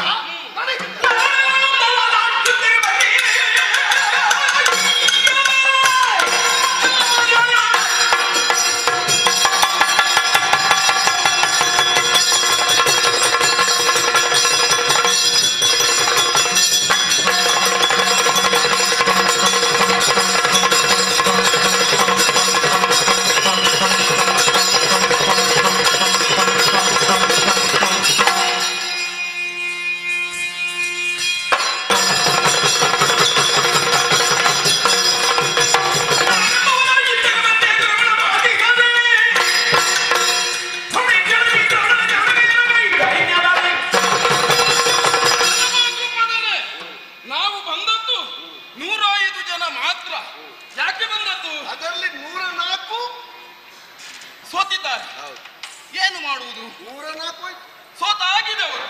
ಆದರೆ ನಾವು ಅಷ್ಟೇ ಜನ ಬಂದದ್ದು ಯಾಕೆ ಇಲ್ಲಿಗೆ? ಇಲ್ಲಿಯ ಇರುವಂತಹ ಸೇನೆಗೆ ನಾವಷ್ಟು ಮಂದಿ ಸಾಕು ಎನ್ನುವ ಹಾಗೆ. ಅವು ಧಾರ್ಮಿಕರಾದದ್ದರಿಂದ ಹೆಚ್ಚು ಉಪಯೋಗಿಸಲಿಲ್ಲ. ಒಂದು ಲೆಕ್ಕಾಚಾರದಲ್ಲೇ ನಾವಿದ್ದೇವೆ. ಹಾಗಾಗಿ ಅಷ್ಟು ಮಾತ್ರವಲ್ಲ, ನಮ್ಮ ಹಿರಿಯವರಲ್ಲಿ ನಾವು ಕೇಳಲಿಲ್ಲ. ಯಾಕೆ ಕೇಳಲಿಲ್ಲ? ನಮ್ಮ ಗುರುಗಳು ಕೇಳಿದ್ರೆ ಅವರು ಬಿಡುವುದಿಲ್ಲ. ಗುರುಗಳು ಕೇಳಿದಂತಹ ಮಾತಿದು. ಗುರುಗಳಿಗೆ ಗುರುದಕ್ಷಿಣೆಯಾಗಿ ಇದನ್ನು ಕೊಡಬೇಕು ಎನ್ನುವ ಹಾಗೆ. ಗುರುಗಳು ಅವ ಅಂತ ಹೇಳಿದ್ಯಾರು? ಯಾರು? ಅಲ್ಲ, ಈಗ ದ್ರೋಣಾಚಾರ್ಯರನ್ನು ನಿಮ್ಮ ಗುರುಗಳು ಅಂತ ನೇಮಿಸಿದ್ಯಾರು? ನಮಗೆ ವಿದ್ಯೆಯನ್ನು ಬೋಧಿಸಿದವರು ಅವರೇ. ಈಗ ಗುರುಕುಲದಲ್ಲಿ ಗುರುಮಠದಲ್ಲಿ ಒಬ್ಬ ಆಚಾರ್ಯ ಅಂತ ಮಾಡಿದಿರಲ್ಲ, ಹೌದು, ಅದಜ್ಜ ಅಲ್ವಾ? ಭೀಷ್ಮಾಚಾರ್ಯರು. ಅವರಲ್ಲಿ ಕೇಳಿದಿರಾ? ಅವರಲ್ಲಿ ಯಾಕೆ ಕೇಳುವುದು? ಒಂದು ದಕ್ಷಿಣೆ ಕೇಳ್ತಾ ಇದ್ದಾರೆ, ನಾವು ಪಾಂಚಾಲದವರೆಗೆ ಹೋಗಿ ಬರುವುದು ಅಜ್ಜ ಅಂತ ಕೇಳಿದಿರಾ? ಹೇಳಬೇಕು. ಸಿದ್ಧಾಚಾರ ಅಲ್ವಾ ಅದು? ಕೇಳಬೇಕು ಅಂತಿಲ್ಲ. ಯಾಕೆ? ನಮ್ಮ ಮಾತಿಗೆ ಅಲ್ಲ ಎನ್ನುವವರಲ್ಲ ಅಜ್ಜ. ಅದು ಬಿಡು. ಈಗ ಮಕ್ಕಳು ಮಾಡಿದ್ದನ್ನು ಕೆಲವು ಸಲ ನಾವು ಸಮರ್ಥಿಸಬೇಕಾಗ್ತದೆ. ಅವರು ನಮ್ಮ ಮಕ್ಕಳು ಎನ್ನುವ ನೆಲೆಯಲ್ಲಿ ಅದು ಆದ ಮೇಲೆ ನಮ್ಮವರು ಒಪ್ಪಿಕೊಳ್ಳುವುದು ಬೇರೆ. ಹೋಗುವುದಕ್ಕಿಂತ ಮೊದಲು ನೀವು ಕೇಳಿದ್ದೀರಾ ಎನ್ನುವುದು ಯಾಕೆ ಕೇಳಿದ್ದು ಗೊತ್ತುಂಟ? ಯಾಕೆ? ಇಲ್ಲಿಗೆ ಹೀಗೆ ಬರುವುದಕ್ಕೆ ಅವರು ಒಪ್ಪಿಗೆ ಕೊಡ್ತಿರ್ಲಿಲ್ಲ. ಯಾಕಂದ್ರೆ ನಮಗೆ ಮೊದಲಿಂದಲೂ ಬಾರಿ ಒಳ್ಳೆದುಂಟು. ಅವರ ಮೇಲೆ ನಾವು ದಂಡೆತ್ತಿ ಹೋದದ್ದಿಲ್ಲ, ನಮ್ಮ ಮೇಲೆ ಅವರು ದಂಡೆತ್ತಿ ಬಂದದ್ದಿಲ್ಲ. ಕ್ಷುಲ್ಲಕವಾದಂತಹ ಕಾರಣ ಒಂದು ರಾಜಕೀಯವಾದಂತಹ ಒಂದು ಸುದೃಢವಾದ ವ್ಯವಸ್ಥೆಗೆ ಬಿರುಕು ಹುಟ್ಟಿಸಬಾರದು ಅಂತ ನಾನು ಹೇಳಿದ್ದು. ಹೌದಾ? ಇದು ಎಲ್ಲಿವರೆಗೆ ಪರಿಣಾಮ ಹುಟ್ಟಿತು ನಿಂತಿತು? ಎಲ್ಲಿಯವರೆಗೆ? ಬಹಳ ದೀರ್ಘಕಾಲದವರೆಗೆ ನಿಂತಿತ್ತು ಮಗು. ಹೌದಾ? ಇದು ಪರಿಣಾಮ ಎಲ್ಲಿಗೆ ಅವಸಾನ ಹೊಂದಿತು ಅಂತ ಹೇಳಲಿಕ್ಕೆ ಬರ್ಲಿಕ್ಕಿಲ್ಲ. ಒಂದು ಪಾಂಚಾಲ ಮತ್ತು ಹಸ್ತಿನಾವತಿಯ ವೈರ ಅದು ಬದ್ಧವಾಯಿತು ಅಂತಾದ್ರೆ ಎಷ್ಟೋ ಹೆಣ ಬಿದ್ದೀತು. ದೃಪದ, ನಮ್ಮ ಗುರುಗಳ ನಮಗೆ ಅನುಗ್ರಹ ಉಂಟು ಎಂದಾದರೆ ಸಮುದ್ರದ ಅಲೆಯನ್ನು ತಡೆಯುವಂತಹ ಶಕ್ತಿ ನಮ್ಮಲ್ಲಿ ಉಂಟು. ಅಷ್ಟು ವಿದ್ಯೆಯನ್ನು ನಾವು ಕಲಿತುಕೊಂಡಿದ್ದೇವೆ. ಹಾಗಾಗಿ ಬಂದವ ನಾನು ಸಾಮಾನ್ಯನಲ್ಲ, ಪಾಂಡುಪುತ್ರ ಪಾರ್ಥನಿದ್ದೇನೆ. ಹಾಗಾಗಿ ಸಾಮದಿಂದ ಕೇಳುತ್ತಾ ಇದ್ದೇನೆ, ನಮ್ಮ ಜೊತೆಗೆ ಬಾ. ಬರುವುದಿಲ್ವೇ? ಬರುವುದಿಲ್ಲ ಎಂದಾದರೆ ಹಿಡಿದಿದ್ದೇನೆ ಬಿಲ್ಬಾಣ. ಒಂದು ಬಾಣವನ್ನು ಪ್ರಯೋಗಿಸಿ ನಿನ್ನನ್ನು ಬಂಧಿಸಿ ಕರೆದುಕೊಂಡು ಹೋಗುವಾಗ ತಡೆಯುವವರು ಯಾರು?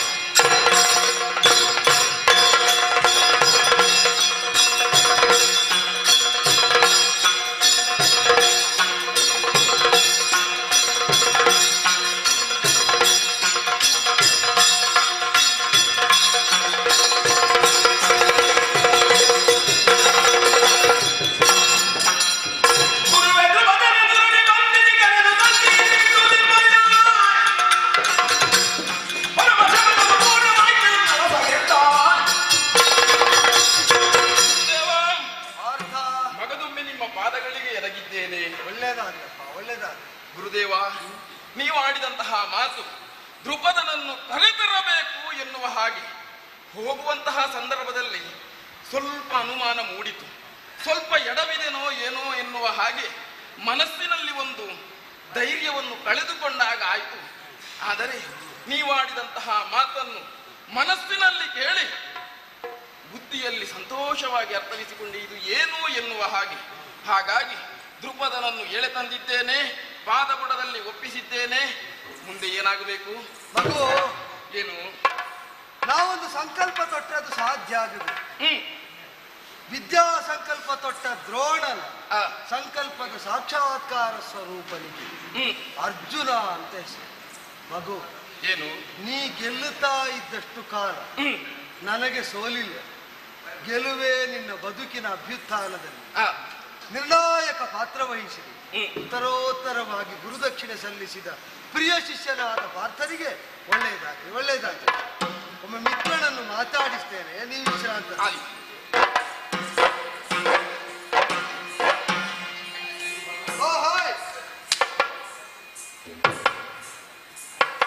ಹೇಳೋ ಹೇಳೋ,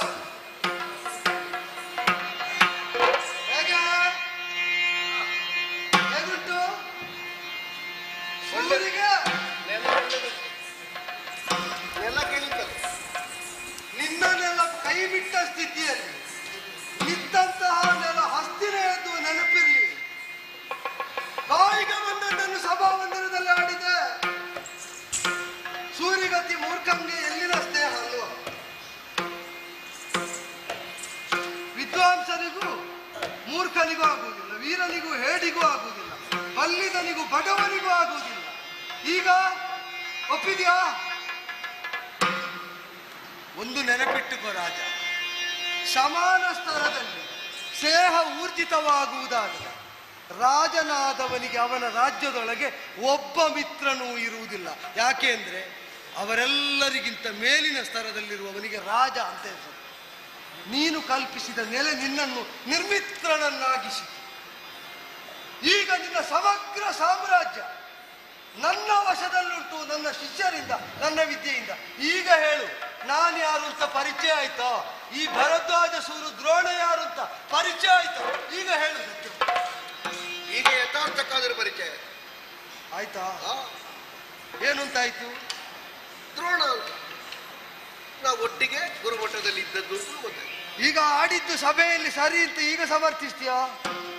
ನಾನು ಹಸ್ತಿನಾವತಿಯಲ್ಲಿದ್ದೇನೆ, ಅವತ್ತು ಹೇಳಿದ್ದು ನಾನು ಪಾಂಚಾಲದಲ್ಲಿ, ಇನ್ನು ಅಲ್ಲಿಗೆ ಹೋಗ್ಬೇಕಂತೆ ಸರಿ ಅಂತ ಹೇಳಿ. ಅಲ್ಲಿ ಹೋಗ್ಲಿಕ್ಕೆ ನಾನು ಬಿಟ್ಟಾಗಬೇಡ. ಅದೇ ಬಿಟ್ಟಾಗಬೇಕು. ಯಾವುದನ್ನು? ನನ್ನನ್ನು ಎಲ್ಲಿಗೆ ಬಿಡ್ತೇನೆ ಅಂತ ಭಾವಿಸಿದ್ದು? ಎಲ್ಲಿಗೂ ಆದಿತ್ತು, ಬಂದಾಗಿದೆ. ಬಂದ ಮೇಲೆ ನೀವಲ್ವಾ ಕಳಿಸಬೇಕಾದ್ದು, ನಾವು ಕಳಿಸದೇ ಇದ್ರೆ ಕಳಿಸುವಲ್ಲಿವರೆಗೆ ನಾವು ಬರ್ತೇವೆ ನಮ್ಮದ್ದು ಮುಗಿಯಿತು ನಾವು ಹೋಗ್ತೇವೆ ಅಂತ ಹೇಳುದು. ಇಲ್ಲದಿದ್ರೆ ಎಲ್ಲರೂ ಹೋದ ಮೇಲೆ ನಾವು ಎದ್ದುಕೊಂಡು ನಿನಗೆ ನಿನ್ನ ಬದುಕಿನ ಗಮ್ಯ ಯಾವುದು ಅಂತ ಗೊತ್ತಿಲ್ಲ ದ್ರುಪದ. ನನಗೆ ಗೊತ್ತು. ನೀನು ತಿರಸ್ಕರಿಸಿದ ಮೇಲೆ, ನನ್ನನ್ನು ಧಿಕ್ಕರಿಸಿದ ಮೇಲೆ ನಾನು ನಿರ್ಣಯಿಸಿದ್ದೇನೆ ನನ್ನ ಬದುಕಿನ ಇತಿವೃತ್ತಕ್ಕೆ ಸರ್ವಾಧಾರವಾದದ್ದು ನನ್ನ ವಿದ್ಯೆ ಮಾತ್ರ ಅಂತ. ನನ್ನ ಸಂಕಲ್ಪದಲ್ಲಿ ಅದನ್ನು ದೃಢೀಕರಿಸಿ ಆಗಿದೆ. ಅದರಿಂದ ವಶವಾದ ನಿನ್ನ ರಾಜ್ಯದಲ್ಲಿ ಇದು ಅರ್ಧರ್ಧವಾಗಿಸಿದ್ದೇನೆ. ಉತ್ತರ ಪಾಂಚಾಲ, ದಕ್ಷಿಣ ಪಾಂಚಾಲ, ಕಾಂಪಿಲ್ಯವನ್ನು ರಾಜಧಾನಿಯಾಗಿ ಹೊಂದಿದಂತಹ ಅರ್ಧ ಪಾಂಚಾಲವನ್ನು ನಿನಗಾಗಿ ಬಿಟ್ಟೆ. ಅಹಿಚ್ಛತ್ರವನ್ನು ರಾಜಧಾನಿ ಹೊಂದಿದ ಅರ್ಧ ಪಾಂಚಾಲವನ್ನು ನನಗಾಗಿ ಇಟ್ಟುಕೊಂಡೆ. ಯಾಕೆ ಗೊತ್ತುಂಟಾ? ನೀನು ಧಿಕ್ಕರಿಸಿದ ನಿನ್ನ ಮಿತ್ರತ್ವ ನನಗೆ ಬೇಕು.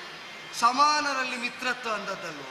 ನಿನ್ನ ಪಾಂಚಾಲದ ಅರ್ಧ ನನಗೆ ಯಾಕೆ ಬೇಕು ಅಂದರೆ, ನನಗೆ ನನ್ನ ಮಿತ್ರನಾಗಿ ದ್ರುಪದ ಬೇಕು. ಅದಕ್ಕಾಗಿ ಅರ್ಧ ಇಲ್ಲಿ ಇಟ್ಟುಕೊಂಡೆ. ಇಟ್ಟದ್ದು ಭೋಗಿಸಲಿಕ್ಕೆಲ್ಲ, ಆಶ್ರಯ ಕೊಟ್ಟ ಹಸ್ತಿನಾವತಿಗೆ ಅದನ್ನು ಬಿಟ್ಟು ಕೊಡ್ತೇನೆ. ನಿನ್ನ ಪಾಂಚಾಲದ ನನಗೆ ಬೇಕು ಅಂದರೆ ಉಣ್ಣುವುದಕ್ಕೆ ಬೇಕು ಅಂತಲ್ಲ, ಉಡುವುದಕ್ಕೆ ಬೇಕು ಅಂತಲ್ಲ, ನೀನು ಮಿತ್ರನಾಗಿ ಉಳಿಯುವುದಕ್ಕೆ ಬೇಕು. ಇನ್ನಾದರೂ ಅರ್ಧ ಪಾಂಚಾಲದ ಅಧಿಪನಾಗಿ, ನಿನಗೆ ಅಪ್ಪ ಇಟ್ಟ ಹೆಸರೆಂಥದ್ದು? ಯಜ್ಞಸೇನ ಅಲ್ವಾ? ಅದು ಯಾರಿಗೂ ಗೊತ್ತಿಲ್ಲ. ಈಗ ನನಗೆ ಗೊತ್ತಿದ್ದದ್ರಿಂದಲೇ ಹೇಳಿದ್ದು. ಸ್ವಲ್ಪ ಯಾಗ, ಯಜ್ಞ, ಸತ್ಯ, ಧರ್ಮ ಇದರತ್ತ ಮನಸ್ಸು ಮಾಡು. ಹೋಗ ಹೋಗ.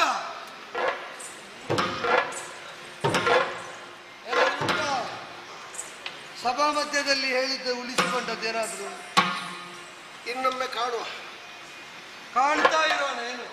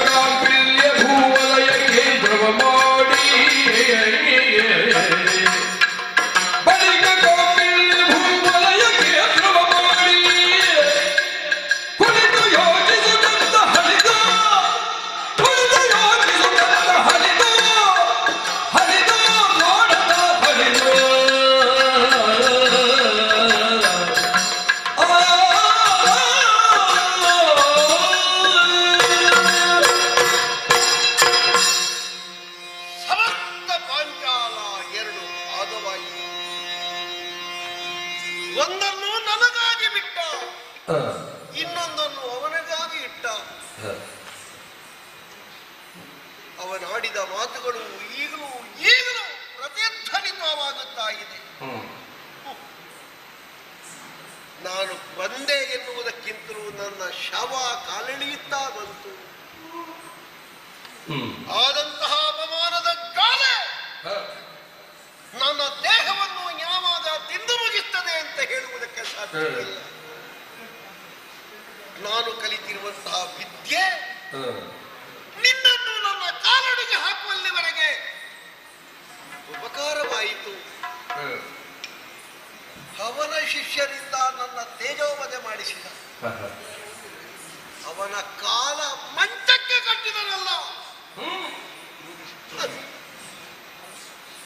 ಹಾಗಾದ್ರೆ ನಾನು ಬದುಕಬೇಕು ಅಂತಾದ್ರೆ ಇನ್ನು ಯಾವ ಬದುಕನ್ನು ಬದುಕಬೇಕು? ಯಾಕಾಗಿ ಬದುಕಬೇಕು? ಸಾಗಿಸಬೇಕು. ಯೋಚನೆ ಮಾಡಿದ್ದೇನೆ.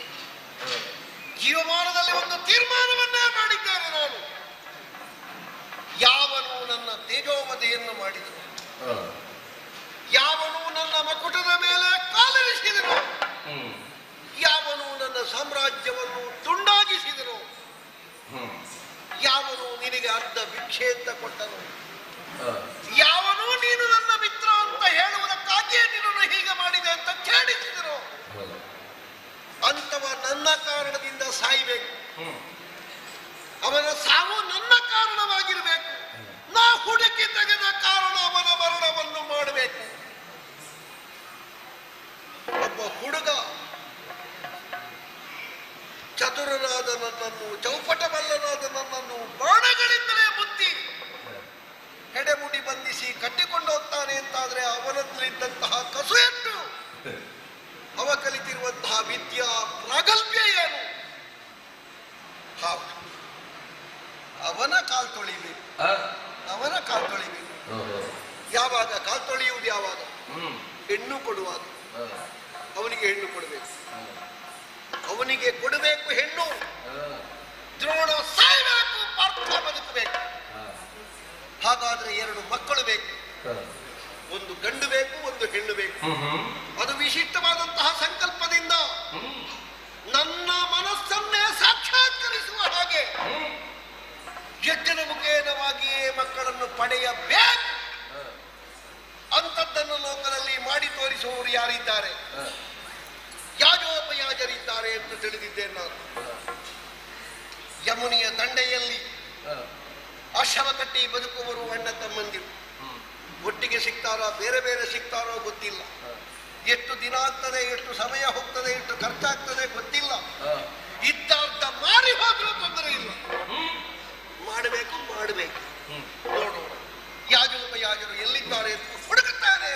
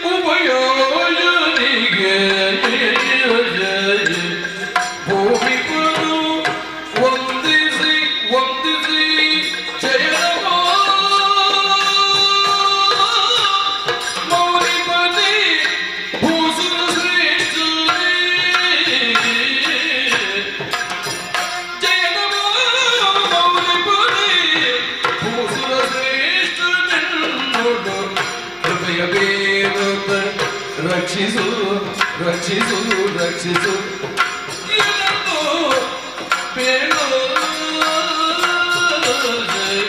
ಜಯದ ಮೌನಿವರಿಯ ಜಯದ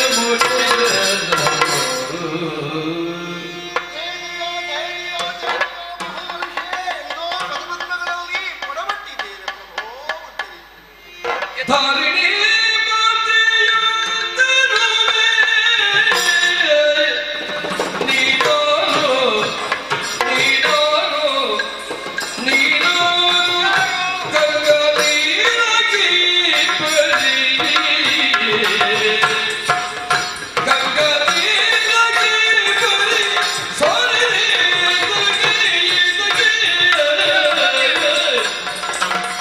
ಗಂಗಾ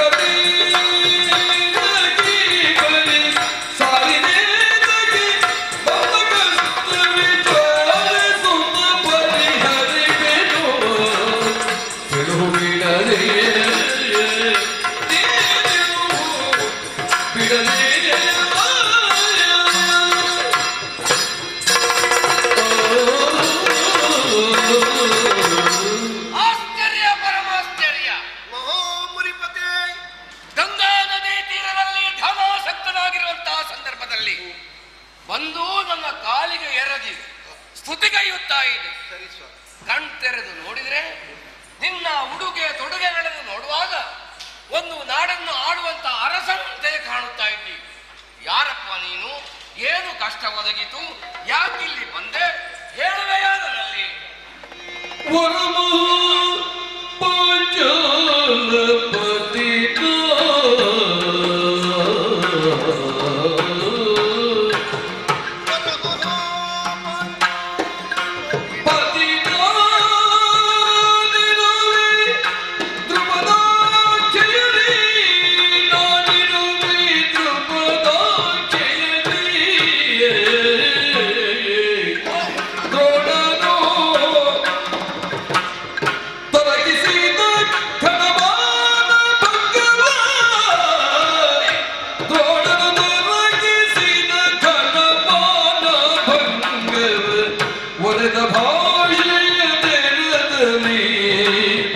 ಶಿಷ್ಯನಿದ್ದ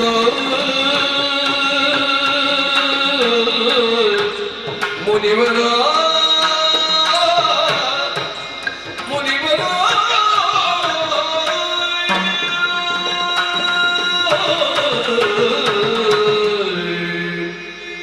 ಲೋಕದಲ್ಲಿ ಪ್ರಸಿದ್ಧರಾದವರು ಸಿದ್ಧಹಸ್ತರಾದವರು ಯಾಜೋಪಯಾಜರು. ಅದರಲ್ಲಿ ಉಪಯಾಜ ಮಹರ್ಷಿ ತಾವು ಅಂತ ನಾನು ಗುರುತಿಸಿದ್ದೇನೆ. ಸರಿ. ಪಾದಕಾರತನಾದ ಕ್ಷಣ ಮುಚ್ಚಿದ್ದಂತಹ ಕಣ್ಣುಗಳು ನನ್ನ ಭಾಗ್ಯವೋ ಎನ್ನುವ ಹಾಗೆ ತೆರೆಯಲ್ಪಟ್ಟಿದೆ. ಪ್ರಭು, ಏನಪ್ಪ? ಪದಮೂಲದಲ್ಲಿ ಒಂದು ಪ್ರಾರ್ಥನೆ ಇದೆ. ಏನು? ಕಾಂಪಿಲ್ಯವೇ ರಾಜಧಾನಿಯಾಗಿ ಉಳ್ಳ ಪಾಂಚಾಲಕ್ಕೆ ನಾನೀಗ ಅಧಿಕಾರಿಯಾಗಿದ್ದೇನೆ. ನಿಂದ ಹೆಸರು ದೃಪದ ಅಂತ ಎಲ್ಲರೂ ಹೇಳುತ್ತಾರೆ. ಯಜ್ಞಸೇನ ಅಂತಲೂ ನನಗೆ ಹೆಸರಿದೆ. ನನ್ನ ಬಾಲ್ಯ ಸ್ನೇಹಿತರಾದಂತಹ ದ್ರೋಣ ಒಂದು ಹಠಕ್ಕಾಗಿ ನನ್ನನ್ನು ಮಾನಭಂಗ ಮಾಡಿದ ಸ್ವಾಮಿ. ನನ್ನ ಮಾನಹಾನಿ ಮಾಡಿದ. ಬದುಕಿನಲ್ಲಿ ಇನ್ನೇನು ನಾನು ಜೀವಂತ ಇದ್ದು ಸಾಧಿಸುವುದಕ್ಕಿಲ್ಲ. ಮತ್ತೊಬ್ಬರಿಗೆ ನನ್ನ ಈ ಸುಟ್ಟ ಮುಖವನ್ನು ತೋರಿಸುವುದಕ್ಕೂ ಸಾಧ್ಯ ಇಲ್ಲ. ಅವನ ಶಿಷ್ಯರ ಮೂಲಕ ನನ್ನನ್ನು ಹೆಡೆಗುಡಿ ಬಂಧಿಸಿ ಅವನು ಮಲಗುವ ಮಂಚದ ಕಾಲಿಗೆ ನನ್ನನ್ನು ಕಟ್ಟಿಸಿದ. ಕೆಳಗೆ ಮಲಗಿದ್ದಂತಹ ನನಗೆ ತಾಗುವ ಹಾಗೆ ತನ್ನ ಕಾಲನ್ನು ಅಲ್ಲಾಡಿಸುತ್ತಾ ನನ್ನ ಅರ್ಧ ಸಾಮ್ರಾಜ್ಯವನ್ನೇ ಕಿತ್ತುಕೊಂಡು ನಿನಗರ್ಧವನ್ನು ಬಿಟ್ಟುಕೊಟ್ಟಿದ್ದೇನೆ, ನಡೆ ನೀನು ನನ್ನ ಮಿತ್ರ ಅಂತ ನನಗೆ ಗುರ್ತಾಗ್ತದೋ ಇಲ್ವೋ ಅಂತ ಛೇಡಿಸಿ ಕಳುಹಿಬಿಟ್ಟ. ಅದಕ್ಕಾಗಿ ನಾನೊಂದು ತೀರ್ಮಾನ ಮಾಡಿದ್ದೇನೆ. ಏನು ತೀರ್ಮಾನ ಮಾಡಿದ್ದೆ? ಇದನ್ನೆಲ್ಲ ಘಟನೆ ನಡೆದ ಮೇಲೆ ಇಲ್ಲಿ ಯಾಕೆ ಬಂದೆ ನೀನು? ಯಜ್ಞವೊಂದನ್ನು ಮಾಡಿ ಉಭಯ ಮಕ್ಕಳನ್ನು ಪಡೆದು ನನ್ನನ್ನು ಕಟ್ಟಿಕೊಂಡು ಹೋದ ದ್ರೋಣನ ಶಿಷ್ಯರಾದಂತಹ ಪ್ರಾರ್ಥನೆಗೆ ಕೊಡುವುದಕ್ಕೊಬ್ಬಳು ಹೆಣ್ಣು ನನ್ನನ್ನು ಮುಗಿಸಬೇಕು ಅಂತ ಪ್ರಯತ್ನಿಸಿ ನನ್ನ ಮಾನಹಾನಿ ಮಾಡಿದಂತಹ ಆ ದ್ರೋಣನನ್ನು ಕೊಲ್ಲುವುದಕ್ಕೊಬ್ಬ ಕಂಡು ಬಂದು ಯಜ್ಞದ ಮೂಲಕವಾಗಿ ಪಡೆಯಬೇಕು. ಆ ಯಾಗವನ್ನು ತಾವು ಮಾಡಿಕೊಡಬೇಕು. ನನ್ನನ್ನು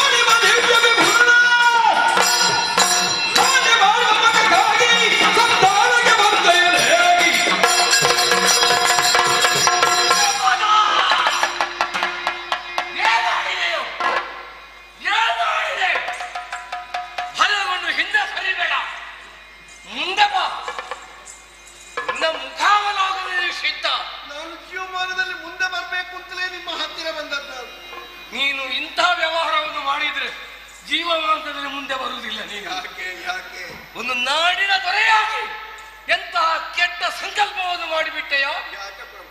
ಪ್ರಜೆಗಳೆಲ್ಲರೂ ತನ್ನ ಮಕ್ಕಳಂತ ಸಲಹಬೇಕಾದ್ದು ನಿನ್ನ ಕರ್ತವ್ಯ.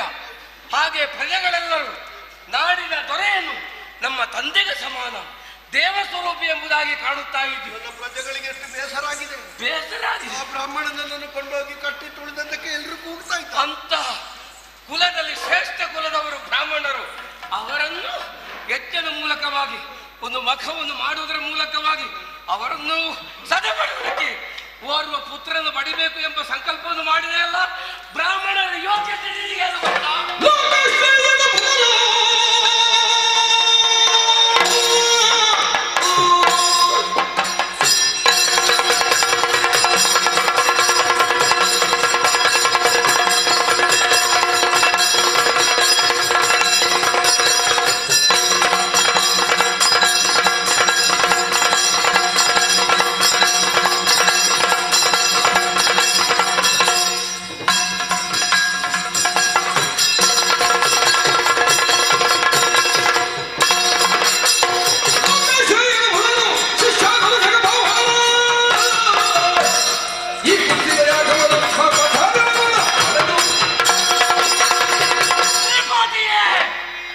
ಪ್ರಪಂಚದಲ್ಲಿ ಬ್ರಾಹ್ಮಣರು ಶ್ರೇಷ್ಠ ಕುಲದವರು. ಅವರನ್ನು ಗೌರವಿಸಬೇಕಾದ್ದು, ಅವರನ್ನು ಮಾನಿಸಬೇಕಾದ್ದು ಎಲ್ಲರ ಕರ್ತವ್ಯವಾಗಿದೆ. ಅಂಥ ಶ್ರೇಷ್ಠ ವಿಪ್ರನನ್ನು ಕೊಲ್ಲುವುದಕ್ಕೆ ನೀನು ಮನ ಮಾಡಿದೆಯಲ್ಲ, ಇಂಥ ಮಾತು ಈ ಪ್ರದೇಶದಲ್ಲಿ ಸಲ್ಲದು.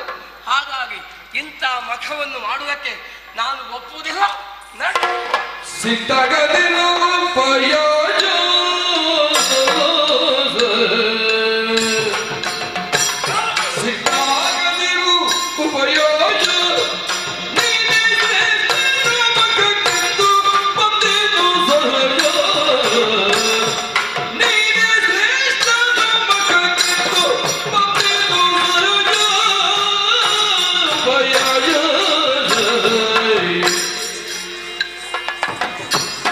ಎಷ್ಟು ದ್ರವ್ಯವೂ ಬೇಕು ನಿನಗೆ, ಎಷ್ಟು ಎಷ್ಟು ಎಷ್ಟು ಎಷ್ಟು ದ್ರವ್ಯವೂ ಬೇಕು ನಿನಗೆ, ಇಮ್ಮಡಿಯೊಳಗೆ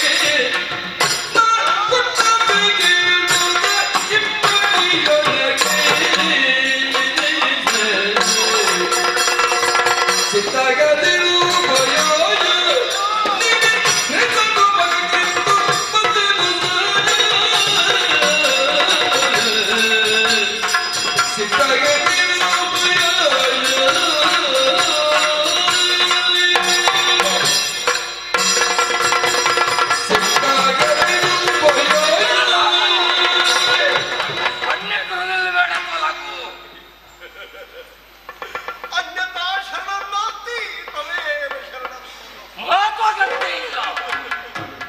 ನೀವೇ ಶ್ರೇಷ್ಠರು ಅಂತ ನಿಮ್ಮ ಕಾಲಬುಡಕ್ಕೆ ಬಂದ್ರೆ ತಿರಸ್ಕರಿಸ್ತೀರಾ ಸ್ವಾಮಿ? ಇದಕ್ಕೆ ಒಪ್ಪಲಾರೆ.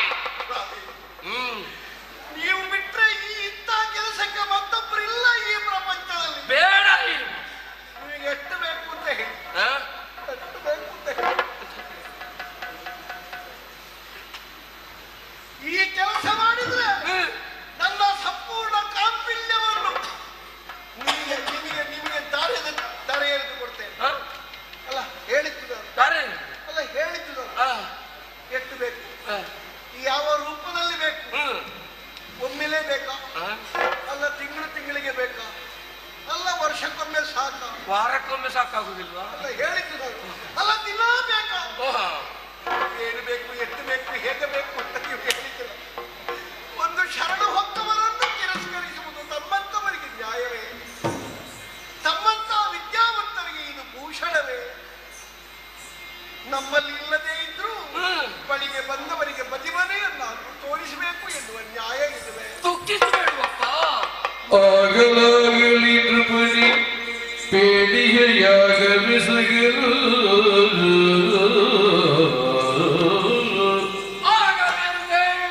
ಆಗಲಾಗಲಿ ನೃಪತಿ ಪೇಡಿಯಾಗಲಿಸಗಲು ಎನ್ನ ಜ್ಯೇಷ್ಠನು ಈಗ ಯಮುನಾ ತೀರದಲ್ಲಿ ಯಾಜನೆಂಬುವನು ಎನ್ನ ಜ್ಯೇಷ್ಠನು ಈಗ ಯಮುನಾ ತೀರದಲ್ಲಿ ಯಾಜನೆಂಬುವನು ಹೋಗಿ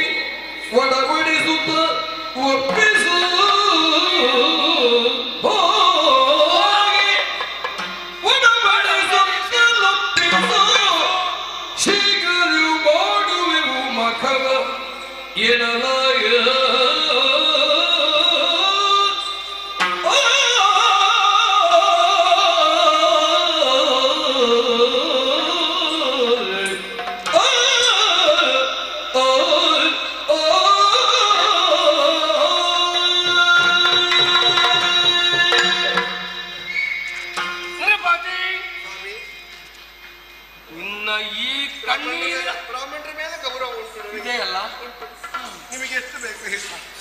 ಒಮ್ಮೆ ಹೇಳಿದ್ದೇನೆ ಸಾಕು, ಇದು ನಾವೆಲ್ಲ ಕೇಳ್ತೇನೆ. ನಾನು ನೆನಪಿಟ್ಟು ಕೊಡ್ತೇನೆ ಅಂತ ಹೇಳಿದ್ದೆ. ಕೊಡ್ತೇನೆ ಅಂತ ಹೇಳಿದ ಮೇಲೆ ನಾಲಿಗೆ ಬಿದ್ದ ಮೇಲೆ ಎಲ್ಲ ಮುಗಿಲಿ, ಆಮೇಲೆ ನೋಡುವ. ನಿನ್ನ ಕಣ್ಣೀರ ಮಾತನ್ನು ಕೇಳುವಾಗ ಯಾವ ರೀತಿ ಸಿಟ್ಟು ಏರಿತು, ಅದರಿಂದ ವೇಗವಾಗಿ ನನ್ನ ಸಿಟ್ಟು ಜರ್ರನ ಕೆಳಗಿಳಿಯಿತು. ನಾನು ಮೊದಲೇ ಹೇಳಬೇಕಿತ್ತು ಎಷ್ಟು ಕೊಡಬೇಕು. ಅದರ ಆಸೆಗೆ ನಾನು ಸಿಟ್ಟು ಇಳಿದದ್ದಲ್ಲ. ನಾನು ಒಪ್ಪಿದ್ದೇನೆ ದನ ಕೊಡ್ತೇನೆ ಅಂತ. ದನ ನನ್ನ ಹೆಂಡತಿ ಮಕ್ಕಳನ್ನು ಸಾಕುವುದಕ್ಕೆ ಬೇಕಾಗಿ ನಾನು ಅದರ ಅಪೇಕ್ಷೆಯಲ್ಲಿ ಕೇಳಿದ್ದಲ್ಲ. ಲೋಕ ಕಲ್ಯಾಣಕ್ಕಾಗಿ ಯಾಗಾದಿಗಳನ್ನು ಮಾಡಬೇಕಲ್ಲ, ಅದರ ವಿನಿಯೋಗಕ್ಕಾಗಿ ನಾನು ಒಪ್ಪಿದ್ದೇನೆ. ಅರಸ, ಸಂತೋಷವಾಯ್ತಪ್ಪ. ನಾವು ಶೀಘ್ರ ಕೋಪಿಗಳು ಇರಬಹುದು, ಆದರೆ ದೀರ್ಘ ದ್ವೇಷಿಗಳಲ್ಲ. ನಿಮಗೆ ಬೇಗ ಕೋಪ ಬರ್ತದೆ, ನಿನ್ನ ಮಾತನ್ನು ಕೇಳಿ. ಆದ್ರೆ ನಾನು ಒಪ್ಪಿದ್ದೇನೆ, ಈ ಯಾಗವನ್ನು ಮಾಡೋಣ, ನಿನ್ನ ಆಸೆಯನ್ನು ಈಡೇರಿಸೋಣ. ಎಲ್ಲಿಗೆ ಹೋಗುದು? ನಮ್ಮ ಊರಿಗೆ. ನಾನು ಒಬ್ಬನೇ ಅಲ್ಲಲ್ಲ ಇರುವುದು. ನಿಮ್ಮ ಅಣ್ಣ ಅಂದ ಯಾಜ, ನಾನು ಉಪಯಾಜ. ಅವನು ಯಮುನಾ ನದಿಯಲ್ಲಿ ಧ್ಯಾನಾಸಕ್ತನಾಗಿದ್ದಾನೆ. ಈಗ ಅವರು ಯಮುನಾ ನದಿಯ ತೀರದಲ್ಲಿ ಅಲ್ಲಿದ್ದಾರೆ. ಹಾಗಾಗಿ ನಾನು ಬರುವುದಿಲ್ಲ.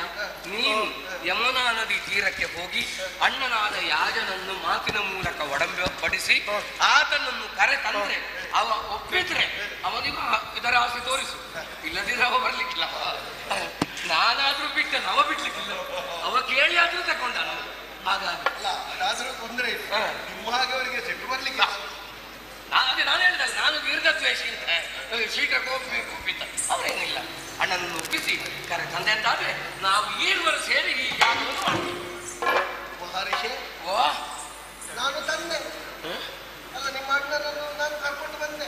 ನೀನು ತಂದೆ ತೆಲುಗು ಏನೋ ಆಲೋಚನೆ ನಿಮ್ಮ ಅಣ್ಣನನ್ನು ನಾನು ತಂದೆ, ಏನು ಯಜ್ಞಕ್ಕೆ ಒಪ್ಪಿಸಿ ತಂದೆ. ಕರೆ ತಂದೆ. ಇದು ಮುಗ್ದ ಮೇಲೆ ಮುಗಿದ ಮೇಲೆ ನಿಮ್ಮಲ್ಲಿ ಕಟ್ಟೆ ಕೊಡ್ತೇನೆ, ಲೆಕ್ಕ ಮಾಡಿ ಎಷ್ಟು ಬೇಕೋ ಅದು ಬೇಗ.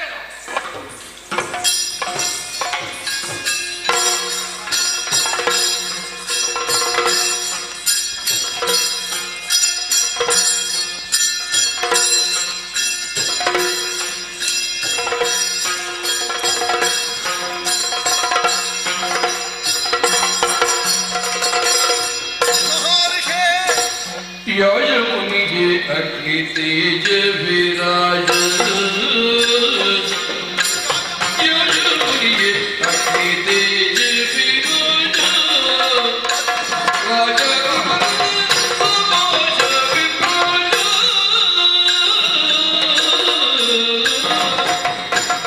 ಒಬ್ಬ ವಿಪ್ರನ ಪಥೆ ಒಬ್ಬ ಕುವರ, ಬಳಿಗೊಬ್ಬ ಕ್ಷತ್ರಿಯರಿಗೆ ಅಬ್ಬಗಿಯೊಲಿ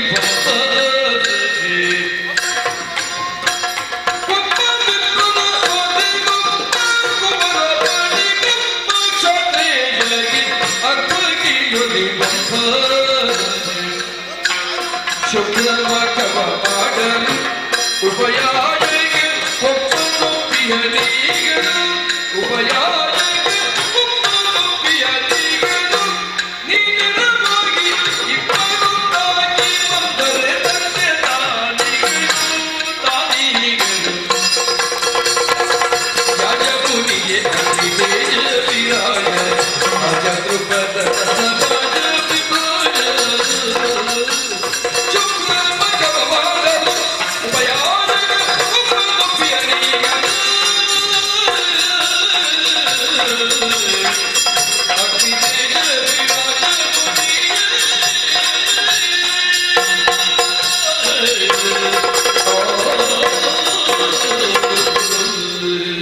ಅಗ್ನಿತೇಜ ವಿರಾಜಿತನಾದಂತಹ ಯಾಜಮುನಿಯೇ, ಮಹಾರಾಜ, ನಿಮ್ಮ ತಮ್ಮನಾದಂತಹ ಉಪಯಾಜನನ್ನು ಕಂಡು ಇಲ್ಲಿಗೆ ಬರ್ತಾ ಇದ್ದೇನೆ. ಹೌದೇ? ಒಂದು ಮಹತ್ತರವಾದಂತಹ ಜನ್ಮವೊಂದು ಆಗಬೇಕಿತ್ತು. ನನಗೊಂದು ಅಪಮಾನವನ್ನು ಮಾಡಿದ, ನನ್ನ ಮರಣ ಸಮಾನವಾಗಿರುವಂತಹ ಒಂದು ಕೃತ್ಯಕ್ಕೆ ಹೊಣೆಗಾರನಾದಂತಹ ಒಬ್ಬ ಬ್ರಾಹ್ಮಣರನ್ನು ಕೊಲ್ಲುವುದಕ್ಕೆ ಒಬ್ಬ ಹುಡುಗ, ತಮ್ಮನ್ನು ಹೆಡೆಮುಡಿ ಬಂಧಿಸಿದಂತಹ ಒಬ್ಬ ವೀರ ಕ್ಷತ್ರಿಯರಿಗೆ ಕೊಡುವುದಕ್ಕಾಗಿ ಒಬ್ಬಳು ಕುಮಾರಿ, ಅವರೀರ್ವರನ್ನು ಯಜ್ಞದಲ್ಲಿ ಪಡೆಯಬೇಕು ಅಂತ ಸಂಕಲ್ಪಿಸಿ ತಮ್ಮ ತಮ್ಮನನ್ನು ಹೋಗಿ ಕಂಡೆ. ಎಷ್ಟು ಬೇಕು ಇದನ್ನು ಮಾಡಿಕೊಟ್ರೆ ಲೆಕ್ಕ ಮತ್ತೆ ಹೇಳ್ತೇನೆ, ಅಣ್ಣನನ್ನು ಕರ್ಕೊಂಡು ಬಾ ಅಂತ ನನ್ನನ್ನು ಇಲ್ಲಿವರೆಗೆ ಕಳಿಸಿದ್ರು. ಸ್ವಾಮಿ, ನನ್ನ ಕಾಂಪಿಲ್ಯಕ್ಕೆ ಕಾಂಪಿಲ್ಯವೇ ನಿಮ್ಮ ವಶವಾದರೂ ತೊಂದರೆ ಇಲ್ಲ. ನನ್ನ ಒಂದು ಯೋಚನೆಯನ್ನು ಕಾರ್ಯರೂಪಕ್ಕೆ ಇಳಿಸಿದಿರಿ ಅಂತಾದ್ರೆ ನಾನು ಶುದ್ಧಾತ್ಮನಾಗ್ತೇನೆ, ಪವಿತ್ರಾತ್ಮನಾಗ್ತೇನೆ, ಕೃತಾರ್ಥನಾಗ್ತೇನೆ ಪ್ರಭು. ಈಗ ಈ ಯಾಗವನ್ನು ಮಾಡುವುದಕ್ಕೆ ನನ್ನ ಸಹೋದರ ಒಪ್ಪಿದನೇ? ನೀವು ಬಂದ್ರೆ ಮಾಡ್ತಾರಂತೆ ಅವರು.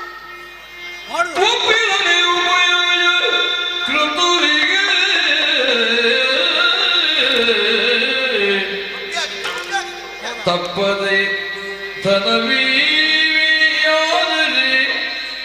ನೀನು ನನಗೆ ತಪ್ಪದೆ ಧನವೀವಿಯಾದರೆ ಅದರಲ್ಲಿ ಸಂಶಯ ಯಾಕೆ ಅಂತ ಹೇಳಿ. ಕ್ಷಿಪ್ರದಲ್ಲಿ ಮಾಡುವೆವು ಯಾಗವ, ಕ್ಷಿಪ್ರದಲ್ಲಿ ಮಾಡುವೆವು ಯಾಗವ, ಮಾಡು ಸಲಕರಣೆ ತಪ್ಪದೆ ಧನ ಇವೆಯಾದರೆ ಪ್ರಾರಂಭದಲ್ಲೇ ಕೊಡ್ಬೇಕಾ? ಮತ್ತೆ ಕೊಟ್ಟರೆ ಅಪ್ರಯೋಜಕವಾಗದಂತದಿ ಕಲ್ಪಿತವು ಕೈಗೂಡುವಂತದಿ ಸ್ವಪ್ರಕಾಶಿಸುವ ತವನ ಕಳುಹಲು ನಡಿ ನಡಿ ಪಾಂಚಾಲ. ಒಪ್ಪಿದನೆ ಉಪಯಾಜ ಕೃತರಿಗೆ ತಪ್ಪದೆ ಧನವೀವೆಯಾದರೆ ಆ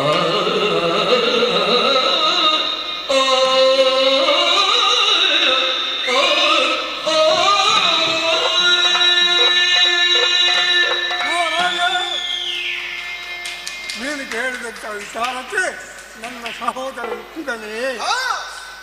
ಇನ್ನು ಕಡಿಮೆ ಇಲ್ಲ, ಯಾಗ ಮಾಡುವ. ಆದರೆ ಅದಕ್ಕೆ ಸರಿಯಾದ ಸಾಮಗ್ರಿಗಳು ಬೇಕು. ಏನು ಬೇಕು ಅಂತ ಒಂದು ಸೂಚಿಸಿದ್ರೆ ಎಲ್ಲ ತಯಾರು ಮಾಡ್ಲಿಕ್ಕೆ ನಮ್ಮಲ್ಲಿ ಜನ ನೋಡಿ.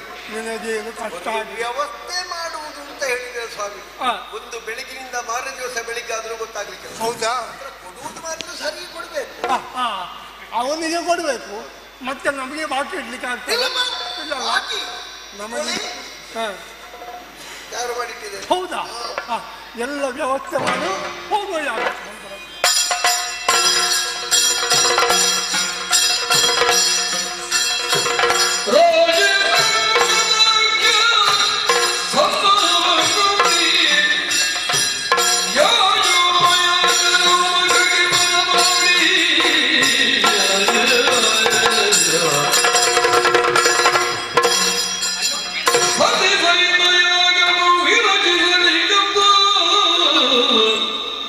ಮತದಂತೆ ಯಾಯೋ ವಿರಜಿಸಲಿಕ್ಕಂದು ಮತದಂತೆ ಸಂಪೂರ್ಣವಾಗುತ್ತಿರದಂದು.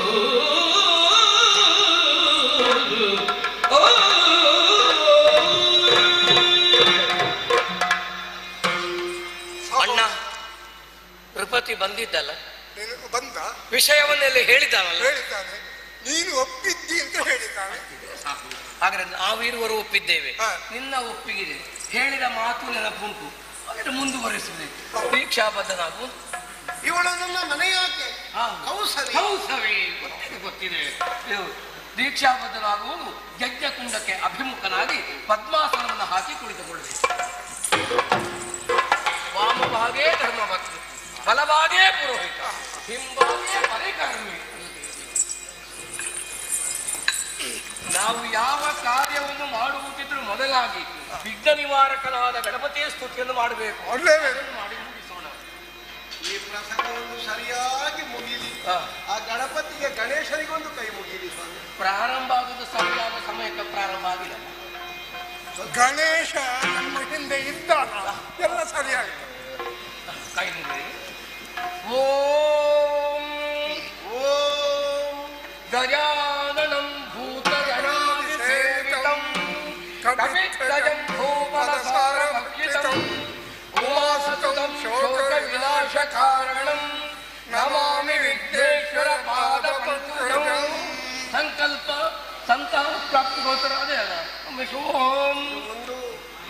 ಒಂದು ತೆಗಿಲಿಕ್ಕೆ ಮಕ್ಕಳು ಹಾಕಬೇಕು ಅಂತ. ಓಂ ಅಗ್ನಿ ಪ್ರಜ್ವಲಿತಂ ವಂದೇ ಗಾನವೇದ ಪದಾಗ್ರಂ ಸುವರ್ಣವರ್ಣಮನ ಸ್ಮಿತಂ ವಿಶ್ವಲೋಕ ಅಗ್ನಿ ಪ್ರತಿಷ್ಠೆಯಂ.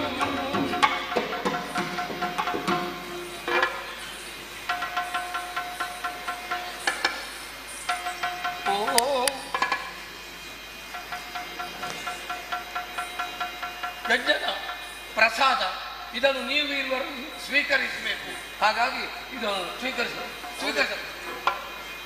ಏನಾಯ್ತು? ಒಂದು ಭಿನ್ನ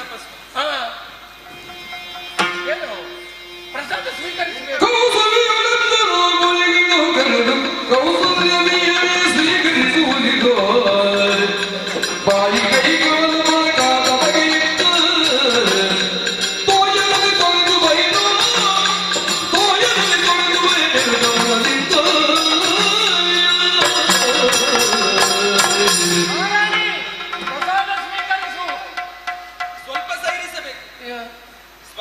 ಪೂರ್ಣಾವತಿ ಆದರೂ ಹೇಳಲಿಕ್ಕಿಲ್ಲ. ಹೌದು, ನಮ್ಮ ಆಸೆಯನ್ನು ಈಡೇರಿಸುವುದಕ್ಕಾಗಿ ಯಜ್ಞ ನೆರವೇರಿಸುತ್ತಾ ಇದೆ. ಹೌದು, ಆದ್ರೆ ಏನು ಮಾಡೋಣ? ಏನಾಯ್ತು? ಶುದ್ಧವಾಗಿರಬೇಕು ತಾನೆ. ಹೌದು, ಅದು ಶುದ್ಧವಾಗಿರ್ಬೇಕು. ಹೌದು, ಆದರೆ ಬಾಯಲ್ಲಿ ಎಂಜಳು ಬಂದಿದೆ, ಅದನ್ನು ನುಂಗಿದ್ದೆ. ಮಾತ್ರವಲ್ಲ, ಕೈ ಮಲಿನವಾಗಿ, ಹಾಗಾಗಿ ಶುದ್ಧವಾಗಿ ಬರಬೇಕು ತಾನೆ. ಹೋಮದ ಧೂಮ ಅಲ್ವಾ, ಸ್ವಲ್ಪ ಕೈ ಬಾಯಿ ತೊಳ್ಕೊಂಡು ಬರ್ತೇನೆ ಅಂತ ತೊಳ್ಕೊಂಡು ಅದು ಈಗ ನೆನಪಾದ. ಬೇಗ ಹೋಗಿ ಬನ್ನಿ. ಪ್ರಸಾದ ಕೈಯಲ್ಲಿ ಈಗ ಬರ್ತಾಳೆ. ಆಯ್ತಾ ಆಯ್ತಾ ಆಯ್ತಾ ಆಯ್ತಾ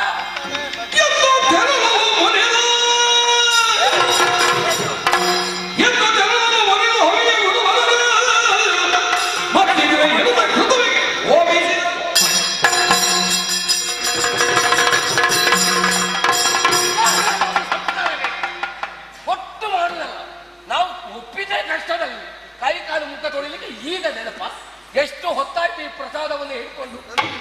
ನಿನಗೆ ಕೊಡುದಕ್ಕೆ ಇರುವುದಲ್ಲ, ಮಡದಿಗೆ ಕೊಡುದಕ್ಕೆ. ಮುಖ ತೊಳ್ಕೊಂಡು ಬರ್ಲಿಕ್ಕೆ ಹೆಂಗ? ಇದು ಹೆರುವುದು ನಿನ್ನ ಹೆಂಡತೆ ನೀನು, ಅವಳಲ್ವಾ? ಮತ್ತೆ ಅವಳಿಗೆ ಪ್ರಸಾದ ಕೊಡ್ಬೇಕದು. ಪಂದ್ಯ ಬರಲಿಲ್ವಾ? ಇನ್ನು ನಾನು ಈ ಪ್ರಸಾದವನ್ನು ಕೈಯಲ್ಲಿ ಹಿಡ್ಕೊಳ್ಳೋದಿಲ್ಲ. ಕೈಯಲ್ಲಿ ಹಿಡಿದಂತ ಪ್ರಸಾದವನ್ನು ಈ ಯಜ್ಞ ಕುಂಡಕ್ಕೆ ಹಾಕಿ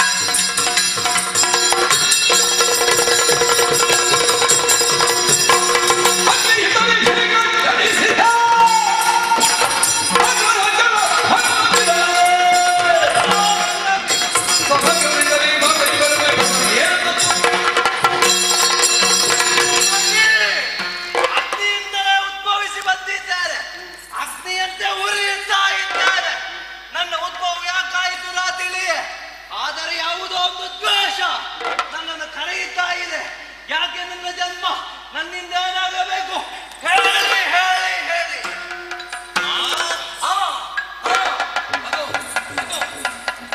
ದೇವತೆಗಳು ಹೇಳ್ತಾ ಇದ್ದಾರೆ, ಅವನಿಗೆ ದೃಷ್ಟದ್ಯುಮ್ನ ಅಂತ ಹೆಸರಂತೆ, ಇವಳಿಗೆ ದ್ರೌಪದಿ ಅಂತ ಹೆಸರಂತೆ. ಆ ಬಳಿಕ ಮತ್ತೊಂದು ಮಾತು ಮೇಲಿಂದ ಹೇಳುವುದು ಕೇಳುತ್ತಾ ಇದ್ದೇನೆ. ಅವ ದ್ರೋಣವಧೆಗೆ ಕಾರಣೀಭೂತನಾಗ್ತಾನಂತೆ. ಹೌದು, ಇವಳು ಪಾರ್ಥನಿಗೆ ಮಡದಿ ಆಗ್ತಾಳಂತೆ. ಹಾಗಿದ್ರೆ ನಿನ್ನ ಆಸೆ ಈಡೇರುತ್ತದೆ ಅಂತ ಅಂಬರವಾಣಿ ಆಯ್ತಲ್ಲ. ಹೆಂಡತಿಗೆ ಕೊಡ್ತಿದ್ರೆ ಅವಳು ಗರ್ಭಧಾರಣೆ ಮಾಡಿ ಪ್ರಸವಿಸುತ್ತಾ ಇದ್ದಳು. 8-9 ತಿಂಗಳುಗಳಿಗೆತ್ತು. ಆದರೆ ಇದು ಈಗಲೇ ಇಲ್ಲ. ಸಿದ್ಧರಸ ಒಂದು ಕೋಪದಲ್ಲಿ ತುಳಿಯಲ್ಪಟ್ಟ ಜಾಗ ಬಂಗಾರ ಆಗ್ತದೆ ಅಂತ ಹೇಳುವುದು ಇದಕ್ಕೆ. ದೊಡ್ಡವರು ದೊಡ್ಡವರೇ, ತಿಳಿದವರು ತಿಳಿದವರೇ. ಎಷ್ಟು ವೇಗ ಹೋಗಲಿ, ಎಷ್ಟು ನಿಧಾನ ಹೋಗಲಿ, ನೀವು ಮಾಡಿದ ಕೆಲಸ ಕಾರ್ಯರೂಪಕ್ಕೆ ಬಂತ. ಇನ್ನ ಆಸೆ ಈಡೇರಿತಲ್ಲ. ಹುಟ್ಟುವಾಗಲೇ ದಿವ್ಯಾಯುಧಗಳನ್ನು ಹಿಡ್ಕೊಂಡು ನೋಡಿ, ಹೆಣ್ಣು ಕೂಡ ಹಾಗೆ ಹುಟ್ಟುವಾಗಲೇ ಆಭರಣ ಸುಂದರಿಯಾಗಿ, ಯಾವಾಗಲೂ ಬತ್ತಲೆ ಹುಟ್ಟುವುದು ಅಂತ ಲೆಕ್ಕ. ಆದ್ರೆ ಈ ಹೆಣ್ಣಿನ ಬತ್ತಲೆ ಮೈಯನ್ನು ಅಪ್ಪಮ್ಮನೂ ನೋಡುವ ಹಾಗಿಲ್ಲ, ಹಾಗೆ ಹುಟ್ಟಿ ಬಂದಿದ್ದಾಳೆ. ಆಯ್ತು ಆಯ್ತು, ಒಳ್ಳೆಯ ಲಕ್ಷಣ. ಮುಂದೊಂದು ದಿನ ನಿಮ್ಮಿಂದ ಘನ ಕಾರ್ಯವಾಗುತ್ತಿದೆ, ಅಲ್ಲಿಯವರೆಗೆ ನಾನೇ ನಿಮ್ಮ ಸಂರಕ್ಷಕ ಅಂತ ಹೇಳಿ. ಅಪ್ಪ, ನಾವೇನು ಹುಟ್ಟಿ ಬಂದಿದ್ದೇವೆ, ನಮಗೆ ಬೇಕಾದ ವಿದ್ಯೆ ಆಗ್ಬೇಕಲ್ಲ. ಅಯ್ಯೋ, ನಾವೇನು ಎಲ್ಲಿ ಹೋಗ್ಬೇಕು? ನಿನಗೆ ವಿದ್ಯಾಭ್ಯಾಸ ನನ್ನ ಮೊದಲ ಮಕ್ಕಳು ದ್ರೋಣರಲ್ಲೇ ಕಲಿತದ್ದು. ನೀನು ದ್ರೋಣರಲ್ಲೇ ಕಲಿಯುವುದು. ಅವರಲ್ಲಿ ಸರಿ ಕಲಿ ಏನು, ಅವನಿಗೆ ಕಲಿಸಲಿಕ್ಕುಂಟು ನಮಗೆ. ಆಯ್ತು, ವೈರತ್ವ ಇದ್ರು ಕೂಡ ಕಲಿಯುವುದಲ್ಲಿ ಅವರೇ ಅಲ್ವಾ ಆಚಾರ್ಯರು. ನಿನ್ನ ಆಸೆ ನೆರವೇರಿತು. ನಿಮ್ಮ ಆಸೆಗೆ ಅಲ್ಲಿ ಕಟ್ಟಿಟ್ಟಿದೆ. ಹಚ್ಚಬೇಕಾದ್ದು.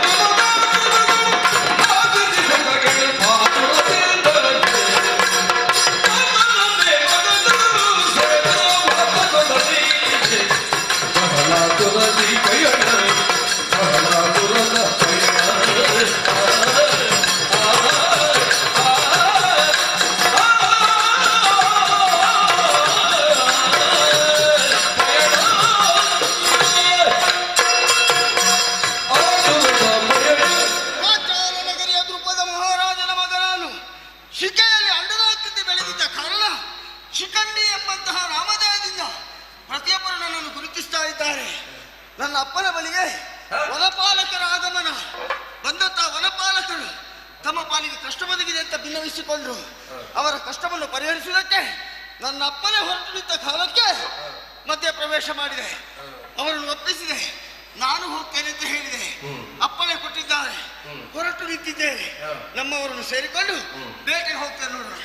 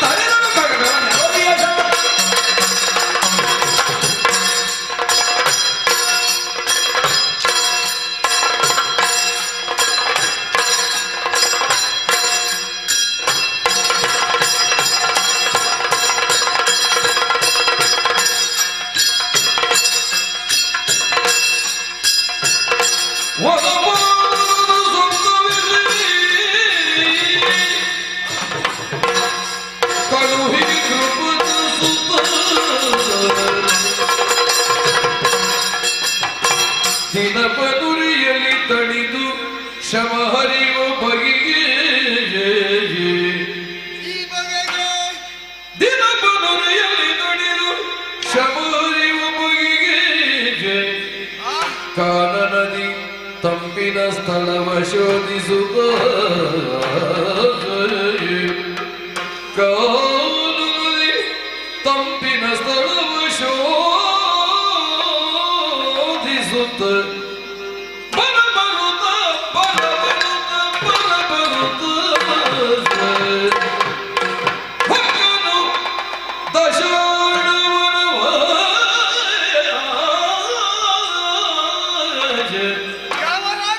ಬಲ ಬರುತ್ತ ಹೊಕ್ಕನು ದಶಾಣವನ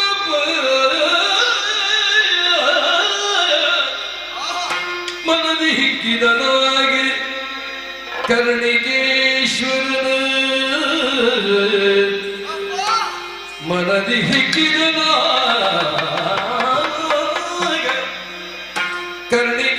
ಕರ್ಣಿಕೇಶ್ವರನ ನಾ ಕಡು ಮನದಿ ನೋಡಿ ಧ್ಯಾನಿಸಿ ಕುಂಭ ಬಲು ಭಾಗ್ಯ ಕರ್ಣಿಕೇಶ್ವರನ ನಾ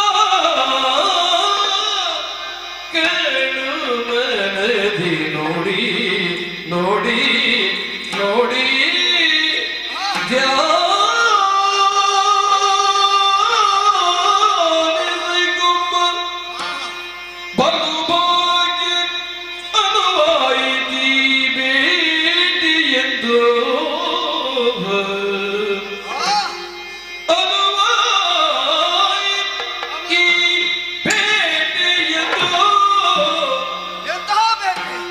ದೇಗುಲ ಹಕ್ಕು ದೇಗುಲ ಪಕ್ಕು ಧ್ಯಾನಿಸಿದ ನೊಂದು ಕಡೆಗೆ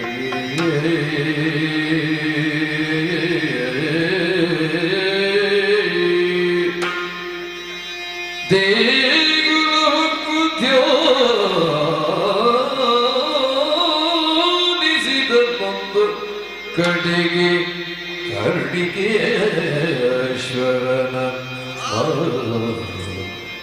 ಕರುಣದಿ ನೋಡಿ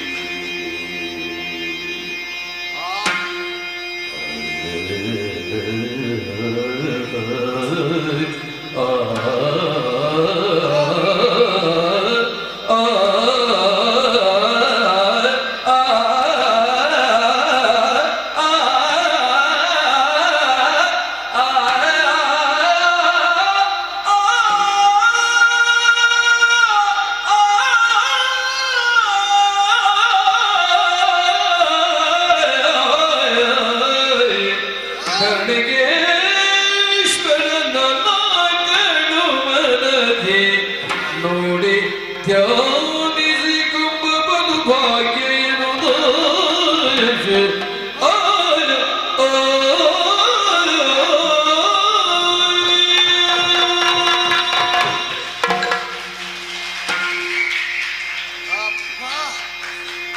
ಈ ಪರಿಸರದಲ್ಲಿರುವಂತಹ ಮೃಗ ಪಕ್ಷಿಗಳಿಗೆ ಎಷ್ಟು ಸಂತೋಷ ಆಯಿತೋ ಅದಕ್ಕಿಂತ ಹಿಮ್ಮಡಿ ಸಂತೋಷ ನನಗಾಯಿತು. ಯಾಕೆ? ಬೇಟೆ ಆಡಿದ ಆಯಾಸ ಎಲ್ಲ ಕ್ಷಣ ಮಾತ್ರದಲ್ಲಿ ಪರಿಹಾರ ಆಯ್ತಲ್ಲ. ಇದಕ್ಕೆ ಕಾರಣ ಏನು? ಇಲ್ಲಿ ವಾತಾವರಣವೇ ಇದಕ್ಕೆ ಕಾರಣ. ಬೇಟೆಗೆ ತೊಡಗಿದ್ದು ಪಾತಾಳ ನಗರಿಯಲ್ಲಿ ಬೇಟೆಯಾಡ್ತಾ ಮುಂದೆ ಮುಂದೆ ಮುಂದೆ ಮುಂದೆ ಸಾಗಿ ಬರ್ತಾ ಇದ್ದಂತೆ ತಾನು ಬಂದು ಸೇರಿದ ದಶಾರ್ಣವ ಪ್ರದೇಶ ಈ ರಾಜ್ಯಕ್ಕೆ ಬಂದಿದ್ದೇನ. ಹಾಗೆ ತುಂಬು ಮರಗಳು ವಿಶಾಲವಾಗಿ ಬೆಳೆದಿರುವಂತಹ ಮರ ಎಲ್ಲಿ ನೋಡಿದರೂ ನೆರಳೇ ಆವರಿಸಿಕೊಂಡಿದೆ. ಈ ಹೊತ್ತಿಗೆ ನಮಗೆ ಬೇಕಾದದೇ, ಇಲ್ಲದಿದ್ರೆ ಎಂತಹ ಬಿಸಿ ತಡ್ಕೊಳ್ಳಿಕ್ಕೆ ಸಾಧ್ಯ ಉಂಟ? ಹೌದಪ್ಪ, ತಡ್ಕೊಳ್ಳುವುದಕ್ಕೆ ಸಾಧ್ಯ ಇರಲಿಲ್ಲ. ಆದ್ರೆ ಇಲ್ಲಿಗೆ ಬರುವಾಗ ವಾತಾವರಣದಲ್ಲಿ ಸ್ವಲ್ಪ ಬದಲಾವಣೆ, ಸ್ವಲ್ಪ ತಂಪಿನ ಅನುಭವ ಆಗ್ತಾ ಇದೆ. ಆ ರೀತಿಯಾಗಿ ನನಗೆ ಸಂತೋಷ ಆದದ್ದು. ಹಾಗೆ ಮತ್ತೆ ಮುಂದುವರಿದು ಬಂದಾಗ ಏನಿದು ವಿಶೇಷ? ದೂರದಲ್ಲಿ ಒಂದು ಆಲಯ ನನ್ನ ಕಂಗಳಿಗೆ ಕಂಗೊಳಿಸ್ತಾ ಇದೆ. ಯಾವ ಆಲಯ? ನೋಡಿದ್ರೆ ಶಿವನ ಸಾನ್ನಿಧ್ಯ. ಆಯಾಸ ಪರಿಹಾರಕ್ಕೆ ಏನು ಮಾಡೋಣ ಅಂತ ಆಲೋಚಿಸಿದ್ದ ಈ ಕಾಲಕ್ಕೆ ಭಗವಂತನ ಆಲಯವೇ ಕಣ್ಣೆದುರಿಗೆ ಇದೆ ಅಂತಾದ್ರೆ ಇದಕ್ಕಿಂತ ಹೆಚ್ಚಿನ ಸೌಭಾಗ್ಯ ಬೇರೆ ನನಗೇನು ಬೇಕು? ನೇರವಾಗಿ ಆ ಆಲಯದ ಒಳಗೆ ಪ್ರವೇಶ ಮಾಡಿ ದೇವರ ಕುರಿತಾಗಿ ಧ್ಯಾನಾಸಕ್ತನಾದಂತಾದ್ರೆ ದೇವರ ನಾಮಸ್ಮರಣೆಯನ್ನು ಮಾಡಿದ ಹಾಗೂ ಆಯಿತು, ದೇಹದ ಆಯಾಸವನ್ನು ಪರಿಹಾರ ಮಾಡಿದ ಹಾಗೂ ಆಯಿತು. ಅದಕ್ಕಾಗಿ ಶ್ರದ್ಧಾ ಭಕ್ತಿಯಿಂದ ಆಲಯದ ಒಳಗೆ ಹೋಗಿ ದೇವರ ನಾಮ ಸ್ಮರಣೆಯಲ್ಲಿ ತೊಡಗುತ್ತೇನೆ ಅಂತ ಮುಂದೆ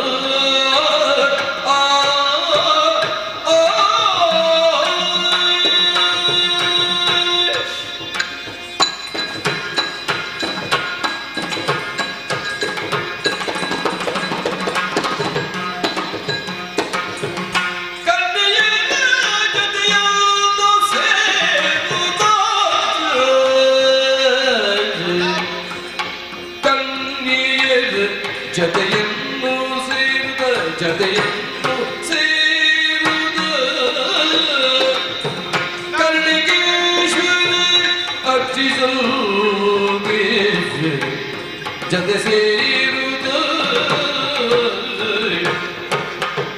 ಕಣಿಗೇಶ್ವರ ಅರ್ಚಿಸಲ್ಗಿ ಅರ್ಚಿಸಲ್ಗಿ ಅರ್ಚಿಸಲ್ಗಿ ಅರ್ಚಿಸಲ್ಗಿ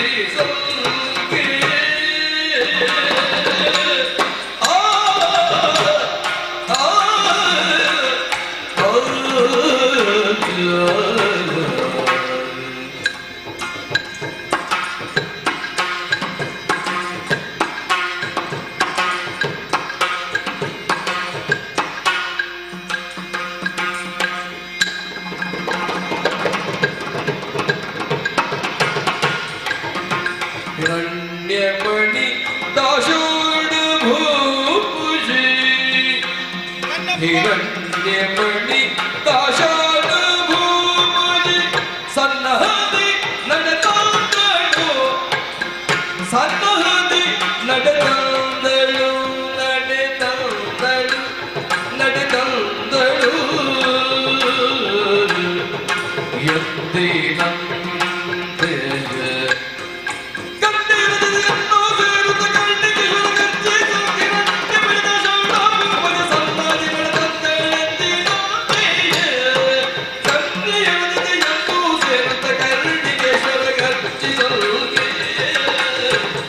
ಹಿರಣ್ಯಮಣಿ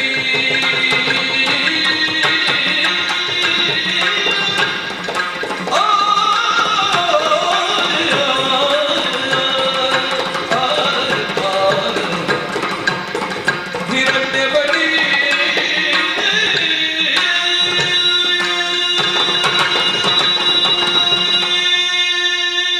ಓ ಗೆಳತಿ, ಈ ಭವ್ಯವಾದಂತಹ ಪ್ರಪಂಚದಲ್ಲಿ ಯೋಗ್ಯ ತಂದೆ ತಾಯಿಗಳಿಗೆ ಮಕ್ಕಳಾಗಿ ಹುಟ್ಟಬೇಕಾದರೆ ಪೂರ್ವ ಜನ್ಮದ ಸುಕೃತ ಫಲ ಬೇಕಂತೆ. ಸತ್ಯ. ಆ ವಿಚಾರದ ಕುರಿತಾಗಿ ಆಲೋಚಿಸುವುದಾದರೆ ನಾ ಯೋಗವಂತಳೂ ಹೌದು, ಭಾಗ್ಯವಂತಳೂ ಹೌದು. ಹೇಗೆ? ದಶಾರಣಪುರವನ್ನಾಳುವಂತಹ ಹಿರಣ್ಯವರ್ಮ ನನ್ನ ತಂದೆ, ಅವರ ಪ್ರೀತಿಯ ಮಗಳು ನನಗೆ ಹಿರಣ್ಯಮಣಿ ಎನ್ನುವ ಹಾಗೆ ಶುಭ ನಾಮವನ್ನಿರಿಸಿದವರಿದ್ದಾರೆ. ಗಿಡವೊಂದು ಬೆಳೆದು ಮರವಾಗಬೇಕಾದರೆ ಕಾಲ ಕಾಲಕ್ಕೆ ನೀರನ್ನು ಪೋಷಕಾಂಶಗಳನ್ನು ಎರೆಯಬೇಕಾದದ್ದು ಅನಿವಾರ್ಯವೇ ಹೌದು. ಅಂತೆಯೇ ಮಕ್ಕಳು ಬೆಳೆಯುವಂತಹ ಕಾಲಕ್ಕೆ ವಿದ್ಯಾದಿ ಸಂಸ್ಕಾರಗಳನ್ನು ಒದಗಿಸಿಕೊಡಬೇಕಾದದ್ದು ತಂದೆ ತಾಯಿಗಳ ಕರ್ತವ್ಯ. ಆದ್ದರಿಂದಲೇ ಗುರುವಿನಿಂದ ವಿದ್ಯೆ, ತಂದೆಯಿಂದ ಸಂಸ್ಕಾರ, ತಾಯಿಯಿಂದ ಶೀಲದ ಕುರಿತಾದಂತಹ ಪಾಠ, ಈ ಮೂರರ ತ್ರಿವೇಣಿ ಸಂಗಮವೇ ಹಿರಣ್ಯಮಣಿಯ ಜೀವನ. ಗೆಳತಿ, ಆದರೆ ಏನು ಮಾಡುವ? ಮಕ್ಕಳು ಬೆಳೆಯುವಂತಹ ಕಾಲಕ್ಕೆ ಮಕ್ಕಳಿಗೆ ಮದುವೆ ಮಾಡಿಕೊಡ ಕಾಲಕ್ಕಾಗುವಾಗ ನನಗೆ ಮದುವೆ ಮಾಡಿಕೊಡಬೇಕಿತ್ತು. ನನ್ನ ತಂದೆ ತಾಯಿಗೆ ಏನೋ ಮದುವೆ ಮಾಡುವುದಕ್ಕೂ ಮನಸ್ಸಿದೆ, ಮದುವೆ ಆಗುವಂತಹ ಪ್ರಾಯವೂ ನನ್ನದು ಸತ್ಯ. ಆದರೆ ಮದುವೆಯಾಗುವುದಕ್ಕೆ ಯೋಗವು ಭಾಗ್ಯವು ಕೂಡಿ ಬರಬೇಕಂತೆ. ಏನು ಮಾಡೋಣ, ನನಗ ಯೋಗ ಭಾಗ್ಯ ಕೂಡಿ ಬರಲಿಲ್ಲವೋ ಏನು. ಹಾಗಾಗಿ ನನಗೆ ಅನುರೂಪನಾಗುವಂತಹ ಪುರುಷ ಇಲ್ಲಿಯ ತನಕ ದೊರಕಿದ್ದಿಲ್ಲ. ಆದ್ದರಿಂದ ಪ್ರಾಜ್ಞರೊಂದು ಮಾತನ್ನು ಹೇಳಿದರು. ಏನದು? ಮದುವೆ ಆಗಬೇಕಾದ್ರೆ ನಾನೊಂದು ವ್ರತ ಮಾಡಬೇಕಂತೆ. ಅದುವೇ ಕಲ್ಯಾಣ ಗೌರಿ ವ್ರತ. ಆ ವ್ರತವನ್ನು ಕೈಗೊಂಡವಳಿದ್ದೇನೆ. ಅದಕ್ಕೆ ಬೇಕಾಗಿ ಪ್ರತಿನಿತ್ಯವೂ ಕರ್ಣಿಕಾ ಪರಮೇಶ್ವರ ದೇವಾಲಯವನ್ನು ಸೇರುವುದು, ಆ ದೇವಸ್ಥಾನವನ್ನು ಸೇರಿ ಪಾರ್ವತಿ ಪರಮೇಶ್ವರನು ಅರ್ಚಿಸುವುದು, ಇದು ಪ್ರತಿನಿತ್ಯವೂ ನಾನು ಮಾಡಿಕೊಂಡು ಬಂದಂತಹ ಕಾರ್ಯ. ಹಾಗಾಗಿ ಇವತ್ತು ಹೊರಟದ್ದು ಅಲ್ಲಿಗೆ. ಹಾಗಾಗಿ ನಾನು ಒಬ್ಬಳೇ ಹೋಗುವುದಲ್ಲ, ನನ್ನ ಪ್ರೀತಿಯ ಗೆಳತಿಯಾದಂತಹ ನಿನ್ನನ್ನು ಕರೆದವಳಿದ್ದೇನೆ. ಬರ್ತೀಯಲ್ವಾ? ಗೆಳತಿ ಸದಾ ನಿನ್ನ ಜೊತೆಗಿರುವವಳು. ಹೌದು. ಜಾತಕ ಪಕ್ಷಿಯ ಹಾಗೆ ಯಾವಾಗ ನೀನು ಕರೀತಿ ಎಂಬ ಹಾಗೆ ಕಾತುರದಿಂದ ಕಾಯುತ್ತಿದ್ದ. ಸರಿ, ತಡ ಮಾಡುವುದು ಯಾಕೆ? ಪೂಜೆಗೆ ಬೇಕಾದಂತಹ ಸುವಸ್ತುಗಳ ಸಿದ್ಧ ಮಾಡಿಸು. ಹೋಗೋಣ ಹೋಗೋಣ.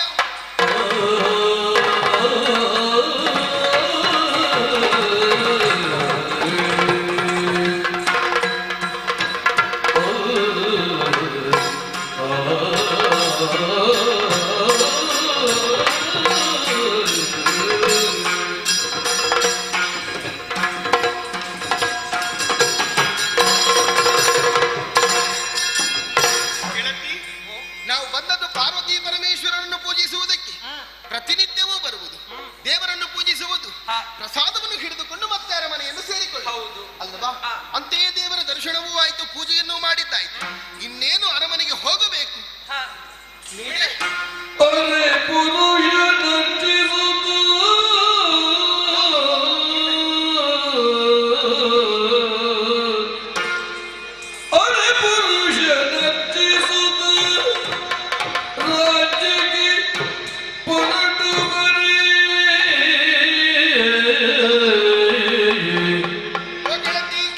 ದೂರದಲ್ಲಿ ಕಂಡಳು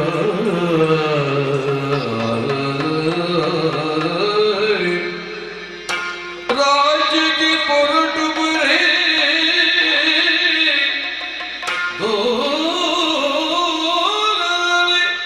ಕಂಡಳು ಸ್ಮರಣೆ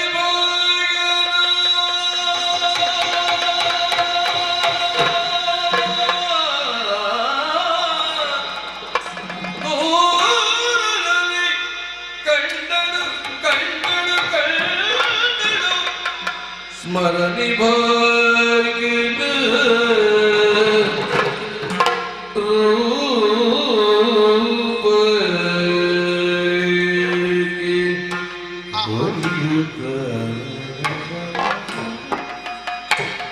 ಸ್ಮರಣಿ ಭಾಗ್ಯದ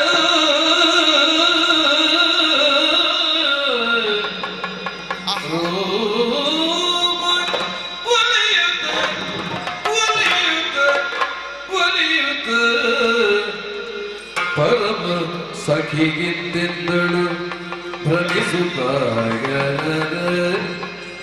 ಪರಮ ಸಖಿಗಿದ್ದೆಂದಳವಳು ಭ್ರಮಿಸುತ್ತಾಯ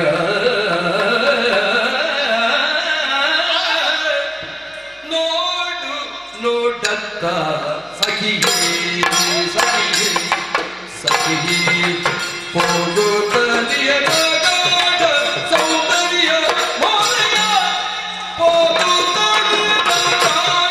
ಸೌಂದರ್ಯ ಮೋರೆಯ ಗಾಢ ಸೌಂದರ್ಯ ಮೋರೆಯ ಸೌಂದರ್ಯ ಮೋರೆಯ ನೋಡು ಸಖಿಯೇ ನೋಡು ಅತನೋ ಅತನೋ ಅತನೋ ಸಖಿಯೇ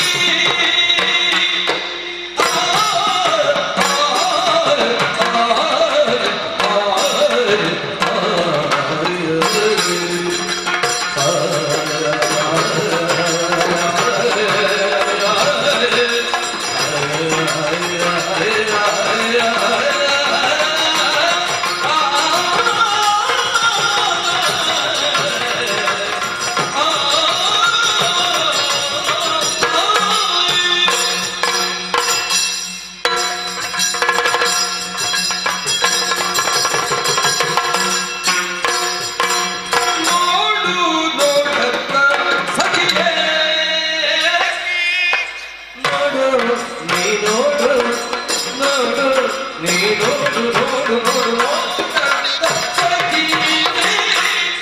ಹೋಗೋದಲಿಯನ ಗಾಢ ಸೌಂದರ್ಯ ಮೋರ್ಯ ಹೋಗುತ್ತಲಿಯನ ಹೋಗುತ್ತಲಿಯನ ಗಾಢ ಸೌಂದರ್ಯ ಮೋರ್ಯ ಅವನ ಗಾಢ ಸೌಂದರ್ಯ ಮೋರ್ಯ ಸೌಂದರ್ಯ ಮೋರ್ಯ ಸೌಂದರ್ಯ ಮೋರ್ಯ ಕೂಡಿಯ ಯೌವನ ಮೂಡಿ ಬೇರೆ ವರತಿ ಜೋಡಿಗಲಾದಿಯ ರೂಢಿ ಬಾಲದ ಕೂಡಿಯ ಯೌವನ ಯೌವನ ಯೌವನ ಕೂಡಿಯ ಯೌವನ ಕೂಡಿ ಬೇರೆ ವರತಿ ಜೋಡಿಗ ಜೋಡಿಗ ಜೋಡಿಗಲಾದಿಯ ರೂಢಿ ಬಂದರು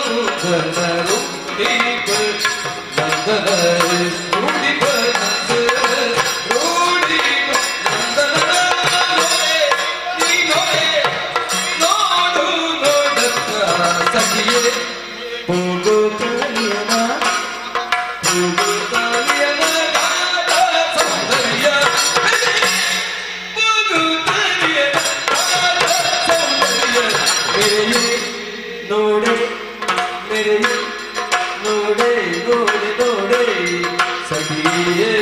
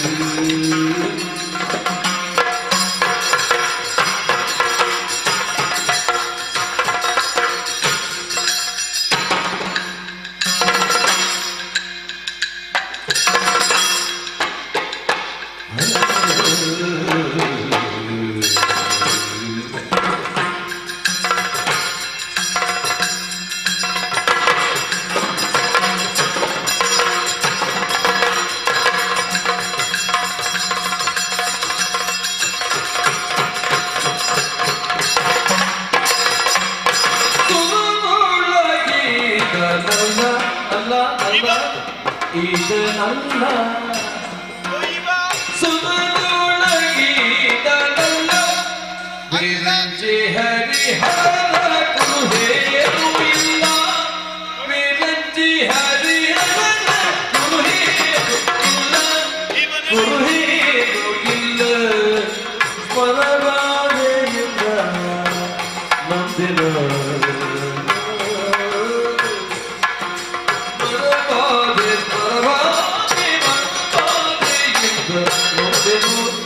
ಮಾತಾಡಿಸುವ ಪರಿಯೊಂದ ಕಿರಿಯದಾದೆ ಮಾತಾ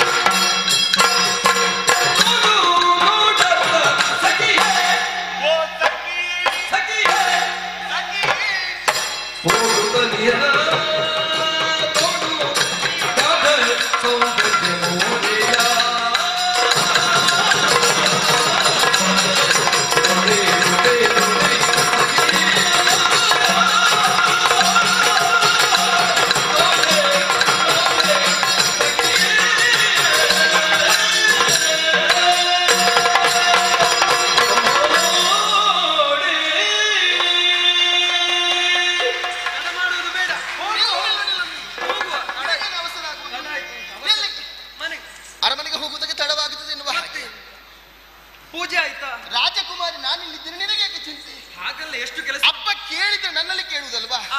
ಹಾಗಾಗಿ ನೀ ಚಿಂತಿಸಬೇಕಾದಂತ ಅಗತ್ಯವೇ ಇಲ್ಲ. ದೇವರನ್ನು ಪೂಜಿಸಿಕೊಂಡು ಬರುವಂತಹ ಕಾಲಕ್ಕೆ ನೋಡಿದೆಯೇನೆ? ಓ ದೇವ್ರೆ, ನೋಡ್ತಾ ಇದ್ದೇನೆ. ಯಾವುದನ್ನು? ಯಾವಾಗಲೂ ನೋಡಿದ್ದೇನೆ, ನೋಡುವುದಲ್ಲ, ಬೇರೆ ಏನುಂಟು ಇಲ್ಲಿ? ನಿನ್ನ ಕಣ್ಣು ಸರಿ ಇಲ್ಲ ಅಂತ ಅದಕ್ಕೆ ಹೇಳು. ನಿನಗೆ ಕೇವಲ ಯಾವಾಗಲೂ ನೋಡುವುದು ಮಾತ್ರ ಕಾಣಿಸುವುದಾ? ಕಣ್ಣು ಸರಿ ಇಲ್ಲದಿದ್ರೆ ವಿಶೇಷ ಏನುಂಟು ಅಂತ ಆಗಬೇಕಲ್ಲ. ವಿಶೇಷ ನೋಡು ನೋಡು ಅಂತ ಹೇಳಿದ್ರೆ ನೋಡುವುದಿಲ್ಲ. ಕಾರಣ ಉಂಟೆ?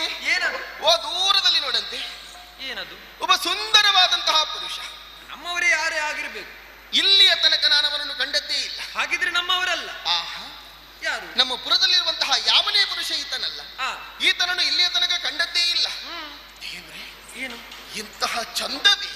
ಹೌದಾ? ಇದು ರೂಪವ? ರೂಪ ಅಲ್ವಾ? ಆಹಾ, ಮತ್ತೆ ಇದು ಅಪರೂಪದ ರೂಪ. ಹಾಗಿದ್ರೆ ವಿಶೇಷತೆ ಏನು? ಹೌದು ಹೌದು. ಹೇಗುಂಟು? ಎಂತಹ ಸುಂದರ ಪುರುಷನಿವ. ಹೇಗಿದ್ದಾನವ? ಲೋಕದಲ್ಲಿ ಹೇಳುವ ಮಾತಿದೆ. ಏನದು? ಜಯಂತನೋ ವಸಂತನೋ ಮನ್ಮಥನು ಇವರೆಲ್ಲರೂ ಸುಂದರವಾದಂತಹ ಪುರುಷರು ಎನ್ನುವ ಹಾಗೆ. ಅದರಲ್ಲಿ ಮನ್ಮಥ ಅತಿ ಸುಂದರ ಪುರುಷನ. ಆತನಿಗಿಂತ ಮಿಗಿಲಾದ ರೂಪ ಇಲ್ಲ ಅಲ್ವಾ? ಹೌದು. ಇದು ಲೋಕದಲ್ಲಿರುವಂತಹ ಜನರು ಹಾಗೆ ಹೊಗಳುವುದು. ಇವನ ಕಾಲಿಗೆ ಮೂವರನ್ನು ತಂದು ಕಟ್ಟಬೇಕು. ಯಾಕೆ? ಅಂತಹ ಸುಂದರವಾದಂತಹ ರೂಪ ಇವನದ್ದು. ಅವರಿಗಿಂತಲೂ ಮಿಗಿಲಾದ ರೂಪ. ಹೌದಪ್ಪ. ಅವರಿಗಿಂತಲೂ ಮಿಗಿಲಾದಂತಹ ಸುಂದರವಾದಂತಹ ಈ ರೂಪವನ್ನು ಕಾಣುವಾಗ ಯಾಕೋ ಏನು ಮನಸ್ಸಿನಲ್ಲಿ ನೂರಾರು ಆಸೆಗಳು ಮೂಡುತ್ತಾ ಇದೆ. ಏನದು? ಸಖಿ, ನಿನ್ನಲ್ಲಿ ನನ್ನ ಮನಸ್ಸಿಗಾಗುವಂತಹ ಎಲ್ಲ ಸಂತೋಷದ ವಿಚಾರವಾಗಲಿ ಬೇಸರದ ವಿಚಾರವಾಗಲಿ ಎಲ್ಲ ಮುಚ್ಚುಮರೆಯಿಲ್ಲದೆ ಹೇಳುವುದು ನಿನ್ನಲ್ಲೇ ತಾನೆ. ನೋಡಿದ್ದೇನೆ. ಏನು? ದೇವಲೋಕದಿಂದ ಹೇಳಿದಂತಹ ದೇವತೆಯರು ಹೇಳುವುದಕ್ಕಾಗುತ್ತದಾ? ಇಲ್ಲಪ್ಪ.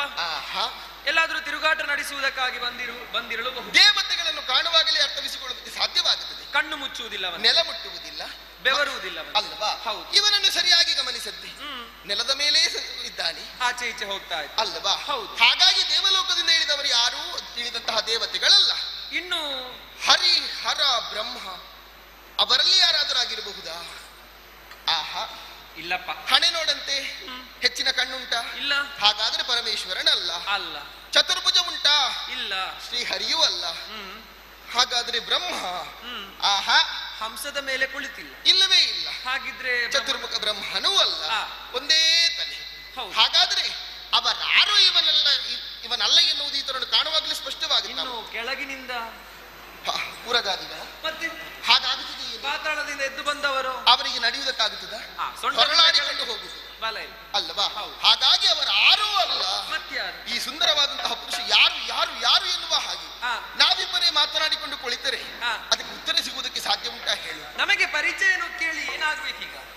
ನಮಗೆ ನಿನಗೇನಾಗಬೇಕಂತಿಲ್ಲ, ಮತ್ತೆ ಆಗಬೇಕಾದದ್ದು ನನಗೆ.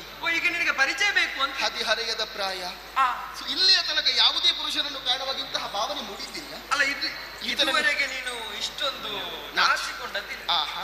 ಈಗ ನಾನು ಕಾಣುವಾಗ ಈತ ನನಗೆ ಬೇಕು ಬೇಕು ಬೇಕು ಎನ್ನುವ ಹಾಗೆ ಆಸೆ ಆಗುತ್ತಾ ಇದೆ. ಹಾಗಾದ್ರೆ ಅವನನ್ನು ಯಾವ ರೀತಿಯಾದರೂ ಪಡೆಯಲೇಬೇಕು, ನನ್ನ ಬಾಳ ಸಂಗಾತಿಯನ್ನಾಗಿಸಿಕೊಳ್ಳಬೇಕು ಎನ್ನುವಂತಹ ತೀರ್ಮಾನಕ್ಕೇನು ಬಂದಿದ್ದೇನೆ. ಅವನಲ್ಲಿಗೆ ನಾವು ನೇರವಾಗಿ ಹೋಗುವುದಕ್ಕಾಗ್ತದ? ಗೆಳತಿ, ನೇರವಾಗಿ ಹೋಗಿ ಅವನಲ್ಲಿ ಮಾತನಾಡುವುದಕ್ಕಾಗಿ ಹೋದ್ರೆ ಅವನು ಮಾತನಾಡುವುದಕ್ಕೆ ಸಿದ್ಧನಿದ್ದಾನೆ. ಹಾಗಿದ್ರೆ ನಾನು ರಾಜಕುಮಾರಿ. ಹೌದೌದು, ಹಾಗಾಗಿ ಮಾತಾಡುವುದಕ್ಕೆ ರಾಜಕುಮಾರಿ ಹೋಗುವುದಕ್ಕೆ ಸಾಧ್ಯವೇ ಇಲ್ಲವೇ ಇಲ್ಲ. ನಿನ್ನ ಬಳಿಗೆ ಎಲ್ಲರೂ ಬರಬೇಕು. ಅವನಾಗಿ ನನ್ನ ಬಳಿ ಬಂದರೆ ಏನಾದರೂ ಮಾಡಬಹುದು, ಮಾತಾಡಬಹುದು. ಹೌದೌದು, ಏನು ಮಾಡೋಣ? ಇದಕ್ಕೆ ನೀನೇ ಏನಾದರೂ ಉಪಾಯವನ್ನು ಒಂದು ಉಪಾಯವನ್ನು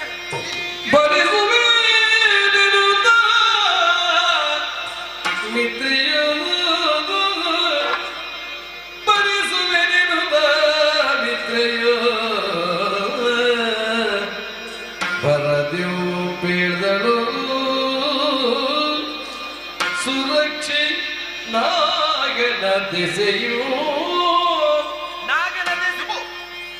ಸುರಕ್ಷಿತ ದಿಸೆಯೋ ಕರುಣಿಸಿರಲ್ಲ ಮನದ ಕೇಳುತ್ತ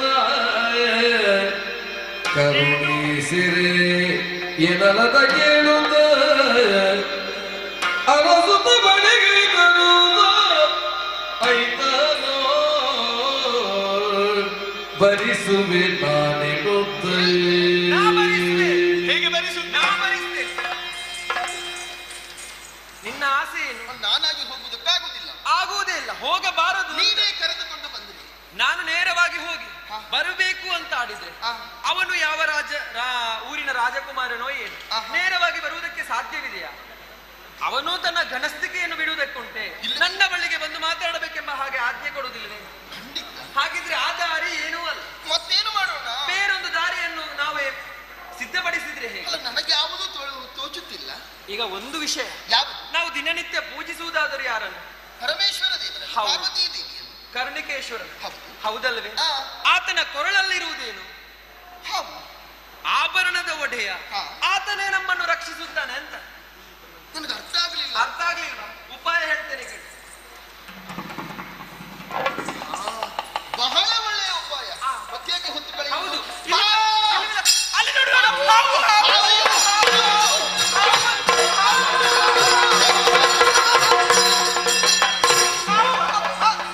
ನಾನೇ ಬಡಿಯಲಿ ನಾಗನಲ್ಲಿಯ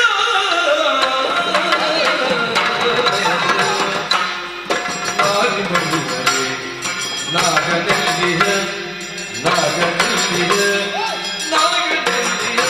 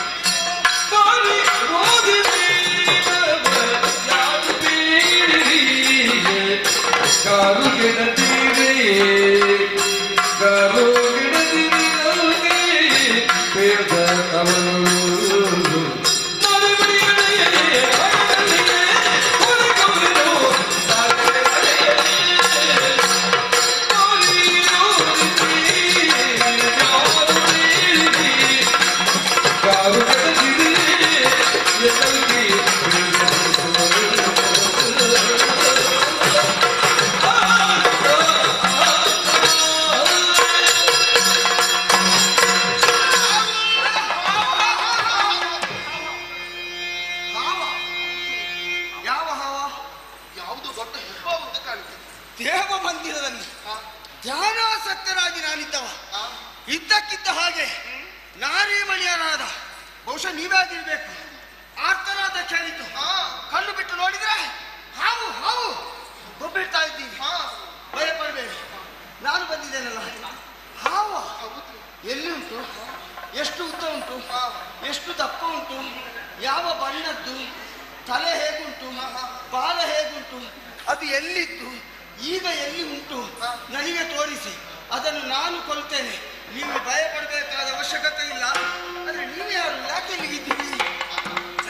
ಕಾಮ ಸನ್ನಿಭ ಕೇಳುವುರಗನು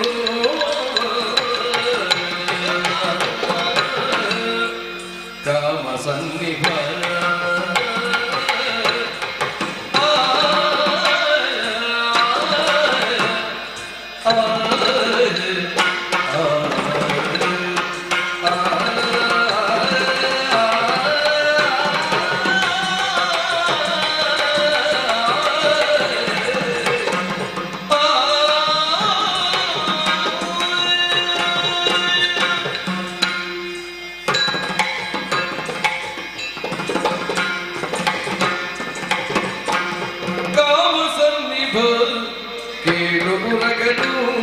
ಕೀಳು ಉರಗನು ತಮ್ಮ ಕೈಲಿನ ನಮ್ಮ ಬೊಬ್ಬೆಯೇ ಕೀಳು ಉರಗನು ತಮ್ಮ ಕೈಲಿನ ನಮ್ಮ ಬೊಬ್ಬೆಗೆ ತಮ್ಮ ಕೈಲಿನ ನಮ್ಮ ಬೊಬ್ಬೆಯೇ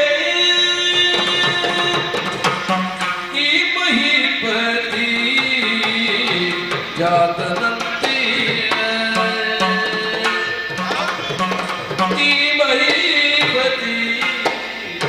ಜಾತನಂದಿ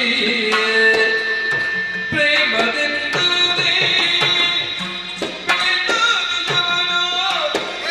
ಪ್ರೇಮದಿಂದಲೇ ಕೇಳು ನಿಜವರು ಕಮಸನಿಗಳು ಕೇಳುವರು ತಮಗೆ ನಮ್ಮ ಒಬ್ಬಗೆ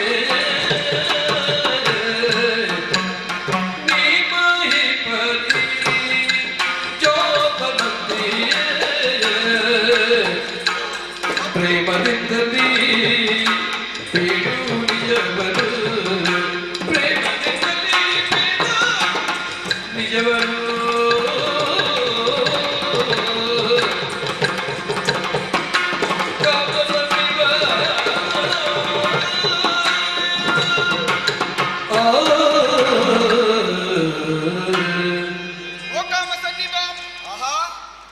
ಓಡೋಡಿ ಬಂದು ಹೌದು ಹೆಣ್ಣು ಮಕ್ಕಳು ಬೊಬ್ಬೆ ಇಡುವಂತಹ ಸಂದರ್ಭ ರಕ್ಷಿಸಬೇಕೆನ್ನುವಂತಹ ಉದ್ದೇಶದಿಂದ ಬಂದವನೇ ನೋಡಿ. ಏನೋ ಅಪಾಯದಲ್ಲಿದ್ದೀರಿ ಅಂತ ಅರ್ಥ ಆಯ್ತು.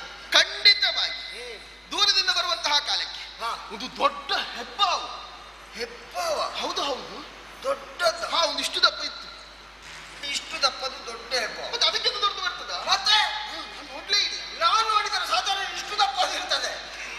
ಹೌದಾ? ಮತ್ತೆ ನಾನು ನನಗೆ ಇದೇ ದೊಡ್ಡದ ಹಾಗೆ ಕಂಡಿತ್ತು. ಹಾಗಾಗಿ ನಾನು ಮತ್ತೆ ನನ್ನ ಸಖಿ ದೂರದಿಂದ ಬರುವಾಗ ಅದನ್ನು ಕಂಡು ಹೆದರೇ ಬೊಬ್ಬೆ ಹಾಕಿದ್ದು. ದೂರದಿಂದ ಕಂಡು ಹೆದರಿದ್ದು? ಇನ್ನು ಹತ್ತಿರ ಬರುತ್ತಿದ್ದ ಅಲ್ಲೇ ಪ್ರಾಣ ಹೋಗುತ್ತಿತ್ತು. ಪ್ರಾಣವೇ ಹೋಗ್ತಿದ್ದೆ ಅಲ್ವಾ? ಹಾಗಾಗಿ ನಾವು ಬೊಬ್ಬೆ ಹಾಕಿದ ತಕ್ಷಣ ಆ ಹಾವು ಹೆದರಿ ಎಲ್ಲಿ ಹೋಗಿದೆ ಅಂತಲೇ ಗೊತ್ತಿಲ್ಲ. ನೋಡು, ಹಾವನ್ನು ನೋಡಿ ನೀವು ಭಾವಿಸಿದ್ದು ನೀವು ಹೆದರಿದ್ದೀವಿ. ಹೌದು. ಇಲ್ಲ, ನಿಮ್ಮನ್ನು ನೋಡಿ ಹಾವು ಹೆದರಿದೆ. ಅಲ್ಲ, ಅಷ್ಟು ಜೋರು ಬೊಬ್ಬೆ ಹಾಕಿದ್ದೇವೆ ನಾವು. ನಮ್ಮ ಬೊಬ್ಬೆ ಕೇಳಿಯೇ ಬೊಬ್ಬೆಗೆ ಹೆದರಿದ್ದಲ್ಲ, ನಮಗಿಂತ ದಪ್ಪದವರಿದ್ದಾರಲ್ಲ ಅಂತ. ನಾವು ಹೆಬ್ಬಾವಿನ ಹಾಗವ್ರಿಗೆ ಅದು ಕಂಡಿದ್ದ ಹಾಗಲ್ಲಪ್ಪ. ಮನುಷ್ಯರನ್ನು ಕಾಣುವಾಗ ನಾವು ಯಾವಾಗ್ಲೂ ಹಾಗೆ ಮನುಷ್ಯರು ಭಾವಿಸುತ್ತೇನು ಏನು ಅದು ನಮ್ಮನ್ನು ವಿರೋಧಿಸ್ತದೆ ಅಂತ. ನಿಜವಾಗಿ ಮನುಷ್ಯರನ್ನು ಕಂಡ್ರೆ ಅಂತಹ ಪ್ರಾಣಿಗಳೆಲ್ಲ ಭಯಗೊಂಡೇ ಹಾಗೆ ವರ್ತಿಸುವುದು ಗೊತ್ತುಂಟಾ? ಮತ್ತೆ ಅದು ಓಡಿದ್ದೆ ನಾವು ನಮ್ಮನ್ನು ನುಂಗುತ್ತದೆ ಎನ್ನುವ ಹಾಗೆ ಬಯಲಿಂದ ಬೊಬ್ಬೆ ಹಾಕಿದ್ದಪ್ಪ. ಯಾರನ್ನು? ನಮ್ಮನ್ನು. ಆ ಹಾವು ನಿನ್ನನ್ನು? ಅದಕ್ಕೆ ನಿನ್ನನ್ನು ಅಂತ ಪ್ರಶ್ನಾರ್ಥಕ. ಹಾಗಲ್ಲ, ನುಂಗುವುದಕ್ಕಿಲ್ವಾ? ಏನು ನುಂಗದೆ? ಹೌದು, ದೊಡ್ಡ ದೊಡ್ಡ ಪ್ರಾಣಿಗಳನ್ನು ನುಂಗುತ್ತದೆ. ಆದ್ರೆ ನಿನ್ನನ್ನು ನುಂಗಿದ್ರೆ ಅದುವೇ ಸಾಯ್ತಿತ್ತು. ಅದಕ್ಕೆ ಹಾಗೆ ಇದು ಯಾವ್ದಾದ್ರೂ ಒಂದು ಸಿಕ್ಕಿಕೊಂಡ್ರೆ ಸಾಕಲ್ಲ. ಹಾಗೆ ಆಭರಣಗಳು ಚುಚ್ಚಿಯಲ್ಲಿ ಅಂತ. ಹಾಗಾಗಿ ಹೆದರಿ ಓಡಿ ಹೋಗಿದೆ. ಹಾಗಾಗಿ ನಮ್ಮನ್ನು ಉಳಿಸುವುದಕ್ಕಾಗಿ ಬಂದವ ನೀನು. ನಿನ್ನನ್ನು ಇಲ್ಲಿಯ ತನಕ ಕಂಡವಳು ನಾನಲ್ಲ. ಹಾಗಾಗಿ ಕಾಣುವುದಕ್ಕೆ ಒಂದು ಅರಸ ಕುವರನ ಹಾಗೆ ಕಾಣುತ್ತಾ ಇದೀಯ.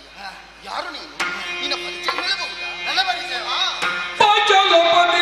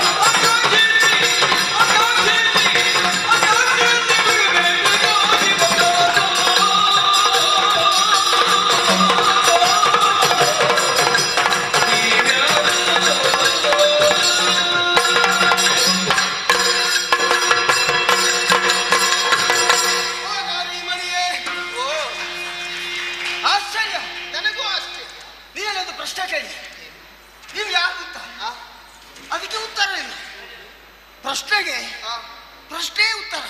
ಇದ್ಯಾರು ಅಂತ ತಿಳಿದ್ರೆ ನಮ್ಮ ಪರಿಚಯ ಹೇಳಿಕೊಳ್ಳುವುದಕ್ಕೆ ಸುಲಭ ಆಗುತ್ತದೆ. ತಪ್ಪಲ್ಲ. ಯಾರಾದರೂ ಅಪರಿಚಿತರು ಹೆಣ್ಣು ಮಕ್ಕಳಿಗೆ ಇದಿರಾದಾಗ ನೇರವಾಗಿ ಪರಿಚಯ ಕೇಳಿದರೆ ನೇರವಾಗಿ ಹೇಳಬಾರ್ದು ಅಲ್ವಾ? ನನಗಪ್ಪ ಸಂಸ್ಕಾರವನ್ನು ಕಲಿಸಿದ್ದಾರೆ. ಯಾಕೆ ಹೇಳಬಾರ್ದು ಅಂತ ಕೇಳಿ, ಎಲ್ಲಿಯಾದರೂ ಯಾರಾದ್ರೂ ಹೆಣ್ಣು ಮಕ್ಕಳಲ್ಲಿ ವಿಳಾಸ ಕೇಳಿದ ತಕ್ಷಣ ಅವರು ಉತ್ತರಿಸಿದ್ರೆ ಏನಾಗ್ತದೆ ಗೊತ್ತಾ? ಏನಾಗ್ತದೆ?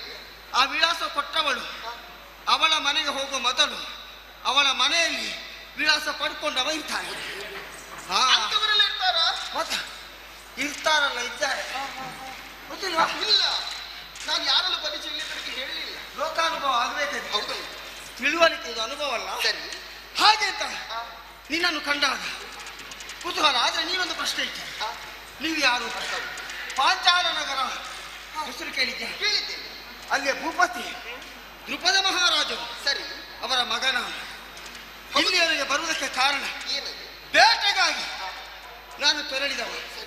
ನಮ್ಮ ನಾಡಿನಲ್ಲಿ ಬೇಟೆ ಆಡ್ತಾ ಆಡ್ತಾ ಆಡ್ತಾ ಮುಂದುವರಿದು ಬಂದು ಈ ಪುರವನ್ನು ಪ್ರವೇಶ ಮಾಡಿದ್ದು ಸರಿ ನನ್ನ ಅರಿವಿಗೆ ಬರಲಿಲ್ಲ. ಹಾಗೆ ಮುಂದುವರಿದು ಬಂದಾಗ ದೇವಾಲಯ ಕಂಡಿತು. ದೇವರ ಧ್ಯಾನವನ್ನು ಮಾಡೋಣ ಅಂತ ಧ್ಯಾನ ಮಗ್ನಾದಾಗ ನಿಮ್ಮ ಬೊಬ್ಬೆ ಕೇಳಿತು. ನಿನ್ನನ್ನು ಕಾಣುವಾಗ ಅಪ್ಪ ಪಳ ಪಳ ಪಳ ಪಳ ಪಳ ಪಳ ಪಳ ಅಂತ ಹೊಳಿತಾ ಇದೆ. ಕಾಂಚನ ಹೊಳಪು ಹೌದಪ್ಪ, ನಿನ್ನಲ್ಲಿ ಕಾಣ್ತಾ ಇದ್ದೇನೆ ಅಂತ ಹೊಳಪಿನಿಂದೊಡಗೂಡಿದ ನೀನು ಯಾರು, ನಿನ್ನ ಅಪ್ಪ ಯಾರು, ನಿನ್ನ ಹೆಸರೇನು, ಮರೆ ಮಾಚದೆ ಎನ್ನ ಹೆಸರುವೆ ಖಂಡಿತವಾಗಿ ಹೇಳಬಹುದು. ಕನಕ ಹಿರಣ್ಯ ವರ್ಣಾಖ್ಯ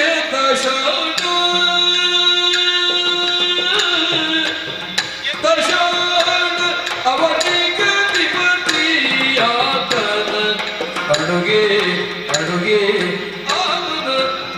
ಅಡುಗೆ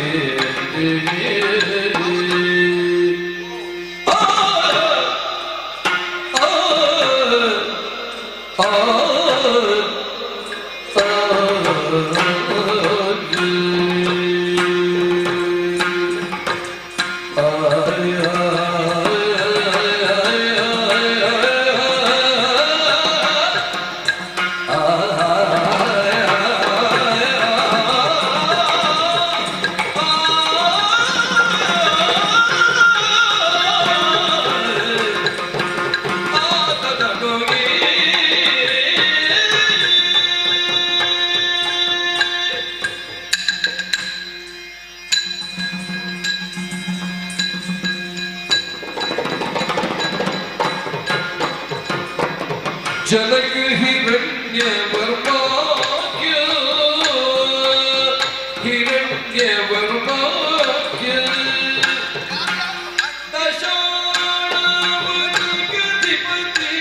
दशाणवधिपतियातनडुगी दशाणवधिपति आतनडुगी आतनडुगी आतनडुगी हिरण्यमणि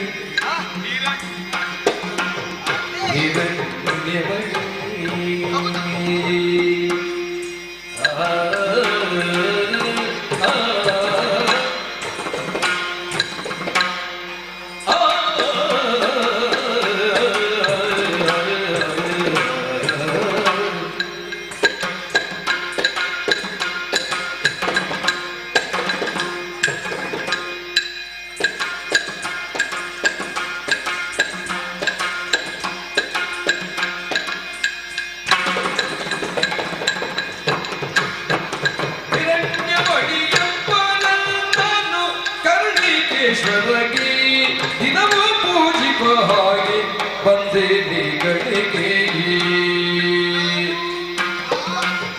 ಹಿರಣ್ಯಮಣಿ ಎಂಬರು ಎಂದನು ಕರ್ಣಿಗೇಶ್ವರಗಿ ದಿನವೂ ಪೂಜಿಪ ಹಾಗೆ ಬಂದೆ ನಿಗಳಿಗೆ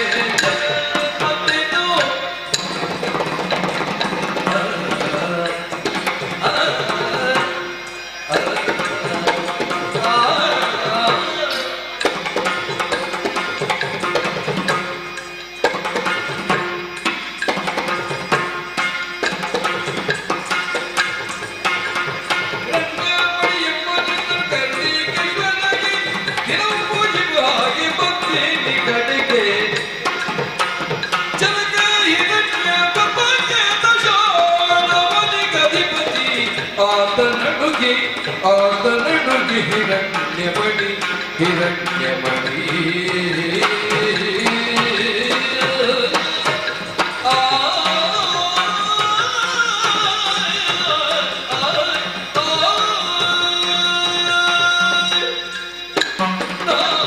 ಹಿರಣ್ಯಮಣಿ ನೀನರಿಯದೆ ಈ ಪುರವನ್ನು ಪ್ರವೇಶಿಸಿದೆ. ಈ ಪುರ ಯಾವುದಂತ ತಿಳಿದಿದ್ದೀಯಾ? ಹೆಸರು ಕೇಳಿದ್ದೆ. ದಶಾರಣ ಎನ್ನುವ ಹಾಗೆ ಈ ನಗರದ ಹೆಸರು. ಇದನ್ನಾಳುವವರು ಹಿರಣ್ಯವರ್ಮ. ಹೌದು ಹೌದು. ಅವರ ನಾನು ಅವರ ವಿಳಾಸ ಕೇಳಲಿಲ್ಲ. ನನಗೆ ನೀನು ಯಾರು ಅಂತ ನಿನ್ನ ವಿಳಾಸ ಸಿಕ್ಕಿದ್ರೆ ಸಾಕು. ನನ್ನ ವಿಳಾಸ ಇರುವುದೇ ಅಲ್ಲಿ ಅಂತ. ನೀನಲ್ಲಿಯಾ? ಹೌದೌದು. ಅಂದ್ರೆ ನನ್ನ ಅಪ್ಪ ಅವರು ಈ ಪುರದ ಅರಸ ಎನ್ನಪ್ಪ. ಅವರ ಅಂತಾದ್ರೆ ನೀನು ಅವರಿಗೆ ಮಗಳು. ಹೌದು. ಹಿರಣ್ಯವರ್ಮನ ಮಗಳು. ನಿನ್ನ ಇಷ್ಟು ಚಂದ, ಬಹಳ ಚಂದ ಇದ್ದೀನಿ. ಹೌದಾ? ಪಳ ಪಳ ಅಂತ ಹೊಳಿತಾ ಇದ್ದಿ. ನಿನ್ನ ಹೆಸರೇನು? ಹಿರಣ್ಯಮಣಿ. ಹೇಗೆ? ಹಿರಣ್ಯಮಣಿ. ಅದೇ ಅದೇ ಹಾಗೇ ಹೊಳಿತಾ ಇದ್ದೀನಿ. ಹೌದಾ? ಸರಿಯಪ್ಪ. ಹಿರಣ್ಯಮಣಿ ಎನ್ನುವ ಹಾಗೆ ಶುಭ ನಾಮವನ್ನಿರಿಸಿದವರಿದ್ದಾರೆ. ಪ್ರತಿನಿತ್ಯವೂ ಕರ್ಣಿಕೇಶ್ವರನನ್ನು ಅರ್ಚಿಸುವುದು ನನ್ನ ದಿನನಿತ್ಯದ ಕೆಲಸ. ನೀನು ಯಾವತ್ತು ಬರ್ತೀನಿ? ಪ್ರತಿ ದಿವಸವೂ ಬರ್ತೇನೆ ನಾನು ಇವತ್ತು ಮಾತ್ರ ಬಂದೆ. ಹೌದಾ? ಯಾಕೋ ಏನು ಬಂದದ್ದು ಒಳ್ಳೇದೇ ಆಯ್ತು. ಅರ್ಚಿಸಿ ಇನ್ನೇನು ಹೋಗುವಷ್ಟರಲ್ಲಿ ನೀನು ಕಣ್ಣೆದುರು ಸಿಕ್ಕಿದೆ. ನಿನ್ನನ್ನು ಕಂಡಾಗ ಮನಸ್ಸಿನೊಂದು ಆಸೆ ಮೂಡುತ್ತಾ ಇದೆ. ಹೌದಾ? ಹೌದು ಹೌದು. ಏನು? ಎಲ್ಲಾ ಹೆಣ್ಣು ಮಕ್ಕಳಿಗೆ ಬೆಳೆಯುವಂತಹ ಕಾಲಕ್ಕೆ ಒಂದು ಆಸೆ ಮೂಡುತ್ತದೆ. ನಾನು ಮದುವೆಯಾಗುವಂತಹ ಗಂಡ ಹೀಗೆಯೇ ಇರಬೇಕೆನ್ನುವಂತಹ ಕನಸು ಕಾಣುತ್ತಾರೆ. ಆ ಕನಸೇ ಸಾಕಾರಗೊಂಡು ನನ್ನ ಮುಂದೆ ನಿಂತಿತ್ತು ಎನ್ನುವ ಹಾಗೆ ನಿರ್ವಾಸವಾಗುತ್ತಾ ಇದ್ದೀಯ. ನನ್ನನ್ನು ಮದುವೆಯಾಗಲಿಲ್ಲ ನೀನು ಹೇಳುದ? ನನ್ನದು ನೇರ. ಹೌದು ಹೌದು. ನಿನ್ನನ್ನು ಪಡೆದದಕ್ಕೆ ನಿನ್ನ ಅಪ್ಪನ ಜನ್ಮ ಸಾರ್ಥಕ ಆಯ್ತು. ಎಂತ ಕೇಳಿ ಹಿರಣ್ಯಮಣಿ ಪದದಲ್ಲಿ ಬೇಡ ಸುಗುಣಿ, ಪದದಲ್ಲಿ ಬೇಡ ಸುಗುಣಿ.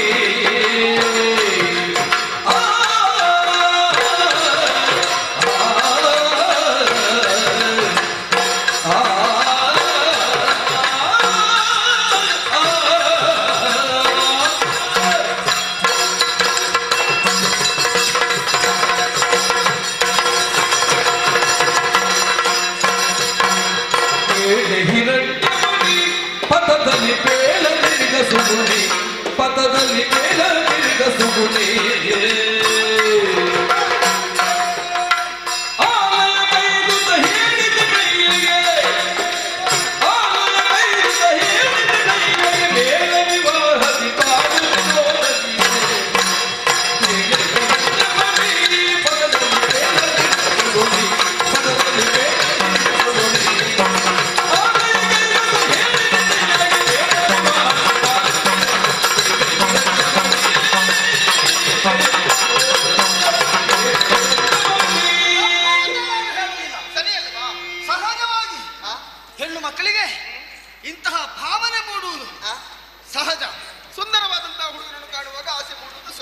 ಹೌದಪ್ಪ ಅಲ್ವಾ? ಹಾಗೆ ಅಂತಹ ಭಾವನೆ ಮೂಡುವಾಗ ಕ್ಷೇತ್ರ ಪಾತ್ರದ ಕಲ್ಪನೆ ಇರಬೇಕಾಗ್ತದೆ ನಮಗೆ.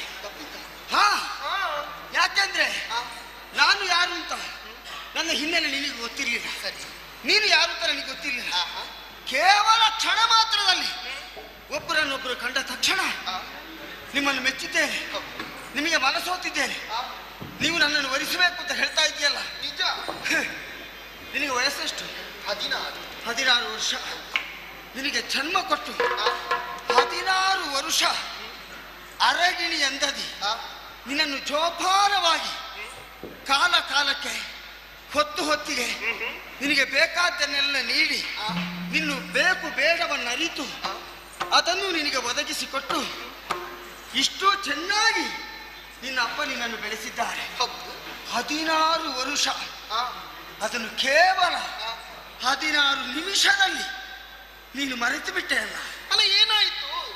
ಇಲ್ಲದಿದ್ರೆ ಪ್ರಾಯಕ್ಕೆ ಬಂದ ಮಗಳಿಗೆ ಯಾವಾಗ ಮದುವೆ ಮಾಡಬೇಕು, ಹೇಗೆ ಮದುವೆ ಮಾಡಬೇಕು, ಯಾರೊಂದಿಗೆ ಮದುವೆ ಮಾಡಬೇಕು, ಅದು ಜನಕ ಜನನಿಯರಿಗೆ ಮೊದಲೇ ತಿಳಿದಿರ್ತದೆ. ಆ ಹೊಣೆಗಾರಿಕೆಯನ್ನು ಅವರು ಅರಿತಿರ್ತಾರೆ. ಅದಕ್ಕಾಗಿ ಇದು ದೇವಾಲಯ. ನನ್ನಲ್ಲಿ ಅಂತಹ ಮಾತನ್ನು ಗುಣವತಿಯಾಗಿ ಕಾಣುತ್ತಿರುವಂತಹ ನೀನು ಆಡುವುದು ಉಚಿತ ಅಲ್ಲ.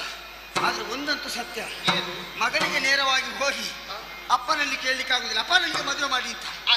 ಅದಕ್ಕೊಂದು ಕೆಲಸ ಮಾಡು, ಏನಾದ್ರೂ ಒಂದು ಉಪಾಯ ಹುಡುಕಿ ನೇರವಾಗಿ ನಿನ್ನ ಮನೆಗೆ ಹೋಗಿ ಅಪ್ಪನಿಗೆ ತಿಳಿಯುವ ಹಾಗೆ ಮಾಡಿ ಅಪ್ಪನೇ ಅದನ್ನು ಅರಿತು ಒಂದು ಒಳ್ಳೆಯ ಗಂಡು ಹುಡುಕಿ ನಿನಗೆ ಮದುವೆ ಮಾಡಿಸ್ತಾನೆ. ಹೋಗು. ತುಚ್ಚಗಾಮ ಬಯಸಿ ನಿನ್ನನ್ನು ಇಚ್ಛಿಸಿ ನಿನ್ನನ್ನು ಇಚ್ಛಿಸಿ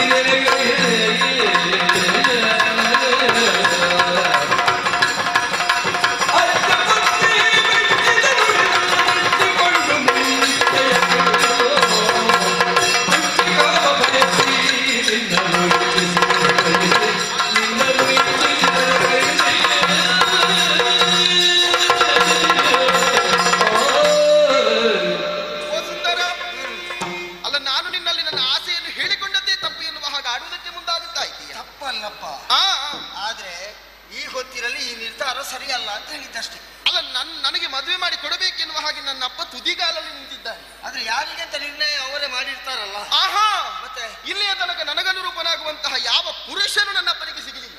ಇಲ್ಲದಿದ್ದರೆ ಇದಕ್ಕಿಂತ ಮೊದಲು ಮದುವೆ ಮಾಡಿಕೊಟ್ಟು ಕಳುಹಿಸಿ ಆಗುತ್ತಿತ್ತು. ಈಗ ನೀನಾಡಿದ ಮತ್ತು ನಿನ್ನ ಅಪ್ಪನೇ ಆಡ್ತಿದ್ರೆ ವಿಷಯವೇ ಬೇರೆ ಆಗ್ತಿತ್ತು. ಇಲ್ಲಿ ಅಪ್ಪ ಇಲ್ಲವಲ್ಲ, ನೀನೇ ಹೇಳ್ತಾ ಇರುವುದು ನಾನೇ, ಅಪ್ಪ ಇಲ್ಲವಲ್ಲ. ನೋಡು, ಅಪ್ಪ ಇಲ್ಲಲ್ಲ ಅಂದ್ರೆ ಇಲ್ಲಿಲ್ಲ, ಇಲ್ಲಿ ನಾನು ನನ್ನ ಮಗಳೇ ಇರುವುದಲ್ವಾ.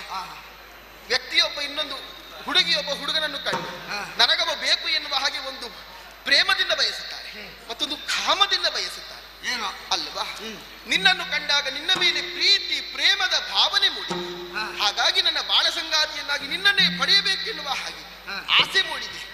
ಅದನ್ನು ಬಿಟ್ಟು ಕಾಮದ ಅಪೇಕ್ಷೆಯಿಂದ ನಿನ್ನನ್ನು ಬಯಸಿದ್ದು ನಾನಲ್ಲ, ನಾ ಪ್ರೇಮದಿಂದ ಬಯಸಿದ್ದು ನಿನ್ನನ್ನು. ಕಾಮದಿಂದ ಅಲ್ಲ, ಪ್ರೇಮದಿಂದ. ಹಾಗಿದ್ರೆ ಒಂದು ಮಾತು ಹೇಳ್ಬೇಕು. ಮಾಲನ ಕಾರಣವ ಬಿಟ್ಟರೆ ಸೇರಿ ಮಾಡಿದಲಿವ, ಬಿಟ್ಟರೆ ಸೇರಿ ಮಾಡಿದಲಿವ. ಮಾಲನ ಕಾರಣವ ಬಿಟ್ಟರೆ ಸೇರಿ ಮಾಡಿದಲಿವ. ನಾಡಿಯ ನಿನಗಾಧೀನತೆಯೇ ನಾಧೀನತೆ ಮಾಲನ ಕಾರಣವ ಬಿಟ್ಟರೆ ಸೇರಿ ಮಾಡಿದಲಿವ, ಬಿಟ್ಟರೆ ಸೇರಿ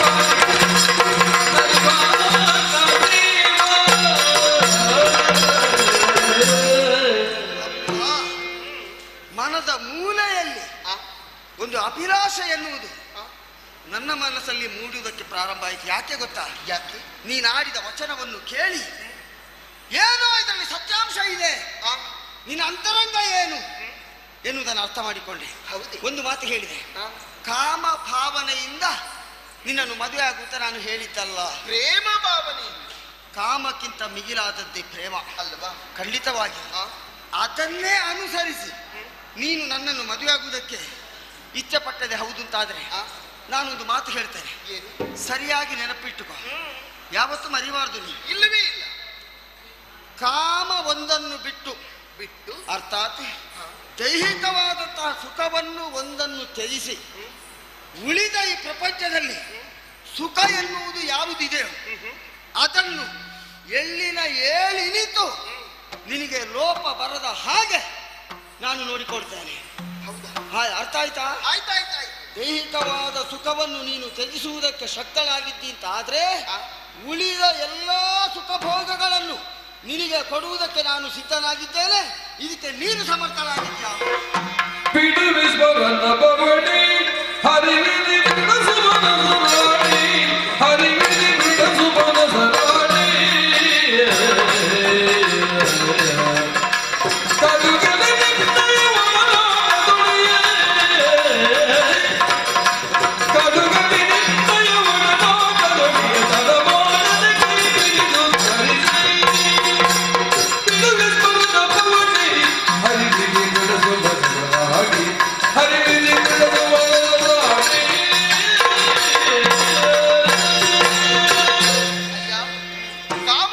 ಕ್ಷಣಿಕ ಸುಖ, ಅದಕ್ಕಿಂತಲೂ ಮಿಗಿಲಾದದ್ದು ಪ್ರೇಮ ಎನ್ನುವುದನ್ನು ಅರ್ಥವಿಸಿಕೊಂಡವಳಿದ್ದೇನೆ. ಖಂಡಿತವಾಗಿ. ಹಾಗಾಗಿ ನನಗೆ ಬೇಕಾದದ್ದು ನಿನ್ನ ಪ್ರೀತಿಯ ಮಾತುಗಳು, ಆ ಪ್ರೇಮ ತುಂಬಿದಂತಹ ಜೀವನ, ಆ ಕಾಮವನ್ನು ಉಳಿದು ಇತರ ಎಲ್ಲಾ ಸಂತೋಷವನ್ನು ನೀನು ಕೊಡುತ್ತಿ ಎಂದಾದ ಬಳಿಕ ಖಂಡಿತವಾಗಿ ನನಗೆ ಅದೇ ಸಾಕು. ಹೌದಾ? ಇದು ಆ ಪರಮೇಶ್ವರನ ಮೇಲೆ ಆಣೆಯಾಗಿ ಸಂತೋಷ ಆಯ್ತು.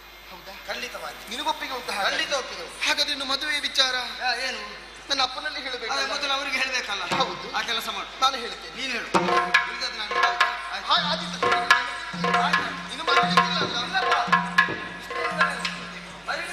ಇಲ್ಲವಲ್ಲ? ಆದಿತ್ತ ಮದುವೆ ದಿವಸ ಕಾಣುವ. ನಾನು ಬರುವಾಗ ನನ್ನ ಜೊತೆಯಲ್ಲಿ ಸ್ವಲ್ಪ ಮಂದಿ ಬಂದಿದ್ದು, ಈಗ ಅವ್ರು ಹೋದ್ರಾತ, ಇವತ್ತು ಇವ್ರದ್ದು ಮುಗಿಯುವುದಿಲ್ಲ ಅಂತೇಳಿ. ಬೇಟೆಗೆ ಬರುವಾಗ ಹೋಗಿದ್ರು ಹೋಗ್ಲಿ, ನಾವಿದನ್ನು ಮುಂದುವರಿಸಬೇಕಲ್ಲ, ಅದರ ಬಗ್ಗೆ ಆಲೋಚನೆ.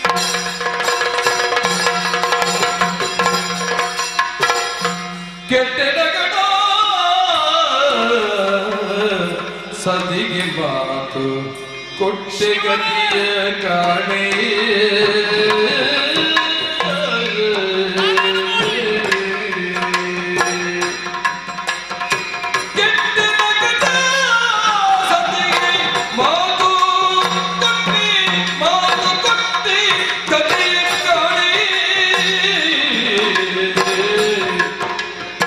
ಕಟ್ಟ ಕಡೆ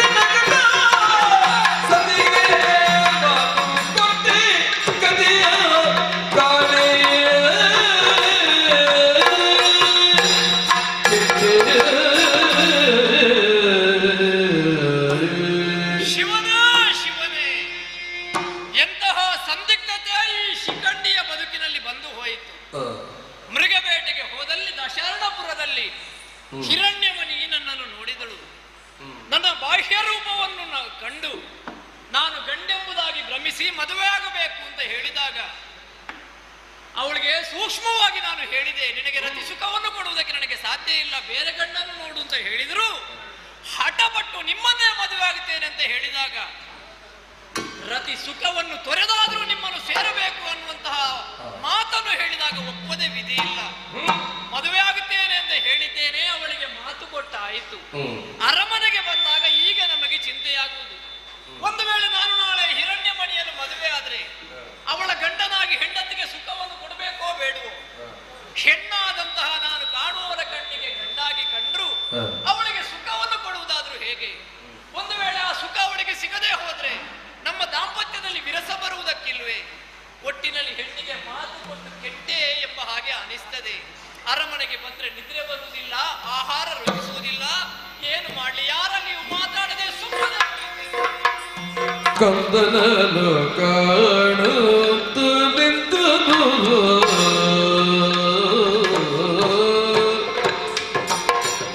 ಕಂದನಲು ಕಾಣುತ್ತಲೆಂದು ಕಂದಿ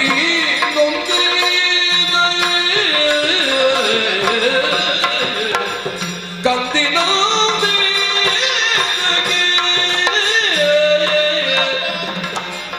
ನಂದನನಿ ಕುಲಚಂದ್ರ ಬೇಳೈ ನಂದನನಿ ಕುಲಚಂದ್ರ ಬೇಳೈ ಬಂದ ತೊಳು ಕಂದನನು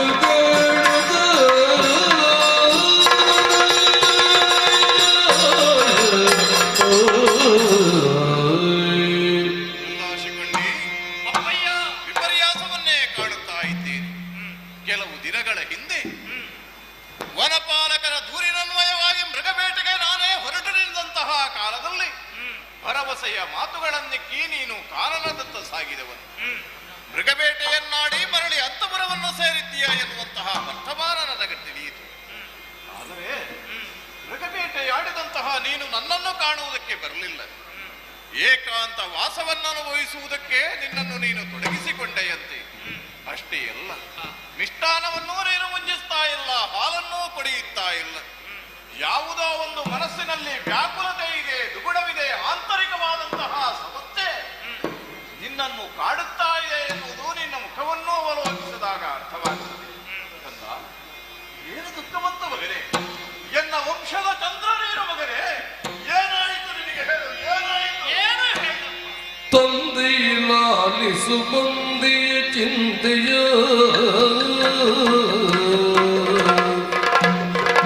ತಂದೆಯಲಾಲಿಸು ಮಂದಿಯ ಚಿಂತೆಯ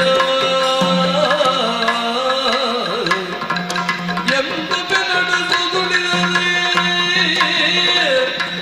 ಕಂದನು ದಾಸವೇನೆಂದು ಬೇಡಿದನಾಗಲೊಂದುಳಿಯದೆ ಕಥನಗಳ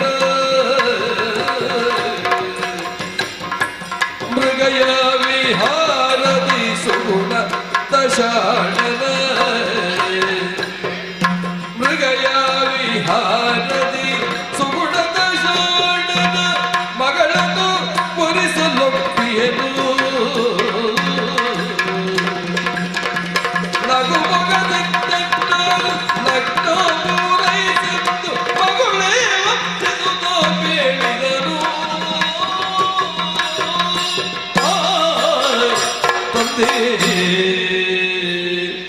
ಅಪ್ಪಯ್ಯ, ನನ್ನ ಮನಸ್ಸಿನ ಒಳಗೆ ಆಗುತ್ತಿರುವಂತಹ ತಳಮಳ ಅಥವಾ ಚಿಂತೆ ಇದನ್ನು ಯಾರಲ್ಲಿಯೂ ಹೇಳಿಕೊಳ್ಳುವುದಕ್ಕೆ ಸಾಧ್ಯವಿಲ್ಲದೆ ನಾನೇ ಕೊರಗಿಕೊಂಡು ಈ ಶಯ್ಯಾಗಾರವನ್ನು ಸೇರಿದವ. ನನ್ನಲ್ಲಿ ಪ್ರಾಣವನ್ನೇ ಇಟ್ಟಂತಹ ನೀವು ಮಗನನ್ನು ಕಾಣದೆ ನನ್ನನ್ನು ಹುಡುಕಿಕೊಂಡು ಬಂದಿರಾ.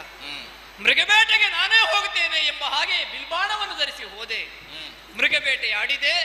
ಹಾಗೆ ತಿರುಗುತ್ತಾ ತಿರುಗುತ್ತಾ ಮುಂದೆ ಮುಂದೆ ಹೋದಾಗ ನಮ್ಮ ಪುರವನ್ನು ಬಿಟ್ಟೆ ದಶಾರಣಪುರವನ್ನು ಸೇರಿದೆ. ದಶಾರಣಕ್ಕೆ? ಹೌದು. ಏನಾಯಿತು? ಅಲ್ಲಿರುವಂತಹ ಕರ್ಣಿಕೇಶ್ವರ ದೇವರ ಗುಡಿಯನ್ನು ಕಂಡಾಗ ಪರಮೇಶ್ವರನ ಧ್ಯಾನವನ್ನು ಮಾಡುವ ಅಂತ ಬಯಕೆಯಾಯಿತು. ಅವರ ಗುಡಿಯಲ್ಲೇ ನಾನು ಸ್ವಲ್ಪ ವಿಶ್ರಾಂತಿಯನ್ನು ಪಡೆದೆ. ಆ ಸಂದರ್ಭದಲ್ಲಿ ಹಿರಣ್ಯವರ್ಮನ ಮಗಳಂತೆ ಹಿರಣ್ಯಮಣಿ ಎಂಬಂತಹ ಕನ್ನಿಕೆ ಏನೋ ಅವಳಿಗೆ ಆಪತ್ತು ಒದಗಿದೆ ಎಂಬ ಹಾಗೆ ಕೂಗಿದಾಗ ಅವಳ ಬಳಿಗೆ ನಾನು ಹೋದಾಗ ನನ್ನನ್ನು ಕಂಡಳು. ನನ್ನ ಈ ಬಾಹ್ಯ ರೂಪವನ್ನು ಕಂಡು ಮದುವೆಯಾಗಬೇಕು ಎಂಬ ಹಾಗೆ ಅವಳ ಆಶೆಯನ್ನು ಹೇಳಿದಳು.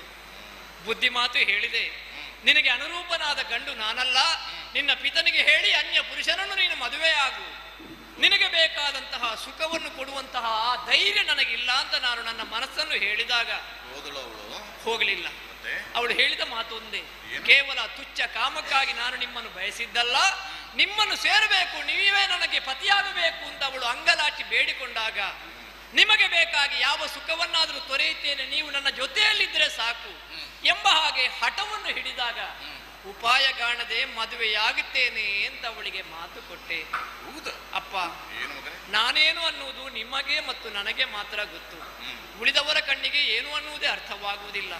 ಹೆಣ್ಣಿಗೆ ಮಾತನ್ನು ಕೊಟ್ಟಿದ್ದೇನೆ, ಮದುವೆ ಆಗುವುದಕ್ಕೆ ದಿಬ್ಬಣಿಗರಾಗಿ ಬರ್ತಾರೆ, ನಾನು ಮದುವೆ ಆಗಬೇಕು, ಮದುವೆಯಾದ ಮೇಲೆ ಏನು ಅನ್ನುವಂತಹ ಚಿಂತೆಯಲ್ಲಿ ಯಾರಲ್ಲಿಯೂ ನನ್ನ ಈ ಸಂಕಷ್ಟವನ್ನು ಹೇಳದೆ ನಾನೇ ಕೊರಗಿಕೊಂಡಿದ್ದೇನೆಪ್ಪ. ನಾನೇನು ಮಾಡಲಿ ಅಪ್ಪಯ್ಯ, ಏನು ಹಣದ ಮಾತುಂಡುಗೆ ಪುರುಷತ್ವ ಕೊಂದಿನ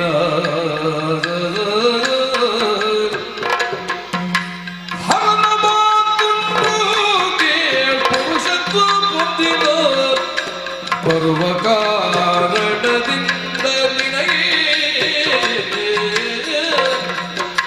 ಮಾಡುವೆ ಮದುವೆಯ ನಾಡ ಮಾತಲ್ಲೆಂದು ಕೂಡಲೇ ಪತ್ರ ಬರೆದು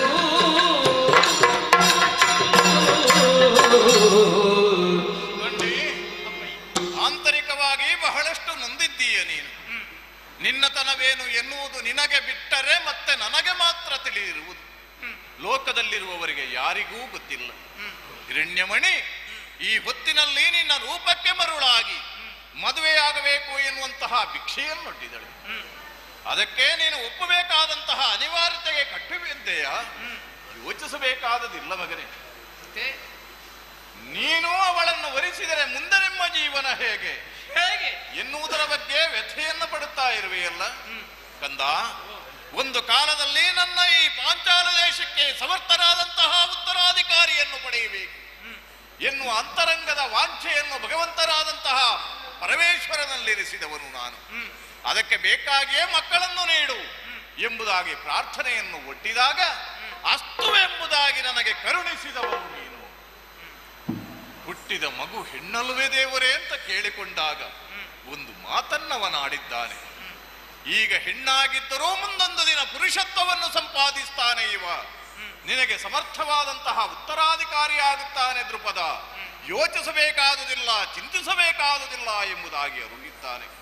ಮಗನೇ, ಇಂದು ನೀನು ಭಾಷೆಯನ್ನು ಕೊಟ್ಟೆ ಎಂದಾದ ಮೇಲೆ ಮದುವೆಯನ್ನು ಆಗಲೇಬೇಕು ಮಗನೇ. ಮುಂದಕ್ಕೆ ನಿನಗೆ ಪುರುಷತ್ವ ಬರುವುದಕ್ಕಿದೆ ಒಂದಲ್ಲ ಒಂದು ದಿವಸ. ನಿನಗೆ ಪುರುಷತ್ವ ಬರುವ ತನಕ ನೀನೆಲ್ಲಾದರೂ ಕಾದೆ ಎಂದಾದರೆ ನಿನ್ನ ವಯಸ್ಸು ಮೀರಿ ಹೋಗುವುದಿಲ್ವ ಹೇಳು? ವಯಸ್ಸು ಮೀರಿದ ನಂತರ ಯಾರಾದರೂ ಹುಡುಗಿ ಕೊಟ್ಟಾರ ಮಗನೇ? ಹಾಗಿದ್ರೆ ಮದುವೆ ಈಗ ಮತ್ತೆ ಪುರುಷತ್ವವನ್ನು ಸಂಪಾದಿಸಿಕೊಂಡ್ರೆ ಸಾಕು. ಯೋಚಿಸಬೇಕಾದಂತಹ ಅನಿವಾರ್ಯತೆಯೂ ಇಲ್ಲ, ಅವಶ್ಯಕತೆಯೂ ಇಲ್ಲ. ಆ ಹುಡುಗಿ ಎಲ್ಲಿಯವಳು? ದಶಾರ್ಣ ಹಿರಣ್ಯವರ್ಮನ ಮಗಳು. ಆ ಹುಡುಗಿಯ ಅಪ್ಪನಿಗೆ ನಾನೇ ಲೇಖನವನ್ನು ಬರೆದು ಕಳಿಸ್ತೇನೆ. ನಾವು ಮದುವೆಗೆ ಸಿದ್ಧರಿದ್ದೇವೆ, ನಿಮ್ಮ ಹುಡುಗಿಯನ್ನು ನನ್ನ ಮಗನಿಗೆ ಕೊಡ್ತೀರೋ ಎಂಬುದಾಗಿ ಒಪ್ಪಿದ ಅಂತ ಆದ್ರೆ ಶುಭ ಮುಹೂರ್ತದಲ್ಲಿ ಮದುವೆ ಎನ್ನುವಂತಹ ಮಂಗಲ ಮಹೋತ್ಸವ ದೇವರೇ ಕಾಪಾಡಬೇಕು. ನೀನು ನಿರ್ಭೀತೆಯಿಂದಿರ್ಬೇಕು, ಏನಾಗುವುದಿಲ್ಲ ಮಗ, ತಡ ಮಾಡುವುದಲ್ಲ ಲೇಖನ.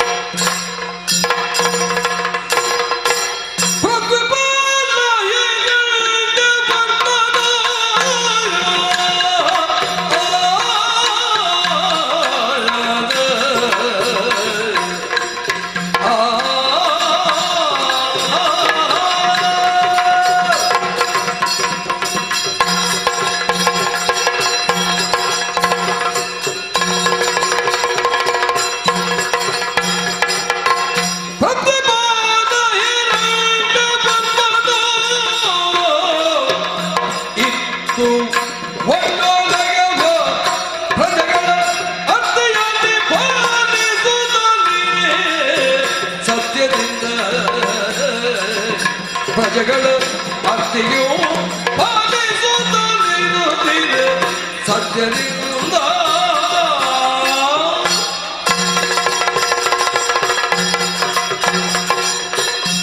ಆರ್ಯಾವರ್ತನಲ್ಲಿರುವಂತ 56 ದೇಶಗಳಲ್ಲಿ ಒಂದಾದ ನಮ್ಮ ಈ ದಶಾರಣ್ಯವ ನಮ್ಮ ರಾಜ್ಯ ನೋಡುವುದಕ್ಕೆ ಹೇಳುವುದಕ್ಕೆ ಬಹಳ ಚಿಕ್ಕದು ಎಂದು ಕೆಲವರು ಹೇಳುತ್ತಾ ಇದ್ದಾರೆ. ಚಿಕ್ಕ ರಾಜ್ಯ ಆದ್ರೆ ಏನಾಯಿತಲ್ಲ, ಚಿಕ್ಕದರಲ್ಲಿಯೂ ದೊಡ್ಡದನ್ನು ನಾವು ಸಂಪಾದನೆ ಮಾಡಿದವರು. ನಮ್ಮ ಸಭೆಯನ್ನು ಕಂಡಾಗ ಮನಸ್ಸಿಗೆ ಬಹಳ ಸಂತೋಷವಾಗುತ್ತಾ ಇದೆ. ಇಲ್ಲಿರುವಂತ ಪ್ರತಿಯೊಬ್ಬ ವ್ಯಕ್ತಿಗಳು ಪಂಚವರ್ಣಿಯವರು ಮಾಡಬೇಕಾದಂತ ಕೆಲಸಗಳೇನಿದೆಯೋ, ಬ್ರಾಹ್ಮಣರು ಯಾಗ ಯಜ್ಞಾದಿಗಳಲ್ಲಿ, ಕ್ಷತ್ರಿಯರು ದೇಶ ರಕ್ಷಣೆಯ ಕಾರ್ಯದಲ್ಲಿ, ವೈಶ್ಯರು ವ್ಯಾಪಾರಾದಿ ವೃತ್ತಿಗಳಲ್ಲಿ, ಉಳಿದವರು ಸೇವಾನಿರತರಾಗಿ ಇರುವುದರಿಂದಲೇ ಸಮರ್ಥವಾಗಿ ನಮ್ಮ ರಾಷ್ಟ್ರ ಇಂದು ಬೆಳೆಯುತ್ತಾ ಇದೆ. ಒಬ್ಬಳೇ ಮಗಳು, ಅವಳನ್ನು ಹೆತ್ತು ಮನಸ್ಸಿಗೆ ಬಹಳ ಸಂತೋಷದ ನೆಮ್ಮದಿಯಿಂದ ಸುಖದಲ್ಲಿ ನಮ್ಮ ರಾಜ್ಯ ಇಂದು ನೆರೆದಾಡುತ್ತಾ ಇದೆ. ಏನಂತ ಇವತ್ತಿನ ವಿಶೇಷ? ಓಲೆ ಬಂದಿದೆ. ಓಲೆ ಇದು ಯಾರು ತಂದು ಕೊಟ್ಟದ್ದು ನಿಮ್ಮಲ್ಲಿ? ಓಲೆಗಾರ. ಯಾರ್ದು ಓಲೆ ಅಂದ್ರೆ ಏನು ವಿಷಯ ವಿಷಯ ಇರುವುದರಿಂದ ಓಲೆ. ನೋಡುವ ಏನು ಬರೆದಿದ್ದಾರೆ ನೋಡುವ.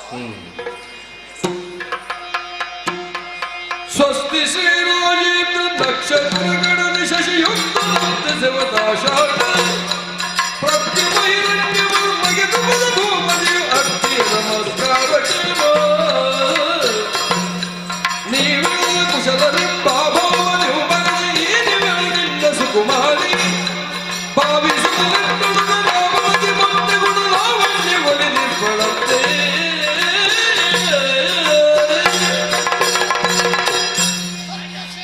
ಬರೆದಿದ್ದಾನೆ. ಪಾಂಚಾಲಾಧಿಪತಿಯಾದಂತಹ ದ್ರುಪದ ಮಹಾರಾಯನು ದಶಾರ್ಣವ ರಸನಾದಂತಹ ಹಿರಣ್ಯವರ್ಮನಿಗೆ ಹೊರದಿಟ್ಟಂತ ಓಲೆ. ನಾವು ಸುಖಿಗಳು, ನಿಮ್ಮ ಸುಖ ಸಂತೋಷವನ್ನು ಕೇಳುವರೆ ನಾವು ಕುತೂಹಲಗಳಾಗಿದ್ದಾರೆ. ವಿಷಯ ಏನು ಅಂತ ಹೇಳಿ, ವಿಷಯ ನನ್ನ ಶಿಖಂಡಿ ವನವಿಹಾರಕ್ಕೆಂದು ನಿಮ್ಮ ಕಡೆಗೆ ಬಂದಿದ್ದ, ದಶಾರ್ಣವ ಕಡೆಗೆ ಬಂದನಂತೆ. ಅಲ್ಲಿ ನಿಮ್ಮ ಮಗಳಾದಂತಹ ಹಿರಣ್ಯಮಯಿ ವನವಿಹಾರದಲ್ಲಿ ಇದ್ದಳು. ಇವಳನ್ನು ಅವ ನೋಡಿದ, ಅವಳನ್ನು ಇವ ನೋಡಿದ, ಮನಸಾರೆ ಒಪ್ಪಿದ್ದಾರೆ. ಪುಣ್ಯಾತ್ಮರೇ, ಮಕ್ಕಳು ಒಪ್ಪಿದ ಕಾರಣ ಅವರಿಬ್ಬರನ್ನು ಒಂದುಗೂಡಿಸುವಂತ ಕೆಲಸ ಹಿರಿಯವರಾದ ನಮ್ಮದಾಗಿದೆ. ಇದಕ್ಕೆ ನೀವು ಒಪ್ಪಿಗೆ ಇದ್ದರೆ ಚಂದದಲ್ಲಿ ನಾವು ಸಂಬಂಧವನ್ನು ಬೆಳೆಸೋಣವೇ? ಇದಕ್ಕೆ ನಿಮ್ಮ ಉತ್ತರವನ್ನು ಕಾಯುತ್ತಾ ಇದ್ದೆ. ಇಂತಿ ದ್ರುಪದ ಮಹಾರಾಯ. ಹೇಗೆ ಮಂತ್ರಿಗಳೇ, ಓಲೆ ಒಕ್ಕಣ ನಿಮಗೆ ಅರ್ಥ ಆಯ್ತಲ್ಲ. ಪಾಂಚಾಲಾಧೀಶನಾದಂತಹ ದ್ರುಪದ ತನ್ನ ಮಗನಾದಂತಹ ಶಿಖಂಡಿಗೆ ನಿಮ್ಮ ಮಗನಾದಂತಹ ಹಿರಣ್ಮೆಯನ್ನು ಕೊಡಿ ಎಂಬ ಹಾಗೆ ಓಲೆ ಬರೆದಿದ್ದಾನೆ. ಮಕ್ಕಳು ಒಪ್ಪಿಕೊಂಡಿದ್ದಾರಂತೆ. ಈ ಲೋಕದಲ್ಲಿ ಪ್ರೀತಿಯಿಂದ ಹೆಚ್ಚಿಗೆ ಮತ್ತೆ ಯಾವುದೂ ಇಲ್ಲ. ಯಾರು ಯಾರನ್ನು ಪ್ರೀತಿಸಿದ್ದಾರೋ ಅವರು ಜೀವನದಲ್ಲಿ ಸಹಬಾಳ್ವೆಯನ್ನು ನಡೆಸಲೇಬೇಕು. ಅದಕ್ಕೆ ಹಿರಿಯವರಾದ ನಾವು ವಿರೋಧವನ್ನಂತೂ ಮಾಡಲೇಬಾರದು. ಆದರೆ ಇದರ ಬಗ್ಗೆ ವಿಮರ್ಶೆ ಮಾಡದೆ ಕೊಡ್ತೇನೆ ಅಂತ ಹೇಳುವುದು ಅಪರಾಧವಾಗುತ್ತದೆ. ನನ್ನ ಮಗಳ ಜೊತೆಯಲ್ಲಿ ಆ ಸತಿಯನ್ನು ಒಬ್ಳು ಹೋಗಿದ್ದಾಳೆ. ಸತ್ಯ ಗೊತ್ತಾಗಬೇಕಲ್ಲ. ಅಲ್ಲಿ ಏನೆಲ್ಲ ನಡೆದಿದೆ ಅಂತ ಕೇಳದೆ ನಾನೆಲ್ಲಾದ್ರೂ ಮಾತು ಕೊಟ್ಟು ಬಿಟ್ರೆ ನಾಳೆ ಗಂಡಾಂತರ ಆದ್ರೆ ಮಗಳ ಜೀವನ ಹಾಳಾಗೋದಿಲ್ವೇ? ಅಲ್ಲಿ ನನ್ನ ಮಗಳ ಜೊತೆಯಲ್ಲಿ ಹೋದವಳಿದ್ದಾಳಲ್ಲ, ಅವಳನ್ನು ಈ ಕಡೆ ಕಳಿಸಬೇಕು.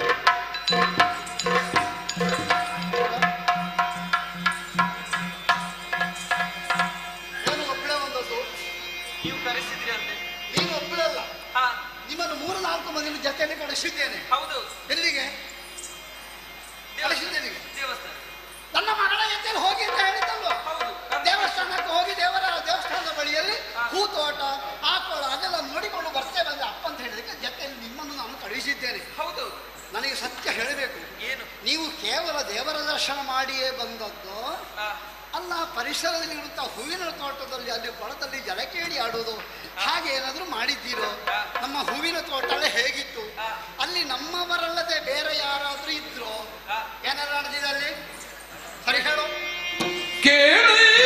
ನನ್ನ ಪಾಲನೆ ನಿನ್ನಯ ಬಾಲೆ ಒಲಿದೆವು ನಿಶ್ಚಯ ಬಾಲೆ ಒಲಿದೆವು ನಿಶ್ಚಯ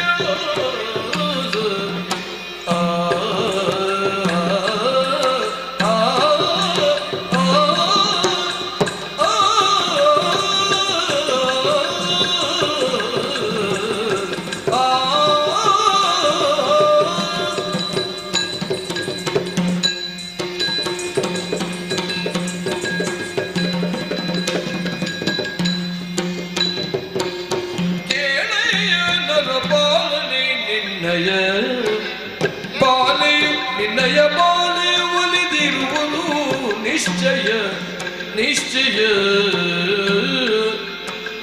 ಮೇಲಾಕೆಯು ತನ್ನಾಲಯ ಸೇರುತ್ತ ಮೇಲಾಕೆಯು ತನ್ನಾಲಯ ಸೇರು ಏಳದೊರಗಿರುವುದು ನಿಶ್ಚಯ ಕ್ಷೀರವ ಕುಡಿಯಲು ಹಾರವ ಧರಿಸಲು ಕ್ಷೀರವ ಕುಡಿಯಲು ಹಾರವ ಧರಿಸಲು ಕೀರದ ಪಡೆಗಳು ಅಂಕಿಸಿ ಪೋರನೆ ಲಗ್ನವ ತೀರಿಸದಿರಿ ಸುಕುಮಾರಿ ಇಲ್ಲದಿ ಯೋಜಿ ಸುಕುಮಾರಿ ಇಲ್ಲ ಇಲ್ಲದಿ ಯೋಜಿಸಿ ಯೋಜಿಸಿ ಯೋಜಿಸಿ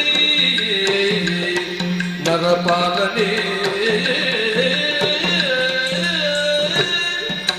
ಯೋಜಿಸಿ. ಅಲ್ಲಿ ಏನೆಲ್ಲ ನಡೆಯಿತು? ನೀವು ಕೊಟ್ಟಂತಹ ಅಪ್ಪಣೆಯನ್ನು ಹೊತ್ತುಕೊಂಡು ನಡೆದವರು ನಾವು, ಸದಾಕಾಲ ರಾಜಕುಮಾರಿಯ ಜೊತೆಗೇ ಇರುವವರಲ್ಲ. ಹಾಗೆಂದು ಇಂದೂ ಕೂಡ ಅಲ್ಲಿ ನಡೆದ ವಿಷಯ ಎಲ್ಲ ನಿಮಗೆ ಗೊತ್ತಿದೆ ಅಲ್ಲ? ಹೌದು. ಏನೆಲ್ಲ ನಡೀತು? ಸದಾಕಾಲ ಪೂಜಿಸುವಂತಹ ದೇವಸ್ಥಾನಕ್ಕೆ ಹೋಗಬೇಕೆಂಬ ಹಾಗೆ ನಿರ್ಧರಿಸಿ ನಾವೆಲ್ಲರೂ ಹೋದವು. ಪೂಜೆ ಆಯ್ತಾ? ಕರ್ಣಿಕೇಶ್ವರ ದೇವರನ್ನು ಪೂಜಿಸಿ ಮರಳಿ ಬಂದವು. ಆದ್ರೆ ಏನು ಮಾಡೋಣ, ಮರಳಿ ಮತ್ತೆ ಎಲ್ಲಿ ಹೋದ್ರಲ್ಲಿ? ನೇರವಾಗಿ ಬಂದದ್ದಲ್ಲ, ಮತ್ತೆ ಸುತ್ತಾಡುತ್ತಿರುವಂತಹ ಸಂದರ್ಭ ಅಲ್ಲಿ ಧ್ಯಾನಸ್ಥನಾಗಿ ಕುಳಿತಂತಹ ಓರ್ವನನ್ನು ಕಂಡವಳು ರಾಜಕುಮಾರಿ. ದೇವರ ಧ್ಯಾನ ಮಾಡುವರು ದೇವಸ್ಥಾನ ಕುಳಿತು ಎಷ್ಟೋ ಮಂದಿ ಇರ್ತಾರೆ, ಅದರಲ್ಲಿ ಏನು ವಿಶೇಷ? ನಮ್ಮವರೇ ಎಂಬ ಹಾಗೆ ಭಾವಿಸಿಕೊಂಡರೂ ಕೂಡ ಪರಿಚಯ ಮುಖ ನೋಡಿದಾಗ ಪರಿಚಯ ಇಲ್ಲ. ಪರವೂರಿನವರು? ಹೌದು. ನಾವು ಹೇಳಿದ್ದೇವೆ ನಮ್ಮ ಊರಿನ ದೇವಸ್ಥಾನಕ್ಕೆ ಎಲ್ಲ ಯಾವ ಊರಿನವರು ಬೇಕಾದ್ರೆ ಬರಬಹುದು ಅಂತ.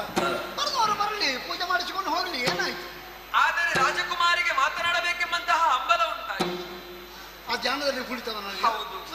ಹಾಗಾಗಿ ಹೇಗೆ ಏನು ಮಾಡೋಣ ಎಂಬ ಹಾಗೆ ಯೋಚಿಸುತ್ತಿರುವಂತಹ ಸಂದರ್ಭ ನಾವೇ ಒಂದು ಉಪಾಯವನ್ನು ಹೇಳಿಕೊಟ್ಟವರು. ಎಂತದ್ದು?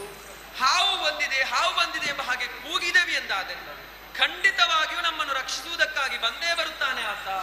ಹಾವು ಬಂದ ಕಾರಣ ಹೇಳಿದ್ದ ಅಲ್ಲ ಸುಮ್ಮನೆ ಹೇಳಿದ್ದ? ಆತನ ಗಮನಕ್ಕೆ ಹಾವು ಬಂದಿದೆ ಎಂಬ ಹಾಗೆ ಯೋಚಿಸಿದ್ದಾನೆ.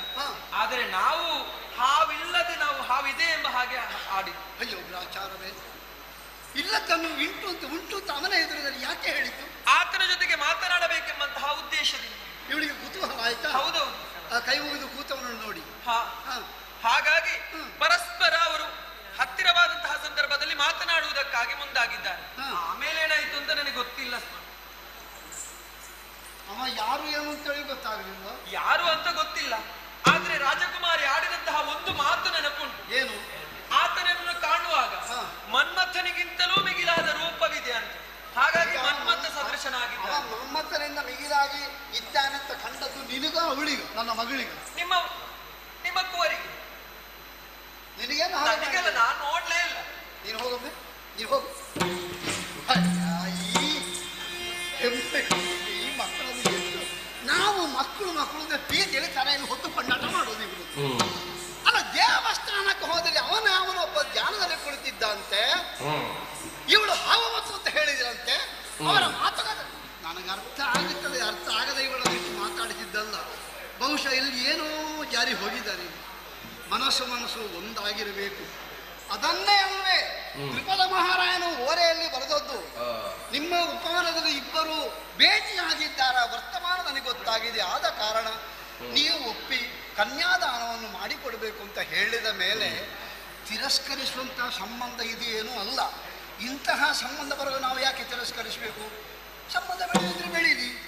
ಪಾಂಚವನ ತ್ರಿಪದ ಮಹಾರಾಯ ಬಹಳ ದೊಡ್ಡ ವ್ಯಕ್ತಿಯವ. ಆದ ಕಾರಣ ಆದಷ್ಟು ಬೇಗ ಇದನ್ನು ಮಾಡಿ ಮುಗಿಸಬೇಕು.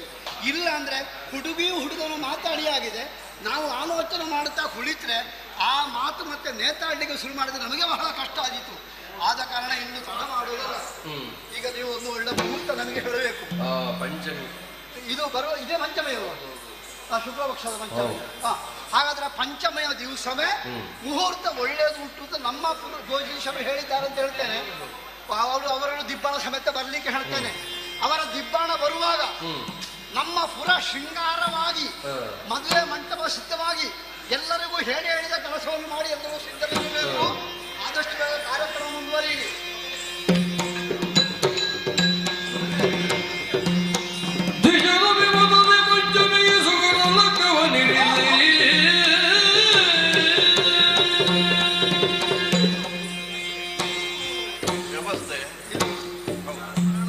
ನನ್ನ ಇದು ದೊಡ್ಡ ಮಗ, ಸಣ್ಣ ಮಗ. ಮದುಮಗ. ಚಿಕಂಡಿ ಅಲ್ಲ ಮದುಮಗ ನಾನು ಕೇಳಿದ್ದೆ. ಕೊಡ್ಲಿಲ್ಲ ಇವಳಿ ನಮ್ಮ ಹುಡುಗ ಹೇಗೆ ಬಾವಿ ಅಳಿಮಯ್ಯ. ಅಳಿ ಬಾವಿ ಅಳಿಮಯ್ಯ. ಬಾವಿ, ಈ ಬಾವಿ ಅಲ್ಲ, ಇನ್ನು ಅಳಿಯನೆ ಅಳಿಯನೆ. ನೀವೆಲ್ಲ ಅಲ್ಲಿಂದ ಬರುವಾಗ ದಾರಿಯಲ್ಲಿ ನಿರ್ವಿಘ್ನವಾಗಿ ಬಂದಿರಿ ತಾನೆ. ನಾವು ಹೋಗುವಂತಹ ದಾರಿ ಯಾವತ್ತೂ ಸುಗಮವೇ. ನಿಮ್ಮ ಪ್ರಯಾಣವೆಲ್ಲ ಸುಖಕರವಾಯಿತು ತಾನೆ. ಇಷ್ಟರವರೆಗೆ ತೊಡಕು ತೊಂದರೆಗಳು ಬಾಧಿತವಾದವು. ಬೇಕಾದಂತಹ ತಂಪು ಪಾನೀಯಾದಿಗಳನ್ನೆಲ್ಲ ಇರಿಸಿದ್ದೇವೆ. ದಿಬ್ಬಣಿಗಳನ್ನೆಲ್ಲ ಸ್ವೀಕರಿಸಲಿಕ್ಕೆ ನಿಮ್ಮ ವ್ಯವಸ್ಥೆ ನೋಡುವಾಗಲೇ ನಮಗೆ ಅತಿ ಉತ್ಸಾಹ ಆದಂತಹ ದಣಿವೆಲ್ಲವೂ ತನ್ನಿಂದ ತಾನೇ ಮಾಯವಾಗಿ ಹೋಯಿತು. ನೀವು ನೋಡಿ ಇವರ ಮುಖ ನೋಡುವಾಗ ಗೊತ್ತಾಗುವುದಿಲ್ಲ.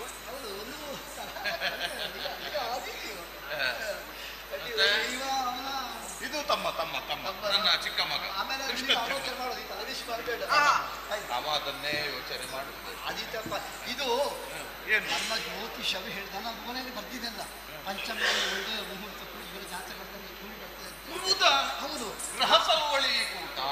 ನಾನು ಅದಕ್ಕೆ ಪುರೋಹಿತರಿಗೆ ಆಗಲೇ ಹೇಳಿ ಕಳುಹಿಸಿ ಆಗಿದೆ. ಅವರು ಮತ್ತೆ ನಿಮ್ಮ ಪುರೋಹಿತರು ಇಷ್ಟು ತಡ ಮಾಡುವುದು ಯಾಕೆ ಅಂತ ನಾನು ಕೇಳಿ.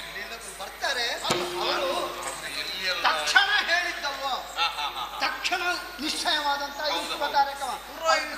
ಬೇರೆ ಕಾರ್ಯಕ್ರಮಗಳನ್ನೆಲ್ಲ ರದ್ದುಗೊಳಿಸಿ ಎಂತದೋ ಶಬ್ದ ಕೇಳ್ತಾ ಉಂಟು. ಬರ್ತಾ ಇದ್ದಾರೆ ಅಂತ ಹೇಳಿದ್ರು.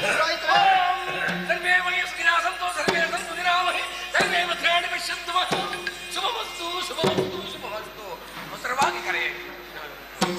ದಾರಿಯಲ್ಲಿ ಮಂತ್ರ ಬೇಡ. ಅಲ್ಲ, ನಾವು ಬ್ರಾಹ್ಮಣರ ಕ್ರಮವೇ ಹಾಗೆ, ದಾರಿಯಲ್ಲಿ ಹೋಗೋ ಮಂತ್ರ ಹೇಳ್ತಾ ಹೋಗುದು. ಮಹಾರಾಜರೇ, ಇವರು ನಾವು ಪುರೋಹಿತರು. ದೇವರು ಒಳ್ಳೆ. ಈ ಮನುಷ್ಯ ಅಲ್ಲ, ಈ ವ್ಯಕ್ತಿ ದೃಪದ. ಓ ಹೌದಲ್ಲ, ಇದು ವಿಷಯ ಅಂತದ್ದು. ನೀವು ಬಂದದ್ದು ಯಾಕೆ ಇಲ್ಲಿಗೆ? ಅದು ಬಂದದ್ದು ನೀವು ಕರೆಸಿದ್ದು ಯಾಕೆ ಅಂತ ಗೊತ್ತಾಗಲಿಲ್ಲ. ನಾನು ಮದುವೆ ಅಂತ ಹೇಳಿದ್ದಲ್ವ. ಮದುವೆ ಈ ಪ್ರಾಯದಲ್ಲಿ ಚಟ ಮಾಡ್ರೆ ನಿಮಗೆ ಮಾತಾಡ್ಲಿಕ್ಕೆಲ್ಲ. ನನಗೆ ಪ್ರಾಯ ಎಷ್ಟಾಯ್ತು ಗೊತ್ತುಂಟ? ಅಲ್ಲ, ಪ್ರಾಯ ಆಯ್ತು. ಈ ಪ್ರಾಯದಲ್ಲಿ ಮದುವೆ ಬೇಕಾ ನಿಮಗೆ? ಯಾರಿಗೆ? ನಿಮಗಲ್ವಾ? ನನಗಂತ ಹೇಳಿದ್ದೇನಾ? ಮತ್ತೆ ಮದುವೆ ಅಂತ ಹೇಳಿದ್ದೀರಿ. ಮತ್ತೆ ಯಾರಿಗಂತ ಕೇಳಬಾರ್ದ? ಪುರೋಹಿತರು ನಿಮ್ಮ ಹಾಗೆಯೇ ಎಲ್ಲವರು ಯೋಚನೆ ಮಾಡ್ತಾರೆ ಅಂತ ಭಾವನೆ. ಅಂದ್ರೆ ನಾವು ಯೋಚನೆ ಅಲ್ಲ, ಅವರು ನಾವು ಇವರೆಲ್ಲ ಇದು ಮತ್ತೆ ಮದುವೆ ಮಗಳಿಗ. ಇದು ಹಿರಣ್ಯಮಣಿ ಹುಡುಗ ಎಲ್ಲಿ? ಇದರಲ್ಲಿ ಎರಡರಲ್ಲಿ ಚಿಕ್ಕ ಹುಡುಗ ಅಲ್ವಾ? ದೊಡ್ಡ ಮಗ ಹುಡುಗ ಮದುಮಗ. ಈಗ ಇವರ ಸ್ವಲ್ಪ ಮುಂದೆ ಬಾಪ.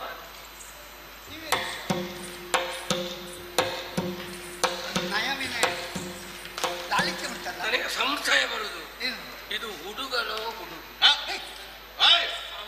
ಏನು ಏನು ನಿಮ್ಮತ್ತ? ಅದಲ್ಲ ತ್ರಿಪದ ಮಹಾರಾಜ, ಹಾಗಲ್ಲ. ಮತ್ತೆ ಈಗ ಮದುವೆ ಮಂಟಪದಲ್ಲಿ ಮದುಮಗನಾದರೂ ಒಂದು ಲಾಲಿತ್ಯದಲ್ಲಿ ನಡ್ಕೊಂಡು ಲಾಲಿತ್ಯ. ಹೆಣ್ಣು ಮಕ್ಕಳು ಮಾತ್ರ, ಹುಡುಗ ಹಾಗೆ ತಲೆ ಎತ್ತಿ ನಿಲ್ಬೇಕು. ನೋಡಿ ಮಾತಾಡಬೇಕು. ಅಲ್ಲ, ನೋಡಿ ಮಾತಾಡಿದ ಹಾಗೆ ಬರ್ತಾರೆ. ಅಣ್ಣ ನಾಚಿಕೆ ಇರ್ಲಿಲ್ಲ. ಇದು ಹುಡುಗಿನ ಒಪ್ಪಿ ಆಗಿರಲ್ಲ. ಶುಭಶ್ರೀ. ಇದು ಹುಡುಗನ ಹೆಸರು ಶಿಖಂಡಿ. ನಿಮ್ಮ ಹೆಸರು ಇನ್ನೊಂದು ಉಳಿಯುವುದು ಬೇಡ. ದೃಷ್ಟದ್ಯುಮ್ನ ದೃಪದ. ಸ್ವಾಮಿ ದೃಪದ. ನೀವು ಬೇಸರ ಅಲ್ಲ, ಬೇಸರ ಮಾಡಿದೆ. ಇತ್ತೀಚೆಗೆ ಒಂದು ಮರವಿನ ರೋಗ. ಯಾವ ರೋಗಕ್ಕಾದ್ರೆ ಔಷಧಿ ಉಂಟು, ಈ ಮರವಿನ ರೋಗಕ್ಕೆ ಔಷಧಿ ಇಲ್ಲ. ಅಲ್ಲ, ಈ ಮರವಿನ ಎಲ್ಲವರಿಗೆ ಇನ್ನೊಬ್ಬರಿಗೆ ಔಷಧಿ ಉಂಟು, ಅವರಿಗೆ ಔಷಧಿ ಇಲ್ಲ. ಮೊನ್ನೆ ಒಂದು ಘಟನೆ ನಮ್ಮ ಪಕ್ಕದ ಮನೆಯಲ್ಲಿ ನಡೆದಿದೆ. ಈ ಮರವಿನ ರೋಗ ಉಂಟಲ್ಲ, ಔಷಧಿ ಇಲ್ಲ. ಒಂದು ವ್ಯಕ್ತಿ ಉಸಿರು ಬಿಡ್ಲಿಕ್ಕೆ ಬಿಟ್ಟಿದ್ದಾನೆ, ತೆಕೊಳ್ಳಿಕ್ಕೆ ಮರ್ತು ಹೋಗಿದೆ.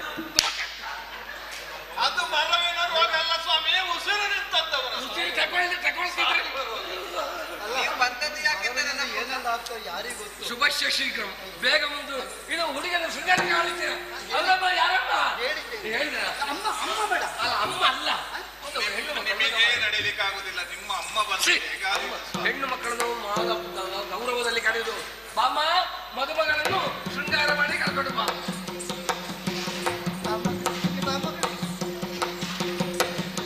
ಮಗಳು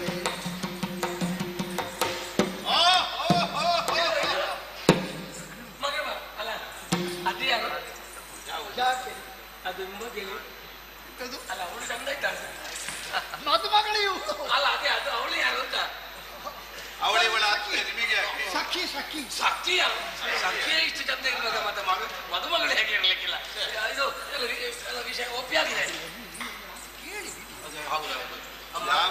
ಹುಡುಗನ ನೋಡಿದಿರಲ್ಲ ಎಲ್ಲ ಒಪ್ಪಿಗೆ ಅಲ್ಲ ಆಗ್ಬಹುದಲ್ಲ. ಅಪ್ಪನಿಗೆ ಮದುವೆ ನೀವು ಸರಿ ನೀವು ನೋಡಿದಿರಲ್ಲ.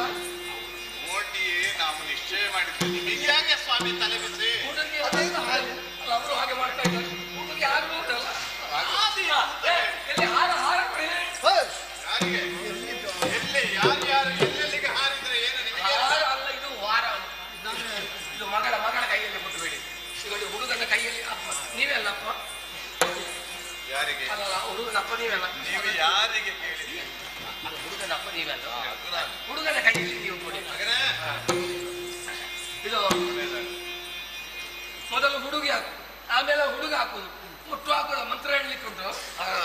ಓಂ ಸುಲಗ್ನೆ ಸಾವಧಾನ ಸುಮುಹೂರ್ತೆ ಸಾವಧಾನ ಪಾರ್ವತಿ ಪರಮೇಶ್ವರ ಧ್ಯಾನಂ ಸಮಾಧಾನಂ ತದೇವ ಲಗ್ನಂ ಸುದಿನಂ ತದೇವ ತಾರಾವಲಂ ಚಂದ್ರಬಲಂ ತದೇವ ಲಕ್ಷ್ಮೀಪತಿ ಸ್ಮರಾಮಿ. ಏನಾಯ್ತು ಸ್ವಾಮಿ? ಕೊನೆಗೆ ಹಾಗೆ ಸ್ವಲ್ಪ ನೆಟ್ಟಗೆ ನಿಲ್ಲಿ. ನಿಮ್ಮ ನರದೋಷ ಎಲ್ಲ ಇದ್ದು ಸ್ವಲ್ಪ ತಲೆದಕ್ಕೆ ಹಾಗೆ ಹಾರ ಹಾಕ್ಯಲ್ಲ. ಇದು ಮಾಂಗಲ್ಯ ಮಾಂಗಲ್ಯ ಮಾಂಗಲ್ಯ.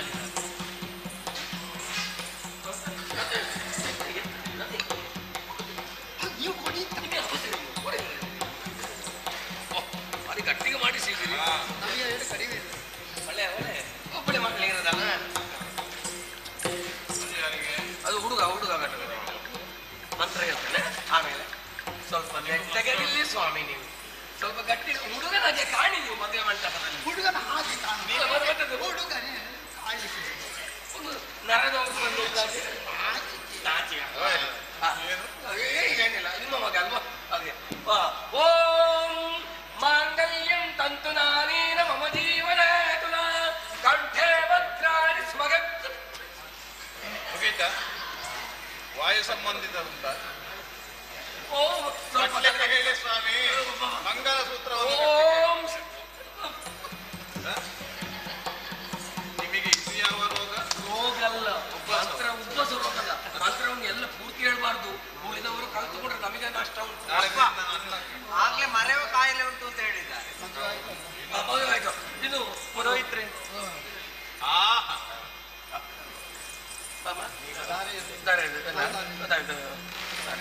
ಕೈಗಳು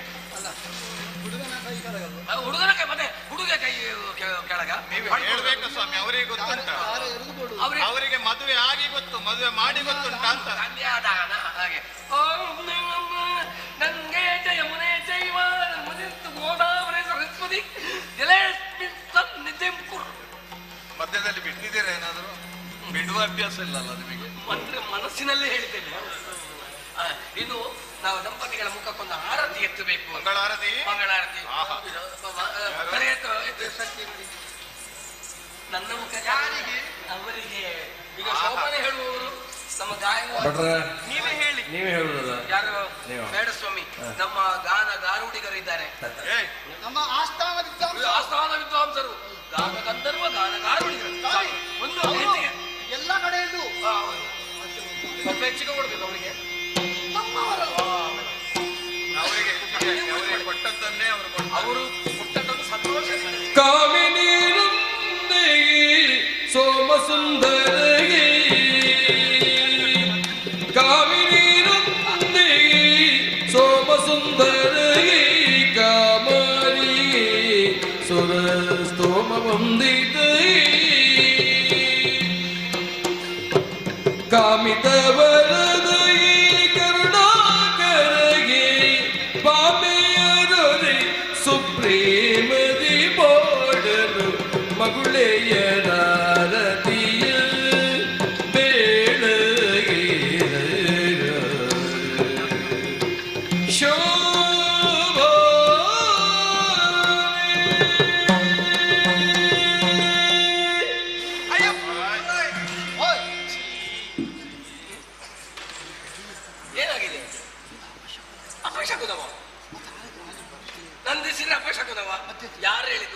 ಅದು ತಾನಾಗೆ ನಂದಿದ್ರೆ ಅಪಶಕುನ, ನಂದಿಸಿದ್ರೆ ಅಪಶಕುನ ಆಗುದಿಲ್ಲ. ಯಾಕೆ ನಂದಿಸಿದ್ದು? ಕಾರಣ ಉಂಟು.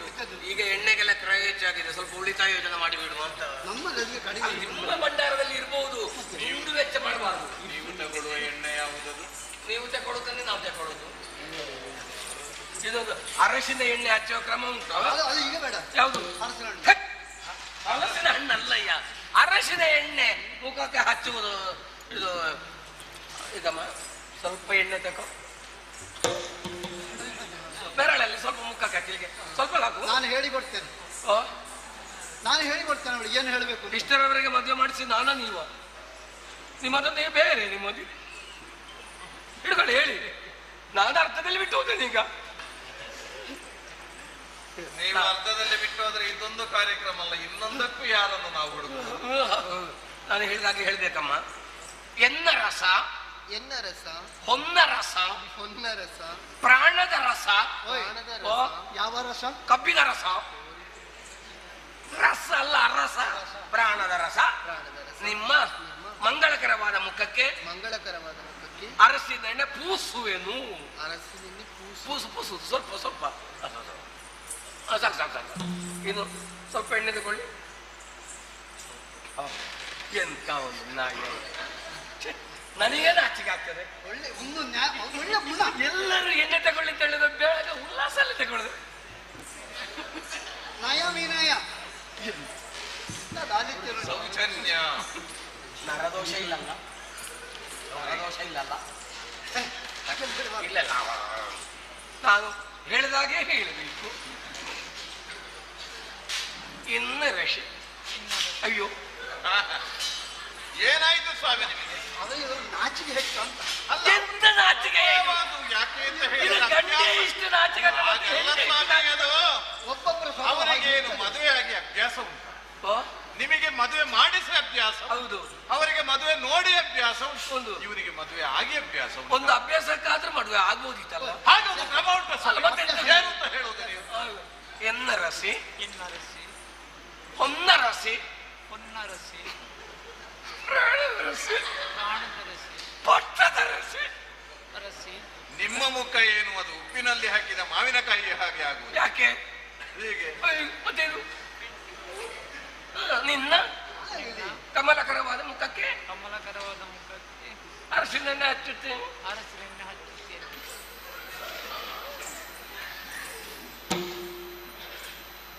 ಇನ್ನು ಹುಡುಗರನ್ನು ಕೊಡುವ ಕ್ರಮ ಉಂಟಲ್ಲ.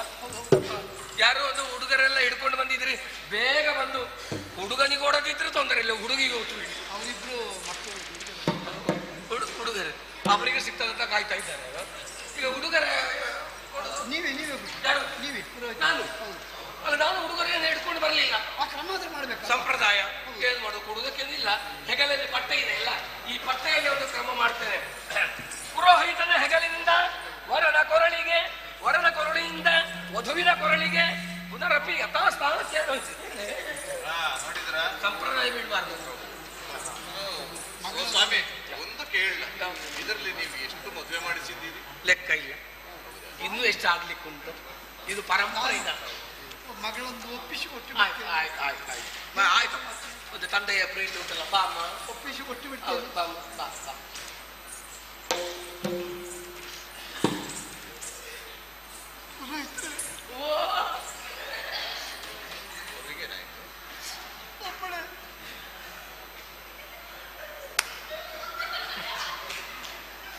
ನಿಮಗೂ ಅವರಿಗೆ ಒಬ್ಬರೇ ಮಗಳ? ಮತ್ತೆ ಒಬ್ಳೆ ಪ್ರೀತಿಯಲ್ಲಿ ಸಾಕಿದ್ದೇನೆ. ತಾಯಿಯಾದ್ರೂ ಇಷ್ಟ ಹೇಳಲಿಕ್ಕಿಲ್ಲ, ಅಪ್ಪನಿಗಾಳು. ಹಾಗಾದ್ರೆ ನೀವೇ ಹೇಳಿ. ಮತ್ತೆ ನಿಮ್ಮನ್ನ ಕರೆದದ್ದು ಯಾರು? ಇಳಿಸಿಕೊಡುದು ನಾನು ನೀವ? ನಿಮ್ಮ ಮಗಳು. ಹೌದು, ನೀವು ಅಳುವುದು ಯಾಕೆ? ಕಳಿಸಿಕೊಡುದು ಎಲ್ಲಿಗೆ? ಎಷ್ಟು ಮುದ್ದು ಪ್ರೀತಿಯಲ್ಲಿ ಸಾಕಿದ್ದೇನೆ ಬಿಡೋದು. ನೋಡಿ, ಇಷ್ಟೇ ಎತ್ತರ ಮೇಲೆ ಬೆಳೆದ ಮೇಲೆ ಪ್ರೀತಿ ಮೋಹ ಪ್ರೀತಿ ಎಲ್ಲ ಇರಬಾರ್ದು. ಸಣ್ಣ ಪ್ರಾಯದಲ್ಲಿ ಮಾತ್ರ. ಇದು ಜವಾಬ್ದಾರಿ ಹೆಚ್ಚಿಗೆ. ಇದು ಪಾಂಚಾಲಕ್ಕೆ ಮದುವೆ ಮಾಡಿ ಕೊಡೋದು ಏನು, ಅಲ್ಲಿ ಕೊರತೆ ಇಲ್ಲ. ಮತ್ತೆ ನೀವು ಅಳುವುದು ಯಾಕಪ್ಪ? ಸಂತೋಷ, ಸಂತೋಷದಲ್ಲಿ ಅಳುದು ಅಲ್ಲ. ಒಂದು ಮಾತು ಹೇಳಬೇಕಮ್ಮ ಹೋಗುವ. ನನ್ನ ಬಂಧು ಭಗಿನಿಯರೇ, ನನ್ನ ಬಂಧು ಭಗಿನಿಯರೇ, ಅಣ್ಣ ತಮ್ಮಂದಿರೇ, ಹಿರಿಯರೇ, ಕಿರಿಯರೇ, ಗೆಳೆಯರಿದ್ದಾರ? ಇಲ್ಲ. ವಿಷಯ ಏನು ಅಂತ ಹೇಳಿದ್ರೆ ಏನಿಲ್ಲ. ಮತ್ತೆ ನೀವು ಯಾಕೆ ಹೊಟ್ಟೆ ದೊಡ್ಡ ವಿಷಯ ಏನಿಲ್ಲ. ಹಾಗೆ ಹೇಳಿ. ನಾನು ಈಗ ಒಬ್ಬ ವರನ ಕೈ ಹಿಡಿದು ನನ್ನ ಅತ್ತೆ ಮನೆಗೆ ಹೋಗಿ ಬರ್ತೇನೆ. ಹಿರಿಯವರಾದ ನೀವೆಲ್ಲರೂ ಆಶೀರ್ವದಿಸಿ ಕಳುಹಿಸಿಕೊಡಬೇಕಾಗಿ ಕೇಳಿಕೊಳ್ಳುತ್ತಾ ಇದ್ದೇನೆ.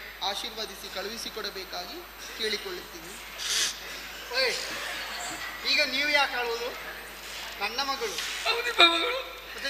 ಅವಳು ಅರಮನೆಗೆ ಬರುವಾಗ ನಮಗೆ ಅಮ್ಮ ಮೆಲ್ಲ ದಕ್ಷಿಣೆ ಕೊಡ್ತಿದ್ರು. ಇನ್ನಿಲ್ಲ ಅದು ಬೇಸರ. ಕಳಿಸ್ತಾಳೆ ನಿಮ್ಮ ಜೀವನ ಪೂರ್ತಿ ಅದರಲ್ಲಿ ನಾವು ದಕ್ಷಿಣೆ ಪಡ್ಕೊಂಡೇ ಬದುಕೋದು. ಮುಂದೆ ಬನ್ನಿ.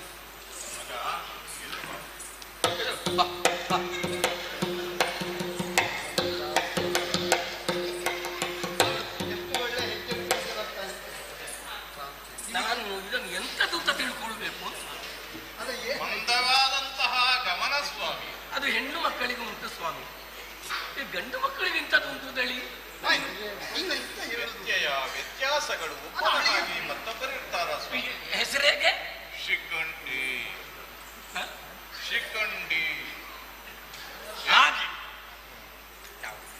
ಕೈ ಬಿಡಿ. ಗಂಡಿನಾಗಿ ನಿಲ್ಲಿ ಆಯ್ತಾ? ಗಂಡಿನ ಹಾಗೆ ನಿಲ್ಲ ಅಂತ ಹೇಳಿದ್ರೆ ನೀವು ಪ್ರಶ್ನೆ ಮಾಡಿದ ಹಾಗೆ ಆಗುದಿಲ್ಲ ಎಂದು ನಾಳೆ ಪುರೋಹಿತರನ್ನ ಆಕ್ಷೇಪ ಮಾಡ್ತಾರೆ. ನಾಳೆ ಹೆಣ್ಣಿಗೆ ಹೆಣ್ಣು ಮದುವೆ ಮಾಡಿಸಿದ್ರು ಅಂತ. ಗಂಡಿನಾಗೆ ಬೇಕು, ಅದು ಎಣ್ಣೆ. ಹೌದು. ಕೈ ಮುಗಿರಿ. ಓ ನನ್ನ ಗುರು ಹಿರಿಯರೇ, ಬಂಧು ಭಗಿನಿಯರೇ, ಅಕ್ಕ ತಂಗಿಯಂದಿರೇ, ವಿಷಯ ಅಂತ ಹೇಳಿದ್ರೆ ಎಂತದ್ದು ಉಂಟು. ನಾನು ಪಾಂಚಾಲದಿಂದ ಪಾಂಚಾಲಕ್ಕೆ ಹೌದು ಕರ್ಕೊಂಡು ಹೌದು ಪಾಂಚಾಲದಿಂದ ಇಲ್ಲಿಯವರೆಗೆ ಬಂದು ಒಂದು ಹೆಣ್ಣಿನ ಕೈ ಹಿಡಿದಿದ್ದೇನೆ. ಅವಳು ನನ್ನ ಊರಿಗೆ ಕರೆದುಕೊಂಡು ಹೋಗುತ್ತಾ ಇದ್ದೇನೆ. ಅದೆಲ್ಲ ಗೊತ್ತಾಗ್ತದೆ ಬಿಟ್ಟು ಹೋಗ್ತೇನೆ ಅಂತ. ನೀವೆಲ್ಲರೂ ಆಶೀರ್ವದಿಸಿ ಕಳಿಸಿಕೊಡ್ಬೇಕು. ಎಲ್ಲರೂ ಕೈ ಎತ್ತಿದ್ದಾರೆ, ಸಂತೋಷ. ಪುರೋಹಿತರಿಗೆ ನಮಸ್ಕಾರ ಮಾಡಿಬಿಡಿ. ಪುರೋಹಿತರ ಆಶೀರ್ವಾದ ಪಡ್ಕೊಳ್ಳಿ. ಅವರ ಆಶೀರ್ವಾದ ಇದ್ರೆ 100 ಕಾಲ ಬಾಳು. ಅದು ದೇವರು ಒಳ್ಳೇದು ಮಾಡಲಿ. ಸ್ವಾಮಿ, ಬ್ರಾಹ್ಮಣರ ಊಟ ವ್ಯವಸ್ಥೆ ಅಲ್ಲಿ ಹಸ್ತದಕ್ಕೆಲ್ಲ ಮಾಡಿದ್ದೇವೆ. ಮತ್ತೆ ಉಳಿದವರಿಗೆಲ್ಲ ವ್ಯವಸ್ಥೆ ತಲೆಬಿಸಿ ಮಾಡಬೇಡಿ. ಏನಾದ್ರೂ ಸ್ವಲ್ಪ ಹೆಚ್ಚು ಕಡಿಮೆ ಆಗಿರ್ಬೋದು. ಮನಸ್ಸಿನಲ್ಲಿ ನೋವು ತಂದುಕೊಳ್ಳಬೇಡಿ. ನೀವು ಪಾಂಚಾಲಕ್ಕೆ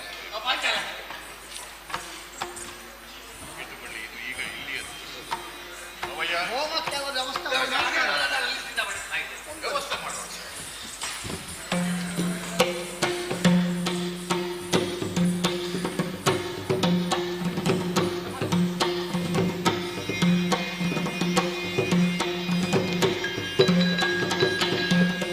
ಪುರಕ್ಕೆ ಬಂದ ಮೇಲೆ ಅರಸನಿರಲಿಕ್ಕಿದ್ದ ವರದಂಪತಿಗಳೊಳಗೆ 2 ತಿಂಗಳು ತೀರಿ ವಿರಸದ ಬೆಳೆಯಾಗಿ ಸ್ವರ ಕೇಳಿ ಒದಗದಿರೇ.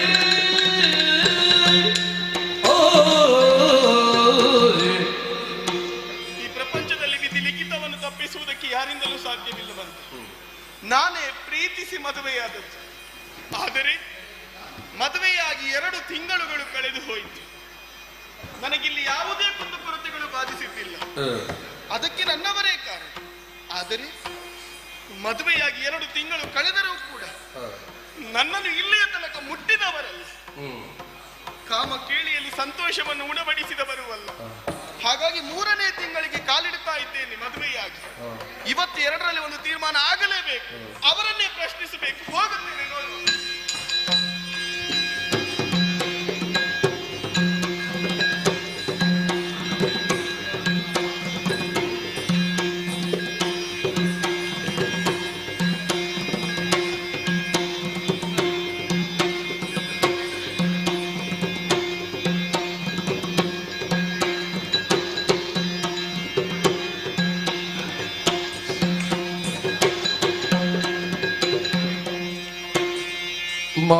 ಮಾತನಾಡಲೇಳು ಕಾಂತ ನೀತಿವಂತ ಸುಗುಣವಂತ. ಮಾತನಾಡಲೇಳು ಕಾಂತ ಸುಗುಣವಂತ ನೂತನ ವಿವಾಹವಾಗಿ ಪೂರ್ತಿ ತಿಂಗಳೆರಡು ಸಾಗಿ ಮೂರನೇ ಮಾಸವಿದು ಎನ್ನ ಸೇರಿ ಸುಖಿಸು ಪತಿಮೋಹನ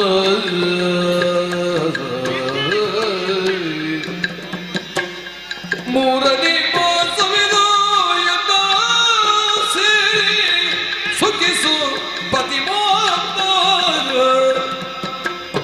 ನೀರೆಯ ನೀ ತಣಿಪುದೇಕೆ ಮಾರನಾಟ ಕೊದಗು ಸುಖಕ್ಕೆ ಮಾತನಾಡಲಿಲ್ಲ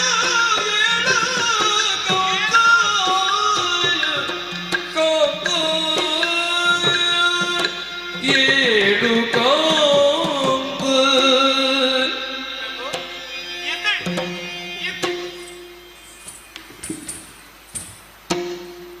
ಹಿರಣ್ಯಮಣಿ, ಹೌದು ನಾನೇ.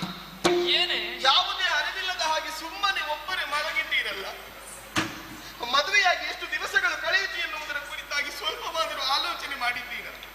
ನಮ್ಮ ಮದುವೆಯಾಗಿ 2 ತಿಂಗಳುಗಳು ಕಳೆದು ಹೋಯಿತು. ಇದು 3ನೇ ತಿಂಗಳು.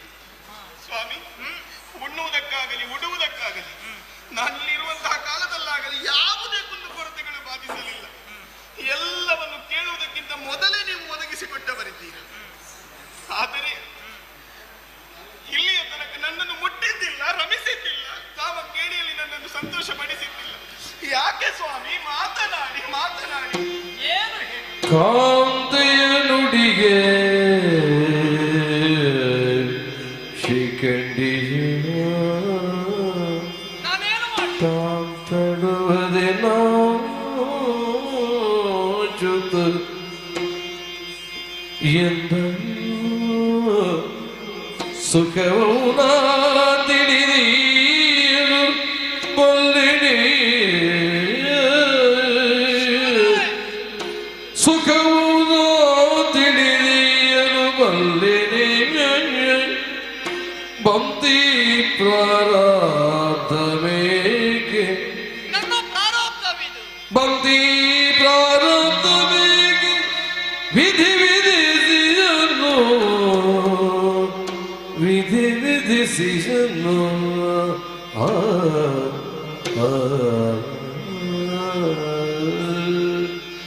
ಶಿವನೇ ಶಿವನೇ, ಎಂತಹ ಸಂದಿಗ್ಧತೆ!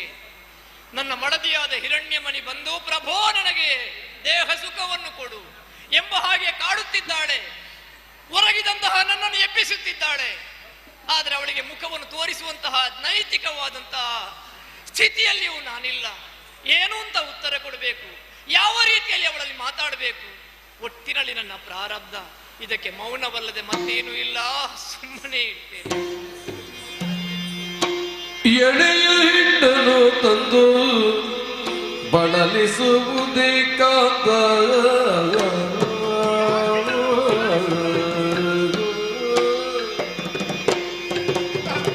ಕಾಂತ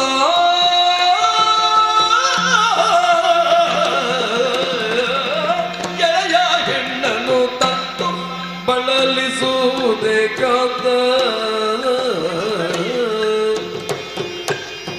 ತಿಳಿಸು ಹೀಗಿರುವುದು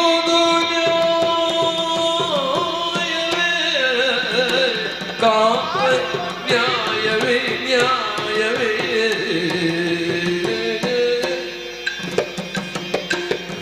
ಒಲಿದ ಪ್ರೇತಗಳಂತೆ ನಲಿದು ನಾಟಕ ಮಾಡಿ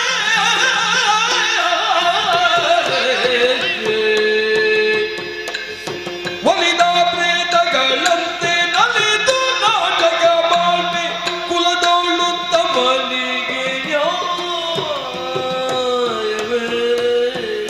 ನ್ಯಾಯವೇ ನ್ಯಾಯವೇ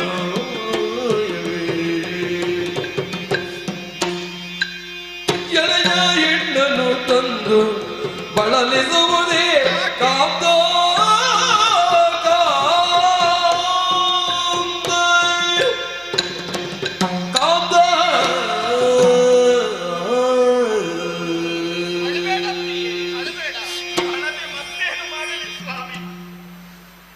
ಅಂದು ದೇವಾಲಯದಲ್ಲಿ ನಿಮ್ಮನ್ನು ಕಂಡಾಗ ನಾನು ಪ್ರೀತಿಸಿದೆ.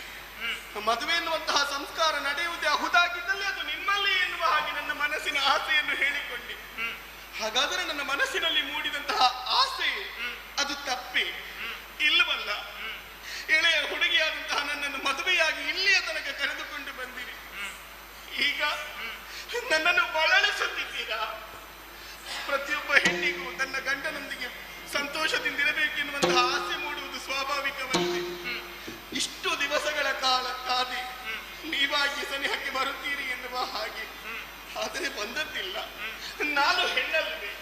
ನನ್ನ ಮನಸ್ಸಿನಲ್ಲಿ ಆಸೆ ಆಕಾಂಕ್ಷೆಗಳಿಲ್ಲವೇ? ಯಾಕೆ ಸ್ವಾಮಿ ನನ್ನನ್ನು ದೂರ ಮಾಡುತ್ತಾರೆ? ಒಲಿದು ಬಂದಿಯ ಕಾಂತೆ ಎಳಲಬೇಡ,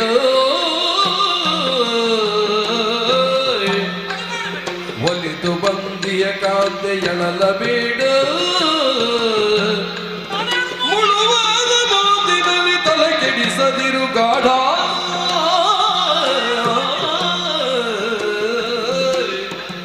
ಪುರುಷಹೀನನು ನಾನು ಅರಿತು ಮೊದಲರು ಹತೆಯೇ, ತರುಣಿ ಕೆಡಿಸಿದೆ ನಿನ್ನ ಕ್ಷಮಿಸೋ ಕ್ಷಮಿಸೋ ಎನ್ನ, ವರವಂಶವಂತನಿಗೆ ಒಲಿವಿದೋರಿಯ ನಿನಗೆ,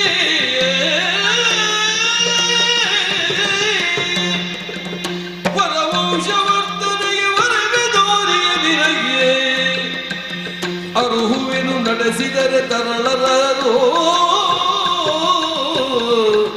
ಕ್ಷಮಿಸು ಕ್ಷಮಿಸು ಎಂದೋ.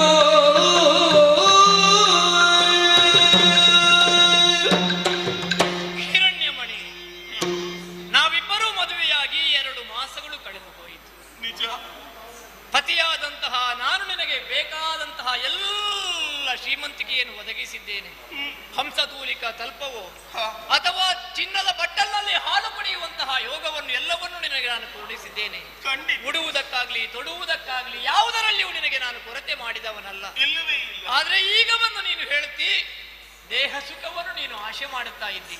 ಕೇವಲ ಸಿರಿ ಸಂಪತ್ತಿದ್ರೆ ಸಾಕಾಗುತ್ತದೆ. ಇಂತಹ ಒಂದು ಸ್ಥಿತಿ ಬರ್ತದೆ ಅನ್ನುವ ಕಾರಣಕ್ಕಾಗಿಯೇ ಕರುಣಿಕೇಶ್ವರ ಗುಡಿಯಲ್ಲಿ ನಾನು ಹೇಳಿದ್ದು, ನನ್ನ ರೂಪವನ್ನು ಕಂಡಂತಹ ನೀನು ಮದುವೆ ಆಗಬೇಕು ಅಂತ ಹೇಳಿದೆ. ಆವಾಗಲೇ ಹೇಳಿದೆ, ಬೇಡ, ನಿನಗೆ ಅನುರೂಪನಾದಂತಹ ಗಂಡು ನಾನಲ್ಲ, ನಿನಗೆ ಅನುರೂಪನಾದಂತಹ ಗಂಡನು ನಿನ್ನ ತಂದೆಯವರಲ್ಲಿ ಹೇಳಿ ಹುಡುಕಿಸಿ ಮದುವೆಯಾಗು ಅಂತ. ನಿನಗೆ ಯಾವ ಸುಖವನ್ನಾದರೂ ನಾನು ಕೊಟ್ಟೇನು, ದೇಹ ಸುಖವನ್ನು ಕೊಡುವುದಕ್ಕೆ ನಾನು ಸಾಧ್ಯವಿಲ್ಲ ಅಂತ ನೀನು ಹೇಳಿದಾಗ ನೀನೊಂದು ಮಾತು ಹೇಳಿದ್ದೇನೆ. ತುಚ್ಛ ಕಾಮಕ್ಕಾಗಿ ನಾನು ನಿಮ್ಮನ್ನು ಬಯಸಿದ್ದಲ್ಲ, ನಿಮ್ಮಲ್ಲಿ ನನ್ನಲ್ಲಿ ಮೂಡಿದ್ದು ಕಾಮ ಅಲ್ಲ, ಪ್ರೇಮ. ಹಾಗಾಗಿ ನಿಮಗೆ ಬೇಕಾಗಿ ದೇಹ ಸುಖವನ್ನಾದರೂ ಬಿಟ್ಟೇನು, ರತಿ ಸುಖವನ್ನಾದರೂ ಬಿಟ್ಟೇನು, ನೀವು ನನ್ನ ಜೊತೆಗಿದ್ರೆ ಸಾಕು ಎಂಬ ಹಾಗೆ ನೀನು ಹೇಳಿದ ಕಾರಣವೇ ಅನಿವಾರ್ಯವಾಗಿ ನಾನು ನಿನ್ನನ್ನು ಮದುವೆಯಾದೆ ಪ್ರಿಯೆ. ಅರಮನೆಗೆ ಕರೆಕೊಂಡು ಬಂದ ಮೇಲೆ ನಿನಗೆ ಯಾವುದರಲ್ಲಿಯೂ ನಾನು ಕೊರತೆ ಮಾಡಲಿಲ್ಲ. ಆದ್ರೆ ನೀನೀಗ ಹೇಳ್ತಿ ದೇಹ ಸುಖವನ್ನು ಕೊಡಬೇಕು, ಪತಿಯಾಗಿ ಸತ್ಯ ಆಸೆಯನ್ನು ಪೂರೈಸಬೇಕು ಅಂತ ನೀನು ನನ್ನಲ್ಲಿ ಕಾಡ್ತಾ ಇದ್ದಿ, ಬೇಡ್ತಾ ಇದ್ದಿ, ಕಣ್ಣೀರು ಸುರಿಸ್ತಾ ಇದ್ದಿ. ಕಣ್ಣೀರು ಸುರಿಸಬೇಡ. ನಿನ್ನನ್ನು ಕಣ್ಣೀರು ಸುರಿಸುವ ಹಾಗೆ ಮಾಡಬೇಕನ್ನುವಂತಹ ಕೆಟ್ಟ ಮನಸ್ಸು ನನಗಿಲ್ಲ. ನಿನಗೆ ಸುಖ ಕೊಡಬೇಕನ್ನುವಂತಹ ಮನಸ್ಸು ನನಗುಂಟು ಪ್ರಿಯೆ. ಆದ್ರೆ ಏನು ಮಾಡೋಣ, ಸುಖವನ್ನು ಕೊಡುವಂತಹ ಯೋಗ್ಯತೆ ಈ ಶಿಖಂಡಿಗಿಲ್ಲ. ಈಗ ನಾನು ಸ್ಪಷ್ಟವಾಗಿ ಹೇಳ್ತೇನೆ, ಆವತ್ತು ನನಗೆ ನಾನು ಹೇಳಿದಂತಹ ಮಾತು ಅರ್ಥವಾಗಲಿಲ್ಲ ಅಂತ ನನಗೆ ಈಗ ಗೊತ್ತಾಗಿದೆ. ಈಗ ಹೇಳ್ತೇನೆ, ಯಾವ ಸುಖವನ್ನಾದರೂ ಕೊಟ್ಟೇನು, ನಿನಗೆ ದೇಹ ಸುಖವನ್ನು ಕೊಡುವಂತಹ ಯೋಗ ನನ್ನಲ್ಲಿಲ್ಲ. ನಾನು ಪುರುಷನಲ್ಲ ಪ್ರಿಯೆ,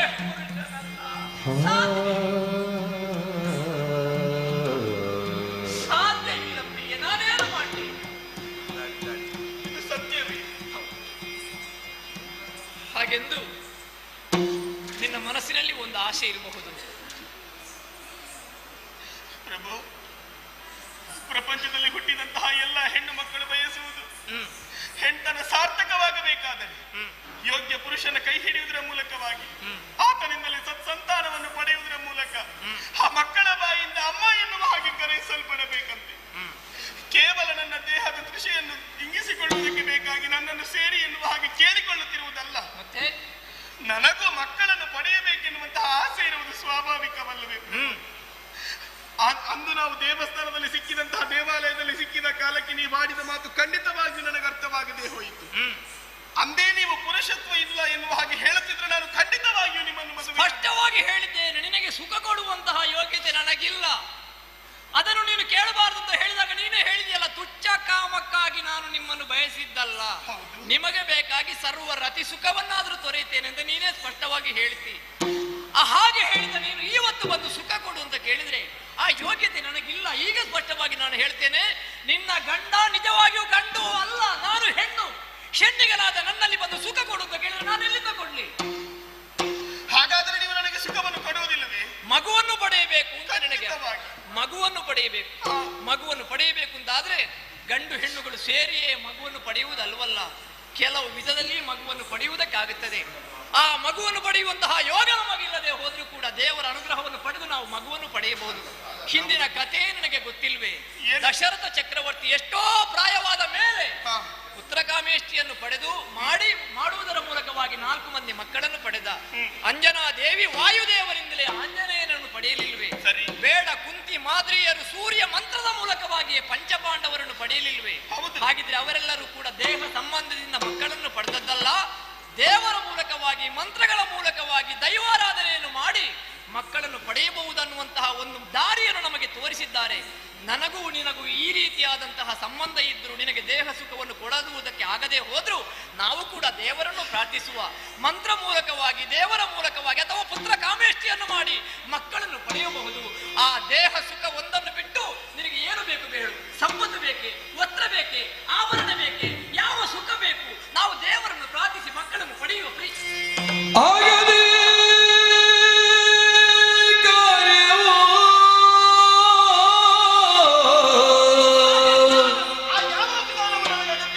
ಎನ್ನಿಂದಲೇ ಸಾಗದ ರೀತಿಯೋ, ಎನ್ನಿಂದಲೇ ಸಾಗದ ರೀತಿಯೋ, ಲೋಗನ ನಡತೆಗೆ ಹೇಗಾಗುವುದು ನೀತಿ,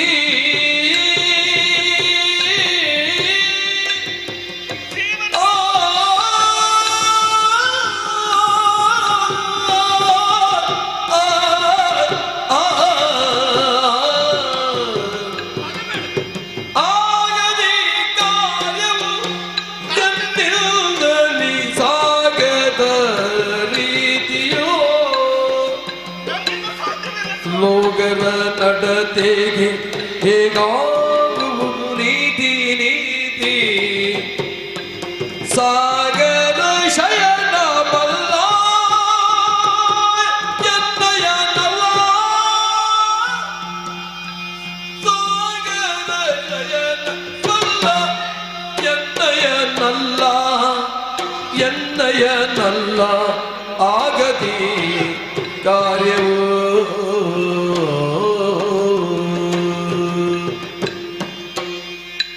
ನಷ್ಟ ಪುರುಷ ನೀನು ಏನೆಂದರೂ ಇಷ್ಟ ಕೊಡದವರೋ, ನಷ್ಟ ಪುರುಷ ನೀನು ಏನೆಂದರೂ ಇಷ್ಟ ಕೊಡದವರೋ, ತಟ್ಟನೆ ಕಳು ಹೆಣ್ಣ ಮಕ್ಕಳ ಸೇವೆ,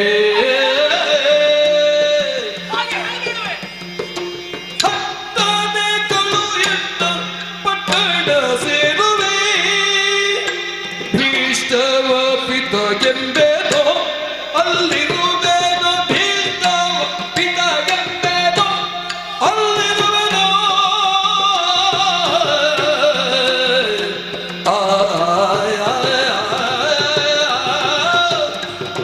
ಆಗಲಿ ಕಾರ್ಯವೋ,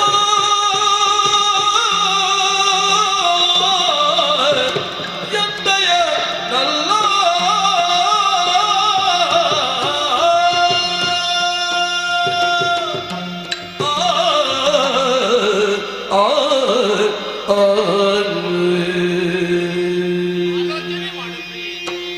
ಕೇವಲ ದೇಹ ಸಂಬಂಧವೇ ಗಂಡ ಹೆಂಡತಿಯರ ಸಂಬಂಧ ಅಲ್ವಲ್ಲ, ಮತ್ತೊಂದು ವಿಧಾನದಲ್ಲಿ ಮಕ್ಕಳನ್ನು ಪಡೆಯಬಹುದಲ್ಲ, ನಮ್ಮ ದಾಂಪತ್ಯ ಜೀವನವನ್ನು ಸುಖಮಯವಾಗಿಸಬಹುದಲ್ಲ ಪ್ರಿಯೆ? ಸುಮ್ಮನೆ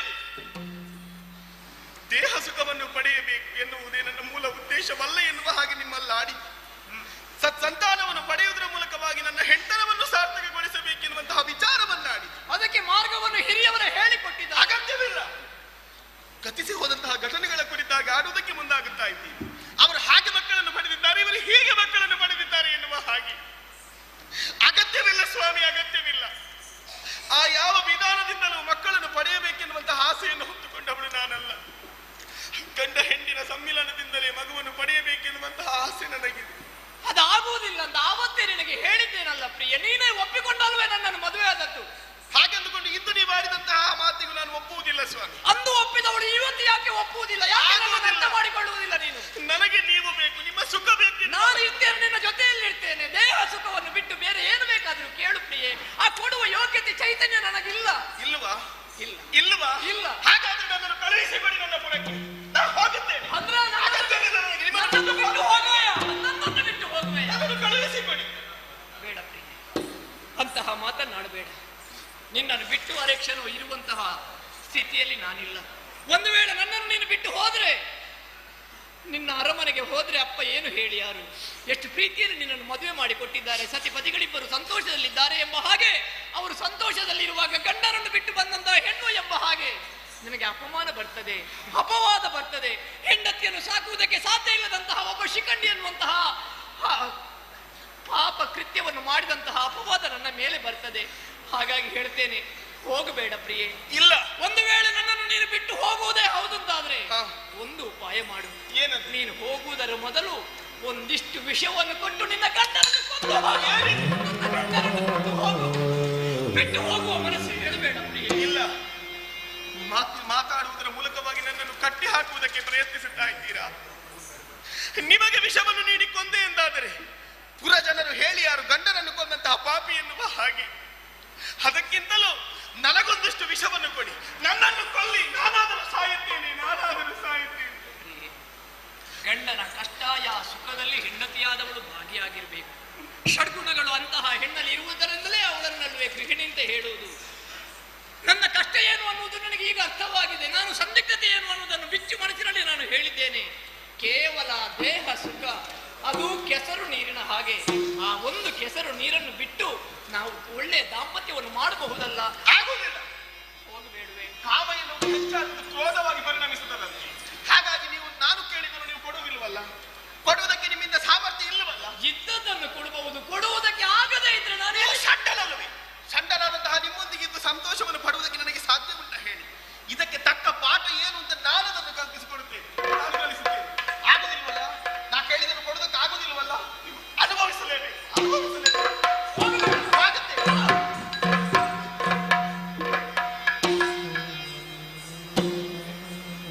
ಮೊದಲೇ ಹೇಳಿದ್ದೇನೆ ನನ್ನ ಮನಸ್ಥಿತಿ ಏನು, ಪರಿಸ್ಥಿತಿ ಏನು ಅನ್ನುವುದು.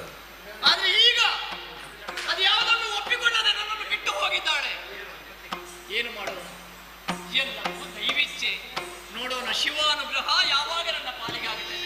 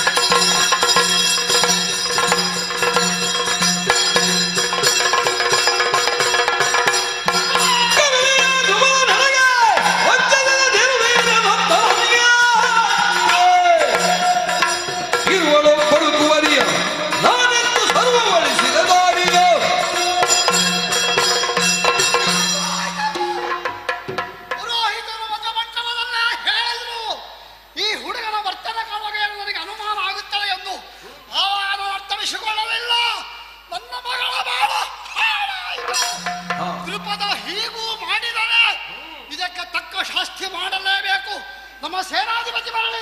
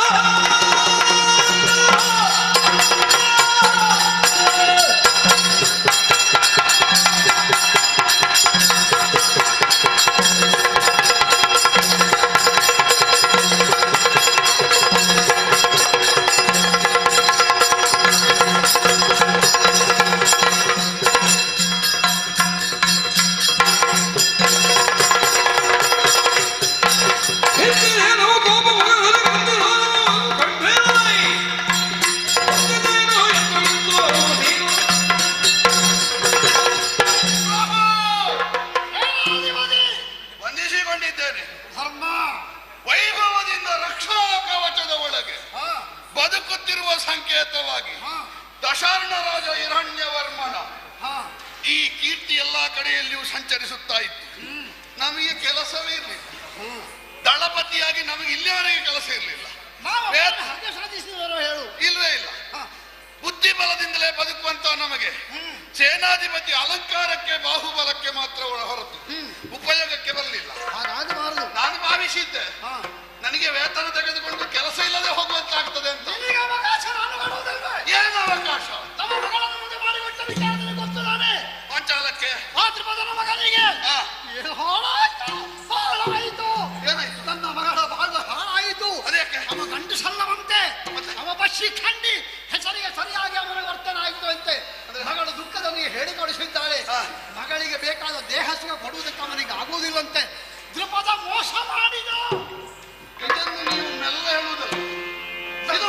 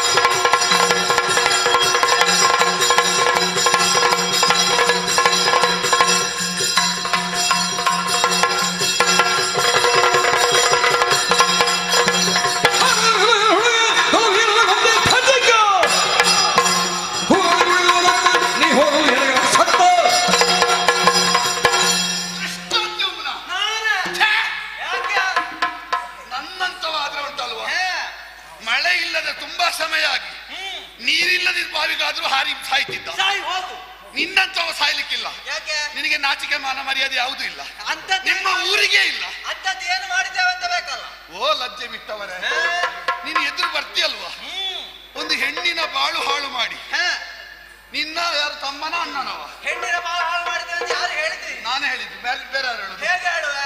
ಅವಳ ಅವಳೇ ಬಂದು ದೂರು ಕೊಟ್ಟಿದ್ದಾಳೆ. ಹೇಗೆಂದು? ನನ್ನ ಬಾಳ ಹಾಳಾಗಿದೆ. ಷಂಡ ಅವನಿಗೆ ನಾಲಿಗೆ ದನ ಮೆಟ್ಟಿದ. ಮದುವೆ ಆಗುವಾಗ ಅವಳಿಗೆ ಕೇಳಲಿಕ್ಕಾಗ್ಲಿಲ್ವಾ? ಏನಂತ ಕೇಳಲಿಕ್ಕೆ? ಯಾರು ಒಪ್ಪಿ ಮದುವೆ ಆದದ್ದು? ಯಾರಾದ್ರೂ ಕೇಳಲಿಕ್ಕುಂಟ? ಮದುವೆಗೆ ಅಲ್ಲ, ಹೇಳಿದ್ಯಾರು? ಮದುವೆಗೆ ಯಾರೇ ಒಪ್ಪಲಿ, ಗಂಡನಾದವ ಗಂಡೂಸ ಅಂತ ಕೇಳಲಿಕ್ಕುಂಟ ಒಮ್ಮೆ? ಕ್ರಮ ಉಂಟ ಹಾಗೆ? ಹೆಣ್ಣ ಗಂಡ ಅಂತ ಕೇಳುವ ಕ್ರಮ ಉಂಟು? ಮೊದಲು ಹೇಳಿದ್ದಾರಂತ ಅವನಿಗೆ ಆಗುವುದಿಲ್ಲ, ನೀನು ನಿನ್ನ ದಾರಿ ಹಿಡಿದ ಇವಳ ಒತ್ತಾಯ ಮಾಡಿದ್ದರು. ಏನು ಅಂತ ಹೇಳಿದ್ದಾನೆ? ಏನು ಅಂತ ಹೇಳಿದ್ದಾನೆ? ನಿನಗೆ ರಜೆ ಕೊಡುವುದಕ್ಕಾಗುವುದು ಹೇಳಿದ್ದಾನೆ ಇಲ್ವೋ? ಅವ ಹೆಣ್ಣು ಅಂತ ಹೇಳಿದ್ದಾನ? ಹೇಳಬೇಕು ಅಂತಿಲ್ಲ, ಹೆಣ್ಣ ಅರ್ಥ ಮಾಡಿಕೊಳ್ಬೇಕು. ಅರ್ಥ ಮಾಡಿಕೊಳ್ಳುವಷ್ಟು ನಿಮ್ಮಲ್ಲಿ ಕೊಳಕುಂಟು ಅಂತ ನಮಗೇನು ಗೊತ್ತು? ತಪ್ಪಿ ಬಂದವಳು ನೋಡು, ಅವ ಹೇಳದಿದ್ರು ನಿನ್ನ ಅಪ್ಪ ಇದ್ದಲ್ವಾ, ಅವ ಸತ್ತಿದ್ನೋ? ಅವನಿಗೆ ಹುಟ್ಟುವ ಗೊತ್ತಿಲ್ವ ಇವ ಹೆಣ್ಣು ಅಂತ? ಹೇಳಬೇಡುವ? ನನ್ನ ಮಗ ಮದುವೆ ಆಗ್ಲಿಕ್ಕೆ ಅರ್ಹತೆ ಇರುವವ ಅಲ್ಲ, ಮದುವೆ ಮಂಟಪದಲ್ಲಿ ಹೇಳಿದ್ನವ, ನಾಲಿಗೆ ಬಿದ್ದೋಗಿದ ಅವನದ್ದು. ನೀವೆಲ್ಲ ನೋಡಿದ್ದೀರಲ್ಲ, ನೋಡುವಾಗಲೂ ಆಗುದಿಲ್ಲ ಅಂತ ಹೇಳಲಿಕ್ಕೆ. ನೋಡ್ಲಿಕ್ಕೆ ನಮಗೇನು ಗೊತ್ತು? ನಿನ್ನ ತಮ್ಮನ ಅಣ್ಣನ ಹೆಣ್ಣು ಅಂತ ನಮಗೇನು ಗೊತ್ತು? ಕೇಳಲಿಕ್ಕೆ ಯಾರಾದ್ರೂ ಕೇಳ್ತಾರ? ಈಗ ನಿನ್ನ ಮದುವೆ ಆಗುವಾಗ ನೀನು ಗಂಡ ಹೆಣ್ಣ, ನಿನ್ನ ಮದುವೆ ಆಗುವ ಹೆಂಡತಿಯಲ್ಲಿ ನೀನು ಗಂಡ ಹೆಣ್ಣು ಅಂತ ಕೇಳಿ ಮದುವೆ ಆಗುದ? ಮದುವೆ ಆಗುತ್ತೇನೆ ಅಂತ ಒಪ್ಪಿದ್ದಿರಬಹುದು, ಆದ್ರೆ ನಿನ್ನ ಅಪ್ಪ ಜೀವ ಇದ್ದಲ್ವಾ, ಅವನ ಮನೆಗೆ ತಂದದಲ್ವಾ? ನನ್ನ ಮಗಳು ಅವ ಹೆಣ್ಣಲ್ಲ ಎನ್ನುವುದಾಗಿ ಹೇಳ್ತಿದ್ರೆ ದ್ರುಪದನ ಮರ್ಯಾದೆ ಉಳಿತಿತ್ತು. ಹೇಳಿದನವ? ಹೇಳಲಿಲ್ಲ. ಈಗ ಮರ್ಯಾದೆ ಉಳಿಲಿಲ್ಲ, ಕೇಳುವುದಕ್ಕೆ ಬಂದದ ನೀವು? ಕೇಳುವುದಕ್ಕೆ ಯಾಕೆ ಬಂದದ್ದು ಗೊತ್ತುಂಟ? ನಿಮ್ಮ ಸಂತಾನವೇ ಹೀಗೆ. ಅವೊಬ್ಬ ಮಿತ್ರದ್ರೋಹಿ ನಿನ್ನ ಅಪ್ಪ, ನೀನು ಗುರುದ್ರೋಹಿ, ಹುಟ್ಟಿದ್ದೇ ಗುರುವನ್ನು ಕೊಲ್ಲಿಕ್ಕೆ. ನಿನ್ನ ಸಹೋದರ ಇದ್ದಾನಲ್ಲ, ಗುರುವನ್ನು ಕೊಲ್ಲುವುದು ಮಾತ್ರ ನಿನ್ನ ಸಹೋದರ ಇದ್ದಾನ, ಇನ್ನುಂಟು ನಿಮ್ಮ ದ್ರೋಹ ಮುಗಿಲಿಲ್ಲ. ನಿನಗೆ ಮೊದಲೇ ಗೊತ್ತಾಗ್ತದೆ ನಾನು ಎಲ್ಲ ಹೇಳ್ತೇನೆ ದ್ರೋಹ ಅಂತ, ಅದಕ್ಕೆ ಅವಸರ ಮಾಡುದು ನೀನು. ನಿನ್ನ ಅಣ್ಣ ಇದ್ದಾನಲ್ವಾ, ಅವ ಸ್ತ್ರೀ ದ್ರೋಹಿ, ದ್ರೋಹ ಪರಂಪರೆಯ ಹೊಲಸು ಸಂತಾನ ಕಡಿತನ ತರ.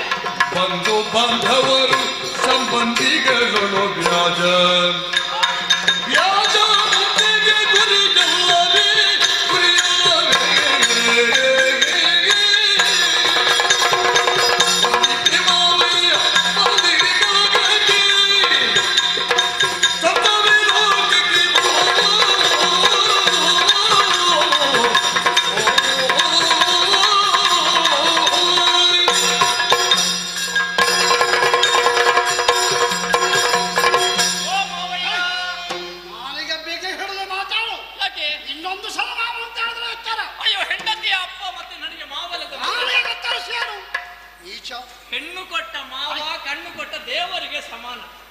ಹಾಗಾಗಿ ಅಳಿಯನಾದ ನಾನು ನಿಮಗೆ ವಂದಿಸದೆ ಉಪಾಯ ಇಲ್ಲ. ಮತ್ತೆ ಬೇಡ ಅಂತ ಹೇಳಿದ್ರೆ ಆದ ಮೇಲೆ ಸಂಬಂಧ ಬೇಡ ಅಂತ ಹೇಳಿದ್ರೆ ಆಗ್ತದ? ನಿಮ್ಮ ಮಗಳ ಗಂಡನ ನಿಮ್ಮ ಮಗಳನ್ನು ನನಗೆ ಮದುವೆ ಮಾಡಿಕೊಟ್ಟಿದ್ದೀನಿ. ಅಳಿಯನಾದಂತಹ ನನ್ನನ್ನು ಪ್ರೀತಿಯಲ್ಲಿ ಮಾತಾಡಿಸುವುದಕ್ಕೆ ಮಾವನಾಗಿ ಬರುವುದು ಬಿಟ್ಟು ಇದೆಂತದ್ದು ಕೈಯಲ್ಲಿ ಕತ್ತಿ ಹಿಡ್ಕೊಂಡು ಎಲ್ಲಿ ನೋಡಿದವರು ಎಂತದ್ದು ಹೇಳ್ಯಾರು, ಮಾವ ಅಳಿಯ ಗಲಾಟೆ ಮಾಡ್ತಾ ಇದ್ದಾರೆ. ಇದು ನಮಗೆ ಒಳ್ಳೆಯದು. ಹೆಂಡತಿಯಲ್ಲಿ ಚಂದ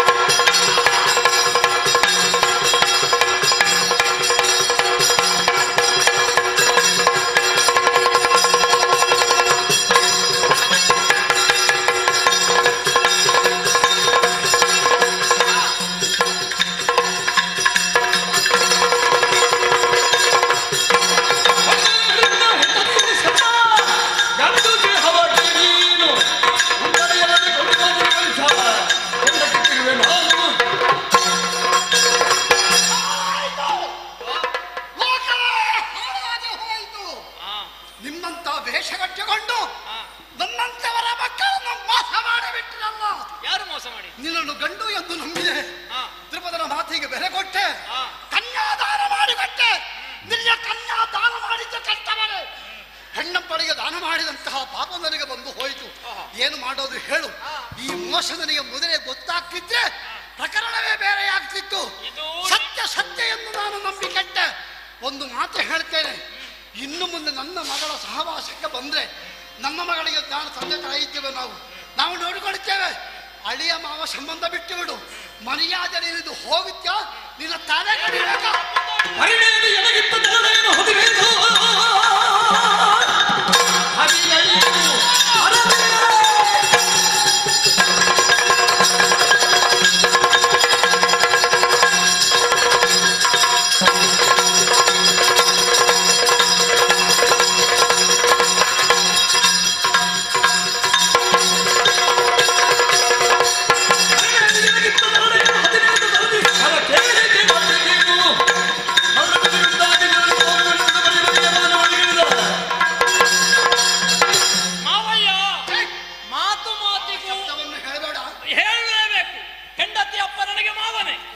ನನ್ನನ್ನು ಅಪರಾಧಿ ಅಂತ ಹೇಳಬೇಡಿ, ನಿಮ್ಮ ಮಗಳನ್ನು ನೀವು ಅಪರಾಧಿ ಅಂತ ಹೇಳಬೇಕು. ಈಗ ಮಗಳು ಅವಳು ಹೆಣ್ಣು, ಅವಳು ಒಂದು ವೇಳೆ ಉಪೋದನೆ ಕಡು ನಿನ್ನ ಹತ್ರ ಮಾತಾಡಿದ್ರೆ ಇಟ್ಟುಕೋ.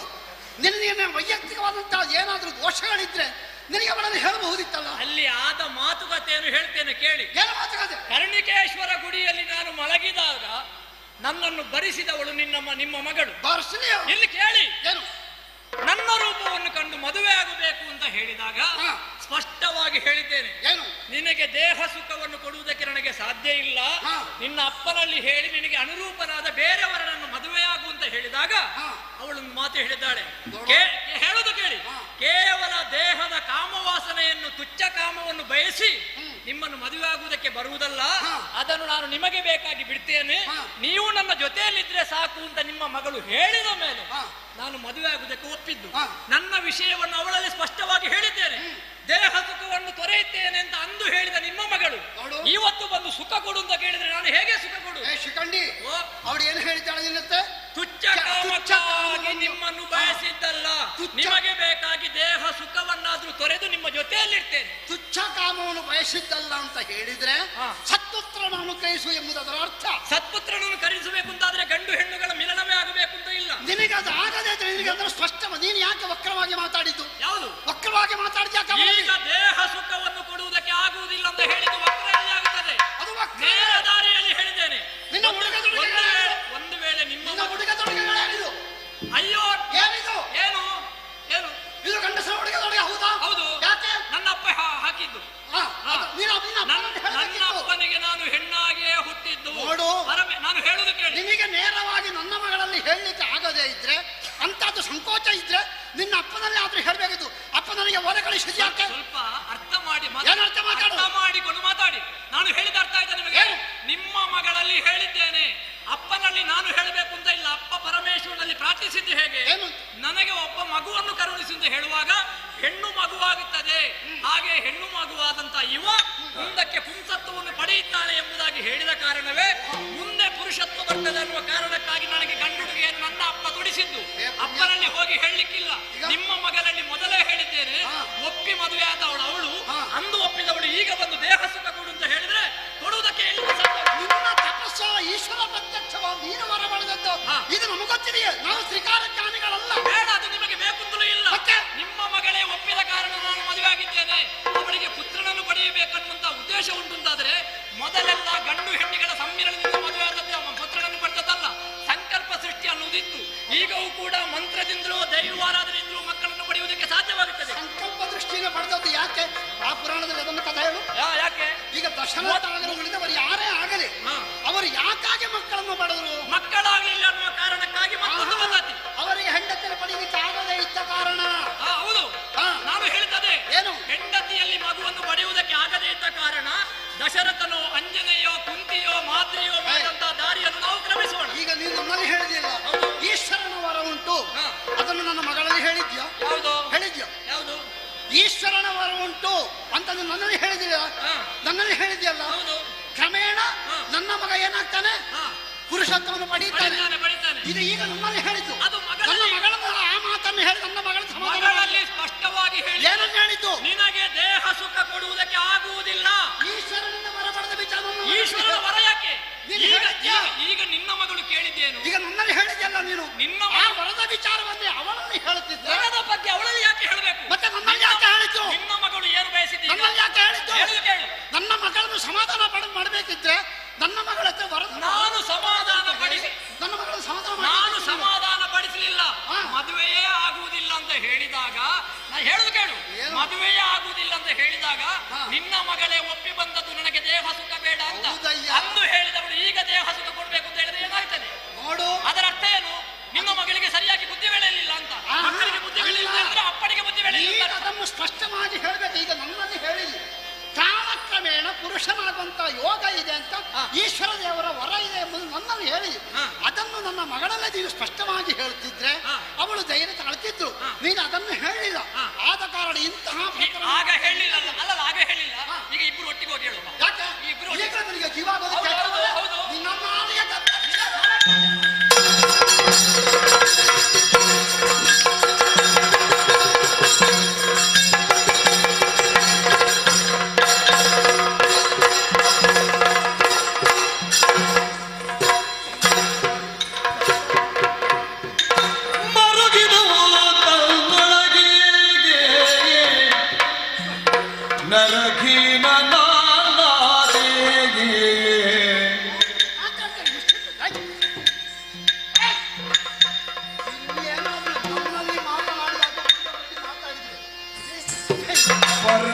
ಪರಮೇಷ್ಟಿಯಾಕೆಲ್ಲ ಸೃಷ್ಟಿಸಿದ ಮಮ ಸತಿಯು ಕೊರಳ ಕೊಯ್ದಳು ಮಾವನೊದೆದು ಬಿಟ್ಟ ಮೇಲೆ ಹರಣ ಬಿಡಿದಿರಲೇತಕೆ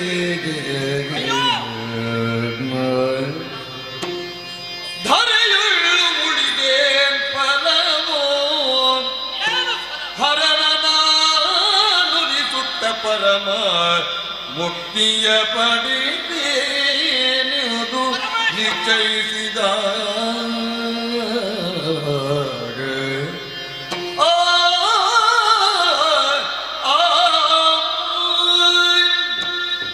ಇಂತಹ ಸ್ಥಿತಿ ನಮ್ಮ ವಿರೋಧಿಗಳಿಗೂ ಬರಬಾರದು. ಕೈ ಹಿಡಿದ ಹೆಂಡತಿ ಬಿಟ್ಟು ಹೋದಳು, ಹೆಣ್ಣು ಕೊಟ್ಟ ಮಾವನೇ ಹಿಂದೆ ಮುಂದೆ ನೋಡದೆ ಹೊಡೆಯುವುದಕ್ಕೆ ಬಂದ. ಹಾಗಿದ್ರೆ ಅವರಿಗೆ ಬೇಡವಾದಂತಹ ಈ ಶಿಖಂಡಿ ಇನ್ನು ನಮ್ಮ ಪುರದಲ್ಲಿ ಇದ್ದು ಯಾರಿಗೆ ಮುಖವನ್ನು ತೋರಿಸಬೇಕು? ನಾಚಿಕೆ ಕೆಟ್ಟಂತಹ ಜೀವನ ನನ್ನದಾಗಿ ಹೋಯಿತು. ಹಾಗಾಗಿ ಅರಮನೆ ಬೇಡ, ಸಂಪತ್ತು ಬೇಡ, ಅಧಿಕಾರ ಬೇಡ, ತಂದೆ ತಾಯಿಗಳು ಯಾರೂ ಬೇಡ. ನನ್ನನ್ನು ಹುಟ್ಟಿಸುವುದಕ್ಕೆ ಕಾರಣ ನನ್ನ ಅಪ್ಪನಿಗೆ ವರ ಕೊಟ್ಟದ್ದು ಪರಮೇಶ್ವರ. ಮುಂದೆ ಇವನಿಗೆ ಪುಂಸೊತ್ತು ಬರ್ತದೆ ಅಂತ ಹೇಳಿದ್ದು ಪರಮೇಶ್ವರ ಅಂತೆ. ಅದು ಬರುವಲ್ಲಿಯವರೆಗೆ ಅರಮನೆಗೆ ಕಾಲಿಡುವುದಿಲ್ಲ. ಯಾವುದಕ್ಕಾದ್ರೂ ತಪಸ್ಸು ಮಾಡಬೇಕು ಅಂತಾದ್ರೆ ಅರಮನೆಯನ್ನು ಬಿಟ್ಟು ಕಾಡಿಗೆ ಹೋಗಿ.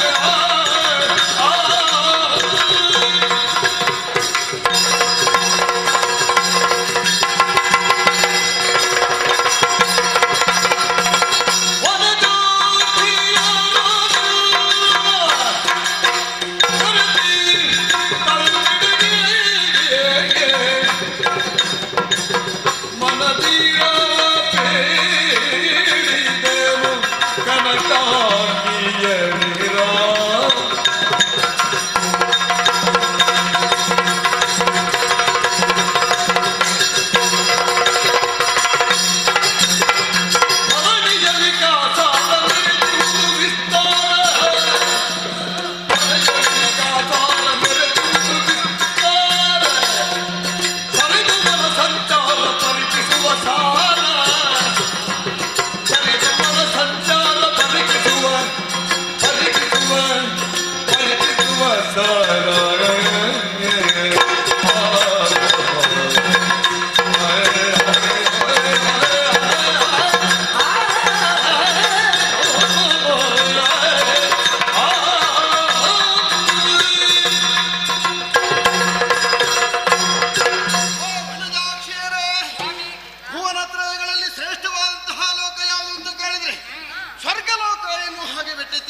ಮಾಡಿದ್ದಾರೆ. ಈ ಸ್ವರ್ಗಲೋಕದಲ್ಲಿ ಅಷ್ಟ ದಿಕ್ಪಾಲಕರು ಪ್ರಧಾನರಾದವರು. ಅದರಲ್ಲಿ ಧನಾಧಿಪತಿಯಾದಂತಹ ಕುಬೇರ ಅಳಕಾವತಿಯಲ್ಲಿದ್ದಾನೆ. ಆದ್ರೆ ಈ ಅಳಕಾವತಿಯಲ್ಲಿ ಉದ್ಯಾನವನವನ್ನು ಕಾಯುವಂತಹ ಹೊಣೆಗಾರಿಕೆ ಸೂಣಾಕರ್ಣನಾದಂತಹ ನನಗೆ ಒಪ್ಪಿಸಿದ್ದಾರೆ. ಯಾವ ಕರ್ತವ್ಯವನ್ನು ನೀಡಿದ್ದಾರೆ ಅದನ್ನು ಒಳ್ಳೆಯ ರೀತಿಯಲ್ಲಿ ನಿರ್ವಹಿಸ್ತಾ ನಾನು ಬಂದಿದ್ದೇನೆ. ಹಾಗೆಂತ ನಮ್ಮದಾದಂತಹ ಜವಾಬ್ದಾರಿಯನ್ನು ಮುಗಿಸುವ ಹೊತ್ತಿನಲ್ಲಿ ಮನೆಗೆ ಬಂದಾಕ್ಷಣ ನಿಮ್ಮೆಲ್ಲರನ್ನೂ ಕರೆಸಿ ಮಡದಿಯರಾದಂತಹ ನಿಮ್ಮ ಕೇಳಿಕೆ ಏನುಂಟು, ಬೇಡಿಕೆ ಏನುಂಟು ಅದನ್ನು ಈಡೇರಿಸಿಕೊಡುವಲ್ಲಿಯೂ ನಾನು ಸದಾ ಸಿದ್ಧನಾಗಿದ್ದೇನೆ, ಬದ್ಧನಾಗಿದ್ದೇನೆ. ಇನ್ನು ನಿಮ್ಮೆಲ್ಲರನ್ನು ಸನಿಹಕ್ಕೆ ಕರೆಸಿಕೊಳ್ಳುವುದಕ್ಕೆ ಬಲವಾದ ಕಾರಣವಿದೆ. ಈ ಅಳಕಾವತಿಯಲ್ಲಿದ್ದುಕೊಂಡು ಯಾವುದೇ ಸ್ವಾರಸ್ಯಕರವಾದಂತಹ ಘಟನೆಯನ್ನು ಅಥವಾ ದೃಶ್ಯವನ್ನು ಕಾಣುವುದಕ್ಕಾಗುವುದಿಲ್ಲ. ಇಲ್ಲಿ ಬದಲಾವಣೆ ಎನ್ನುವುದಿಲ್ಲ. ಹಾಗಿದ್ರೆ ನಿತ್ಯ ನೂತನವಾದಂತಹ ಪ್ರದೇಶ ಯಾವುದು ಅಂತ ಕೇಳಿದ್ರೆ ಅದು ಭೂಲೋಕ. ಇಂದು ಇದ್ದ ಹಾಗೆ ನಾಳೆ ಇರುವುದಿಲ್ಲ. ಈ ಕ್ಷಣ ಇದ್ದ ಹಾಗೆ ಮತ್ತೊಂದು ಕ್ಷಣದಲ್ಲಿ ಇರುವುದಿಲ್ಲ. ಕ್ಷಣ ಕ್ಷಣಕ್ಕೂ ಬದಲಾವಣೆ ಹೊಂದುವಂತಹ ಆ ಪ್ರಕೃತಿ ಸೌಂದರ್ಯ ಇರುವುದು ಅದು ಭೂಲೋಕದಲ್ಲಿ. ಅದರಲ್ಲಿಯೂ ಒಂದಾದಂತಹ ಕ್ಷೇತ್ರ ಅದೇ ಕಾಸಾರ. ಆ ಕಾಸಾರ ಕ್ಷೇತ್ರವನ್ನು ಸೇರಿಕೊಳ್ಳಬೇಕು. ಬೇಕಾದಷ್ಟು ಜಲಕೇಳಿಯನ್ನು ಆಡಬೇಕು, ತಿರುಗಾಟ ಮಾಡಬೇಕೆನ್ನುವ ಹಾಗೆ ಮನಸ್ಸಿಗೆ ಬಯಕೆ ಉಂಟಾಯಿತು. ಒಬ್ಬನೇ ತಿರುಗಾಟ ಮಾಡಿದ್ರೆ ಏನಾದ್ರೂ ಸ್ವಾರಸ್ಯ ಉಂಟಾ? ಈ ತಿರುಗಾಟಕ್ಕೆ ಹೋಗುವಾಗ ಹೆಂಡತಿಯರನ್ನು ಕರ್ಕೊಂಡೇ ಹೋಗಬೇಕು. ಇಲ್ಲದಿದ್ರೆ ಅವರಿಗೆ ಮನಸ್ಸಿಗೆ ಬೇಸರ ಆಗ್ತದೆ. ಹಾಗಾಗಿ ನೀವು ಒಬ್ಬರಲ್ಲ ಇಬ್ಬರಲ್ಲ ಹಲವು ಮಂದಿ ಮಡದಿಯರಿದ್ದೀರಾ, ಏಕ ಮನಸ್ಕರಾಗಿದ್ದೀರಾ. ಒಬ್ಬರನ್ನು ಬಿಟ್ಟು ಮತ್ತೊಬ್ಬರಿದ್ದವರಲ್ಲ. ನಾನು ಏನನ್ನು ಹೇಳ್ತೇನೆ ಅದಕ್ಕೆ ಪೂರಕರಾಗಿ ವ್ಯವಹರಿಸುವವರು. ಆದ್ರೆ ಒಂದುಂಟು, ಭೂಲೋಕಕ್ಕೆ ಇಳಿಯುವಂತಹ ಸಂದರ್ಭ ಎಲ್ಲಿಯಾದ್ರೂ ಒಬ್ಬರ ಮನಸ್ಸಿನಲ್ಲಿ ನನಗೆ ಬರುವುದಕ್ಕಾಗುವುದಿಲ್ಲ ಎನ್ನುವ ಹಾಗೆ ಇದ್ರೆ ನಾನು ಕೇಳಬೇಕಲ್ಲ. ಅದಕ್ಕಾಗಿ ನೀನು ಬರುವುದಕ್ಕೆ ಸಿದ್ಧಳಿದ್ದೀಯಾ? ನೀವು ಹೋದಾಗೆ ನಿಮ್ಮ ನೆರಳಿನಂತೆ ನಾನು ಬರುವವಳು. ಹಾಗಾಗಿ ಎರಡು ಮಾತಿಲ್ಲ, ನಾನು ಬರುತ್ತೇನೆ. ಹೌದಾ? ಕ್ಷಣ ಕ್ಷಣಕ್ಕೂ ಬದಲಾಗುವಂತ ವಸುಂಧರೆಯ ಸೌಂದರ್ಯವನ್ನು ನೋಡುವುದು ಒಂದು ಭಾಗ್ಯವಲ್ಲವೇ? ಹೌದು. ಹೋಗೋಣ ಸ್ವಾಮಿ. ಮಾಡದೆ ಮಣಿ, ನಿನ್ನ ಮಾತು ಕೇಳುವಾಗ ಸಂತೋಷವಾಯಿತು. ಮಾತ್ರವಲ್ಲ, ನಿನ್ನ ಮುಖವನ್ನು ಕಂಡಾಗಲೇ ಮಹದಾನಂದವಾಗುತ್ತಾ ಇದೆ. ಯಾಕೆ? ತಾರೆಗಳ ಮಧ್ಯೆ ಇರುವಂತಹ ಚಂದ್ರನ ಹಾಗೆ ನಿನ್ನ ಮುಖ ರಾರಾಜಿಸ್ತಾ ಇದೆ. ಹಾಗಾಗಿ ನೀನು ಮನಸ್ಸಿಗೆ ಇಷ್ಟವಾದವಳು. ನೀನು ಬರ್ತಿದ್ದಾನೆ. ಎಲ್ಲವರು ಸಿದ್ಧರಾಗಿದ್ದೀರಾ? ಯಾಕೆ ತಡ?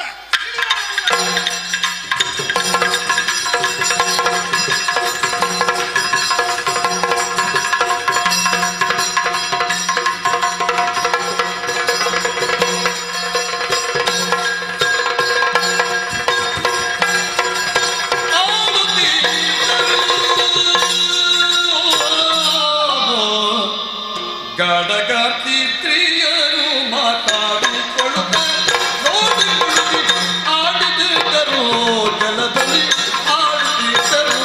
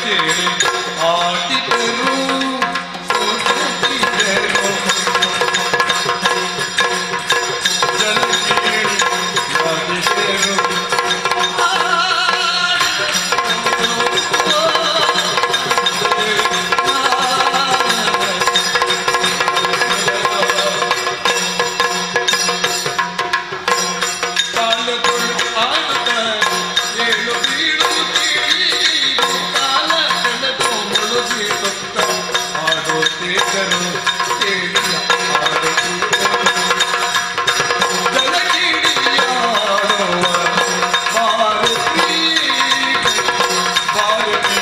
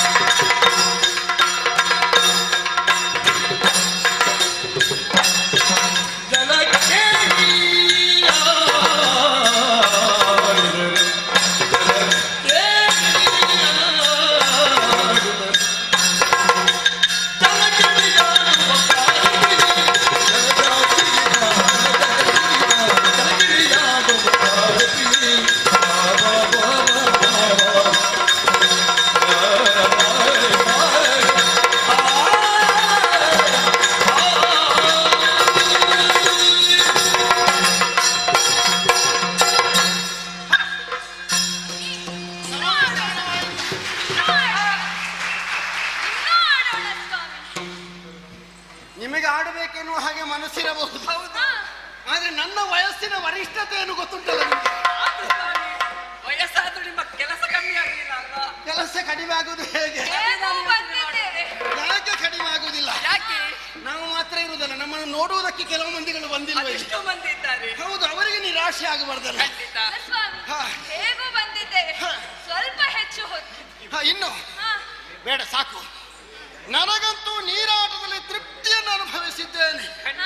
ನಾನು ಮಾತ್ರ ತೃಪ್ತನಾದ್ರೆ ಸಾಲದು, ನೀವು ಸಂತೋಷವನ್ನು ಅನುಭವಿಸಬೇಕು. ಆದ್ರೆ ಒಂದುಂಟು ಸ್ವಾಮಿ, ಏನು? ಯಾವತ್ತು ಯಾವುದಾದ್ರೂ ಬೇಕು ಬೇಕು ಎನ್ನುವಷ್ಟರಲ್ಲಿ ಮುಗಿದು ಬಿಡಬೇಕು. ನಿಮಗೆ ಗೊತ್ತಾಯ್ತಲ್ಲ ಅದು. ಹೌದು, ಅತಿ ಹೆಚ್ಚು ಆಡಿದ್ರೆ ಅದರಲ್ಲಿ ಬೇಸರ ಉಂಟಾಗ್ತದೆ. ಇದನ್ನು ನಾವು ಮಾತ್ರ ಪಾಲಿಸುವುದಲ್ಲ, ಎಲ್ಲವರು ಬೇಕು ಬೇಕು ಎನ್ನುವ ಹಾಗೆ ಮುಗಿಸಿದ್ರು ಅಂತಾದ್ರೆ ಆರೋಗ್ಯಕ್ಕೂ ಒಳ್ಳೆಯದು, ಕಾಲಕ್ಕೂ ಒಳ್ಳೆಯದು. ಹೌದೇ ಹೌದು. ಅಮೃತವು ವಿಷ. ಈಗ ನೀವು ಇನ್ನೂ ತೃಪ್ತರಾಗಿಲ್ಲ. ಯಾಕೆ? ಅರ್ಥವಾಯಿತು. ಹೆಣ್ಣು ಮಕ್ಕಳಿಗೆ ಜಲಕೆಯಲ್ಲಿ ಆಡಿದಲ್ಲಿಗೆ ಮನಸ್ಸಿಗೆ ನೆಮ್ಮದಿ ಆಗುವುದಿಲ್ಲ. ಖಂಡಿತ ಇಲ್ಲ. ಹೂವನ್ನು ಆಯ್ದು ಕೊಯ್ದು ತಲೆಗೆ ಮುಡಿದ ಕ್ಷಣ ಅವರಿಗೆ ಸಂತೋಷವಾಗ್ತದೆ. ಹಾಗಾಗಿ ಹೂ ಕೊಯ್ಯುವುದಕ್ಕಾಗಿ ಒಂದೊಂದು ದಾರಿಯನ್ನು ನೀವು ಅನುಸರಿಸಿ. ನಾನಂತೂ ಬರುವುದಿಲ್ಲ. ಓ ಮರದ ಬುಡದಲ್ಲಿ ಸ್ವಲ್ಪ ಹೊತ್ತು ವಿಶ್ರಾಂತಿಯನ್ನು ಪಡೆಯುತ್ತೇನೆ. ಹಾಗೆ ಅಂತ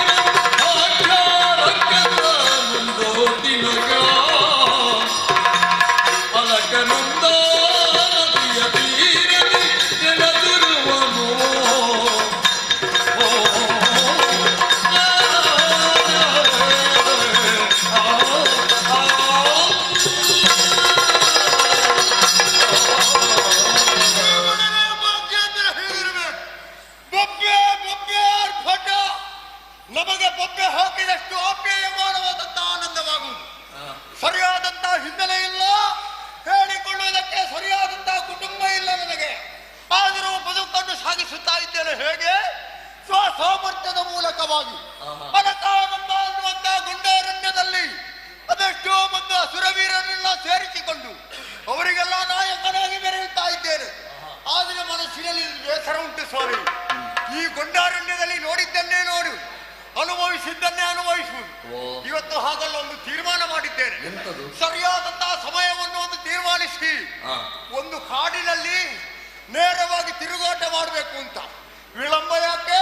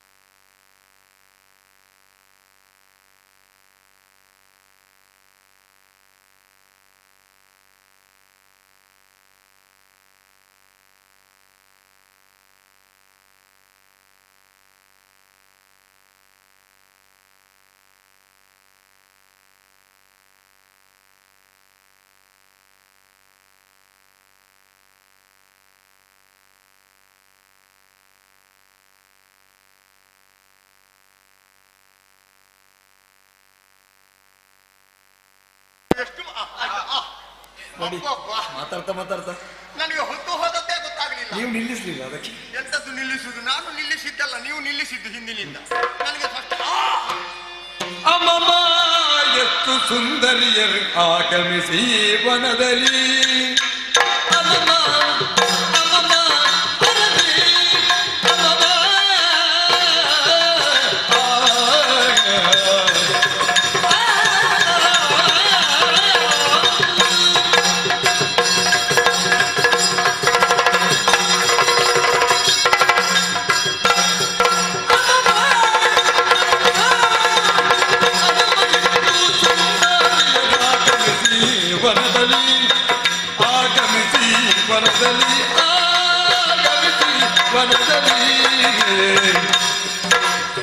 ಮಣಿಯಂತೆ ರಂಜಿಸುವರು ಮಣಿಯಂತೆ ರಂಜಿಸುವರು ಅಮಿತ ರೂಪಲಿ ರಂಜಿಸುವರು ಅಮಿತ ರೂಪಿಲಿ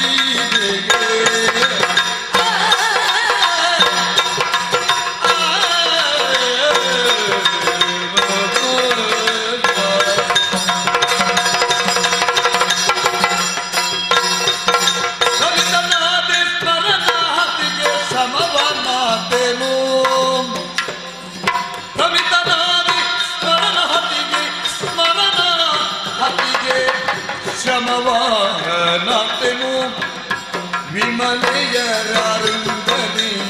ಕುಮತಿಯಾದೆನು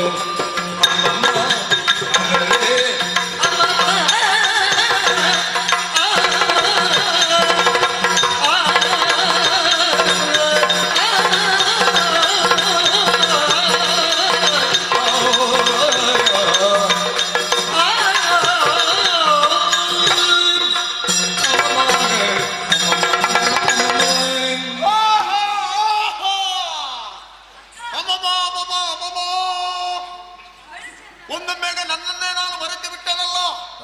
ಅತಿಶಯವಾದಂತಹ ಸೌಂದರ್ಯವನ್ನು ಒಪ್ಪಿ ನನ್ನ ಕಣ್ಣ ಮುಂಭಾಗದಲ್ಲಿ ಕಾಣಿಸುವಂತಹ ಬೊಂಬೆಗಳು ಯಾರು ಅಂತ ನೋಡಿದರೆ ಇವರು ಈ ಲೋಕದವರಲ್ಲಪ್ಪ. ಅಮರಾವತಿಯಿಂದ ಇಳಿದು ಬಂದಂತಹ ಅಪ್ಸರಾ ಸ್ತ್ರೀಯರೇ ನಾಗಲೋಕದಲ್ಲಿ ನಾಗಕನ್ನಿಕೆಯರು ಇದ್ದಾರೆ ಅನ್ನೋದನ್ನು ಕೇಳಿದ್ದೇನೆ ನಾನು. ಭೂಲೋಕದಲ್ಲಿ ಇಂತಹ ಸ್ತ್ರೀಯರು ಇದಕ್ಕೆ ಸಾಧ್ಯವೇ ಇಲ್ಲ. ಆ ಮನ್ಮಥನ ರಸಿಯಾದಂತಹ ರತಿಯಾಗಿರಬಹುದೇ? ರತಿಯವರ ಒಂದು ಎಂಥದ್ದು ಅಲ್ಲ, ನಿಜವಾಗಿಯೂ ಹೆಣ್ಣೆ ಅಂತ ನನಗೆ ಯಾಕೆ ಹೊತ್ತು ಕಳೆಯುವುದು? ನೋಡೋಣ, ಅವರಲ್ಲೇ ಸಂಭಾಷಣೆಗೆ ಇಳಿದ್ದೇವೆ. ಮಣಿಗೆ ಬಾಲೆ ಸುಖ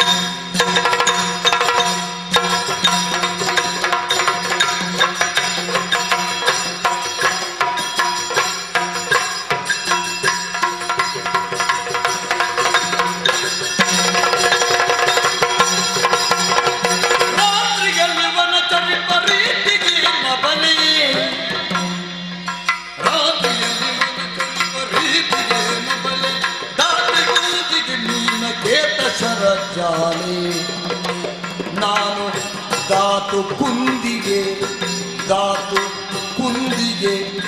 ಮರ ಮೀನ ಕೀರ್ತನ ಶರಜ್ವಾಲೆಗೆ ಕುಂದಿಗೆ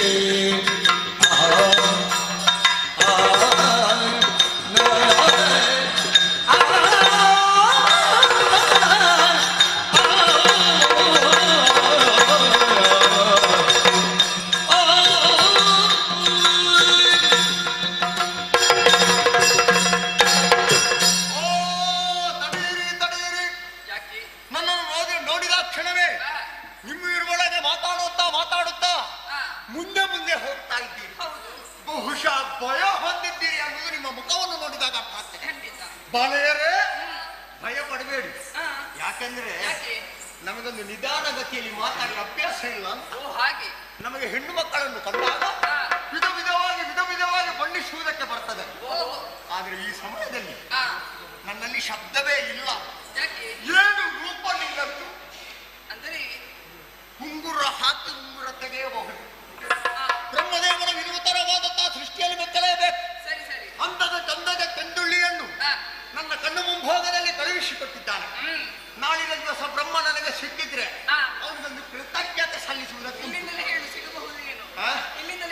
ಆದ್ರೆ ನಿಮ್ಮನ್ನು ನೋಡಿದ ಕ್ಷಣ ಜಯಂತ ಅವ ಒಂದೊಂದನ್ನೇ ಪ್ರಯೋಗಿಸಿದಂತೆ. ಅವನಲ್ಲಿ ಪಂಚಬಾಣಗಳು ಇದೆ ಎನ್ನುವುದನ್ನು ಕೇಳಿದ್ದೇನೆ ನಾನು. ಆ 5 ಬಾಣವನ್ನು ಒಮ್ಮೆಲೆ ಪ್ರಯೋಗಿಸಿದ್ದಾನೆ.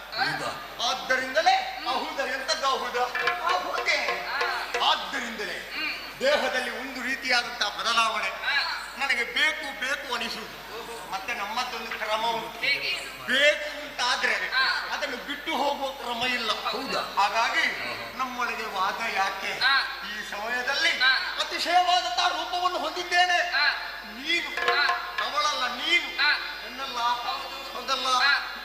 ಒಮ್ಮೆ ನನ್ನನ್ನು ಇಲ್ಲಿರುವ ನಾರಿಯನ್ನು ನೋಡ ಕಣ್ಣನ ಪ್ರಿಯ ವಲ್ಲಭ ರೀತಿಯ ಅಕ್ಷರ ನಾವು ಬೆಳಕಿದರಿ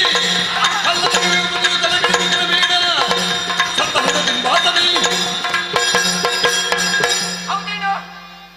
ಬಾಯಿಗೆ ಬಂದ್ರೆ ಏನ್ ಬೇಕಾದ್ರೂ ಮಾತಾಡ್ತೀಯಾ? ನನ್ನದು ಮಾತಿನಲ್ಲಿ ತಪ್ಪಾಯ್ತಾ? ತಪ್ಪಾಗದೆ ಮತ್ತೇನು ಸರಿ ಇದ್ದದ್ದು ಯಾವ್ದಾದ್ರು ಅಂತ ಹೇಳಿ. 4 ದಿವಸ ನನ್ನ ಜೊತೆಯಲ್ಲಿ ಮುಚ್ಚುವೆ. ನಿನ್ನ ಮಾತನ್ನು ಕೇಳು. ಹೆಣ್ಣು ಯಾವ ಕಾಲಕ್ಕೂ ಅಬಲೆ ಎಂಬುದಾಗಿ ಭಾವಿಸಬೇಡ. ನಾವೀವರು ಇಲ್ಲಿ ಸಂಚರಿಸುತ್ತಿದ್ದೇವೆ ಎಂಬ ಮಾತ್ರಕ್ಕೆ ನಮ್ಮ ಮೇಲೆ ಕಾಮದೃಷ್ಟಿಯನ್ನು ಇರಿಸಿಕೊಂಡು ನನ್ನನ್ನೇ ಕರೆಯುತ್ತಿದ್ದಾದ್ರೆ ನಿನ್ನ ಸಾಮರ್ಥ್ಯಕ್ಕೆ ಮೆಚ್ಚಲೇಬೇಕು. ಹೌದೇನೋ? ಕಾಮ ಭಾಷೆಗೆ ಬೀಳುವವಳು ನಾನಲ್ಲ.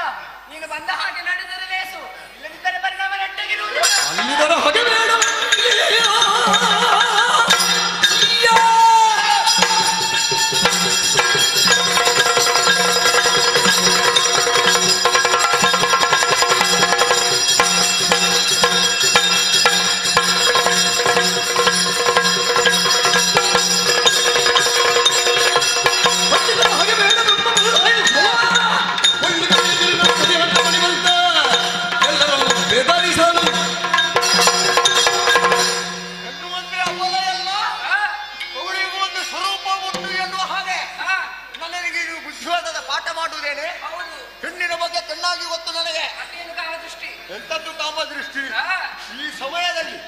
ನಯ ವಿನಯಾದಿಗಳಿಂದ ನನ್ನ ಮಾತಿಗೆ ಒಡಂಬಟ್ಟು ನನ್ನ ಜೊತೆಯಲ್ಲಿ ಸುಖವನ್ನು ಕೊಡುವುದಕ್ಕೆ ಬರ್ತೀರಿ ಎನ್ನುವ ಹಾಗೆ ನಿಮ್ಮಲ್ಲಿ ಕೇಳಿದ್ರೆ ನಿನ್ನದು ಧಿಕ್ಕಾರ ಅಧಿಕವಾಗಿ ಹೋಯ್ತು. ನಮಗೆ ಒಂದೇ ದಾರಿ ಗೊತ್ತಿರುವುದು, ನನ್ನ ಜೊತೆಯಲ್ಲಿ ಬಂದ್ರೆ ಹೋಯ್ತು.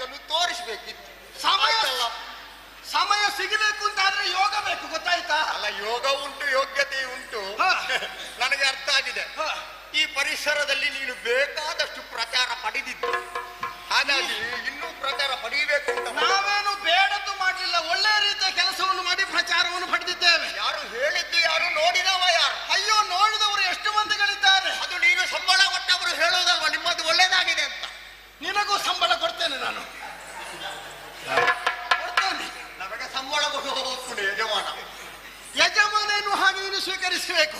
ಯಾರಿಗೆ? ನಾನು ನಿನ್ನ ಯಜಮಾನ ಅಂತ ಸ್ವೀಕರಿಸು. ನನ್ನ ಕಿರುಬೆರಳು ಎಷ್ಟು ಉದ್ದ ಉಂಟು ಗೊತ್ತುಂಟಾ?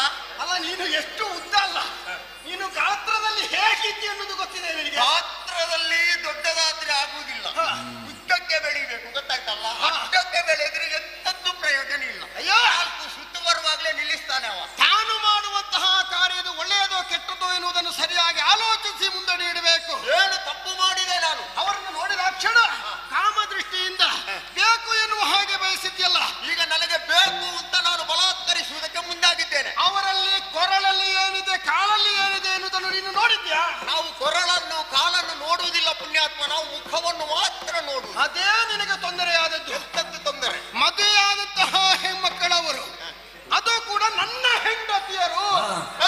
ಹೌದು, ನಿನ್ನ ಹೆಂಡತಿ. ದೂರದಲ್ಲಿ ನಾನಿದ್ದೆ, ಆರ್ತನಾದ ಕೇಳಿಸಿತು, ಅವರಿಗೇನೋ ಕಷ್ಟ ಬಂದಿದೆ ಅನ್ನೋದು ಗೊತ್ತಾಯಿತು. ಹಾಗಾಗಿ ಯಾರು ಎನ್ನುವ ಹಾಗೆ ಎಂತದು? ನಿನಗೆ ಹೆಣ್ಣು ಕೊಟ್ಟವನಿಗೆ ಒಂದು ಶರಣು ಇಲ್ಲಿಂದಲೇ. ಯಾಕೆ? ನಿನ್ನ ಪ್ರಾಯ ಇಷ್ಟ ಆಯ್ತು. ಪ್ರಾಯ ಎಷ್ಟೇ ಆಗಲಿ, ಸುಧಾರಿಸುವಂತಹ ಗುಣ ಉಂಟು, ನನ್ನಲ್ಲಿ ಆ ಯೋಗ್ಯತೆಯೂ ಉಂಟು. ಅಲ್ಲ, ಸುಧಾರಿಸುವವರು ಬೇಕಾದಷ್ಟು ಬಂದಿದ್ದಾರೆ. ಮಾಹಿತಿನ ನಿನಗೆ ಮದುವೆ ಆಗಿದೆಯಾ?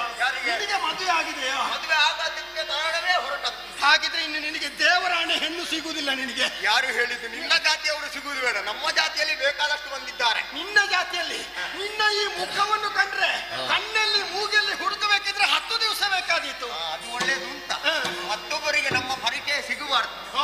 ನಮ್ಮ ಗುರುಗಳು ಒಬ್ಬರಿದ್ದಾರೆ, ಅವರ ಪೂರ್ಣ ಆಶೀರ್ವಾದ. ನೀನು ಗುರುಗಳಿಂದ ಪ್ರೇರಣೆ ಹೊಂದಿದವನು. ಅದೇ ನಿನ್ನ ಗುರು ಯಾರು ಅಂತ ನನಗೆ ನೋಡಕ್ಕೆ ಹೋಗ್ತಿಲ್ವ? ನಿತ್ಯ ಧರಿಸುವ ಎನ್ನ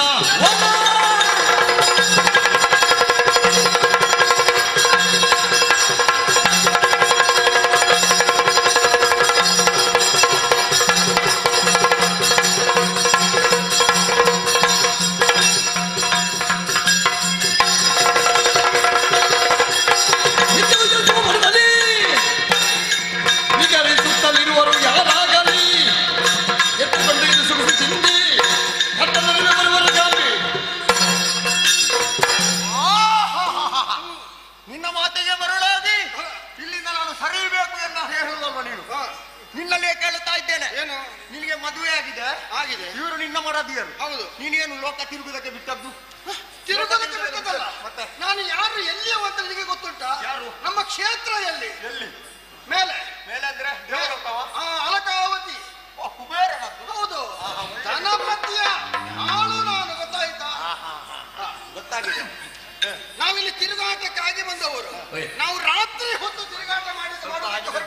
ಗೊತ್ತಾಗಿದೆ.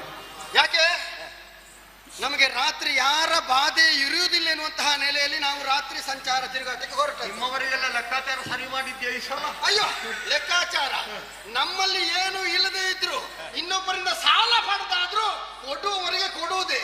ಕುಬೇರ ಹೌದು ಅದೇ ಅದೇ ಕುಬೇರನಿಂದ ಸಾಲ ಪಡೆದಾದ್ರು ಕೊಡುವವರಿಗೆ ಖಂಡಿತ ಕೊಡ್ತೇವೆ. ಕುಬೇರಲ್ಲ ನೀವು. ಒಬ್ಬನೇ ಒಬ್ಬ ಆಳು ನಮ್ಮಲ್ಲಿ ಏನು ಕೊಡ್ಲಿಲ್ಲ ಏನು ಹಾಗೆ ಇಷ್ಟರವರೆಗೆ ಹೇಳಿಕೊಂಡು ಬಂದದ್ದಿಲ್ಲ. ಹಾಗಲ್ಲ ಅದು. ಯಾಕೆ ಈ ಸಲ ಕೊಡ್ಲಿಲ್ಲ ಅಂತ ಹೇಳುವುದಿಲ್ಲ, ಬರುವ ವರ್ಷ ಅವನನ್ನು ಬಿಡ್ತಾನೆ ಇವ.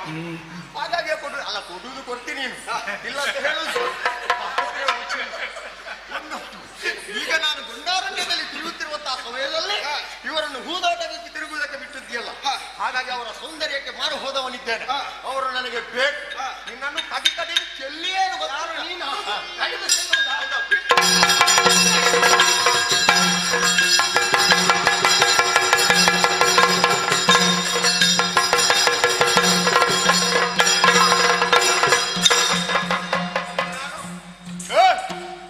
ಯಾರು ಯಜಮಾನ? ನಾನು ಸ್ಥೂಣ ಕರ್ಣ. ಇವರಿಗೆಲ್ಲ ಯಜಮಾನ. ಕರ್ಣ ಮದ್ದಳೆಗೆ ಎಂತದ್ದು ಕರ್ಣ ಹೋಯ್ತಲ್ವಾ? ಇದಕ್ಕೆ ಹೇಳುದು ಎಂತದ್ದು? ನಾವು ಗೊತ್ತಿಲ್ಲದೆ ಇರುವಂತಹ ಪ್ರದೇಶಕ್ಕೆ ಬರುವಾಗ ಒಂದು ಸಣ್ಣ ಚೂರಿ ಆದ್ರೂ ಹಿಡ್ಕೊಳ್ಬೇಕು. ಯಾಕೆ ಯಾಕೆ ಚೂರಿ? ಏನಿಲ್ಲ, ಭಯೋತ್ಪಾದಕನ ನೀನು? ಅಲ್ಲ ನನ್ನ ಕೈಯಲ್ಲಿ ಏನಿಲ್ಲ, ಹಾಗಾಗಿ ಕೈಯಲ್ಲಿ ಇದ್ರೆ ಏನು ಮಾಡ್ತೀನಿ ನೀನು? ನಾನು ಕೈಯಲ್ಲಿ ಇಲ್ಲದೆ ಈಗ ಯುದ್ಧ ಮಾಡಿದ್ದೆಲ್ಲ, ಈಗ ಎತ್ತಿದ್ದು ಖಡ್ಗವನ್ನು. ನಮ್ಮಲ್ಲಿ ಉಂಟುದ್ದ ತೋರಿಸುವುದಕ್ಕಲ್ಲ. ಎಂತದ್ದು ಕೊಲ್ಲುವುದಲ್ಲ, ಕೊಂದ್ರೆ ಮುಗೀತಲ್ಲ. ನಾನು ಸಾಯಲಿಕ್ಕಿಲ್ಲ. ಹೆಂಡತಿಯ ಮುಂದೆ ಪೆಟ್ಟು ತಿನ್ನುವವ ನೀನು ಎಷ್ಟು ಬುದ್ಧಿವಂತ ಗೊತ್ತಾಯ್ತು. ನಿನ್ನನ್ನು ಹೀಗೆ ಬಿಡುವುದಿಲ್ಲ. ಇದೋ ಈಗಿಂದೀಗಲೇ ಮರಕ್ಕೆ ಕಟ್ಟಿ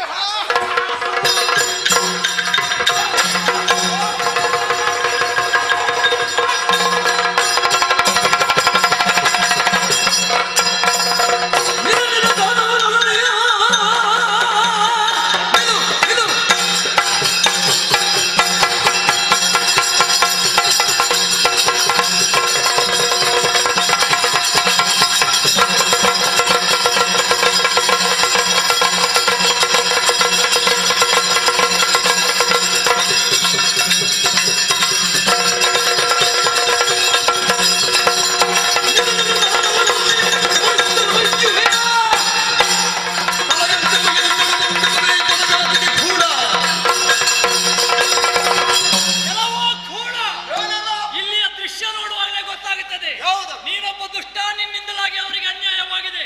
ಅದನ್ನು ಹೋಗಲಾಡಿಸುವುದಕ್ಕೆ ಬಂದವ ತಪ್ಪಾಯ್ತು ಅಂತ ಅವ ಕಾಲಿಗೆರೆಗೆ ಹೋಗ್ತಿಲ್ಲ. ಮಾನವ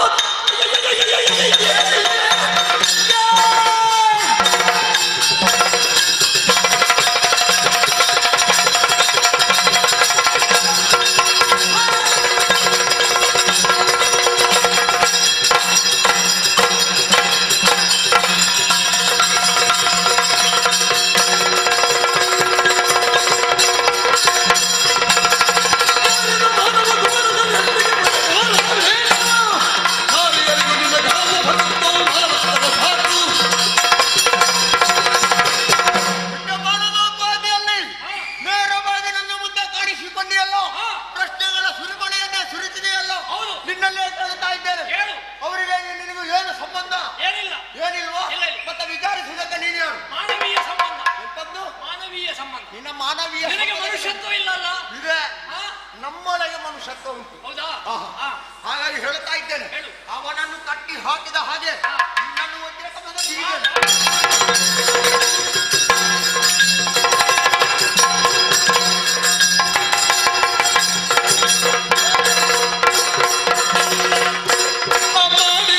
ಅಪರಾಧ ಕೃಪೆಗಿಡಬೇಕು. ರೂಢಿ ಮಾತದಲ್ಲಿ ವಿಕ್ರಮ ಕಂಡೆ ಸಾಕು.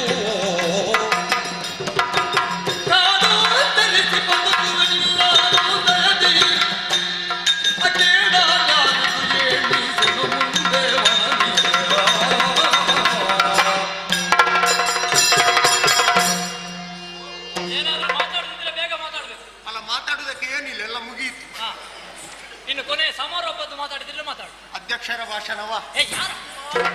ನಾವು ಇಬ್ಬರು ಇರುವಾಗ ನೀನು ಅಧ್ಯಕ್ಷ. ಕೆಲವರಿಗೆ ಅವಕಾಶ ಬೇಕು, ಗೊತ್ತಾಯ್ತಾ? ಇವ ಕಾಯ್ತಾ ಇದ್ದ. ಎಂತದ್ದು ಏನಾಯ್ತೀಗ? ತಪ್ಪಾಯ್ತು. ಯಾರ್ದು? ನನ್ನದ್ದು. ಎರಡು ಕೈ ಜೋಡಿಸಿದ್ರೆ ಮುಗೀತಲ್ಲ. ತಪ್ಪು ಮಾಡಿದ್ದೆಲ್ಲಿ? ಇಲ್ಲಿ. ಇಲ್ಲಿ ಹೌದು. ಯಾರಲ್ಲಿ? ಅವರಲ್ಲಿ. ಯಾರ ಹೆಂಡತಿಯರು? ಇವನ. ಅವನ ಕಾಲಿಗೆ ಬಿಡು. ಅಯ್ಯೋ ಅಯ್ಯೋ, ಬೀಳು ಬೀಳು. ಹೇಳು. ಕಾಲಿಗೆ ಬಿದ್ದ ಅಭ್ಯಾಸ ಇಲ್ಲ ಪುಣ್ಯಾತ್ಮ. ಹಾಗಿದ್ರೆ ನನಗೆ ಕೈಗೆ ಕಟ್ಟು ಗೊತ್ತು. ನೀನೊಮ್ಮೆ ತೋರಿಸಿ. ತೋರಿಸಬೇಕು ಅಂತ ಇಲ್ಲ.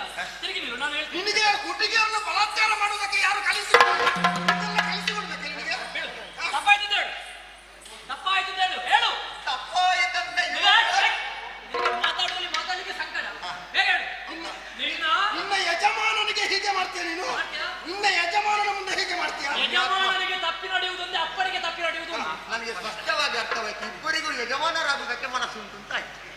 ಅಲ್ಲ, ಮನಸ್ಸನ್ನು ನಾವು ಹುಟ್ಟುವಾಗಲೇ ಯಜಮಾನ ಮಾಡಿದ್ದು ಅಪರಾಧ ಆಯ್ತು. ನಿನ್ನ ಶ್ಲೋಕ ಎಲ್ಲ ಬೇಡ ನಮಗೆ. ಅದು ರಾಕ್ಷಸನಾಗಿ ನೀನು ಶ್ಲೋಕ ಹೇಳುದ? ನಮಗೆಲ್ಲ ಗೂಬೆಯ ಬಾಯಲ್ಲಿ ಹೇಳು ಹೇಳು. ತಪ್ಪಾಯ್ತಂತೆ.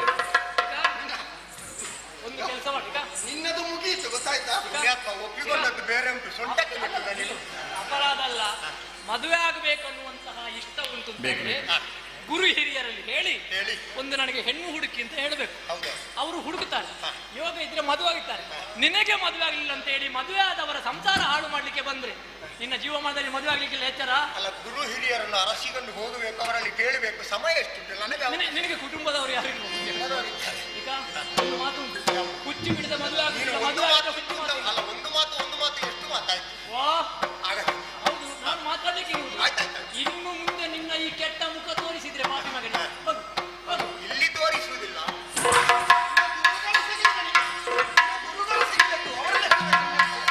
ಬಾಧನವನು ಕಾಯ್ದು ತಂದಗಿಣಿ ಯಾರೆಂದು ನಿಜವನು ಒಂದ ನುಡಿಯ ದರುಗು ನರನೇ ವಂದಿಸುವೆನೋ ಅರುಗು. ಆಪತ್ತಿನಿಂದ ರಕ್ಷಣೆ ಮಾಡಿದವರನ್ನು ದೇವರು ಎನ್ನುವಂತಹ ಹಾಗೆ ಪೂಜೆ ಮಾಡುವವರು ನಾವು. ಹಾಗಾಗಿ ಇದೋ ನನಗೆ ಧನ್ಯತೆಯನ್ನು ಸಮರ್ಪಿಸ್ತಾ ಇದ್ದೇನೆ. ನೀನು ಮಾಡಿದಂತಹ ಉಪಕಾರವನ್ನು ಯಾವ ಕಾಲಕ್ಕೂ ಮರೆಯುವುದಕ್ಕೆ ಸಾಧ್ಯವೇ ಇಲ್ಲ. ನೀನು ಒಂದು ವೇಳೆ ಬರುವುದು ತಡವಾಗಿ ಹೋಗುತ್ತಾ ಇದ್ರೆ ನನ್ನನ್ನು ಮರಕ್ಕೆ ಬಿಗಿದು ನನ್ನ ಮಡದಿಯರನ್ನು ಬಲಾತ್ಕಾರ ಮಾಡುವುದಕ್ಕಾಗಿ ಮುಂದಾಗುತ್ತಾ ಇದ್ದ. ದುಷ್ಟನಿಗೆ ಸರಿಯಾದಂತಹ ಶಿಕ್ಷೆಯನ್ನು ನೀಡಿದ್ದೀಯ ನೀನು. ಆದ್ರೆ ನಿನ್ನ ಬಗ್ಗೆ ಕೇಳಿ ತಿಳಿಬೇಕೆನ್ನುವಂತಹ ಕುತೂಹಲ ಹೆಚ್ಚಾಗುತ್ತಾ ಇದೆ. ನೀನ್ಯಾರು? ಎಲ್ಲಿಂದ ಬಂದವ? ನಿನ್ನ ಹೆಸರೇನು? ಎಲ್ಲ ಮಾತ್ರವಲ್ಲ, ಮುಖ ಬಾಡಿ ಹೋಗಿದೆ. ಇದಕ್ಕೆ ಕಾರಣವೇನು? ಪಾಂಚಾಲದ ಒಡೆಯನಾದಂತಹ ದೃಪದ ಮಹಾರಾಜರ ಮಗ ನೃಪಸೂನು. ಶಿಖಂಡಿ ಎಂಬ ಹಾಗೆ ನನ್ನ ಹೆಸರು. ದಾಶಾರಣದ ಅರಸನ ಮಗಳಾದಂತಹ ಹಿರಣ್ಯಮಣಿ ನನ್ನನ್ನು ಮೆಚ್ಚಿ ಮದುವೆಯಾದಳು. ಆದ್ರೆ ಏನು ಮಾಡೋಣ, ಗಂಡನಾದವ ಹೆಂಡತಿಗೆ ಯಾವ ಸುಖವನ್ನು ಕೊಡಬೇಕು, ಆ ದೇಹ ಸುಖವನ್ನು ಕೊಡುವಂತಹ ಪುಂಸತ್ವ ನನ್ನಲ್ಲಿ ಇಲ್ಲದೇ ಇದ್ದ ಕಾರಣ ನಮ್ಮಿಬ್ಬರಲ್ಲಿ ಪ್ರೇಮ ಕಲಹ ಉಂಟಾಗಿ ನನ್ನ ಸತಿ ನನ್ನನ್ನು ಬಿಟ್ಟು ಹೋದಳು. ಮಾವ ಯುದ್ಧಕ್ಕೆ ಬಂದ, ಅವನಲ್ಲಿಯೂ ನಾನು ಸೋತೆ. ಈ ಸಂಸಾರ ಬಂಧನವೇ ಬೇಡ ಎಂಬ ಹಾಗೆ ಹೇಳಿ ಜೀವನದಲ್ಲಿ ಜಿಗುಪ್ಸೆಯನ್ನು ಹೊಂದಿ ಅರಮನೆಯನ್ನು ಬಿಟ್ಟು ಕಾಡಿಗೆ ಬಂದು ನನ್ನಷ್ಟಕ್ಕೆ ನಾನು ಹೋಗುವಾಗ ನಿಮ್ಮ ಆರ್ತಧ್ವನಿ ಕೇಳಿತು. ಒಬ್ಬ ಮಾನವನಾಗಿ ಮತ್ತೊಬ್ಬರಿಗೆ ಉಪಕಾರ ಮಾಡಬೇಕನ್ನುವ ಕಾರಣಕ್ಕಾಗಿ ಬಂದು ಆ ದುಷ್ಟರನ್ನು ಬಡಿದೋಡಿಸಿದ್ದೇನೆ. ಹಾಗಾಗಿ ಎಲ್ಲವನ್ನು ಬಿಟ್ಟು ಬಂದಂತಹ ನತದೃಷ್ಟ ಶಿಖಂಡಿ ಅಂದ್ರೆ ನಾನೇ. ಅಯ್ಯ ನೃಪಸೂನುವೆ, ನಿನ್ನ ಜೀವನದ ಕಥೆಯನ್ನು ಕೇಳುವಾಗ ಮನಸ್ಸಿಗೆ ಬೇಸರವಾಗುತ್ತಾ ಇದೆ. ಎಷ್ಟೊಂದು ನೊಂದಿದ್ದೀಯ ನೀನು. ಆದ್ರೆ ನೀನು ಬೇಕು ಅಂತ ಮಾಡಿಕೊಂಡದ್ದಲ್ಲ. ಹುಟ್ಟುವಾಗಲೇ ಹೀಗೆ. ಹುಟ್ಟುವಾಗಲೇ ನಾನು ಹೆಣ್ಣಾಗಿ ಹುಟ್ಟಿದ್ದಂತೆ ಪರಮೇಶ್ವರನಲ್ಲಿ ನನ್ನ ಅಪ್ಪ ಬೇಡಿದಾಗ ಮುಂದಕ್ಕೆ ನಿನಗೆ ದೇವರ ಅನುಗ್ರಹದಿಂದ ಅವನಿಗೆ ಪುಂಸತ್ವ ಸಿಗುತ್ತದೆ ಅನ್ನುವ ಮಾತನ್ನು ಹೇಳಿದ ಕಾರಣ ಗಂಡು ಮಗು ಬೇಕು ಅನ್ನುವಂತ ಆಶೆಯಿಂದ ಹೆಣ್ಣಾದ ನನಗೆ ಗಂಡುಡುಗೆಯನ್ನು ತೊಡಿಸಿ ನಾನು ಗಂಡು ಅಂತ ಎಲ್ಲಾ ಕಡೆಯಲ್ಲಿ ಹೇಳಿಕೊಂಡು ಬಂದರು. ಅಪ್ಪನ ಕೃತ್ಯವೇ ನನಗೆ ಈಗ ಮುಳುವಾಗಿ ಹೋಯ್ತಯ್ಯ. ಅಯ್ಯ, ನನಗೆ ಉಪಕಾರವನ್ನು ಮಾಡಿದವ ನೀನು. ಹಾಗಿದ್ರೆ ನಿಗ್ರಹ ಅನುಗ್ರಹ ಶಕ್ತಿಯನ್ನು ನಾವು ದಯಪಾಲಿಸುವುದಕ್ಕೆ ಸಮರ್ಥರಾಗಿದ್ದೇವೆ. ನಾನು ಯಕ್ಷಲೋಕದವ, ಕುಬೇರನ ಆಳು, ಸೂಣಾಕರ್ಣ ಎನ್ನುವ ಹಾಗೆ ನನ್ನ ಹೆಸರು. ಮಡದಿರನ್ನು ಸೇರಿಸಿಕೊಂಡು ಜಲಕೇಳಿಗಾಗಿ ಬಂದೆ. ಈ ಪ್ರಕರಣ ನಡೆದು ಹೋಯಿತು. ಉಪಕೃತನಾದಂತಹ ನಾನು ಹಾಗೇ ನಿನ್ನನ್ನು ಬಿಟ್ಟು ಹೋಗುವುದಿಲ್ಲ. ನಿನಗೂ ಒಂದು ಉಪಕಾರವನ್ನು ಮಾಡಬೇಕೆನ್ನುವ ಹಾಗೆ ಬಯಸಿದ್ದೇನೆ. ನೀನು ಪುರುಷತ್ವವನ್ನು ಹೊಂದಿಲ್ಲ. ಹಾಗಿದ್ರೆ ನಿನಗೆ ಮಾತ್ರವಲ್ಲ, ನಿಮ್ಮ ಮುಂದಿನ ನಾಡಿಗೆ ಉತ್ತರಾಧಿಕಾರಿ ಬೇಕು. ನೀನು ಸಂತಾನವನ್ನು ಪಡೆಯಬೇಕು. ಅದಕ್ಕಾಗಿ ನಾನು ಅನುಗ್ರಹಿಸ್ತೇನೆ. ನನ್ನಲ್ಲಿರುವಂತಹ ಪುರುಷತ್ವವನ್ನು ನಿನಗೆ ನೀಡುತ್ತೇನೆ. ಕೇವಲ 3 ದಿವಸಕ್ಕೆ ಮಾತ್ರ ಆ 3 ದಿವಸ ಆ ಪುರುಷತ್ವವನ್ನು ಪಡೆದು ನಿನ್ನ ಮಡದಿಯನ್ನು ಬೇಕಾದ ಹಾಗೆ ನೀನು ತೃಪ್ತಿಪಡಿಸು. ಮಾತ್ರವಲ್ಲ, ಸಂತಾನವನ್ನು ಪಡೆ. ಆ ಬಳಿಕ ಪುರುಷತ್ವವನ್ನು ನನಗೆ ನೀಡಬೇಕು. ಅಯ್ಯ, ನೀನು ಕೊಟ್ಟದ್ದು ಪುಂಸತ್ವವನ್ನಲ್ಲ, ಪುರುಷತ್ವವನ್ನಲ್ಲ. ಶಿಖಂಡಿಗೆ ಜೀವನವನ್ನು ಕೊಟ್ಟೆ, ನನಗೆ ಮಾನವನ್ನು ಕೊಟ್ಟೆ, ಪ್ರಾಣವನ್ನು ಕೊಟ್ಟೆ. ಕೇವಲ ವಂಶವಲ್ಲರಿ ಪಲ್ಲವಿಸುವುದಕ್ಕೆ ನನಗೆ ಬೇಕಾದಂತಹ ಪುರುಷತ್ವವನ್ನು ನೀನು 3 ದಿವಸ ಅಲ್ಲ, 1 ಕ್ಷಣ ಕೊಟ್ಟರೂ ಸಾಕಿತ್ತು. ಹಾಗಾಗಿ ಮಾಡಿದ ಉಪಕಾರಕ್ಕೆ ಘನವಾದ ಉಪಕಾರವನ್ನೇ ನೀನು ಮಾಡಿದ್ದಿ. ನೀನು ಕೊಟ್ಟಂತಹ ಪುಂಸತ್ವದಿಂದ ನನ್ನ ಸತಿಯ ಬಯಕೆಯನ್ನು ಈಡೇರಿಸಿ ಆ ಬಳಿಕ ಕೊಟ್ಟ ಮಾತಿನ ಪ್ರಕಾರ ನಿನಗೆ ನಾನು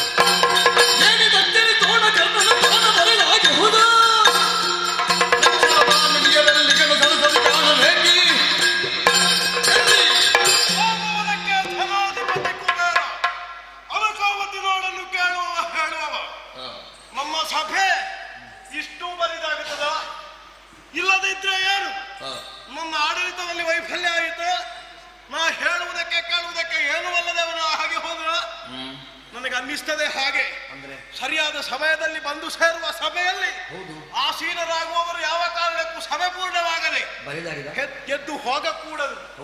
ಈಗೂ ಬರಿದಾಗುತ್ತದೆ ಅಂತಾರೆ. ಅದರಲ್ಲಿ ಪ್ರಮುಖವಾದ ಸ್ಥಾನ ಸ್ಥೂಲಕರ್ಣನದ್ದು. ಅದು ಬರಿದಾಗಿದೆ. ನಾನು ಅದನ್ನೇ ನೋಡ್ತಾ ಇರುವುದಾಗದಿಂದ ಬರಿದಾಗಿದೆ ಅಂತಾರೆ. ಹೋದವ ಎಲ್ಲಿದ್ದಾರೆ ಕೇಳಬೇಕಲ್ಲ. ಏನು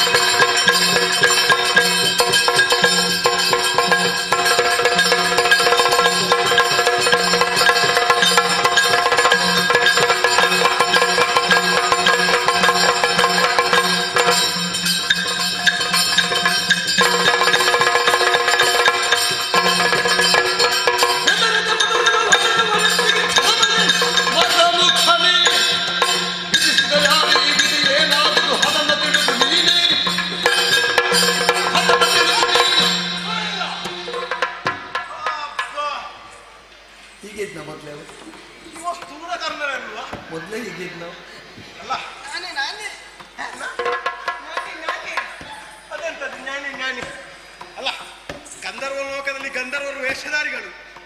ಇದೆಂತದ್ದು ವೇಷ? ನಾನು ಯಾಕೆ ಹೀಗಂತ ನನಗೆ ಗೊತ್ತಾಗುದಿಲ್ಲ. ನೀ ಕಟ್ಟಿಕೊಂಡದ್ದಕ್ಕೂ ನೀ ಮಾಡುವುದಕ್ಕೂ ಒಂದಕ್ಕೊಂದು ಸಂಬಂಧವೇ ಇರುವ ಪುಣ್ಯ. ಇದು ಸಂಪೂರ್ಣ ಹಾಳಾಗಿದೆ, ಸಂಪೂರ್ಣ ಹಾಳಾಗಿದೆ. ನೀ ಯಾರ? ನಮ್ಮದಾದ ಈ ಅಲಕಾವತಿಯಲ್ಲಿರಬಹುದಾದ ಆ ಉದ್ಯಾನವನವನ್ನು ನೋಡಿಕೊಳ್ಳಿಕ್ಕಿರುವಂತ ಇವನನ್ನು ನಿನಗೆ ಎಲ್ಲಿ ಭೂತ ಬಡಬೇಕು? ಹೀಗೆ ಗಂಡದ್ದು ಮೊದಲ ಅಂತ, ಹೀಗೆ ಗಂಡದ್ದು ಮೊದಲು. ನಿನಗೆ ಏನಾದ್ರು ಕುಡಿಗೆ ಆಚೆ ಕಲಿಗೆ ನಷ್ಟ ಆಗ್ತಾ ಉಂಟು ಪುಣ್ಯಾತ್ಮ. ಅಲ್ಲದಿದ್ರೆ ಏನಿದು? ಯಾಕೆ ಹೀಗೆ?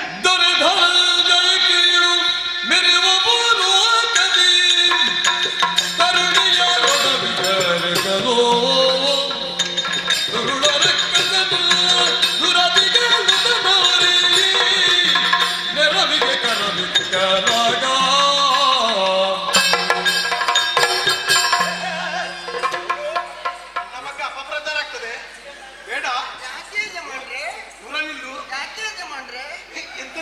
ಎಂತ ವಿಷಯ ಎಂತ ವಿಷಯ ಎಂತದ್ದು ವಿಷಯ ಎಂತದ್ದು ವಿಷಯ ಎಂತದ್ದು ಹೇಳ್ತೇನೆ ನಾನು. ಅದೇ ಹೇಳು ಅಂತ. ಅಂದ್ರೆ ನೀನು ಹಾಗೆ ಮಾತಾಡು, ಸರಿ ಮಾತಾಡು. ಏನೋ ನನಗೆ ಹಾಗೆ ಮಾಡುವ ಅಂತ ಒಂದು ಅದು ಹಿಂದೆ ಅಲ್ವಾ ಪುಣ್ಯಾತ್ಮ, ಈಗ ಅಲ್ವಲ್ಲ. ಈಗ ನಿನ್ನದು ಬೇರೆ ಅಲ್ವಾ? ಈಗ ಬೇರೆ ಮಾಡ್ತಾ ಇದ್ದದ್ದು ಹೌದು. ಬೇರೆ ನಾನಾಗಿದ್ದೇನೆ. ಎಂತದ್ದು ಬೇರೆ ಆಗುದಪ್ಪ? ನಾನು ಸ್ವಲ್ಪ ದಿವಸ ಇರ್ಲಿಲ್ಲ. ಅಲ್ಲ ನೀನು ಯಾವಾಗಲೂ ಹಾಗೆ ಅಂದ್ರೆ ನಮ್ಮ ಈ ಅಳಕಾವತಿಯನ್ನು ಬಿಟ್ಟು ನಾನು ಭೂಲೋಕಕ್ಕೆ ಹೋದೆ. ಭೂಲೋಕಕ್ಕೆ ಹೋದ್ಯಾ? ಭೂಲೋಕಕ್ಕೆ ಹೋದ ಮೇಲೆ ಈಗ ನಾನು ಒಬ್ಬನೇ ಹೋದದ್ದಲ್ಲ, ಮತ್ತೆ ಅದ್ಯಾರು ಬೆದರುಗೊಂಬೆಗಳು? ಹೆಂಡತಿಯರನ್ನು ಕರ್ಕೊಂಡು. ನಿನ್ನ ಹೆಂಡತಿಯರಲ್ವಾ? ಕರ್ಕೊಂಡು ಹೋದೆ. ಜಲಕ್ರಿಯೆಗೆ ಅಂತ ಹೋದೆ. ಹೋಗುವಾಗ ಒಬ್ಬ ರಾಕ್ಷಸ ಹೇಳುವಾಗ ಹುಟ್ಟಿ ಇಂಥದ್ದು ರಾಕ್ಷಸ ಹೆಂಡತಿಯ ಮೇಲೆ ಕೈ ಮಾಡುವುದಕ್ಕೆ ಬಂದದ್ದು. ಹೆಂಡತಿಯ ಮೇಲೆ ಕೈ ಮಾಡಿದ್ದಕ್ಕೆ ನೀ ಹೀಗಾದದ್ದ? ಮತ್ತೆ ಅವನನ್ನು ಓಡಿಸುವುದಕ್ಕೆ ನಾನು ಪ್ರಯತ್ನ ಪಟ್ಟೆ, ಆಗಲಿಲ್ಲ, ಕೈ ಸಾಗದೆ ಹೋಯ್ತು. ಮತ್ತೆ ಹೀಗಾದ್ರೆ ಹೇಗೆ ಕೈ ಸಾಕು? ಆವಾಗ ಒಬ್ಬ ಬಂದ್ರ. ಹೌದು. ಯಾರವ? ದೃಪದ ಸುಕುಮಾರ್ ಅಂತೆ. ದೃಪದ ಸುಕುಮಾರ? ಹೌದು. ಶಿಖಂಡಿ ಅಂತೆ. ಶಿಖಂಡಿ? ಹೌದು. ಅವನಿಗೆ ಬೇಸರ ಆಗಿದೆ ಅಂತೆ, ಹಾಗೆ ತಿರುಗಾಟಕ್ಕೆ ಹೊರಟದ್ದು. ಏನಂತೆ ಬೇಸರ? ಅವನಿಗೆ ಪುರುಷತ್ವ ಇಲ್ಲಂತೆ. ಅವನಿಗೆ ಪುರುಷತ್ವ ಇಲ್ಲ ಅಂತ ನೀ ಹೇಳುವುದಲ್ವ? ನಿನ್ನದೇನಾದದ್ದು ಅಂತ ಗೊತ್ತಾಗ್ಲಿಲ್ಲ ನನಗೆ. ಇಲ್ಲ ಆಯ್ತಲ್ಲ, ಇಬ್ಬರ ಜೊತೆ ಸರಿ ಆಯ್ತಲ್ಲ. ಮತ್ತೆ ನಿನಗೆ ಇಲ್ಲದಾಗುವುದಕ್ಕೆ ಮಾಡುವುದಕ್ಕಾಗಿ ಬಂದಂತಹ ಅವನಿಗೆ ಅವನಿಗೆ ನನ್ನ ಪುರುಷತ್ವವನ್ನು ದಾನ ಮಾಡಿದೆ. ದಾನ ಮಾಡಿದೆ. ಗಂಡನ ನಿತ್ಯ ಮಾನವೀಯರು ಕಳೆಬಾರ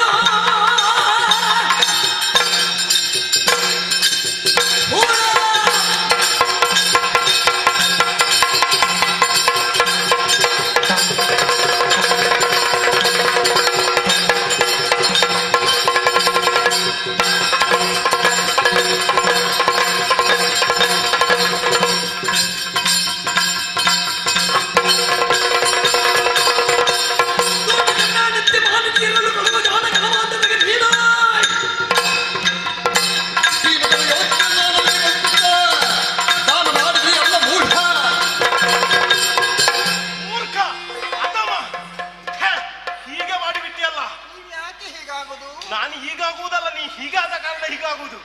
ದಾನ ಮಾಡಿ ಬಿಟ್ಟಿಯಲ್ಲ, ನಿನಗೆ ದಾನ ಮಾಡಿದವನಿಗೆ ಶಿಕ್ಷೆ ಆಗಬೇಕು. ಏನನ್ನು ಕೊಟ್ಟಿದ್ದೀಯೋ ಅದನ್ನು ಮರಳಿ ಪಡೆಯುವ ಯೋಚನೆ ನಿನಗೆ ಬಾರದೇ ಹೋಗು.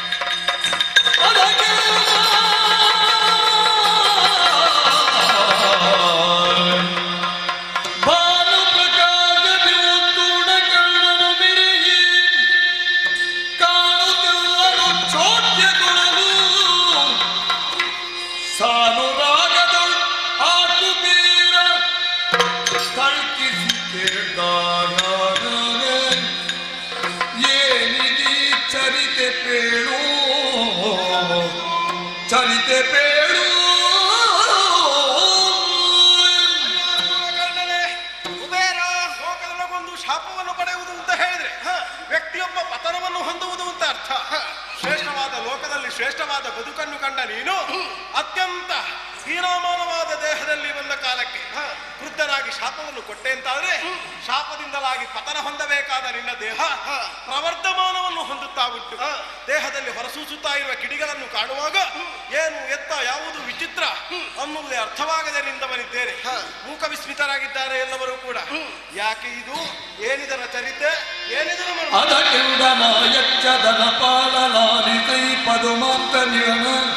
ಈನನ ಸಭೆಯೊಳು ಹಿಂದೆ ನಾನಿಡೋ ಮದನ ಜಗದಿವು ನೊಂದ ಬಗೆ ತಿಳಿದು ವಿಧಿಯು ನಿರ್ವೀರ್ಯನಾಗೆ ಮೊತ ಶಪಿಸೆ ಅಧಿಕ ಕಾಡುತ್ತ ಬೇಡಲೆಂದ ಪುಂಸತ್ವವನ್ನು ಚದುರಗೊಪ್ಪಿಸೆ ಮರಳಿ ಕಡೆಯೇ ಮರೆವಾಸ ಒದಗಕ್ಕೆ ಮೋಕ್ಷವೇ ದಿಗನೋ ನಾತ್ತಿರಪುರಕ್ಕೆ ಪೋಪೆಗೆ ನಾತ್ತಿರಪುರಕ್ಕೆ ಪೋಪೆನ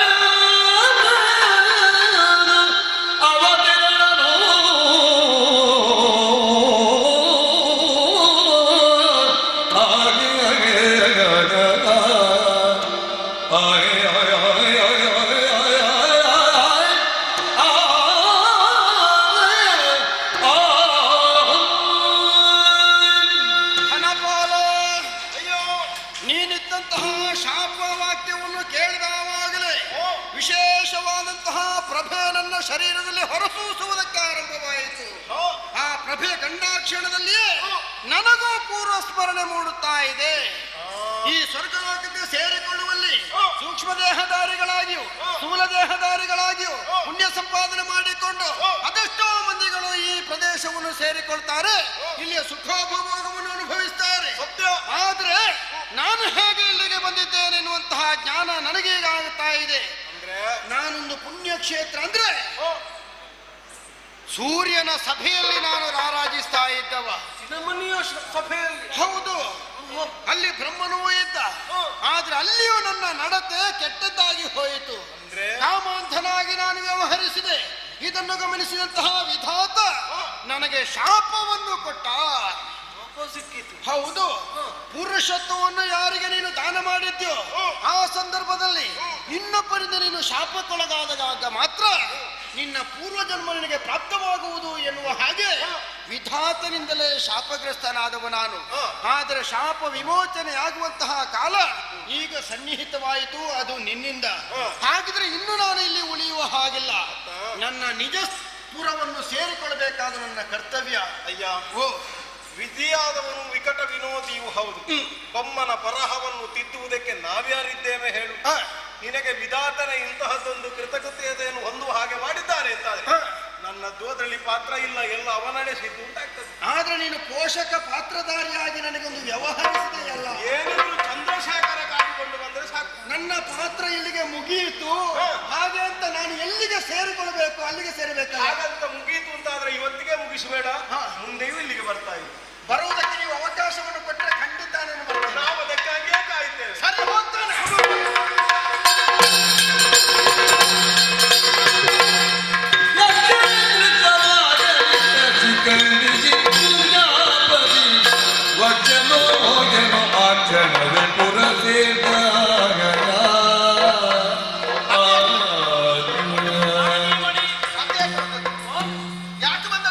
ಗಂಡ ಹೆಂಡತಿಯ ಬಳಿಗೆ ಬರದೆ ಮತ್ತೆ ಇವತ್ತು ಗೊತ್ತಾಗ್ತದೆ ಗಂಡ ನನಗೆ ಯಾವ ಪುರುಷತ್ವ ಇಲ್ಲದ ಬರುವ ಅಗತ್ಯ ಇಲ್ಲ. ಯಾರು ಹೇಳಿದ್ದು? ನಾನೇ ಯಾರು ಹೇಳಿದ್ದು? ನೀನೇ ಹೇಳಿ. ಅದು ನೀನು ಬಿಟ್ಟು ಹೋಗುವಾಗ ಮಾತ್ರ. ಈಗ ನಾನು ಮೊದಲನ ಹಾಕಿದ್ದೇನೆ. ನೀನು ಬಿಟ್ಟು ಹೋದ ಮೇಲೆ ನನ್ನ ಅಪ್ಪ ಬಂದು ನನ್ನಲ್ಲಿ ಯುದ್ಧ ಮಾಡಿದ ಮೇಲೆ ಬೇಸರ ಪಟ್ಟು ಕಾಡಿಗೆ ಹೋದೆ. ಅಲ್ಲಿ ಹೋಗುವಾಗ ಸ್ಥೂಣಾಕರಣ ಅನ್ನುವಂತ ಒಬ್ಬ ಗಂಧರ್ವ ಆಪತ್ತಿನಲ್ಲಿದ್ದ ಕಾರಣಕ್ಕೆ ಅವನ ಆಪತ್ತನ್ನು ಪರಿಹಾರ ಮಾಡಿದ್ದಕ್ಕಾಗಿ 3 ದಿವಸಗಳ ಕಾಲ ಅವನ ಪುಂಸತ್ವವನ್ನು ನನಗೆ ಕೊಟ್ಟಿದ್ದಾನೆ. ಈಗ ಶಿಖಂಡಿ ಪುರುಷನಾಗಿ ಬಂದಿದ್ದಾನೆ. ನನಗೆ ಯಾವ ದೇಹ ಸುಖ ಬೇಕು ಅದನ್ನು ನಾನು ಕೊಡ್ತೇನೆ ಅಲ್ವಾ? ಆದ್ರೆ ಒಂದೀಗ ತೊಂದರೆ ಆಗಿದೆ. ಅಲ್ಲಿ ನಿನ್ನಪ್ಪ ಮತ್ತು ನನ್ನಪ್ಪ ಅಲ್ಲಿ ಗಲಾಟೆ ಮಾಡ್ತಾ ಇದ್ದಾರೆ. ವಿಷಯ ನನಗೆ ಪುಂಸತ್ವ ಇಲ್ಲ ಅಂತ ಈಗ ಬಂದಿದೆ. ನಾನು ನೀನು ಗಂಡ ಹೆಂಡತಿಯರಿಗೆ ಯುದ್ಧ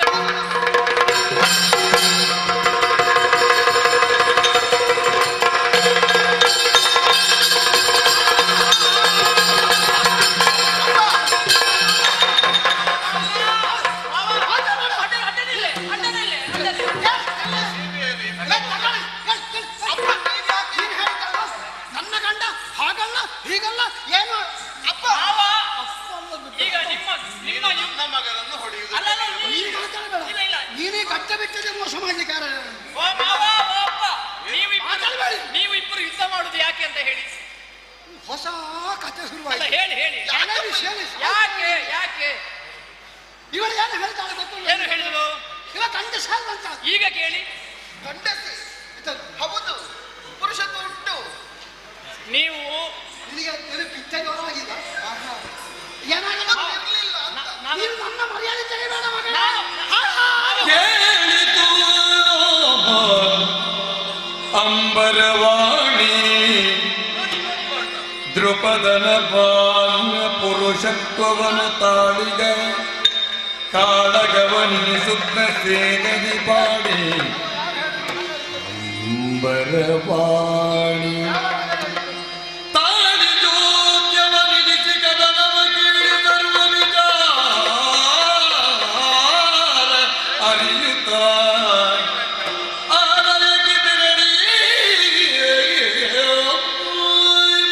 ಯಾರು ಗಲಾಟೆ ಮಾಡಬೇಡಿ, ಯಾರು ಮಾತಾಡಬೇಡಿ. ನೀವು ಮಾತಾಡಿದ್ರೆ ಅದು ಕೇಳುದು ಹೇಗೆ? ಎಂತದು ಯಾರು ಹೇಳಿದ್ದು? ಭಾವ ಹೀಗೆಲ್ಲ ಗಡಿಬಿಡಿ ಮಾಡಿದ್ರೆ ಆಗ ಎಷ್ಟು ಹೇಳಿ ಮದುವೆ ನಿಶ್ಚಯ ಮಾಡುವಾಗಲೇ ನಾನು ಹೇಳಿದ್ದೆ ನಿನಗೆ ನೀನು ಅವರು ಹೂತೋಟದಲ್ಲಿ ಮಾತಾಡಿ ಬಂದರು. ನನಗೆ ಒಂದು ವರ್ಷ ಮಾಡಿದ್ರೆ ಹೊಲಬರಿ ಆಲೋಚನೆ ಮಾಡಲಿಕ್ಕೆ ಅವರೆಲ್ಲ ಕೇಳಿಯೇ ಬರದದ್ದಲ್ವ. ನಾನೀಗ ಇಬ್ಬರಿಗೊಂದು ಮಾತು ಹೇಳ್ತೇನೆ. ನೀವು ನನ್ನಲ್ಲಿ ಯುದ್ಧ ಮಾಡಿ ನನ್ನನ್ನು ಹೊಡೆದು ಬೀಳಿಸಿದಿರಲ್ಲ, ಆಗ ಬೇಸರಾಗಿ ಕಾಡಿಗೆ ಹೋದೆ. ಅಲ್ಲಿ ಸ್ತೂಣಾಕರ್ಣ ಅನ್ನುವಂತ ಗಂಧರ್ವನ ಹೆಂಡತಿ ಅಂತ. ಸ್ತೂಣಾಕರ್ಣ ಮಾವನಿಗೆ ಮೀಗೆ ಕಿವಿ ಕೇಳುವುದಿಲ್ಲ. ಸ್ತೂಣಾಕರ್ಣ ಅನ್ನುವ ಗಂಧರ್ವನ ಹೆಂಡತಿಯರಿಗೆ ಒಬ್ಬ ರಕ್ಕಸ ಕೆಟ್ಟವ ಉಪದ್ರ ಮಾಡುವಾಗ ಕತೆ ಅಲ್ಲಿ ಉಂಟು ನಿಮ್ಮ ಮಗಳದ್ದು. ಅಲ್ಲಿ ಇರುವಾಗ ನಾನು ಹೋಗಿ ಅವರ ಕಷ್ಟವನ್ನು ಪರಿಹಾರ ಮಾಡಿದ್ದಕ್ಕಾಗಿ ನನ್ನ ಮುಖವನ್ನು ಕಂಡಂತಹ ಸ್ತೂಣಾಕರ್ಣ ಏನು ಬೇಸರ ಅಂತ ಕೇಳಿದ. ನನಗೆ ಪುಂಸೊತ್ತ ಇಲ್ಲ ಅಂತ ಹೇಳಿದೆ. ಅದಕ್ಕೆ 3 ದಿವಸ ಅವನ ಪುಂಸೊತ್ತ ನನಗೆ ಕೊಟ್ಟ ಕಾರಣ ನಾನೀಗ ಪುರುಷನಾಗಿ ಕರ್ಕೊಂಡು ಹೋಗಿದ್ದೆ. ಅವಳು ಇಲ್ಲೇ ಇದ್ರು. ನಾನು ಬಂದ ಮೇಲೆ ಈಗ ಇಬ್ಬರು ಸುಖದಲ್ಲಿದ್ದೇವೆ. ನಿಮ್ಮ ಮಗಳು ಮತ್ತು ನಿಮ್ಮ ಅಳಿಯ ಸುಖದಲ್ಲಿದ್ದಾರೆ. ಇನ್ನು ಇದ್ದಾರೆ ಅಳಿಯ ನನ್ನ ಬಾಬನಿಗೆ ಸ್ವಲ್ಪ ರಕ್ತ ಒತ್ತಡ ಹೆಚ್ಚು ಉಂಟು. ಅದು ಇಬ್ಬರಿಗುಂಟು. ಬಿಸಿ ಆಗದೆ ಇದ್ದಿತ್ತು. ಬೇಸರ ಮಾಡಬೇಡ. ಏನೋ ವಿಷಯಗಳಲ್ಲಿ ಹೀಗೆ ಆಯ್ತು. ನನಗೆ ಆ ಪುರೋಹಿತರಿಗೂ ಸ್ವಲ್ಪ ಅನುಮಾನ ಆಗಿತ್ತು. ಇದೆಲ್ಲ ಹೋಯ್ತಲ್ಲ, ಅಮೃತಗಳಿಗೆ ಬಂತಲ್ಲ. ತೊಂದರೆ ಇಲ್ಲ ಮಗಳೇ. ಹೇಗೆ ನಿನಗೆ ತೃಪ್ತಿ ಆಗಿದೆ? ತೊಂದರೆ ಇಲ್ಲ. ನನ್ನ ಮಗ ಇನ್ನು ಶಾಶ್ವತವಾಗಿ ಪುರುಷನಾಗಿದ್ದಾನೆ ಎಂಬುದಾಗಿ ನಿಮ್ಮ ಯಾವಾಗ ಕತ್ತಿ ಹಿಡಿಯುವಾಗ ಏನೇ ಆಗಲಿ ಅವರು ನನ್ನ ಮಗಳವಳು ಕೆಲವು ಅದೆಲ್ಲ ಬೇಡ.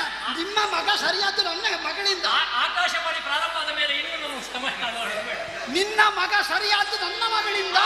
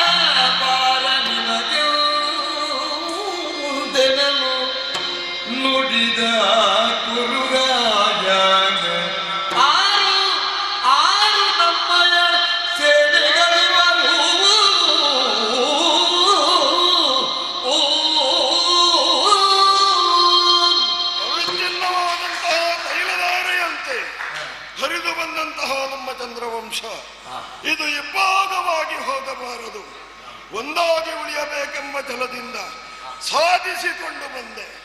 ಸಂಧಾನಕ್ಕಾಗಿ ಬಂದಂತಹ ಶ್ರೀಕೃಷ್ಣ ಪರಮಾತ್ಮನಲ್ಲಿ ದುರವೇಳ್ಯವನ್ನು ಕಟ್ಟು ಕಳುಹಿಸಿದ್ದೇನೆ. ಸೂಜಿಯ ಮನೆಯನ್ನು ಊರುವಷ್ಟು ಸ್ಥಳವನ್ನು ಸಾಮದಿಂದ ಕೊಡುವುದಿಲ್ಲ. ಸಂಗರ ಮುಖೇನವಾಗಿ ಪಡೆದುಕೊಳ್ಳಲಿ. ಯಾವುದು ಯುದ್ಧ ಬೇಡ ಬೇಡ ಅಂತ ಹೇಳಿದ್ರು ಪಾಂಡವರು ನಮಗಿಂತ ಮೊದಲೇ ಕುರುದಾರಿಣಿಯಲ್ಲಿ ಬಂದು ಸೇರಿದ್ದಾರೆ. 7,000 ಸೈನ್ಯ. ಹಾಗಿದ್ರೆ ಯುದ್ಧದ ಹುಮ್ಮನಸ್ಸು ಯಾರಿಗಿದೆ ಅನ್ನುವುದು ಪ್ರತ್ಯಕ್ಷವಾಗಿ ಅರ್ಥವಾಗ್ತಾ ಇಲ್ವಿ? ಅದು ನಮಗೆ ಸಮಸ್ಯೆ ಅಲ್ಲ. ಸಮಸ್ಯೆ ತೋರಿ ಬಂದದ್ದೇನು? ಕೇವಲ ಅಲ್ಲಿಯ ಸೇನೆಗೆಲ್ಲ ದುಷ್ಟದುಮ್ನೇ ಸೇನಾನಾಯಕನಾದರೂ ಎಲ್ಲವನ್ನು ಮುನ್ನಡೆಸುವ ಶ್ರೀಕೃಷ್ಣ ಪರಮಾತ್ಮ. ಅವನಿರುವಾಗೆ ಜಯವನ್ನು ಪಡೆಯುವುದಕ್ಕೆ ನಮಗೆ ಕಷ್ಟ ಸಾಧ್ಯ ಅನ್ನುವಾಗ ಚಿಂತಿಸುತ್ತಿರುವಾಗಲೇ ಗುರುಗಳಾಡಿದಂತಹ ಮಾತು, ನಮ್ಮ ಸೇನೆಗೆ ದಂಡನಾಯಕನಾರು, ಸೇನಾನಾಯಕನಾರ ಯಾರಾದರೆ ಚೆನ್ನ ಎನ್ನುವ ಹಾಗೆ ಯೋಚಿಸಿದಾಗ ನಮ್ಮ ಅಜ್ಜನಲ್ಲದೆ ಬೇರೆ ಯಾರೂ ಇಲ್ಲ ಅಂತ ಹೇಳಿದ್ದಾರೆ. ತಡೆಯಾಕೆ? ಅಜ್ಜನ ವಿಶ್ರಾಂತಿಯ ಹೊತ್ತು ಮೆಲ್ಲ ಅವರ ಅಂತಃಪುರವನ್ನು ಸೇರಿ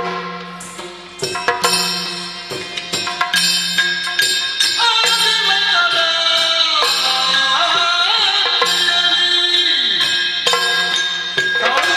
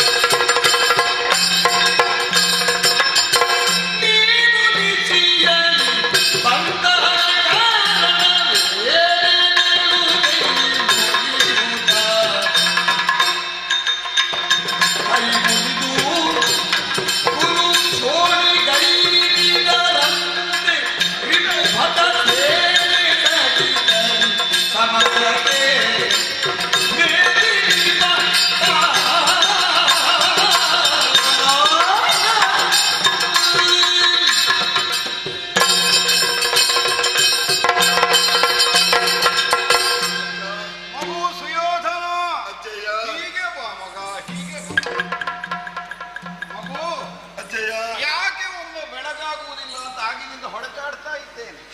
ಈ ಹೊತ್ತಿಗೆ ನೀನು ಬಂದು ಏನು ಬಂದಪ್ಪ? ಅನಿಬರಿಗೆ ಹರಿಮಿತ್ರ ನಿಮ್ಮಯ ಗಣವಿ ನಿಮ್ಮಯ ಜೀವಿ ಸೈನ್ಯಕ್ಕೆ ಜನಪರಾಗಿ ಸೈನ್ಯಕ್ಕೆ ಜನಪರಾಗಿ ಕಾಯಬೇಕೆಂದೆನರಿಗೆಂದನು ತೋಗೋಣಗಿ ಗುರು ಸೋಳಿಗೈದಿನರಂತೆ ಸೇವೆ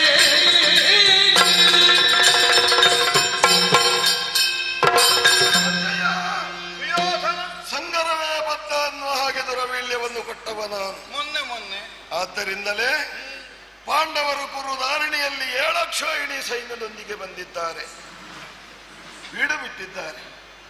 ಹೌದಜ್ಜಯ್ಯ, ಯುದ್ಧಕ್ಕೆ ಆಹ್ವಾನವನ್ನು ಕೊಡುವ ರೀತಿಯಲ್ಲೇ ಇದ್ದಾರೆ. ಈ ಹೊತ್ತಿನಲ್ಲಿ ನಮಗೆ ಬಂದ ಸಮಸ್ಯೆ ಅದು. ಅವರಿಗೆಲ್ಲ ಹರಿಮಿತ್ರನಾಗಿರುವ ರಕ್ಷಕನಾಗಿರುವ ನಮ್ಮನ್ನು ರಕ್ಷಿಸುವವರು ಯಾರು ಅಂತ ಯೋಚಿಸಿದಾಗ ಪಾಂಡವರು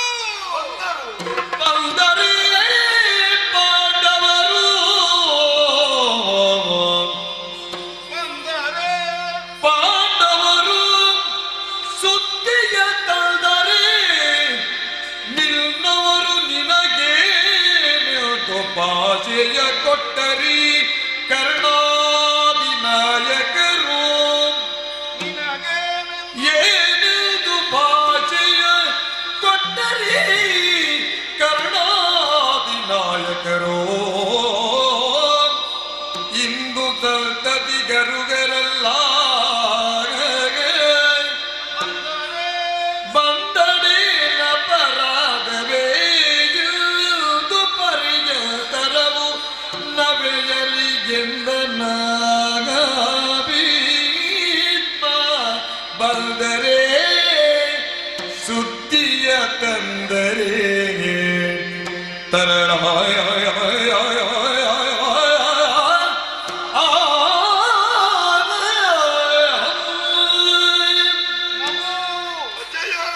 ನಿನ್ನ ಮಾತನ್ನು ನಂಬದಿರಲಾರೆ ಅನ್ನುವ ಸ್ಥಿತಿಯಾಗಿ ಹೋಯಿತೋ ನಿನ್ನ ಅಜ್ಜಯ್ಯನಿಗೆ. ಯಾಕಜ್ಜ? ರಣವೀಳ್ಯವನ್ನು ನೀನು ಕೃಷ್ಣನ ಕೈಯಲ್ಲಿ ಕೊಟ್ಟ ವಿಚಾರ ನಮಗೆ ಅಪರಿಚಿತವಲ್ಲ. ಆದರೂ ಇಷ್ಟು ಶೀಘ್ರವಾಗಿ ಪಾಂಡವರು ಸಮರಕ್ಕೆ ಸಿದ್ಧರಾಗಿ ಬರ್ತಾರೆ ಅನ್ನುವಂತಹ ನಿರೀಕ್ಷೆ ನನಗೂ ಇರಲಿಲ್ಲ. ಮೊದಲು ನಿಜವಾಗಿಯೂ ಬಂದ್ರಜ್ಜ, ನಿನ್ನವರೇ ಸುದ್ದಿ ತಂದರಜ್ಜ. ಹೌದೇನೋ? ನಿನ್ನ ಮಿತ್ರರಲ್ಲೆಲ್ಲ ಸಮಾಲೋಚನೆ ಮಾಡಿದ್ರೆ ನೀವು ಯಾವತ್ತೂ ಮುಂದಾಗುವಲ್ಲ. ನಾವಿದ್ದೇವೆ ಎನ್ನುವ ಹಾಗೆ ಆಡಿದ ಕರ್ಣಾದಿ ಸುಭಟರೆಲ್ಲ ಏನೆಂದು ಭಾಷೆ ಕೊಟ್ಟರು ಈಗ ನಿನಗೆ?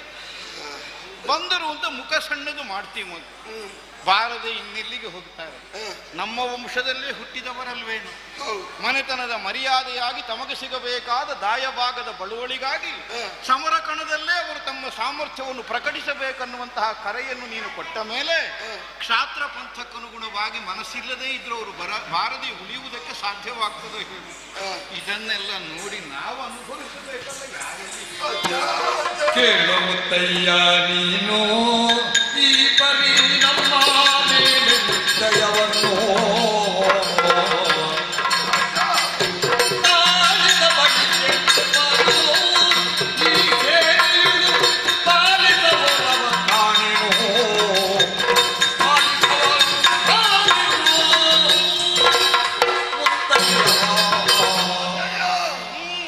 ನಿಮ್ಮ ಮೇಲೆ ತುಂಬಾ ಭರವಸೆಯನ್ನಿಟ್ಟುಕೊಂಡು ಬಂದವ ನಾನು. ನನ್ನ ಮೇಲೆ ಭರವಸೆಗೂ ಪಾಂಡವರು ಯುದ್ಧಕ್ಕೆ ಬಂದದ್ದಕ್ಕೆ ಏನಪ್ಪ ಸಂಬಂಧ? ಸೇನಾಧಿಪತ್ಯವನ್ನು ಯಾರಿಗೆ ಕಟ್ಟೋಣ ಅನ್ನುವ ಹಾಗೆ ಜಿಜ್ಞಾಸೆ ಮೂಡಿ ಬಂದಾಗ ಗುರುಗಳಾದ ದ್ರೋಣಾಚಾರ್ಯರೇ ಹೇಳಿದ್ರು, ಆ ಸೇನೆಯನ್ನು ಜಯಿಸಬೇಕಿದ್ರೆ ಕೃಷ್ಣನಿಗೆ ಸಮನಾಗಿ ನಿಲ್ಲಬೇಕಿದ್ರೆ ಅಜ್ಜಯ್ಯನಲ್ಲದೆ ಬೇರೆ ಯಾರು ಇಲ್ಲ ಅಂತ ಹೇಳಿದ್ರು. ಆದ್ದರಿಂದ ಅಜ್ಜ, ನೀವೇ ಕಟ್ಟಿ ಬೆಳೆಸಿದಂತಹ ನಮ್ಮನ್ನು ಉಳಿಸುವ ಹೊಣೆಗಾರಿಕೆ ನಿಮಗಜ್ಜ. ಏನು ಹುಚ್ಚು ಹುಡುಗ, ನಮಗೆ ಬೇರೆ ಯಾರಿದ್ದಾರೆ? ಪಾಂಡವರು ಯುದ್ಧಕ್ಕೆ ಬಂದಿದ್ದಾರೆ ಅಂದ್ರೆ ಯುದ್ಧ ತಪ್ಪಿಸಲಿಕ್ಕೆ ಏನು ದಾರಿ ಅಂತ ಹುಡುಕುತ್ತಾನೆ ಅಂತ ನಾನು ಭಾವಿಸಿದ್ರೆ ಯುದ್ಧ ಆಗಬೇಕು ಮುದ್ದಯ್ಯ, ನೀವೇ ಸೇನಾಧಿಪತಿಗಳಾಗಬೇಕು ಅನ್ನೋ ಹಾಗೆ ಕೇಳಿಕೊಳ್ಳುವುದಕ್ಕೆ ಮುಂದಾಗಿದ್ದು. ಪಾಂಡವರು ನಿರ್ಬಲರು ಅಂತ ಭಾವಿಸಿದೆಯೋ ಮೊದಲು? ಧರ್ಮಾತ್ಮರಿದ್ದಾರೆ, ಸತ್ಯವಂತರಿದ್ದಾರೆ, ದೈವ ಭಕ್ತರಿದ್ದಾರೆ, ಕೃಷ್ಣಸ್ವಾಮಿ ಅನುಗ್ರಹ ಇದೆ. ಸಾಧ್ಯ ಇಲ್ಲ ಮಗು. ನಮಗೆಲ್ಲದಕ್ಕಿಂತಲೂ ಹೆಚ್ಚು ಭರವಸೆ ನಿಮ್ಮ ಮೇಲಿದೆ. ನೀವು ಕೈ ಬಿಟ್ರೆ ನನಗೆ ಬೇರೆ ಯಾರು ಇಲ್ಲ. ಎಲೆ ಮರುಳಿ ಕರುಣಾದಿ ದುಷ್ಟರ ಬಳಸಿನಲ್ಲಿ ಕೀಡಾಗಿ ಎಲೆ ಮರುಳಿ ಕರುಣಾದಿ ದುಷ್ಟರ ಬಳಸಿನಲ್ಲಿ ಕೀಡಾದಿ ವಂಶಕ್ಕೆ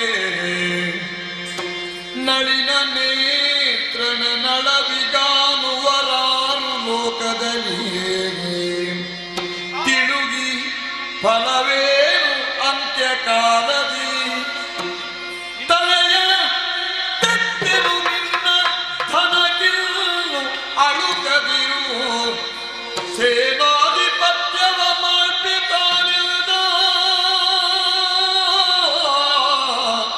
ಎಲೆ ಮರುಳೆಯ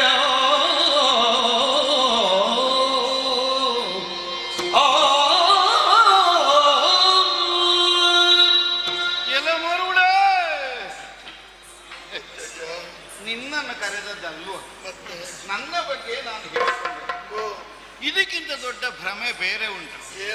ನಿನ್ನನ್ನು ಹೇಳಿ ಸರಿ ಮಾಡ್ತೇನೆ ಅಂತ ಇನ್ನೂ ನಾನು ಯೋಚಿಸಿದ್ರೆ ಅದು ಆಗ್ಲಿಕ್ಕೆ ಇರುವುದು. ಸರಿ ಆಗುವುದಾದರೆ ಯಾವತ್ತೂ ಆಗಬೇಕಿತ್ತು. ಕರುಣಾದಿ ದುಷ್ಟರ ಬಳಸಿನಲ್ಲಿ ವಂಶಕ್ಕೆ ಕೇಡಾಗಿ ಪರಿಣಮಿಸಿದ ಮಗನೇ. ಹುಟ್ಟಿದ ಕಾಲಕ್ಕೆ ಅಪಶಕುನ ಆಗಿತ್ತು. ಆದರೆ ವಾತ್ಸಲ್ಯದ ಕಣ್ಣುಗಳಿಂದ ನಿನ್ನನ್ನು ಕಾಣುವರಿದ್ದದ್ದರಿಂದಲೇ ಕಠೋರವಾದ ತೀರ್ಮಾನವನ್ನು ಕೈಗೊಳ್ಳುವಲ್ಲಿ ನಮಗೆ ಅಸಮರ್ಥತೆ ಬಂತು ಮಗು. ಅದನ್ನೆಲ್ಲ ಆಡಿ ಪ್ರಯೋಜನ ಇಲ್ಲ. ಏನು ಮಾಡೋಣ, ಇಷ್ಟು ದಿವಸ ನಿನ್ನೊಟ್ಟಿಗೆ ಬದುಕಿದ್ದೇನಲ್ಲ, ನೀನು ಹಾಕಿದ್ದೇನು ಉಂಡಿದ್ದೇನಲ್ಲ. ಈಗ ಆಪತ್ತಿನ ಕಾಲದಲ್ಲಿ ನಾನು ಆಗುವುದಿಲ್ಲ ಅಂತ ಹೇಳಿದರೆ ನನ್ನನ್ನು ಪ್ರಪಂಚ ಆದರೂ ಒಪ್ಪಿಕೊಂಡಿತ್ತು, ಈ ಭೂಮಿ ಆದರೂ ನೀನಿಗೂ ಯಾರು ಇಲ್ಲ, ನನಗೂ ಯಾರಿಲ್ಲ ಮಗು.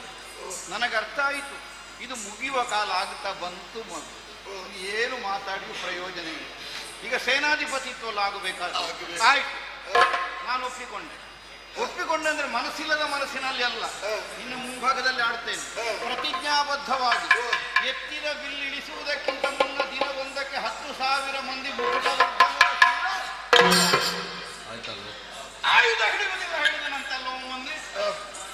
ಅವನ ಕೈಯಲ್ಲಿ ಆಯುಧ ಬರುವ ಹಾಗೆ ಮಾಡ್ತೇನೆ. ಎಂತದ್ದು ನೋಡುದು ಇವರ ಯುದ್ಧ ಅಂತ ಮುಖ ತಿರುಗಿಸಿಬಿಡ್ತೇನಲ್ಲ ಹನುಮಂತ, ಅವನ ಮುಖ ತಿರುಗಿಸಿ ಸಮರ ಕ್ಷೇತ್ರವನ್ನು ನೋಡುವ ಹಾಗೆ ಮಾಡ್ತೇನೆ. ಅರ್ಜುನನ ರಥವನ್ನು ಹಿಂದಕ್ಕೆ ಹಾರಿಸ್ತೇನೆ. ಅರ್ಧ ಜಯ ಸಿಕ್ಕಿದ ಹಾಗೆ ಧೈರ್ಯವಂತ. ನಿನಗೆ ಅರ್ಧವೇ ಸಿಕ್ಕುದು, ಪೂರ್ತಿ ಸಿಕ್ಕುವುದಿಲ್ಲ. ಯಾಕೆಂದ್ರೆ ಸೋಲು ಗೆಲುವನ್ನು ನಾವು ನಿರ್ಣಯಿಸುವುದಕ್ಕಾಗುವುದಿಲ್ಲ, ಅದೆಲ್ಲ ಅವರವರ ಪ್ರಾಪ್ತಿ ಮಗು. ಸ್ವಲ್ಪ ನಿದ್ದೆ ಮಾಡು, ಮತ್ತೆ ಬೆಳಗ್ಗೆ ನಮಗೆ ಬೇರೆ ಕೆಲಸ.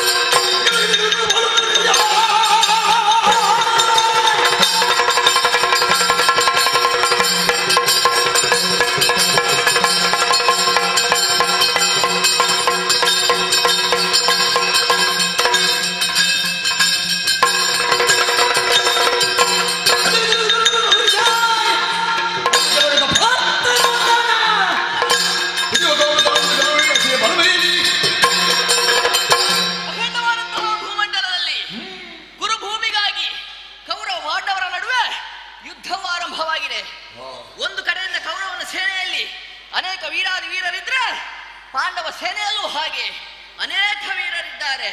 ಪಾರ್ಥನಂದನಂತಹ ಅಭಿಮನ್ಯು ನಾನು ಪಾಂಡವ ಸೇನೆಯಲ್ಲಿ ಹೋರಾಡ್ತಾ ಇದ್ದೇನೆ. ಈಗಾಗಲೇ ನನ್ನ ದೊಡ್ಡಪ್ಪನಾದಂತಹ ಭೀಮಸೇನರನ್ನು ಸೆರೆಬಡಿದಂತಹ ಭಗದತ್ತ ಅವನನ್ನು ಸೋಲಿಸಿ ಮುಂದುವರಿದಂತಹ ಸಂದರ್ಭದಲ್ಲಿ ಕೌರವ ಸೇನೆಯಲ್ಲಿ ಗೋಚರಿಸ್ತಾ ಇದ್ದಾರೆ ಕುರುಕುಲ ಪಿತಾಮಹರಾದಂತಹ ಭೀಷ್ಮಾಚಾರ್ಯರು. ಒಮ್ಮೆ ಅವರ ಎದುರು ಹೋಗಿ ನಿಲ್ತೇನೆ.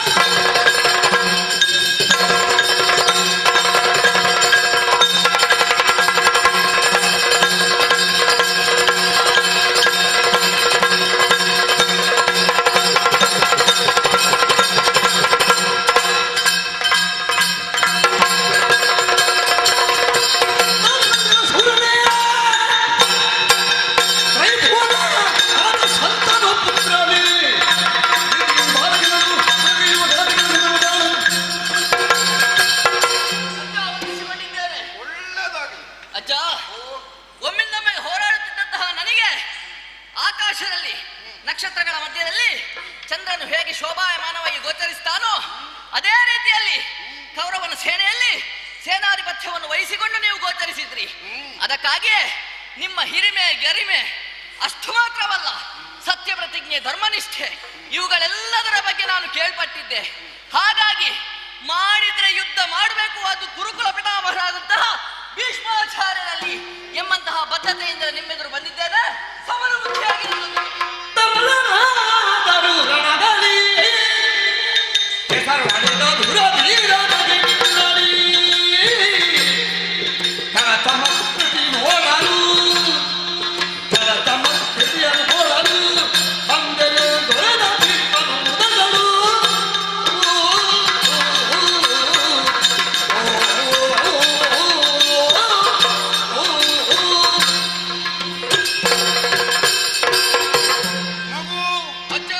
ರಣಕ್ಷೇತ್ರದಲ್ಲಿ ಉತ್ಸಾಹದ ಚಿಲುಮೆಯಂತೆಯೇ ವ್ಯವಹರಿಸುತ್ತಿರುವಂತಹ ನಿನ್ನದ್ದಾದಂತಹ ತಾರುಣ್ಯವನ್ನು ಕಂಡಂತಹ ಕಾಲಕ್ಕೆ ನಮಗೆ ನಮ್ಮ ಗತ ದಿನಗಳೆಲ್ಲ ಒಂದು ಕ್ಷಣಕ್ಕೆ ನೆನಪಾಗಿ ಹೋಯಿತು ಮಗು. ಸರಿ, ತರಳನಾದರೇನು, ಸಮರ ಕ್ಷೇತ್ರದಲ್ಲಿ ಈಗಾಗಲೇ ನೀನು ಕಾಣಿಸಿರಬಹುದಂತಹ ರಭಸವನ್ನು ನಾನು ದೂರದಿಂದಲೇ ಈಕ್ಷಿಸಿದವ.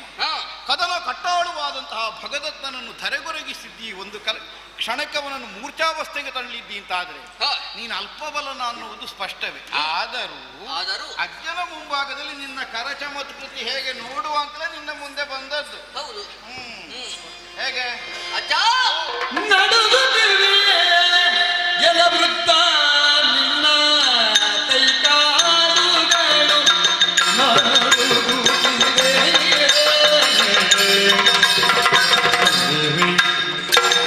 ಎಲ ವೃತ್ತ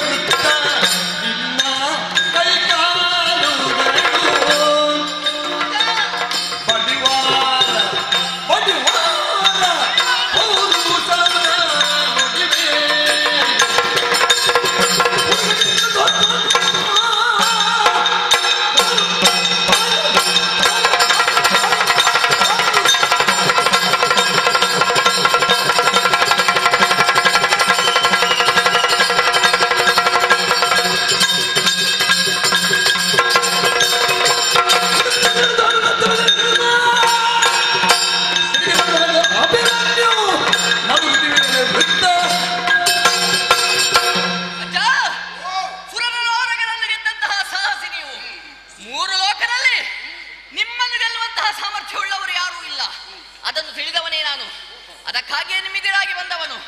ಒಂದು ವೇಳೆ ನಾನು ನಿಮ್ಮನ್ನು ಸೋಲಿಸಿದೆ ಅಂತಾದ್ರೆ ಮತ್ತೆ ಬೇರೆ ಯಾರನ್ನಾದ್ರೂ ನಾನು ಎದುರಿಸುವ ಅನಿವಾರ್ಯತೆ ಉಂಟ ನನಗೆ? ಇಲ್ವೇ ಇಲ್ಲ. ಆ ನಿಟ್ಟಿನಲ್ಲಿ ಅಜ್ಜ, ನಿಮ್ಮನ್ನು ಸರಿಯಾಗಿ ನೀವು ನೋಡಿದ್ರ? ಮುದುಕ ನೀವು ಈ ಹಿಂದೆ ನನ್ನನ್ನು ನೋಡಿದ ಕ್ಷಣವೇ ನಿಮಗೆ ಹಿಂದಿನದ್ದೆಲ್ಲ ನೆನಪಾಯ್ತಂತೆ. ಇರಲಿ, ಹಿಂದಿನದು ನೆನಪಾಗಬೇಕಂತಾದ್ರೆ ಈಗಲಾದ್ರೂ ನೀವು ಮುದುಕ ಅಂತ ನಿಮಗೆ ತಿಳುವಳಿಕೆ ಉಂಟಲ್ವಾ? ಹೌದು ಅಜ್ಜಯ್ಯ, ನೋಡಿದ್ರ ಚರ್ಮ ಎಲ್ಲ ಜೋತು ಬಿದ್ದಿದೆ, ಕೈಕಾಲಲ್ಲಿ ಬಲ ಇಲ್ಲ, ಬಿಳಿ ಗಡ್ಡ, ಬಿಳಿ ಕೂದಲು. ಹಾಗಾದ್ರೆ ಇಂತಹ ವಯೋವೃದ್ಧರಾದ ನೀವು ರಣಕ್ಷೇತ್ರಕ್ಕೆ ಬಂದಿದ್ದೀರಲ್ಲ, ಇವರೊಂದಿಗೆ ಹೋರಾಡ್ತಾ ಇದ್ದೀರಲ್ಲ, ಅವರೊಂದಿಗೆ ಹೋರಾಡುವಾಗ ನಿಮ್ಮ ಮೊಮ್ಮಗ ಇಲ್ಲಿ ಬರುವಾಗ ನಿಮಗೊಂದು ಹೋರಾಡ್ಲಿಕ್ಕೆ ಆಗುವುದಿಲ್ವಾ? ಯಾಕೆ? ನನ್ನ ಪರಾಕ್ರಮದ ಮೇಲೆ ನಿಮಗೆ ಅಂಜಿಕೆಯೇ? ಮಗು, ಏನು ಏನು ಮಾಡೋದು? ಇನ್ನು ಅಪ್ಪನ ಹತ್ರ ಒಂದು ದಾಕ್ಷಿಣ್ಯದಲ್ಲಿ ಇಷ್ಟರೊಳಗೆ ಸುಮ್ಮಗೆ ಕೂತದ್ದು. ಹೌದಾ? ಬೀಳದಲ್ಲ.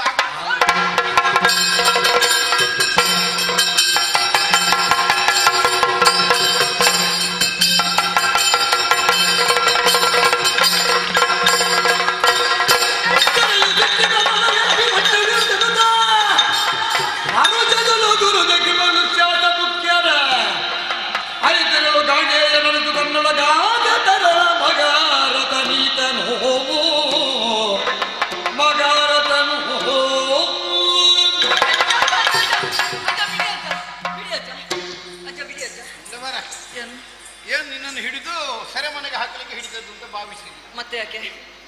ಸೆರೆ ಹಿಡಿದದ್ದು ಯಾಕೆ? ಯಾಕೆ? ರಣಕ್ಷೇತ್ರದಲ್ಲಿ ಉತ್ಸಾಹದಿಂದ ನೀನು ಹೋರಾಡುತ್ತಿರುವುದನ್ನು ನೋಡಿದ ಕಾಲಕ್ಕೆ ಮರಿಮಗನ ಸಾಹಸವನ್ನು ನೋಡಿ ಒಮ್ಮೆ ಬಿಗಿದಪ್ಪಿಕೊಳ್ಳುವಂತ ಅನ್ನಿಸಿ ಪ್ರೀತಿಯಿಂದ.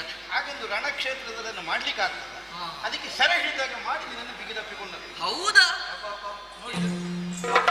ನೋಡ್ತಾರೆ ಹುಡುಗ ಸೆರೆ ಸಿಕ್ಕಿದ್ದಾನೆ, ಸೆರೆ ಈಚೆ ಬೇಗ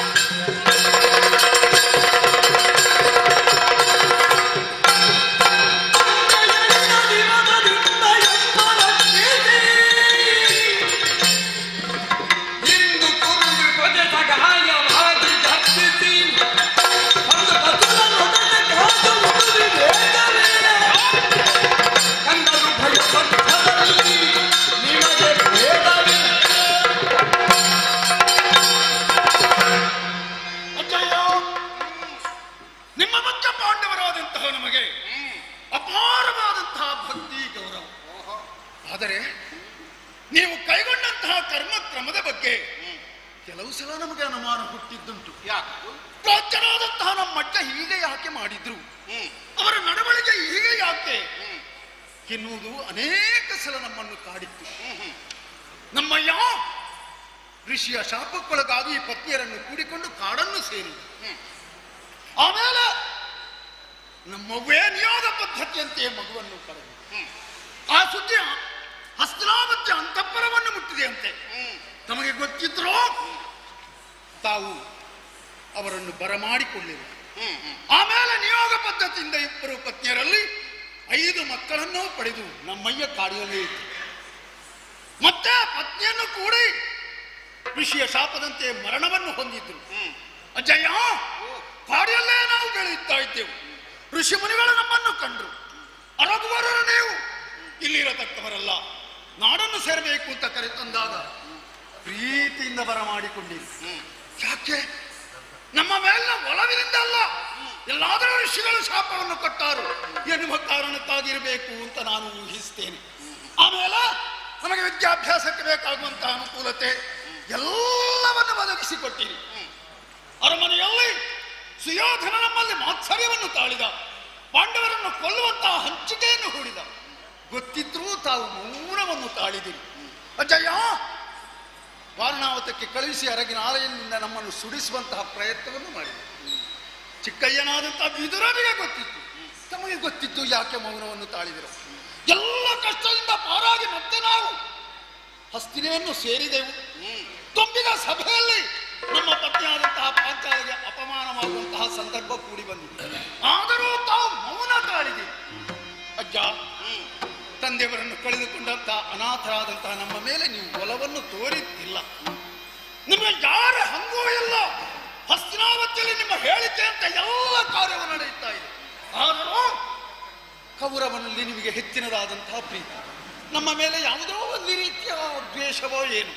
ಯಾಕೆ ಈ ಭೇದವನ್ನು ಕಾಡ್ತೀರೋ ನನಗೊಂದೂ ತಿಳಿಯುತ್ತಾ ಇಲ್ಲ. ನಾವು ಮಾಡಿದ ತಪ್ಪಾದರೂ ಏನು? ಅದಲ್ಲದೆ ಇದ್ರೆ ಕೌರವನ ಸೇನಾಧಿಪತಿಯಾಗಿ ನಮ್ಮ ಮುಂದೆ ಕಾಣಿಸಿಕೊಂಡಿದ್ದೀರಲ್ಲ, ಇದು ನ್ಯಾಯವೇ? ಇದು ಧರ್ಮವೇ? ಈ ಭೇದವನ್ನು ಯಾಕೆ ಮಾಡ್ತಾ ಇದ್ದೀರಿ? ಜನಲು ಬೇಡ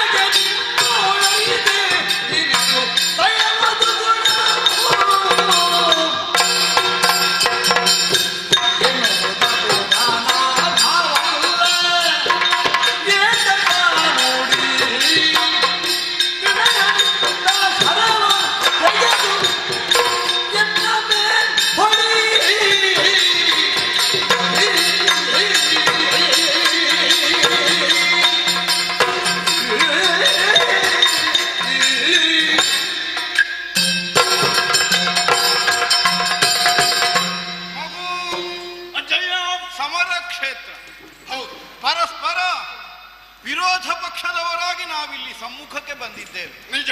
ಆದ್ದರಿಂದಲೇ ಮನಕಷಾಯಗಳನ್ನೆಲ್ಲ ಹೊರಗಡೆಹಿದರೆ ಆಕ್ಷೇಪಿಸುವುದಕ್ಕೇನೂ ಇಲ್ಲ.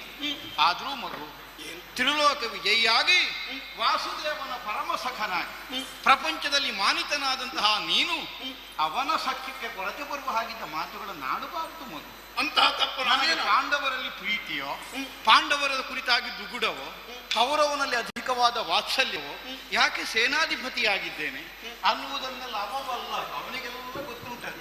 ನೀನೊಂದು ಕೆಲಸ ಮಾಡು, ಅವನ ಹತ್ರ ಕೇಳು ಸಮಯ ಇರುವಾಗ. ಈಗ ಮಾತುಕತೆಗೆ ಸನ್ನಿವೇಶ ಆ ಪರಮೇಶ್ವರನಿಂದೆಲ್ಲ ಸಂಪಾದಿಸಿದ್ದುಂಟಂತೆಲ್ಲ ನೋಡೋ ಒಳತೆಗೆ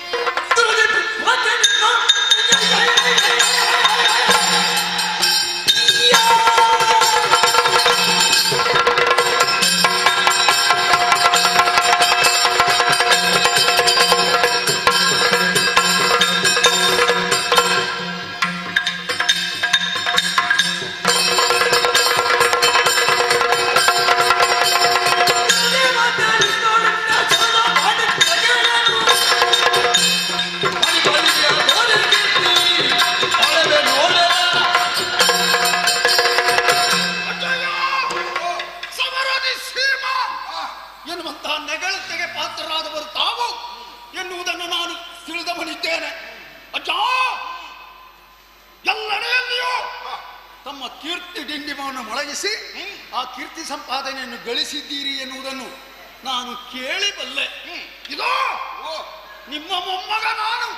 ನೀವು ಗಳಿಸಿದಂತಹ ಕೀರ್ತಿಯನ್ನು ಈ ಸಲ ನಾನು ಸೆಳೆದುಕೊಳ್ಳಬಲ್ಲ. ನನ್ನ ಕೀರ್ತಿಯನ್ನು ನನ್ನ ಮೊಮ್ಮಗ ಸೆಳೆಯುತ್ತಾನೆ ಅಂತಾದ್ರೆ ಪ್ರಪಂಚದಲ್ಲಿ ಮೊದಲು ಸಂತೋಷ ಪಡುವವ ನಾನೇ. ನೋಡ್ತೇನೆ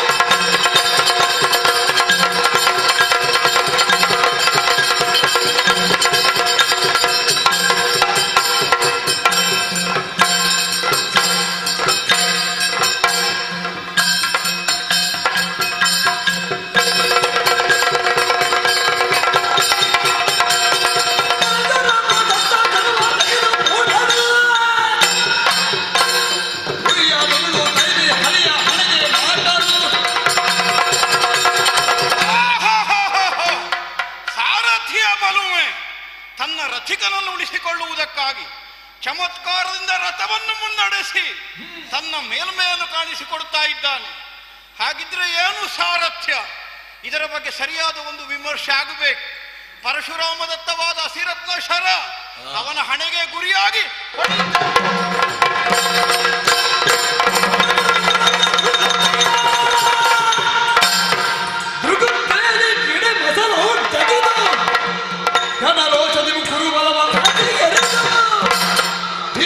ವಿಭಾಗಿಸುವೆ ನೀರೇಳು ಜಗ ಬೆಳೆಸಿ ಶತಕೋಟಿಯು ಆಶ್ಚರ್ಯವಿದು.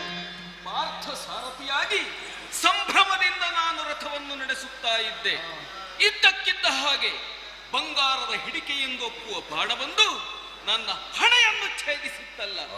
ಚಿಮ್ಮುವ ರಕ್ತವನ್ನು ಎಡಗೈಯಲ್ಲಿ ಅದುಮಿ ಹಿಡಿದಿದ್ದೇನೆ. ಕುದುರೆಗಳ ವಾಘೆಯನ್ನು ಬಿಸಾಡಿದ್ದೇನೆ. ಯಾರು ಈ ಕೃತ್ಯವನ್ನು ಮಾಡಿದವರು?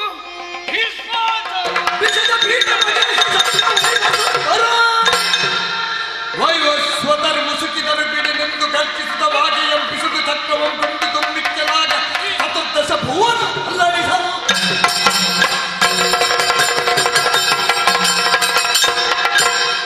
ಕೃಷ್ಣಾಚಾರ್ಯ ನಿರಾಯುಧನ ಮೇಲೆ ಕೈ ಮಾಡಿ ಬದುಕಬಹುದೆಂದು ಭಾವಿಸಿದೆಯ? ನಿನಗೆ ಸರಿಯಾದ ಶಾಸ್ತಿ ಆಗಲೇಬೇಕು. ಚಕ್ರವನ್ನು ಕೈಗೆತ್ತಿಕೊಂಡಿದ್ದೇನೆ. ನಿನ್ನ ಕತ್ತನ್ನು ಕತ್ತರಿಸುತ್ತೇನೆ. ನನ್ನನ್ನು ತಡೆಯಬಲ್ಲವರು ಯಾರು? ಯಮನೆ, ದಿಕ್ಪತಿಗಳೇ, ರುದ್ರನೇ, ಬ್ರಹ್ಮನೇ, ಯಾರೇ ಬಂದರೂ ಲೆಕ್ಕಿಸಲಾರೆ. ಇದೋ ರಥದಿಂದ ಧೂಮಿಟ್ಟಿದ್ದೇನೆ. ನಿನ್ನ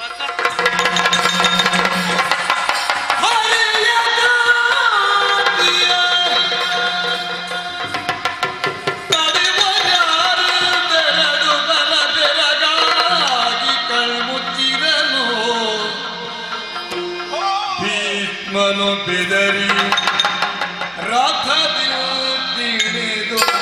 ನಡೆದೋ ದುರಿದವನ ದಾವಾಗ್ನಿ ಲಕ್ಷ್ಮೀವರ ಮುರಾರಿ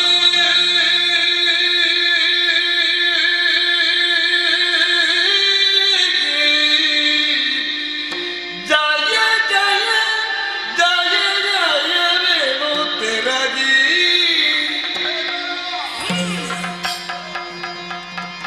ಮಗುಳೆತ್ತು ಅಚ್ಚುತನ ಮೃದುಕರವ ಹಿಡಿದು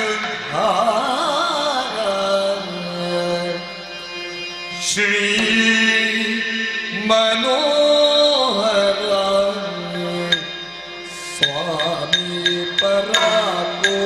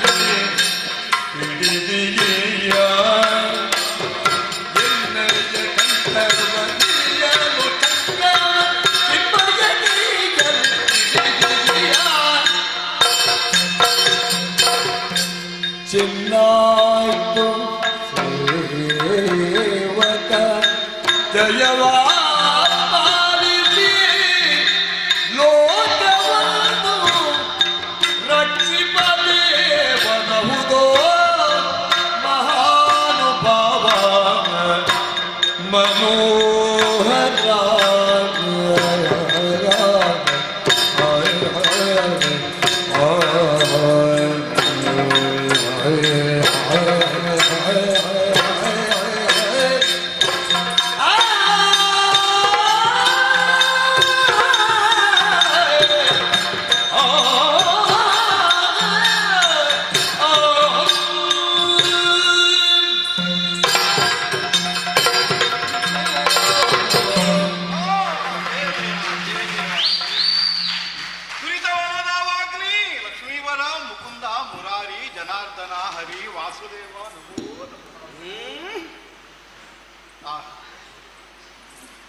ಕಂಗಳಲ್ಲಿ ಕೆಂಗಿಡಿಗಳು ನುದುರಿಸುತ್ತಾ ಊರು ಜಗಿದು ಕೈಯಲ್ಲಿದ್ದಂತಹ ಕಡಿವಾಣವನ್ನೆಸೆದು ನೆಲಕ್ಕೆ ತುಂಬಿಕ್ಕಿ ಸುದರ್ಶನವನ್ನು ಕೈಯಲ್ಲಿ ಗ್ರಹಿಸಿ ನನ್ನ ಕರುಳನ್ನೇ ಅರಿಯುವಂತಹ ಉದ್ದೇಶದಿಂದ ಆವೇಶವನ್ನು ಪ್ರಕಟಿಸುತ್ತಾ ಮುಂದಾದೆಯ ಸ್ವಾಮಿ.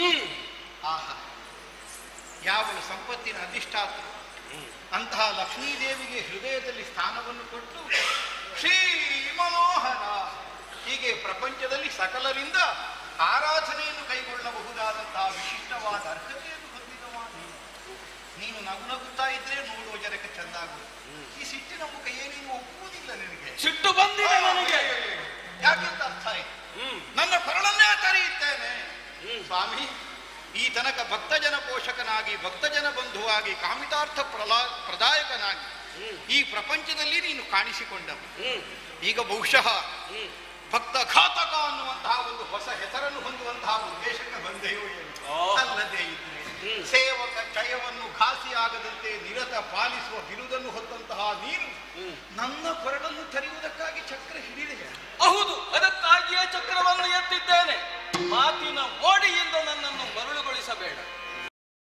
ನನ್ನ ಕೊರಡನ್ನು ತರಿಯುವುದಕ್ಕಾಗಿ ಚಕ್ರ ಹಿಡಿದೆ. ಹೌದು, ಅದಕ್ಕಾಗಿಯೇ ಚಕ್ರವನ್ನು ಎತ್ತಿದ್ದೇನೆ. ಮಾತಿನ ಮೋಡಿಯಿಂದ ನನ್ನನ್ನು ಮರಳುಗೊಳಿಸಬೇಡ. ಯಾಕೆ ಸುಮ್ಮಗ ಇಂದಿರೇ ಜನೆ ನಾನು ಇವರ ಜಗಳವನ್ನು ಇಂದು ಈಕಿಸಲಾರೆ ತಿಳಿದು ಕಣ್ಣಾರೆ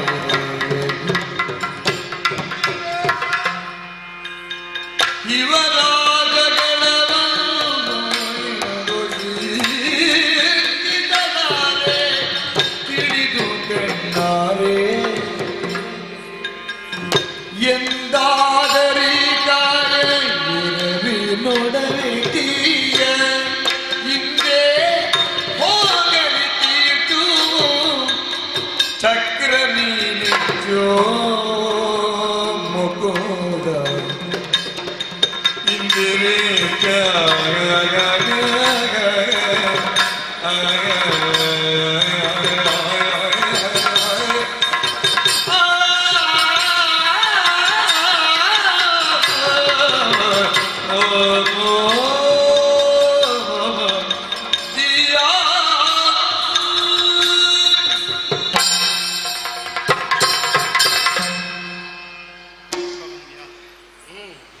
ಇಂದಿರಾಶ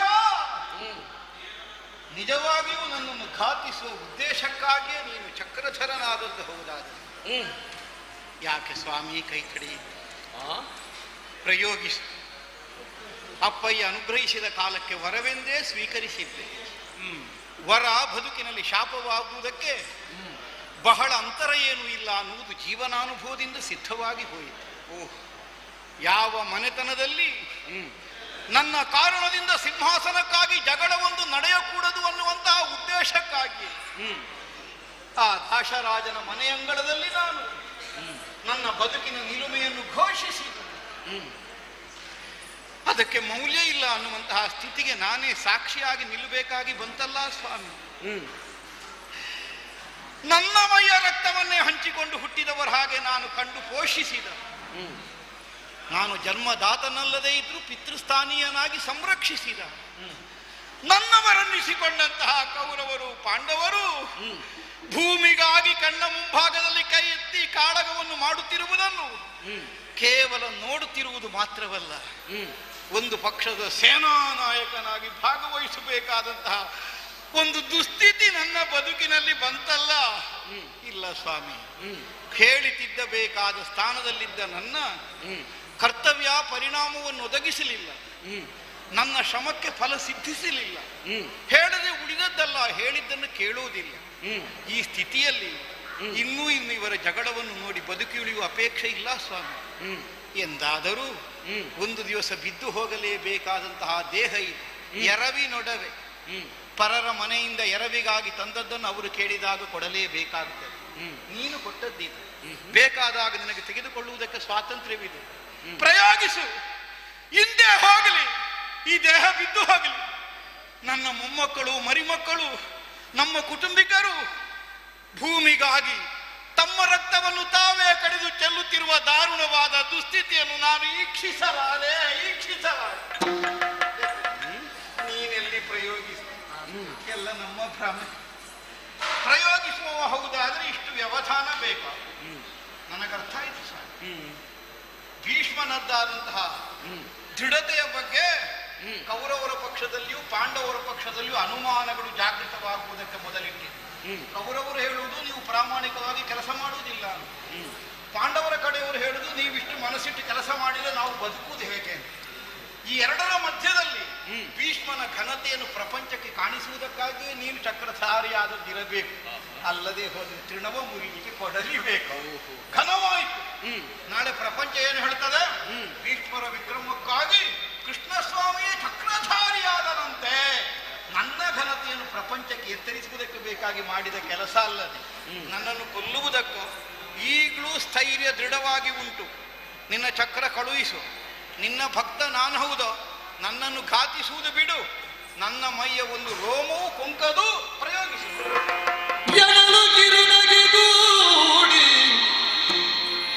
ಚಕ್ರವದನು ಜವಿರಳಿತ ಮುಚ್ಚಿಗಿ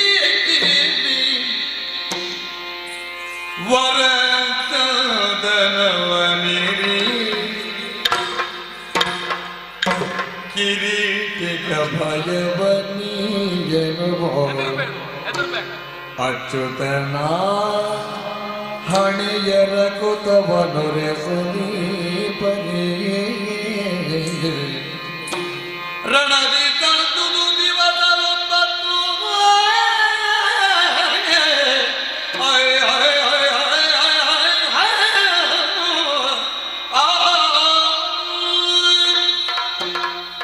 ಆಚಾರ್ಯರೇ, ಬತ್ತಳಿಕೆಯಿಂದ ಎದ್ದು ಶಿಂಜಿನಿಯನ್ನು ಒದ್ದು ಪುಂಖಾನುಪುಂಖವಾಗಿ ಸಾಗುವ ಬಾಣಗಳಂತೆ ನಿಮ್ಮ ಬಾಯಿಂದ ಬಂದಂತಹ ಒಂದೊಂದು ಮಾತುಗಳನ್ನು ಕೇಳುತ್ತಾ ರೋಮಾಂಚಿತನಾಗುತ್ತಾ ಇತ್ತು. ಭೀಷ್ಮನನ್ನು ಕೊಲ್ಲುವುದು ಕೃಷ್ಣನ ಉದ್ದೇಶವೇ? ಸಾಧ್ಯವೇ ಖಂಡಿತ ಅಲ್ಲ. ಅದನ್ನು ನೀವು ಅರ್ಥ ಮಾಡಿಕೊಂಡಿದ್ದೀರಿ.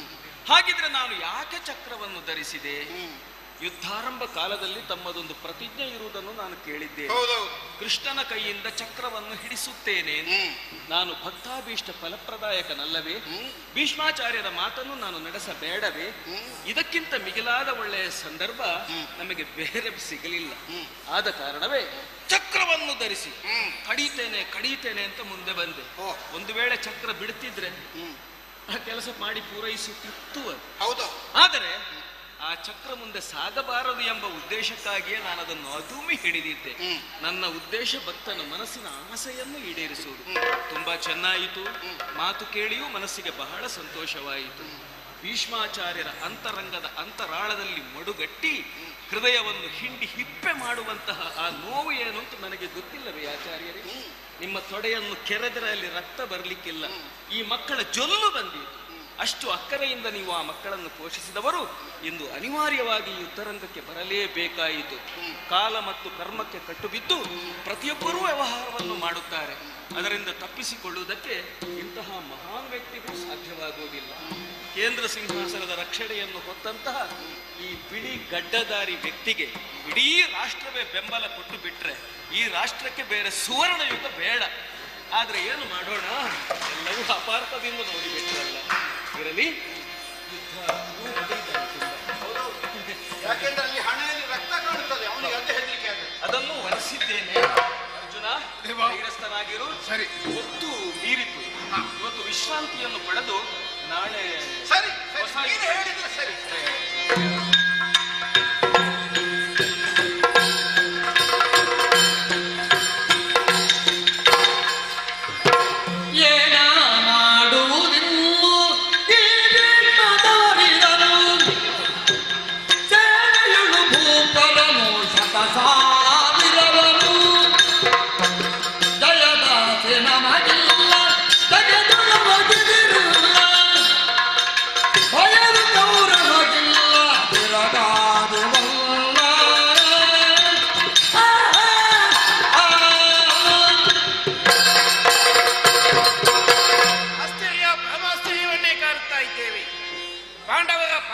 ಸಹಕಾರಿಯಾಗಬೇಕಾದಂತಹ ಆಚಾರ್ಯ ಭೀಷ್ಮರು ಒಂದೇ ಪಕ್ಷವನ್ನು ವಹಿಸಿಕೊಂಡು ಕೌರವರಿಗೆ ಉಪಕಾರವಾಗುವಂತಹ ದೃಷ್ಟಿಯಲ್ಲಿ ಕಾರ್ಯವನ್ನು ಮಾಡುತ್ತಾ ಇದ್ದಾರೆ.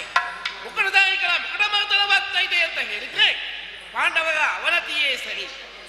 ಏನು ಮಾಡಲಿ? ಯಾರಿದ್ದಾರೆ ನಮ್ಮನ್ನು ರಕ್ಷಿಸುವುದು? ಯಾರಿದ್ದಾರೆ? ಶಕ್ತಿಯಲ್ಲಿ ಜನರಿದು ಯುಕ್ತಿ ಬೀರುವುದು ನಗು ನಗುತ್ತಾಗ ಯುಧಿಷ್ಠಿರ ಸ್ಥಿತಪ್ರಜ್ಞೆಗೆ ಪರ್ಯಾಯ ಪದ ನಿನ್ನ ಹೆಸರು.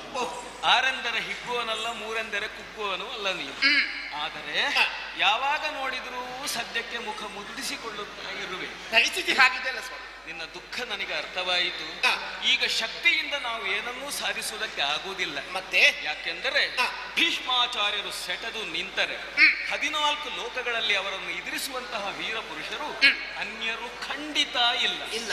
ಹಾಗಾದರೆ ಆ ಮುದುಕ ನಿನ್ನ ವಿಕ್ರಮಕ್ಕೆ, ನಿನ್ನ ಕಡೆಯವರ ಪರಾಕ್ರಮಕ್ಕೆ ಖಂಡಿತವಾಗಿಯೂ ಹೆದರುವವರು ಅಲ್ಲ. ಮತ್ತೆ ಹೇಗೆ ಸ್ವಾಮಿ? ಈಗ ಶಕ್ತಿ ಬೇಡ, ಮತ್ತೆ ನಾವೊಂದು ಯುಕ್ತಿಯನ್ನು ಪ್ರಯೋಗ ಮಾಡಬೇಕು. ಯುಕ್ತಿ? ಒಂದು ಮಹಾನುಭಾವನ ಮಾತನ್ನು ನೀನು ನೆನಪು ಮಾಡಬೇಕು. ಯಾವುದು? ನಿಲ್ಲುವುದಕ್ಕೆ ಒಂದು ಜಾಗ, ಹಿಡಿಯುವುದಕ್ಕೆ ಒಂದು ಸನ್ನೆಕೋಲು ಸಿಕ್ಕಿದ್ರೆ ಈ ಭೂಮಿಯನ್ನೇ ನಾನು ಎತ್ತಿ ಬಿಡಬಲ್ಲೆ ಅಂತ ಹೇಳಿದ್ದಾನಂತೆ. ಆ ರೀತಿಯ ಒಂದು ಯುಕ್ತಿಯನ್ನು ನಿನಗೆ ನಾನು ಹೇಳಿಕೊಡುತ್ತೇನೆ. ಈ ರಾತ್ರಿಯಲ್ಲಿ ಆಚಾರ್ಯರ ಬಿಡದಿಯೆಡೆಗೆ ನಾವೆಲ್ಲರೂ ಸಾಗೋಣ. ಬನ್ನಿ.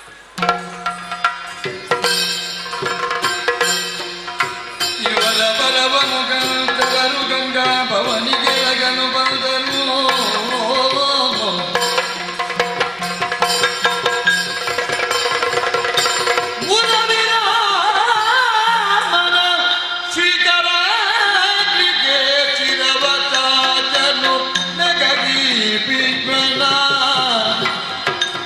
ಚರಣದಲ್ಲಿ ಪಾಂಡವರ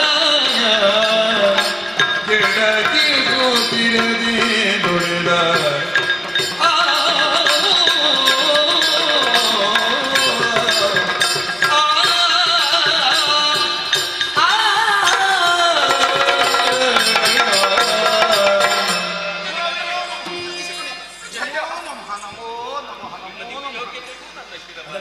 ಮನೆ ಬಾಗಿಲಿಗೆ ಈ ಪಾದ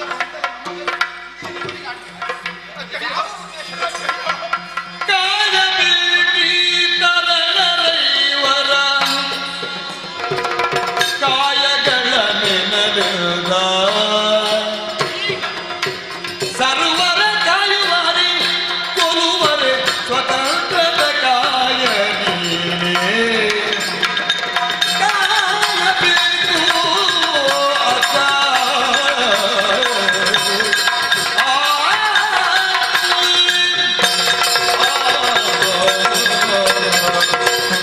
ಆಚಾರ್ಯರೇ, ಲೋಕವಂದ್ಯ, ವಿಷಯ ಬೇರೆ ಏನು ಇಲ್ಲ. ಈ ತರಳರನ್ನು ಕಾಯಬೇಕು. ಯಾರು? ನೀವು. ಈ 5 ಮಂದಿಗಳನ್ನು ಕಾಯಬೇಕು. ಲೋಕದಲ್ಲಿರುವ ಸರ್ವರನ್ನು ಕಾಯುವುದಕ್ಕೂ ಕೊಲ್ಲುವುದಕ್ಕೂ ಸ್ವತಂತ್ರನಾದ ಕಾಯ ನೀನೆ. ಇದು ನಮ್ಮ ಭಾವ. ಅಷ್ಟಿದ್ದ ಮೇಲೆ ನನ್ನ ತಿಳಿದದ್ದು. ಆದರೆ ಒಂದುಂಟು, ಹೊರಗಿನವರು ಬಂದ್ರೆ ಕಾಯುವುದಕ್ಕೆ ನಾನಿದ್ದೇನೆ. ಇದು ಮನೆಯ ಒಳಗಿನ ಜಗಳ. ಅಜ್ಜ ಮೊಮ್ಮಕ್ಕಳನ್ನು ಕಾಯಬೇಕು. ಯಾಕೆ ಸ್ವಾಮಿ ಒಗಟು? ಒಂದೇ ಸಲ ಹೇಳಬಾರದು. ಏನು? ಅಜ್ಜ ನೀವು ಸಾಯಬೇಕು. ಶಾಂತಪ್ಪ, ಹೇಳುದಿಲ್ಲ, ಸ್ವಲ್ಪ ಕಾಲ ಬದುಕಬೇಕು. ಆದ್ರೆ ಈಗ ನೀನು ಹೇಳುದು ಬೇಡ, ನನಗೆ ಅರ್ಥ ಆಗಿದೆ. ಒಮ್ಮೆ ಯಾವಾಗ ಮುಗಿಸುವುದು ನಾನೇ ಇದ್ದೆ. ಹೌದಲ್ಲ? ನಾನು ಕೂಡ ಆತುರದಲ್ಲಿ ಇದ್ದೇನೆ, ಆದ್ರೆ ಮುಖ್ಯವಿಲ್ಲ. ಏನಿಲ್ಲ, ನಾನು ಹೇಳ್ತೇನೆ ಉಪಾಯ. ಈಗ ಸುಯೋಧನನಿಗೆ ಬೇಕಾಗಿ 9 ದಿವಸಗಳ ಕಾಲ ಸೇನಾಧಿಪತಿತ್ವ ಮಾಡಲಿಲ್ಲ.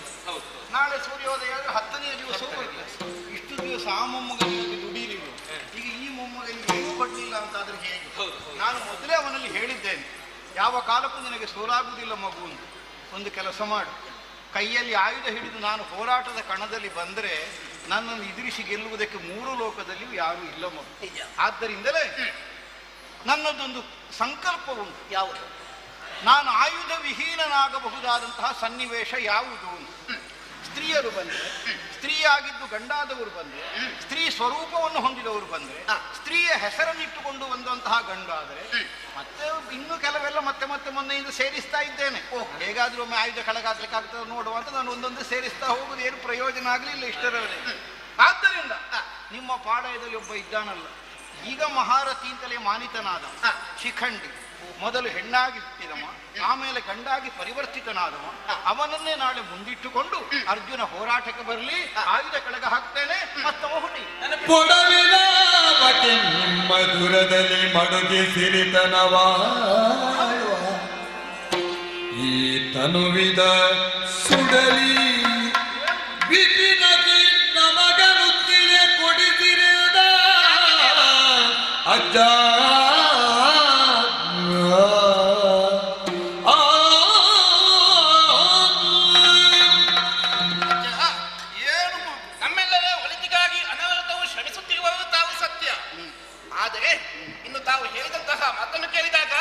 ಖೇದವಾಗ್ತಾ ಇದೆ.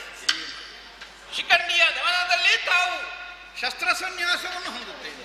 ಬೇಕೇ ಅದು. ಧರ್ಮದ ಕಾರ್ಯದಲ್ಲಿ ನಡೆಯುವವರು ನಾವು ಧರ್ಮವನ್ನೇ ರಕ್ಷಿಸಬೇಕು ಎಂಬಂತಹ ಇರಾದೆಯಲ್ಲಿರುವಂತಹ ನಮಗೆ ಇದು ತರವೇ? ಬೇಕೇ ದೇವ, ನಿಮ್ಮನ್ನು ಬಿಟ್ಟು ನಮಗೆ ಯಾವ ಸತ್ಯದ ಫಲ ನಿನಗೆ ಕೈ ಸೇರುವುದು ಹಂಬಲಿಸುವೆಯ ಮುಂದಿನ್ನು ಅರಣ್ಯವ ಮರುಳಲ ಮಗನೇ ಮಗ ಯುಧಿಷ್ಠಿರಾಜ್ಞೆಯ ಅರ್ಥಪೂರ್ಣವಾಗಿಯೇ ನಿನ್ನನ್ನು ಹೆಸರಿಸಿದ್ದಾರೆ ಮಗು. ಸಮರ ಕ್ಷೇತ್ರದಲ್ಲಿ ಮಾತ್ರ ಸ್ಥಿರವಾಗಿ ನಿಲ್ಲುವವಲ್ಲ, ಜೀವನ ಸಂಗ್ರಾಮದಲ್ಲಿಯೂ ಅಳುಕದೆಯೇ ಕುಸಿಯದೆಯೇ ನಿಲ್ಲಬಲ್ಲಂತಹ ಸಾಮರ್ಥ್ಯವನ್ನು ನೀನು ಹೊಂದಿದಮ. ಆದ್ದರಿಂದಲೇ ಯುಧಿಷ್ಠಿರ ಸಿಂಹಾಸನಾರೋಹಣವನ್ನು ಮಾಡಬೇಕಾದಂತಹ ಒಬ್ಬಾತ ಕ್ಷತ್ರಿಯನಿಗೆ ತನ್ನವರು ಪರರು ಅನ್ನುವಂತಹ ಪಕ್ಷಭೇದ ಇರಕೂಡದು. ಸರಿ, ಅನ್ಯಾಯಕ್ಕೆ ದಂಡನೆಯನ್ನು ಕೊಡುವಲ್ಲಿ ಯಾವ ಕಾಲಕ್ಕೂ ಮುಂದಾಗುವಲ್ಲಿ ನೈಷ್ಠೂರ್ಯ ಪ್ರವೃತ್ತಿಯನ್ನು ಹೊಂದಬೇಕಾಗುತ್ತದೆ. ಮೋಹಾದಿ ಭಾವಗಳಿಗೆ ಒಳಗಾಗಕೂಡದು. ನೀನು ಹೇಳಿದ ವಾಕ್ಯದ ಹಿನ್ನೆಲೆಯ ಉದ್ದೇಶ ನನಗೆ ಅರ್ಥ ಆಗುತ್ತದೆ. ಅಜ್ಜನನ್ನು ಮಲಗಿಸಿ ಏರುವ ಪಟ್ಟ ಬೇಕು. ಅಯ್ಯೋ, ನಿನ್ನ ಸತ್ಯದ ಫಲ ನಿನಗೆ ಕೈ ಸೇರುವ ಕಾಲ ಬಂದಿದೆ ಮಗು. ಅದಕ್ಕೆ ಇನ್ನು ಮತ್ತೆ ಕಾಡಿಗೆ ಹೋಗ್ತೇನೆ, ಊರು ಬೇಡ ಅನ್ನುವಾಗೆಲ್ಲ ಹಂಬಲಿಸುವುದಕ್ಕೆ ಹೊರಡು ಬೇಡ. ನನ್ನನ್ನು ಸಮರ ಕ್ಷೇತ್ರದಲ್ಲಿ ದೆಸೆಗಿಡಿಸುವ ಯಾರೂ ಇಲ್ಲ. ಯಾಕೆಂದ್ರೆ ಅದು ದೇವ ನಿರ್ಣಯವಾದ ವಿಚಾರ. ನಾನಾಗಿ ನನ್ನ ಮೊಮ್ಮಕ್ಕಳಿಗಾಗಿ ಬಿಟ್ಟು ಕೊಡುವುದಕ್ಕೆ ಸಿದ್ಧನಾಗಿದ್ದೇನೆ. ಮತ್ತೆಲ್ಲ ಸಮಾಧಾನ ಹೇಳ್ತೇವೆ. ಯೋಚನೆ ಮಾಡಿ.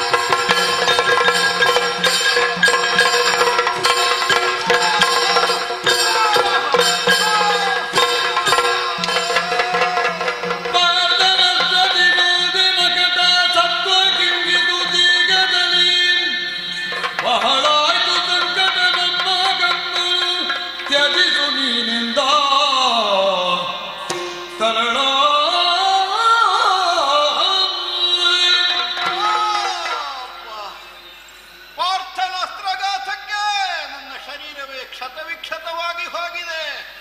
ಮೈಯಲ್ಲೆಲ್ಲ ಕೀಲಿಸಿದಂತಹ ಕೂರಂಬುಗಳ ಕಾರಣದಿಂದ ಧರೆಗುರುಳಿದರೂ ನೆಲ ಸ್ಪರ್ಶಿಸದೆ ನನ್ನ ದೇಹ ಉಳಿಯುವಂತಹ ಸ್ಥಿತಿಯಾಗಿ ಹೋಗಿದೆ. ಅಪ್ಪ, ಸಹಿಸಲಾರೆ ಸಂದು ಸಂದೆಲ್ಲ ಹಿಂಡಿದಂತಹ ಅನುಭವವಾಗುತ್ತಾ ಉಂಟು. ಅಯ್ಯೋ, ನನ್ನ ತಲೆ ತಲೆ ಜೋತಾಡ್ತಾ ಇದೆ. ಎಲ್ಲಿ ಹೋಗುದಪ್ಪ? ತಲೆ ತಲೆ ಸುಯೋಧನ ತಲೆ ತಲೆ ನೋಡಪ್ಪ. ತಲೆದಿಂಬು ನಿನ್ನ ಕಾಲಡಿಗೆ ಇಟ್ಟುಕೋಬಹುದು. ಅರ್ಜುನ, ಅಜ್ಜಯ್ಯ, ತಲೆ ಶೈಯಲ್ಲಿ ಮಲಗಿದಂತಹ ನೀವು ತಲೆ ಎತ್ತಿ ಮಾತನಾಡುವುದಕ್ಕೆ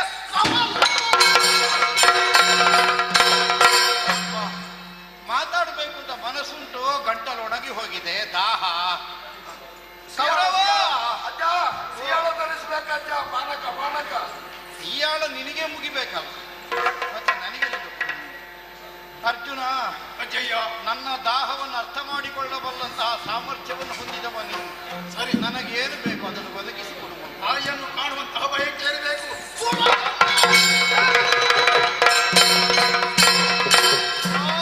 ಧನ್ಯನಾದೆ ಧನ್ಯನಾದೆ. ಅರ್ಜುನನಂತಹ ಮೊಮ್ಮಗನನ್ನು ಪಡೆದ ಭೀಷ್ಮ ಚಿರಾಯುವಾಗಿ ಹೋದ.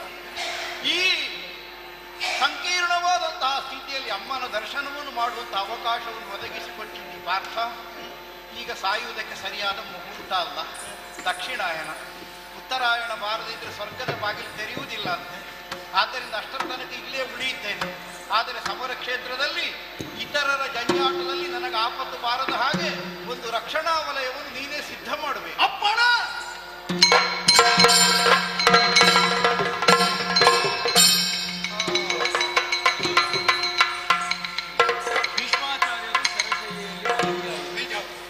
ಅಧ್ಯಾಯ ಈಗ ಕೊನೆಗೊಂಡಿದೆ. ಸತ್ಯ.